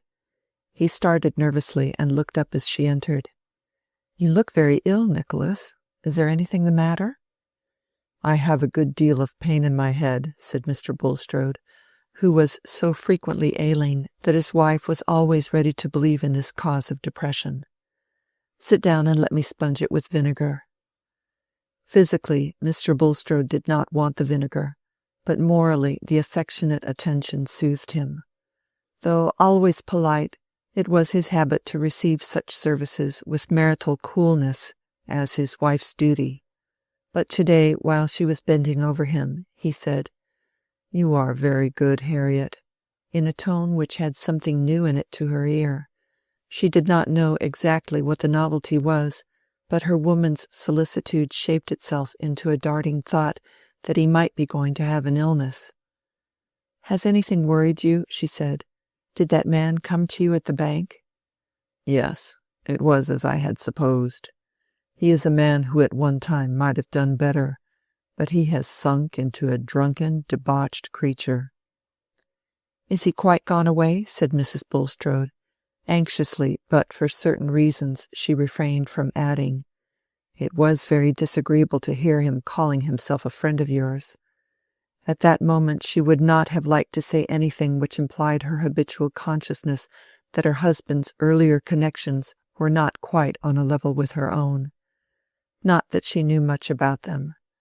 That her husband had at first been employed in a bank, that he had afterwards entered into what he called city business and gained a fortune before he was 33, that he had married a widow who was much older than himself, a dissenter, and in other ways probably of that disadvantageous quality usually perceptible in a first wife if inquired into with the dispassionate judgment of a second, was almost as much as she had cared to learn beyond the glimpses which Mr. Bulstrode's narrative occasionally gave of his early bent towards religion, his inclination to be a preacher, and his association with missionary and philanthropic efforts.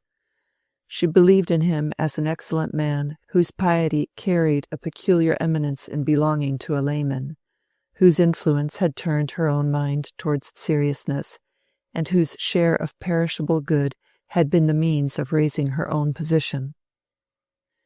But she also liked to think that it was well in every sense for Mr. Bulstrode to have won the hand of Harriet Vincey, whose family was undeniable in a Middlemarch light, a better light surely than any thrown in London thoroughfares or dissenting chapel yards.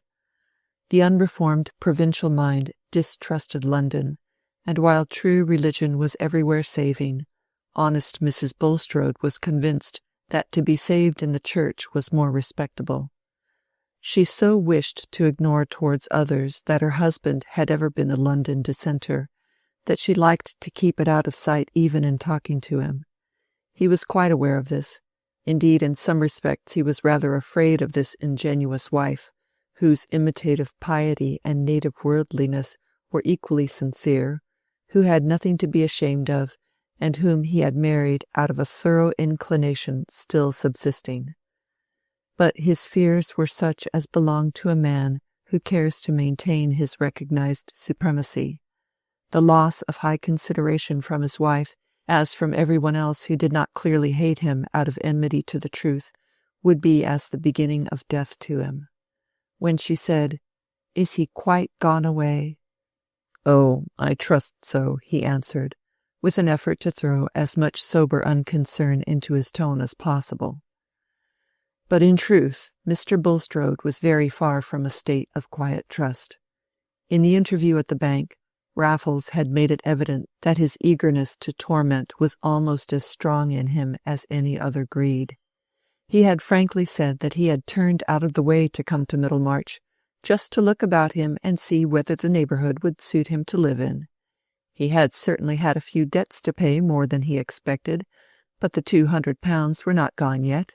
A cool 25 would suffice him to go away for the present. What he had wanted chiefly was to see his friend Nick and family, and know all about the prosperity of a man to whom he was so much attached. By and by he might come back for a longer stay. This time Raffles declined to be seen off the premises, as he expressed it, declined to quit Middlemarch under Bulstrode's eyes.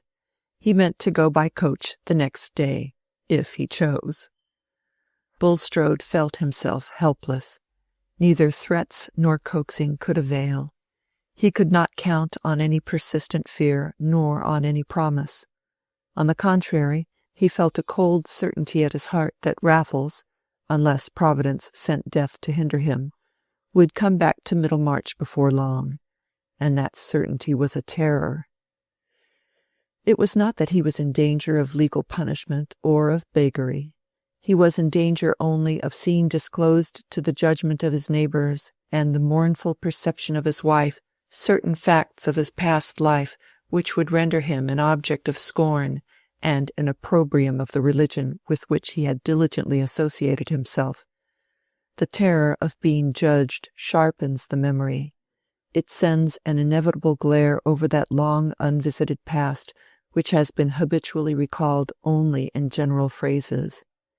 Even without memory, the life is bound into one by a zone of dependence in growth and decay, but intense memory forces a man to own his blameworthy past. With memory set smarting like a reopened wound, a man's past is not simply a dead history, an outworn preparation of the present. It is not a repented error shaken loose from the life. It is still a quivering part of himself, bringing shudders and bitter flavours and the tinglings of merited shame. Into this second life Bulstrode's past had now risen, only the pleasures of it seemed to have lost their quality. Night and day, without interruption save of brief sleep, which only wove retrospect and fear into a fantastic present. He felt the scenes of his earlier life coming between him and everything else, as obstinately as when we look through the window from a lighted room. The objects we turn our backs on are still before us, instead of the grass and the trees. The successive events inward and outward were there in one view. Though each might be dwelt on in turn, the rest still kept their hold in the consciousness. Once more he saw himself, the young banker's clerk, with an agreeable person, as clever in figures as he was fluent in speech, and fond of theological definition, an eminent though young member of the Calvinistic dissenting church at Highbury, having had striking experience in conviction of sin and sense of pardon. Again he heard himself called for as Brother Bulstrode in prayer meetings, speaking on religious platforms, preaching in private houses. Again he felt himself thinking of the ministry as possibly his vocation, and inclined towards missionary labour. That was the happiest time of his life. That was the spot he would have chosen now to awake in, and find the rest a dream. The people among whom Brother Bulstrode was distinguished were very few, but they were very near to him, and stirred his satisfaction the more. His power stretched through a narrow space, but he felt its effect the more intensely. He believed without effort in the peculiar work of grace within him, and in the signs that God intended him for special instrumentality. Then came the moment of transition. It was with the sense of promotion he had when he, an orphan educated at a commercial charity school, was invited to a fine villa belonging to Mr. Dunkirk, the richest man in the congregation. Soon he became an intimate there, honoured for his piety by the wife, marked out for his ability by the husband whose wealth was due to a flourishing city and West End trade. That was the setting in of a new current for his ambition, directing his prospects of instrumentality towards the uniting of distinguished religious gifts with successful business. By and by came a decided external leading. A confidential subordinate partner died, and nobody seemed to the principal so well fitted to fill the severely felt vacancy as his young friend Bulstrode, if he would become confidential accountant. The offer was accepted.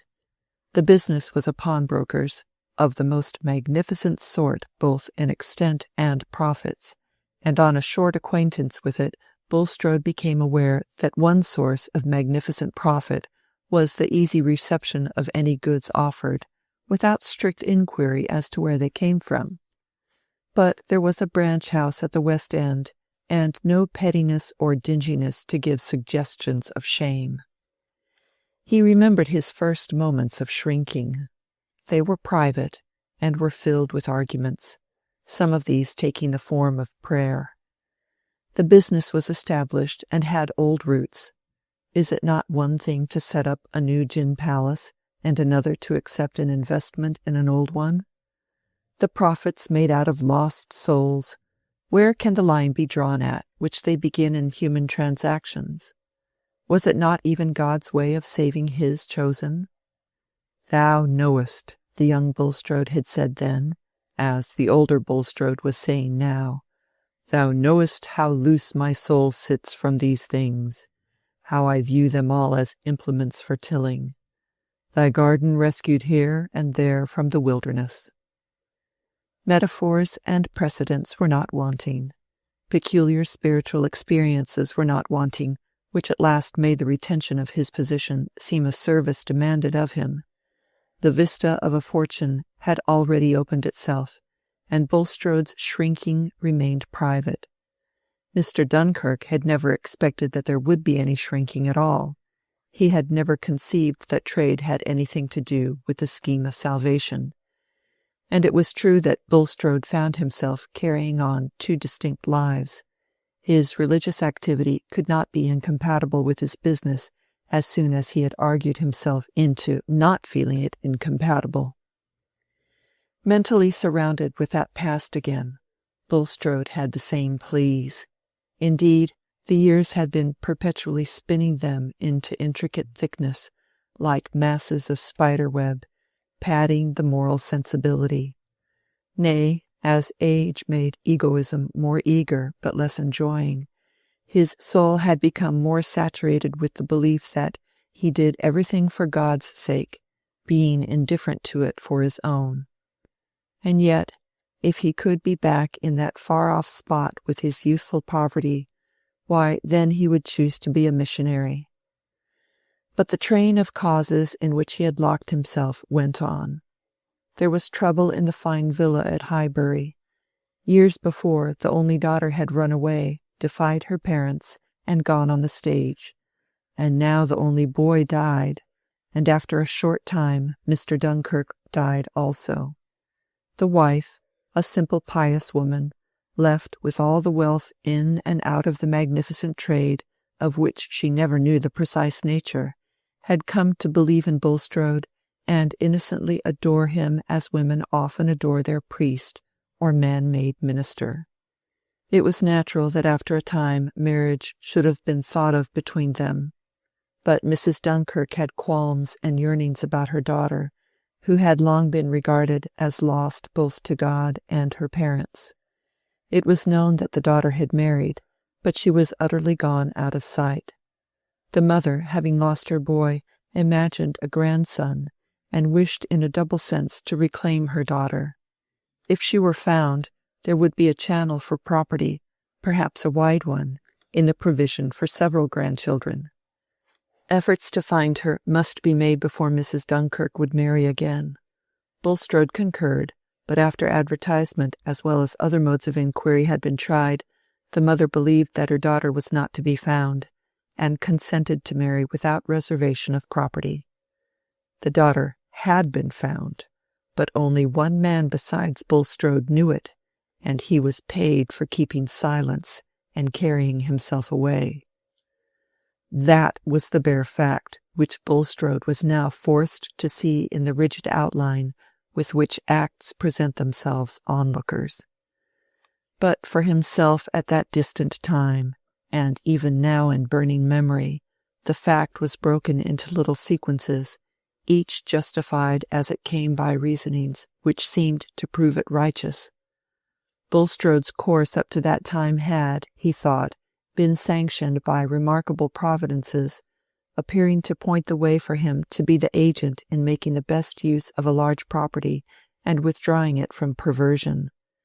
Death and other striking dispositions, such as feminine trustfulness, had come, and Bulstrode would have adopted Cromwell's words, "Do you call these bare events? The Lord pity you." The events were comparatively small, but the essential condition was there, namely, that they were in favor of his own ends. It was easy for him to settle what was due from him to others by inquiring what were God's intentions with regard to himself. Could it be for God's service that this fortune should, in any considerable proportion, go to a young woman and her husband who were given up to the lightest pursuits, and might scatter it abroad in triviality? People who seemed to lie outside the path of remarkable providences? Bulstrode had never said to himself beforehand, "The daughter shall not be found." Nevertheless, when the moment came, he kept her existence hidden, and when other moments followed, he soothed the mother with consolation in the probability that the unhappy young woman might be no more. There were hours in which Bulstrode felt that his action was unrighteous, but how could he go back? He had mental exercises, called himself not, laid hold on redemption, and went on in his course of instrumentality. And after 5 years, death again came to widen his path by taking away his wife. He did gradually withdraw his capital, but he did not make the sacrifices requisite to put an end to the business, which was carried on for 13 years afterwards before it finally collapsed. Meanwhile, Nicholas Bulstrode had used his 100,000 discreetly, and was become provincially, solidly important. A banker, a churchman, a public benefactor, also a sleeping partner in trading concerns, in which his ability was directed to economy in the raw material, as in the case of the dyes which rotted Mr. Vincey's silk. And now, when this respectability had lasted undisturbed for nearly 30 years, when all that preceded it had long lay benumbed in the consciousness, that past had risen and immersed his thought as if with the terrible eruption of a new sense overburdening the feeble being. Meanwhile, in his conversation with Raffles, he had learned something momentous, something which entered actively into the struggle of his longings and terrors. There, he thought, lay an opening towards spiritual, perhaps towards material rescue. The spiritual kind of rescue was a genuine need with him. There may be coarse hypocrites who consciously affect beliefs and emotions for the sake of gulling the world, but Bulstrode was not one of them. He was simply a man whose desires had been stronger than his theoretic beliefs, and who had gradually explained the gratification of his desires into satisfactory agreement with those beliefs. If this be hypocrisy, it is a process which shows itself occasionally in us all, to whatever confession we belong, and whether we believe in the future perfection of our race, or in the nearest date fixed for the end of the world, whether we regard the earth as a putrefying nidus for a saved remnant, including ourselves, or have a passionate belief in the solidarity of mankind. The service he could do to the cause of religion had been through life the ground he alleged to himself for his choice of action. It had been the motive which he had poured out in his prayers. Who would use money and position better than he meant to use them? Who could surpass him in self-abhorrence and exaltation of God's cause? And to Mr. Bulstrode, God's cause was something distinct from his own rectitude of conduct. it enforced a discrimination of God's enemies, who were to be used merely as instruments, and whom it would be as well, if possible, to keep out of money and consequent influence. Also, profitable investments in trades where the power of the prince of this world showed its most active devices became sanctified by a right application of the profits in the hands of God's servant. This implicit reasoning is essentially no more peculiar to evangelical belief than the use of wide phrases for narrow motives is peculiar to Englishmen. There is no general doctrine which is not capable of eating out our morality if unchecked by the deep-seated habit of direct fellow-feeling with individual fellow-men. But a man who believes in something else than his own greed has necessarily a conscience, or standard to which he more or less adapts himself. Bulstrode's standard had been his serviceableness to God's cause. "I am sinful and naught, a vessel to be consecrated by use, but use me," had been the mold into which he had constrained his immense need of being something important and predominating. And now had come a moment in which that mold seemed in danger of being broken and utterly cast away. What if the acts he had reconciled himself to because they made him a stronger instrument of the divine glory were to become the pretext of the scoffer and a darkening of that glory? If this were to be the ruling of Providence, he was cast out from the temple as one who had brought unclean offerings. He had long poured out utterances of repentance, but today a repentance had come which was of a bitterer flavor, and a threatening providence urged him to a kind of propitiation which was not simply a doctrinal transaction. The divine tribunal had changed its aspect for him. Self-prostration was no longer enough, and he must bring restitution in his hand. It was really before his God that Bulstrode was about to attempt such restitution as seemed possible. A great dread had seized his susceptible frame, and the scorching approach of shame wrought in him a new spiritual need. Night and day, while the resurgent threatening past was making a conscience within him, he was thinking by what means he could recover peace and trust, by what sacrifice he could stay the rod. His belief in these moments of dread was that if he spontaneously did something right, God would save him from the consequences of wrongdoing. For religion can only change when the emotions which fill it are changed, and the religion of personal fear remains nearly at the level of the savage. He had seen Raffles actually going away on the Brassing coach, and this was a temporary relief. It removed the pressure of an immediate dread. But it did not put an end to the spiritual conflict and the need to win protection. At last he came to a difficult resolve, and wrote a letter to Will Ladislaw, begging him to be at the Shrubs that evening for a private interview at 9 o'clock. Will had felt no particular surprise at the request, and connected it with some new notions about the Pioneer, but when he was shown into Mr. Bulstrode's private room, he was struck with the painfully worn look on the banker's face, and was going to say, "Are you ill?" when, checking himself in that abruptness, he only inquired after Mrs. Bulstrode, and her satisfaction with the picture bought for her. "Thank you, she is quite satisfied. She has gone out with her daughters this evening. I begged you to come, Mr. Ladislaw, because I have a communication of a very private, indeed, I will say, of a sacredly confidential nature, which I desire to make to you. Nothing, I dare say, has been farther from your thoughts than that there had been important ties in the past which could connect your history with mine." Will felt something like an electric shock. He was already in a state of keen sensitiveness and hardly allayed agitation on the subject of ties in the past, and his presentiments were not agreeable.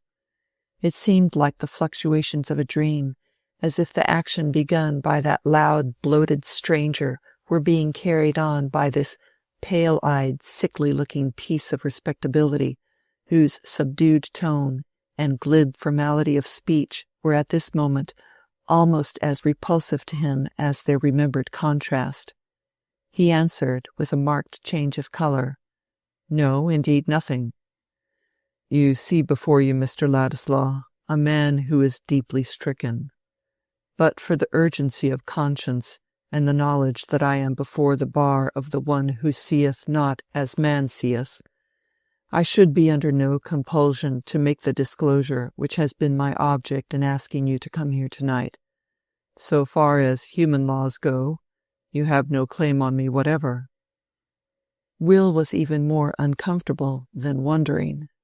Mr. Bulstrode had paused, leaning his head on his hand and looking at the floor, but now he fixed his examining glance on Will and said, "I am told that your mother's name was Sarah Dunkirk, and that she ran away from her friends to go on the stage. Also that your father was at one time much emaciated by illness. May I ask if you can confirm these statements?" "Yes, they are all true," said Will, struck with the order in which an inquiry had come, that might have been expected to be a preliminary to the banker's previous hints. But Mr. Bulstrode had tonight followed the order of his emotions.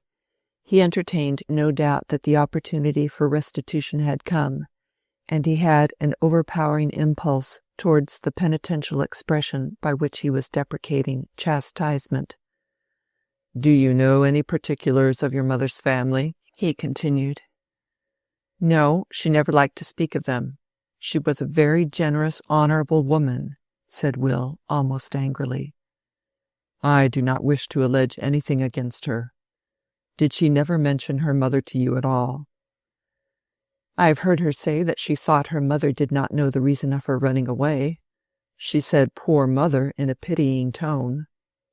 "That mother became my wife," said Bulstrode, and then paused a moment before he added, "You have a claim on me, Mr. Ladislaw.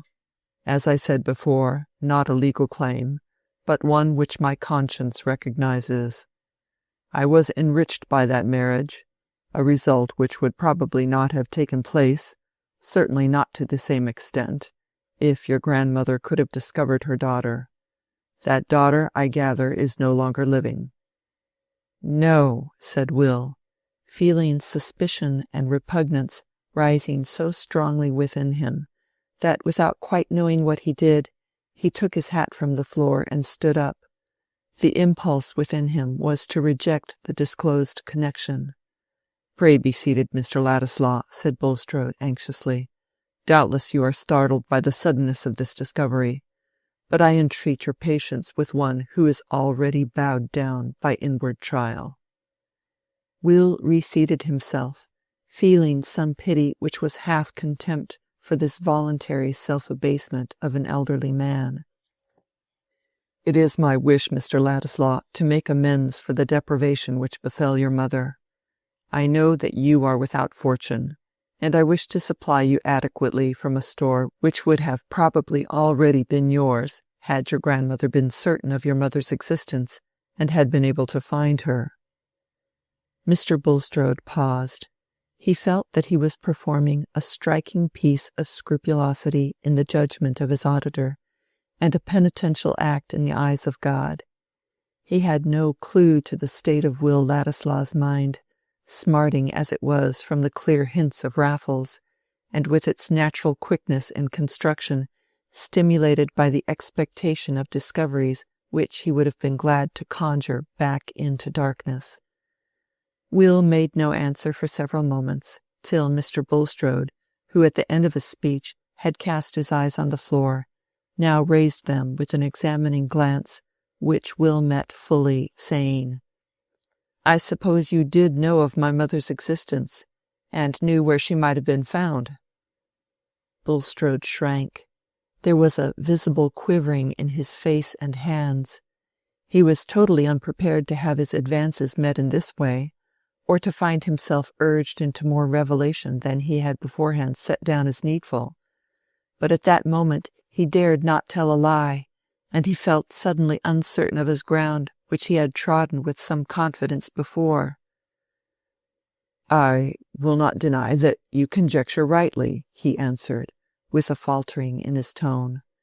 "And I wish to make atonement to you as the one still remaining who has suffered a loss through me. You enter, I trust, into my purpose, Mr. Ladislaw, which has a reference to higher than merely human claims, and as I have already said, is entirely independent of any legal compulsion.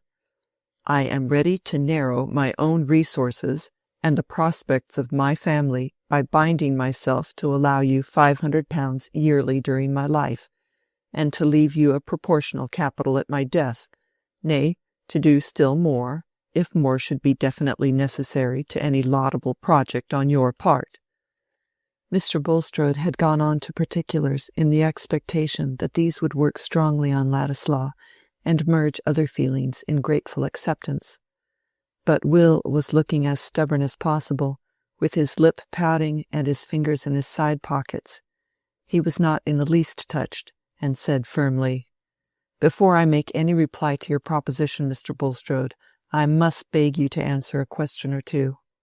Were you connected with the business by which that fortune you speak of was originally made?" Mr. Bulstrode's thought was, "Raffles has told him." How could he refuse to answer when he had volunteered what drew forth the question? He answered, "Yes." "And was that business, or was it not, a thoroughly dishonorable one, nay, one that, if its nature had been made public, might have ranked those concerned in it with thieves and convicts?" Will's tone had a cutting bitterness. He was moved to put his question as nakedly as he could. Bulstrode reddened with irrepressible anger. He had been prepared for a scene of self-abasement, but his intense pride and his habit of supremacy overpowered penitence, and even dread, when this young man, whom he had meant to benefit, turned on him with the air of a judge. "The business was established before I became connected with it, sir, nor is it for you to institute an inquiry of that kind," he answered, not raising his voice, but speaking with quick defiantness. "Yes, it is," said Will, starting up again with his hat in his hand. "It is eminently mine to ask such questions when I have to decide whether I will have transactions with you and accept your money. My unblemished honor is important to me. It is important to me to have no stain on my birth and connections. And now I find there is a stain which I can't help. My mother felt it, and tried to keep as clear of it as she could, and so will I. You shall keep your ill-gotten money. If I had any fortune of my own, I would willingly pay it to anyone who could disprove what you have told me. What I have to thank you for is that you kept the money till now, when I can refuse it. It ought to lie with a man's self that he is a gentleman. Good night, sir." Bulstrode was going to speak, but Will, with determined quickness, was out of the room in an instant, and in another the hall door had closed behind him. He was too strongly possessed with passionate rebellion against this inherited blot which had been thrust on his knowledge to reflect at present whether he had not been too hard on Bulstrode, too arrogantly merciless towards a man of 60, who was making efforts at retrieval when time had rendered them vain. No third person listening could have thoroughly understood the impetuosity of Will's repulse or the bitterness of his words. No one but himself then knew how everything connected with the sentiment of his own dignity had an immediate bearing for him on his relation to Dorothea and to Mr. Casaubon's treatment of him. And in the rush of impulses by which he flung back that offer of Bulstrode's, there was mingled the sense that it would have been impossible for him ever to tell Dorothea that he had accepted it. As for Bulstrode, when Will was gone he suffered a violent reaction and wept like a woman. It was the first time he had encountered an open expression of scorn from any man higher than Raffles, and with that scorn hurrying like venom through his system, there was no sensibility left to consolations. But the relief of weeping had to be checked. His wife and daughters soon came home from hearing the address of an Oriental missionary, and were full of regret that papa had not heard, in the first instance, the interesting things which they tried to repeat to him. Perhaps, through all other hidden thoughts, the one that breathed most comfort was, that Will Ladislaw at least was not likely to publish what had taken place that evening. Chapter 62. He was a squire of low degree, that loved the king's daughter of Hungary. An old romance. Will Ladislaw's mind was now wholly bent on seeing Dorothea again, and forthwith quitting Middlemarch. The morning after his agitating scene with Bulstrode, he wrote a brief letter to her, saying that various causes had detained him in the neighbourhood longer than he had expected, and asking her permission to call again at Lowick at some hour which she would mention on the earliest possible day, he being anxious to depart, but unwilling to do so until she had granted him an interview. He left the letter at the office, ordering the messenger to carry it to Lowick Manor and wait for an answer. Ladislaw felt the awkwardness of asking for more last words. His former farewell had been made in the hearing of Sir James Chetham, and had been announced as final even to the butler. It is certainly trying to a man's dignity to reappear when he is not expected to do so. A first farewell has a pathos in it, but to come back for a second lends an opening to comedy, and it was possible even that there might be bitter sneers afloat about Will's motives for lingering. Still, it was on the whole more satisfactory to his feeling to take the directest means of seeing Dorothea than to use any device which might give an air of chance to a meeting of which he wished her to understand that it was what he earnestly sought. When he had parted from her before, he had been in ignorance of facts which gave a new aspect to the relation between them, and made a more absolute severance than he had then believed in. He knew nothing of Dorothea's private fortune, and, being little used to reflect on such matters, took it for granted that according to Mr. Casaubon's arrangement marriage to him, Will Ladislaw, would mean that she consented to be penniless. That was not what he could wish for even in his secret heart, or even if she had been ready to meet such hard contrast for his sake. And then, too, there was the fresh smart of that disclosure about his mother's family, which, if known, would be an added reason why Dorothea's friends should look down upon him as utterly below her. The secret hope that after some years he might come back with the sense that he had at least a personal value equal to her wealth seemed now the dreamy continuation of a dream. This change would surely justify him in asking Dorothea to receive him once more. But Dorothea on that morning was not at home to receive Will's note. In consequence of a letter from her uncle announcing his intention to be home in a week, she had driven first to Freshitt to carry the news, meaning to go on to the Grange to deliver some orders with which her uncle had entrusted her, thinking, as he said, "a little mental occupation of this sort good for a widow." If Will Ladislaw could have overheard some of the talk at Freshitt that morning, he would have felt all his suppositions confirmed as to the readiness of certain people to sneer at his lingering in the neighbourhood. Sir James, indeed, though much relieved concerning Dorothea, had been on the watch to learn Ladislaw's movements, and had an instructed informant in Mr. Standish, who was necessarily in his confidence on this matter. That Ladislaw had stayed in Middlemarch nearly 2 months after he had declared that he was going immediately was a fact to embitter Sir James' suspicions, or at least to justify his aversion to a young fellow whom he represented to himself as slight, volatile, and likely enough to show such recklessness as naturally went along with the position unriveted by family ties or a strict profession.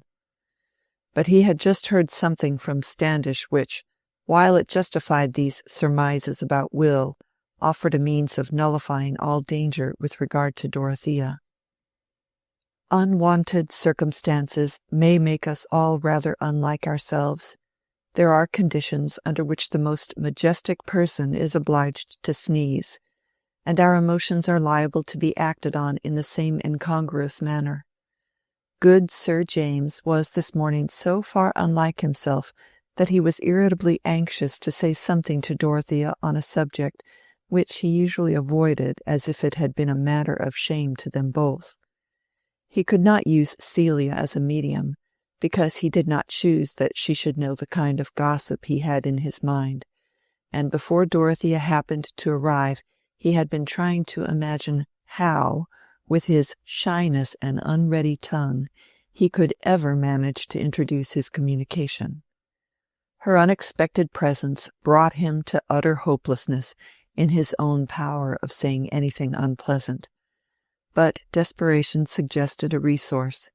He sent the groom on an unsaddled horse across the park with a penciled note to Mrs. Cadwallader, who already knew the gossip, and would think it no compromise of herself to repeat it as often as required. Dorothea was detained on the good pretext that Mr. Garth, whom she wanted to see, was expected at the Hall within the hour, and she was still talking to Caleb on the gravel when Sir James, on the watch for the rector's wife, saw her coming and met her with the needful hints. "Enough, I understand," said Mrs. Cadwallader. "You shall be innocent. I am such a blackamoor that I cannot smirch myself." "I don't mean that it's of any consequence," said Sir James, disliking that Mrs. Cadwallader should understand too much. "Only it is desirable that Dorothea should know there are reasons why she should not receive him again, and I really can't say so to her. It will come lightly from you." It came very lightly indeed. When Dorothea quitted Caleb and turned to meet them, it appeared that Mrs. Cadwallader had stepped across the park by the merest chance in the world, just to chat with Celia in a matronly way about the baby. And so Mr. Brooke was coming back? Delightful. Coming back, it was to be hoped, quite cured of parliamentary fever and pioneering. Apropos of the pioneer, somebody had prophesied that it would soon be like a dying dolphin, and turn all colours for want of knowing how to help itself, because Mr. Brooke's protégé, the brilliant young Ladislaw, was gone or going. Had Sir James heard that? The three were walking along the gravel slowly, and Sir James, turning aside to whip a shrub, said he had heard something of that sort. "All false," said Mrs. Cadwallader. "He is not gone or going, apparently. The Pioneer keeps its colour, and Mr. Orlando Ladislaw is making a sad, dark blue scandal by warbling continually with your Mr. Lydgate's wife, who they tell me is as pretty can be. It seems nobody ever goes into the house without finding this young gentleman lying on the rug or warbling at the piano. But the people in manufacturing towns are always disreputable." "You began by saying that one report was false, Mrs. Cadwallader, and I believe this is false too," said Dorothea, with indignant energy. "At least, I feel sure it is a misrepresentation. I will not hear any evil spoken of Mr. Ladislaw. He has already suffered too much injustice." Dorothea, when thoroughly moved, cared little what anyone thought of her feelings, and even if she had been able to reflect, she would have held it petty to keep silence at injurious words about Will, from fear of being herself misunderstood. Her face was flushed and her lip trembled. Sir James, glancing at her, repented of his stratagem, but Mrs. Cadwallader, equal to all occasions, spread the palms of her hands outward and said, "Heaven grant it, my dear. I mean that all bad tales about anybody may be false. But it is a pity that young Lydgate should have married one of these Middlemarch girls. Considering he's a son of somebody, he might have got a woman with good blood in her veins, and not too young, who would have put up with his profession. There's Clara Harfager, for instance, whose friends don't know what to do with her, and she has a portion. Then we might have had her among us. However, it's no use being wise for other people. Where is Celia? Pray let us go in." "I am going on immediately to Tipton," said Dorothea, rather haughtily. "Good-bye." Sir James could say nothing as he accompanied her to the carriage. He was altogether discontented with the result of a contrivance which had cost him some secret humiliation beforehand.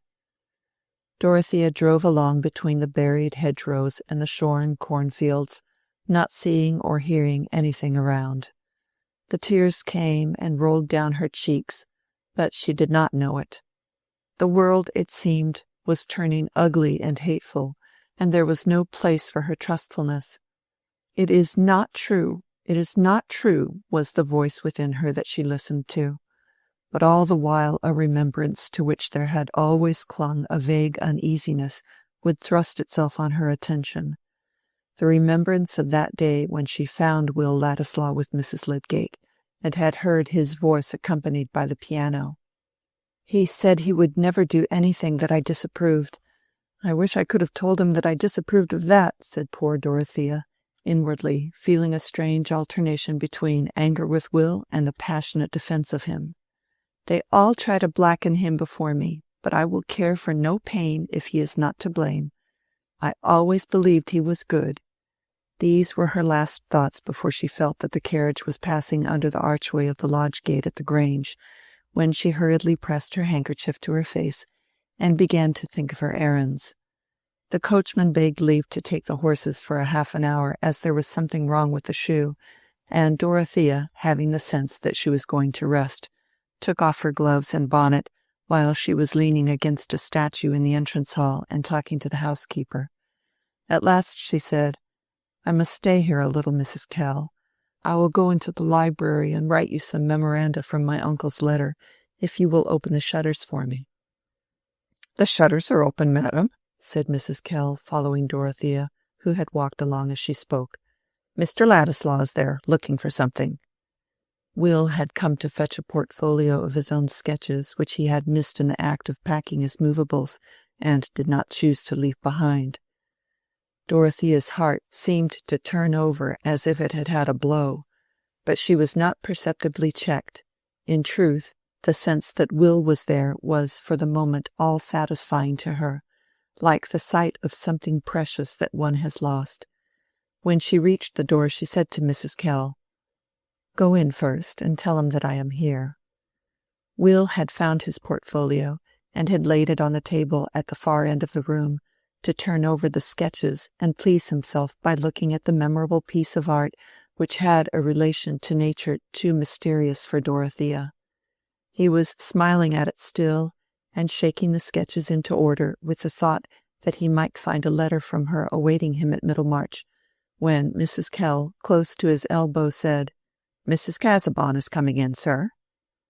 Will turned round quickly, and the next moment Dorothea was entering. As Mrs. Kell closed the door behind her, they met. Each was looking at the other, and consciousness was overflowed by something that suppressed utterance. It was not confusion that kept them silent, for they both felt that a parting was near, and there is no shamefacedness in a sad parting. She moved automatically towards her uncle's chair against the writing-table, and Will, after drawing it out a little for her, went a few paces off and stood opposite to her. "Pray sit down," said Dorothea, crossing her hands on her lap. "I am very glad you are here." Will thought that her face looked just as it did when she first shook hands with him in Rome, for her widow's cap, fixed in her bonnet, had gone off with it, and he could see that she had lately been shedding tears. But the mixture of anger in her agitation had vanished at the sight of him. She had been used, when they were face to face, always to feel confidence and the happy freedom which comes with mutual understanding, and how could other people's words hinder that effect on a sudden? Let the music which can take possession of our frame and fill the air with joy for us sound once more. What does it signify that we heard it found fault with in its absence? "I have sent a letter to Lowick Manor to-day, asking leave to see you," said Will, seating himself opposite to her. "I am going away immediately, and I could not go without speaking to you again." "I thought we had parted when you came to Lowick many weeks ago. You thought you were going then," said Dorothea, her voice trembling a little.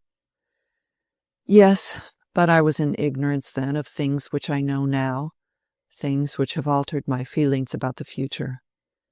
When I saw you before, I was dreaming that I might come back some day. I don't think I ever shall now." Will paused here. "You wished me to know the reasons?" said Dorothea timidly. "Yes," said Will impetuously, shaking his head backward and looking away from her with irritation in his face. "Of course I must wish it. I have been grossly insulted in your eyes and in the eyes of others. There has been a mean implication against my character.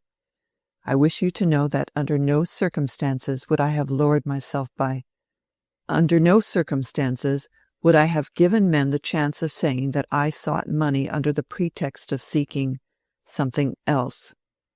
There was no need of other safeguard against me. The safeguard of wealth was enough." Will rose from his chair with the last word and went. He hardly knew where, but it was to the projecting window nearest him, which had been open as now about the same season a year ago, when he and Dorothea had stood within it and talked together. Her whole heart was going out at this moment in sympathy with Will's indignation. She only wanted to convince him that she had never done him injustice, and he seemed to have turned away from her as if she too had been part of the unfriendly world. "It would be very unkind of you to suppose that I ever attributed any meanness to you," she began. Then, in her ardent way, wanting to plead with him, she moved from her chair and went in front of him to her old place in the window, saying, "Do you suppose that I ever disbelieved in you?" When Will saw her there, he gave a start and moved backward out of the window, without meeting her glance. Dorothea was hurt by this movement, following up the previous anger of his tone.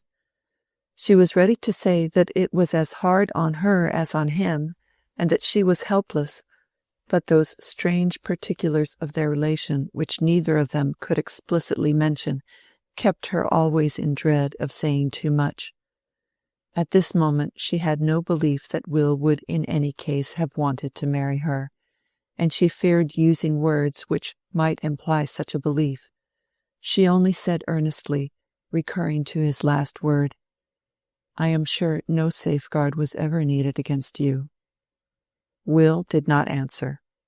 In the stormy fluctuation of his feelings, these words of hers seemed to him cruelly neutral, and he looked pale and miserable after his angry outburst. He went to the table and fastened up his portfolio, while Dorothea looked at him from the distance. They were wasting these last moments together in wretched silence. What could he say, since what had got obstinately uppermost in his mind was the passionate love for her which he forbade himself to utter? What could she say, since she might offer him no help, since she was forced to keep the money that ought to have been his? Since today he seemed not to respond as he used to do to her through trust and liking. But Will at last turned away from his portfolio and approached the window again.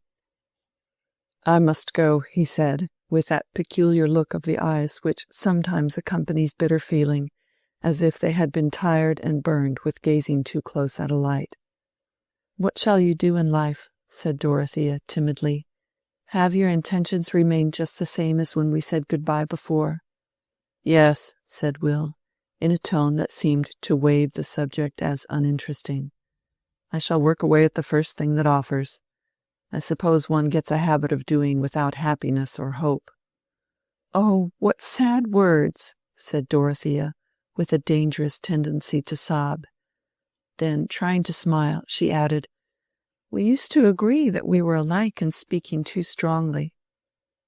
"I have not spoken too strongly now," said Will, leaning back against the angle of the wall. "There are certain things which a man can only go through once in his life, and he must know some time or other that the best is over with him. This experience has happened to me while I am very young, that is all. What I care more for than I can ever care for anything else is absolutely forbidden to me. I don't mean merely by being out of reach, but forbidden me, even if it were within my reach, by my own pride and honor, by everything I respect myself for. Of course I shall go on living as a man might do who had seen heaven in a trance." Will paused, imagining that it would be impossible for Dorothea to misunderstand this. Indeed, he felt that he was contradicting himself and offending against his self-approval in speaking to her so plainly. But still, it could not be fairly called wooing a woman to tell her that he would never woo her. It must be admitted to be a ghostly kind of wooing. But Dorothea's mind was rapidly going over the past with quite another vision than his. The thought that she herself might be what Will cared for did throb through her an instant, but then came doubt. The memory of the little they had lived through together turned pale and shrank before the memory which suggested how much fuller might have been the intercourse between Will and someone else with whom he had constant companionship. Everything he had said might refer to that other relation, and whatever passed between him and herself was thoroughly explained by what she had always regarded as their simple friendship, and the cruel obstruction thrust upon it by her husband's injurious act. Dorothea stood silent, with her eyes cast down dreamily, while images crowded upon her which left the sickening certainty that Will was referring to Mrs. Lydgate. But why sickening? He wanted her to know that here, too, his conduct should be above suspicion.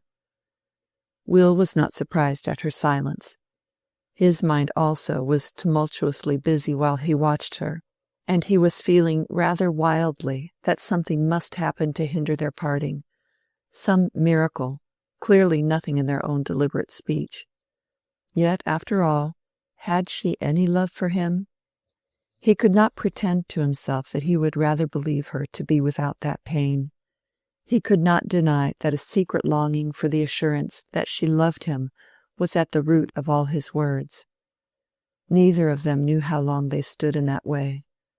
Dorothea was raising her eyes and was about to speak, when the door opened and her footman came to say, "The horses are ready, madam, whenever you like to start." "Presently," said Dorothea. Then, turning to Will, she said, "I have some memoranda to write for the housekeeper." "I must go," said Will, when the door had closed again, advancing towards her. "The day after tomorrow I shall leave Middlemarch." "You have acted in every way rightly," said Dorothea, in a low tone, feeling a pressure at her heart which made it difficult to speak. She put out her hand, and Will took it for an instant without speaking, for her words had seemed to him cruelly cold and unlike herself. Their eyes met, but there was discontent in his, and in hers there was only sadness. He turned away and took his portfolio under his arm. "I have never done you injustice. Please remember me," said Dorothea, repressing a rising sob. "Why should you say that?" said Will with irritation. "As if I were not in danger of forgetting everything else." He had really a movement of anger against her at that moment, and it impelled him to go away without pause. It was all one flash to Dorothea, his last words, his distant bow to her as he reached the door, the sense that he was no longer there. She sank into the chair, and for a few moments sat like a statue, while images and emotions were hurrying upon her. Joy came first, in spite of the threatening train behind it. Joy in the impression that it was really herself whom Will loved and was renouncing, that there was really no other love less permissible, more blameworthy, which honor was hurrying him away from. They were parted all the same, but Dorothea drew a deep breath and felt her strength return. She could think of him unrestrainedly. At that moment the parting was easy to bear. The first sense of loving and being loved excluded sorrow. It was as if some hard icy pressure had melted, and her consciousness had room to expand. Her past was come back to her with larger interpretation. The joy was not the less, perhaps it was the more complete just then, because of the irrevocable parting, for there was no reproach, no contemptuous wonder to imagine in any eye or from any lips. He had acted so as to defy reproach and make wonder respectful. Anyone watching her might have seen that there was a fortifying thought within her. Just as when inventive power is working with glad ease, some small claim on the attention is fully met, as if it were only a cranny opened to the sunlight. It was easy now for Dorothea to write her memoranda. She spoke her last words to the housekeeper in cheerful tones, and when she seated herself in the carriage her eyes were bright and her cheeks blooming under the dismal bonnet. She threw back the heavy weepers and looked before her, wondering which road Will had taken. It was in her nature to be proud that he was blameless, and through all her feelings there ran this vein: I was right to defend him. The coachman was used to drive his greys at a good pace, Mr. Casaubon being unenjoying and impatient in everything away from his desk, and wanting to get to the end of all journeys, and Dorothea was now bowled along quickly.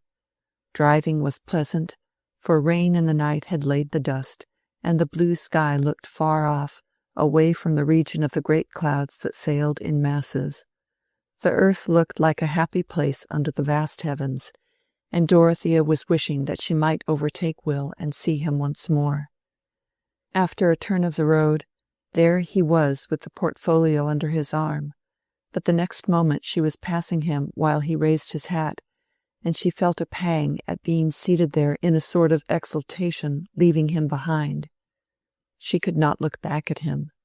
It was as if a crowd of indifferent objects had thrust them asunder and forced them along different paths, taking them farther and farther away from each other, and making it useless to look back. She could no more make any sign that would seem to say, "Need we part?" than she could stop the carriage to wait for him. Nay, what a world of reasons crowded upon her against any movement of her thought towards a future that might reverse the decision of this day. I only wish I had known before. I wish he knew, that we could be quite happy in thinking of each other, though we are forever parted.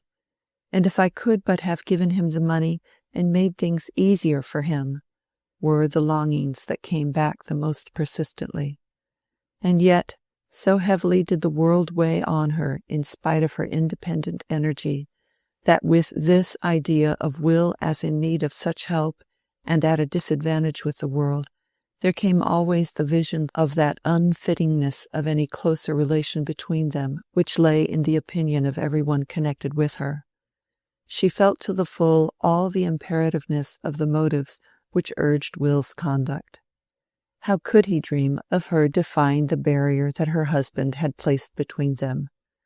How could she ever say to herself that she would defy it? Will's certainty, as the carriage grew smaller in the distance, had much more bitterness in it. Very slight matters were enough to gall him in his sensitive mood, and the sight of Dorothea driving past him, while he felt himself plodding along as a poor devil seeking a position in a world which in his present temper offered him little that he coveted, made his conduct seem a mere matter of necessity, and took away the sustainment of resolve. After all, he had no assurance that she loved him. Could any man pretend that he was simply glad in such a case to have the suffering all on his own side? That evening Will spent with the Lydgates. The next evening he was gone.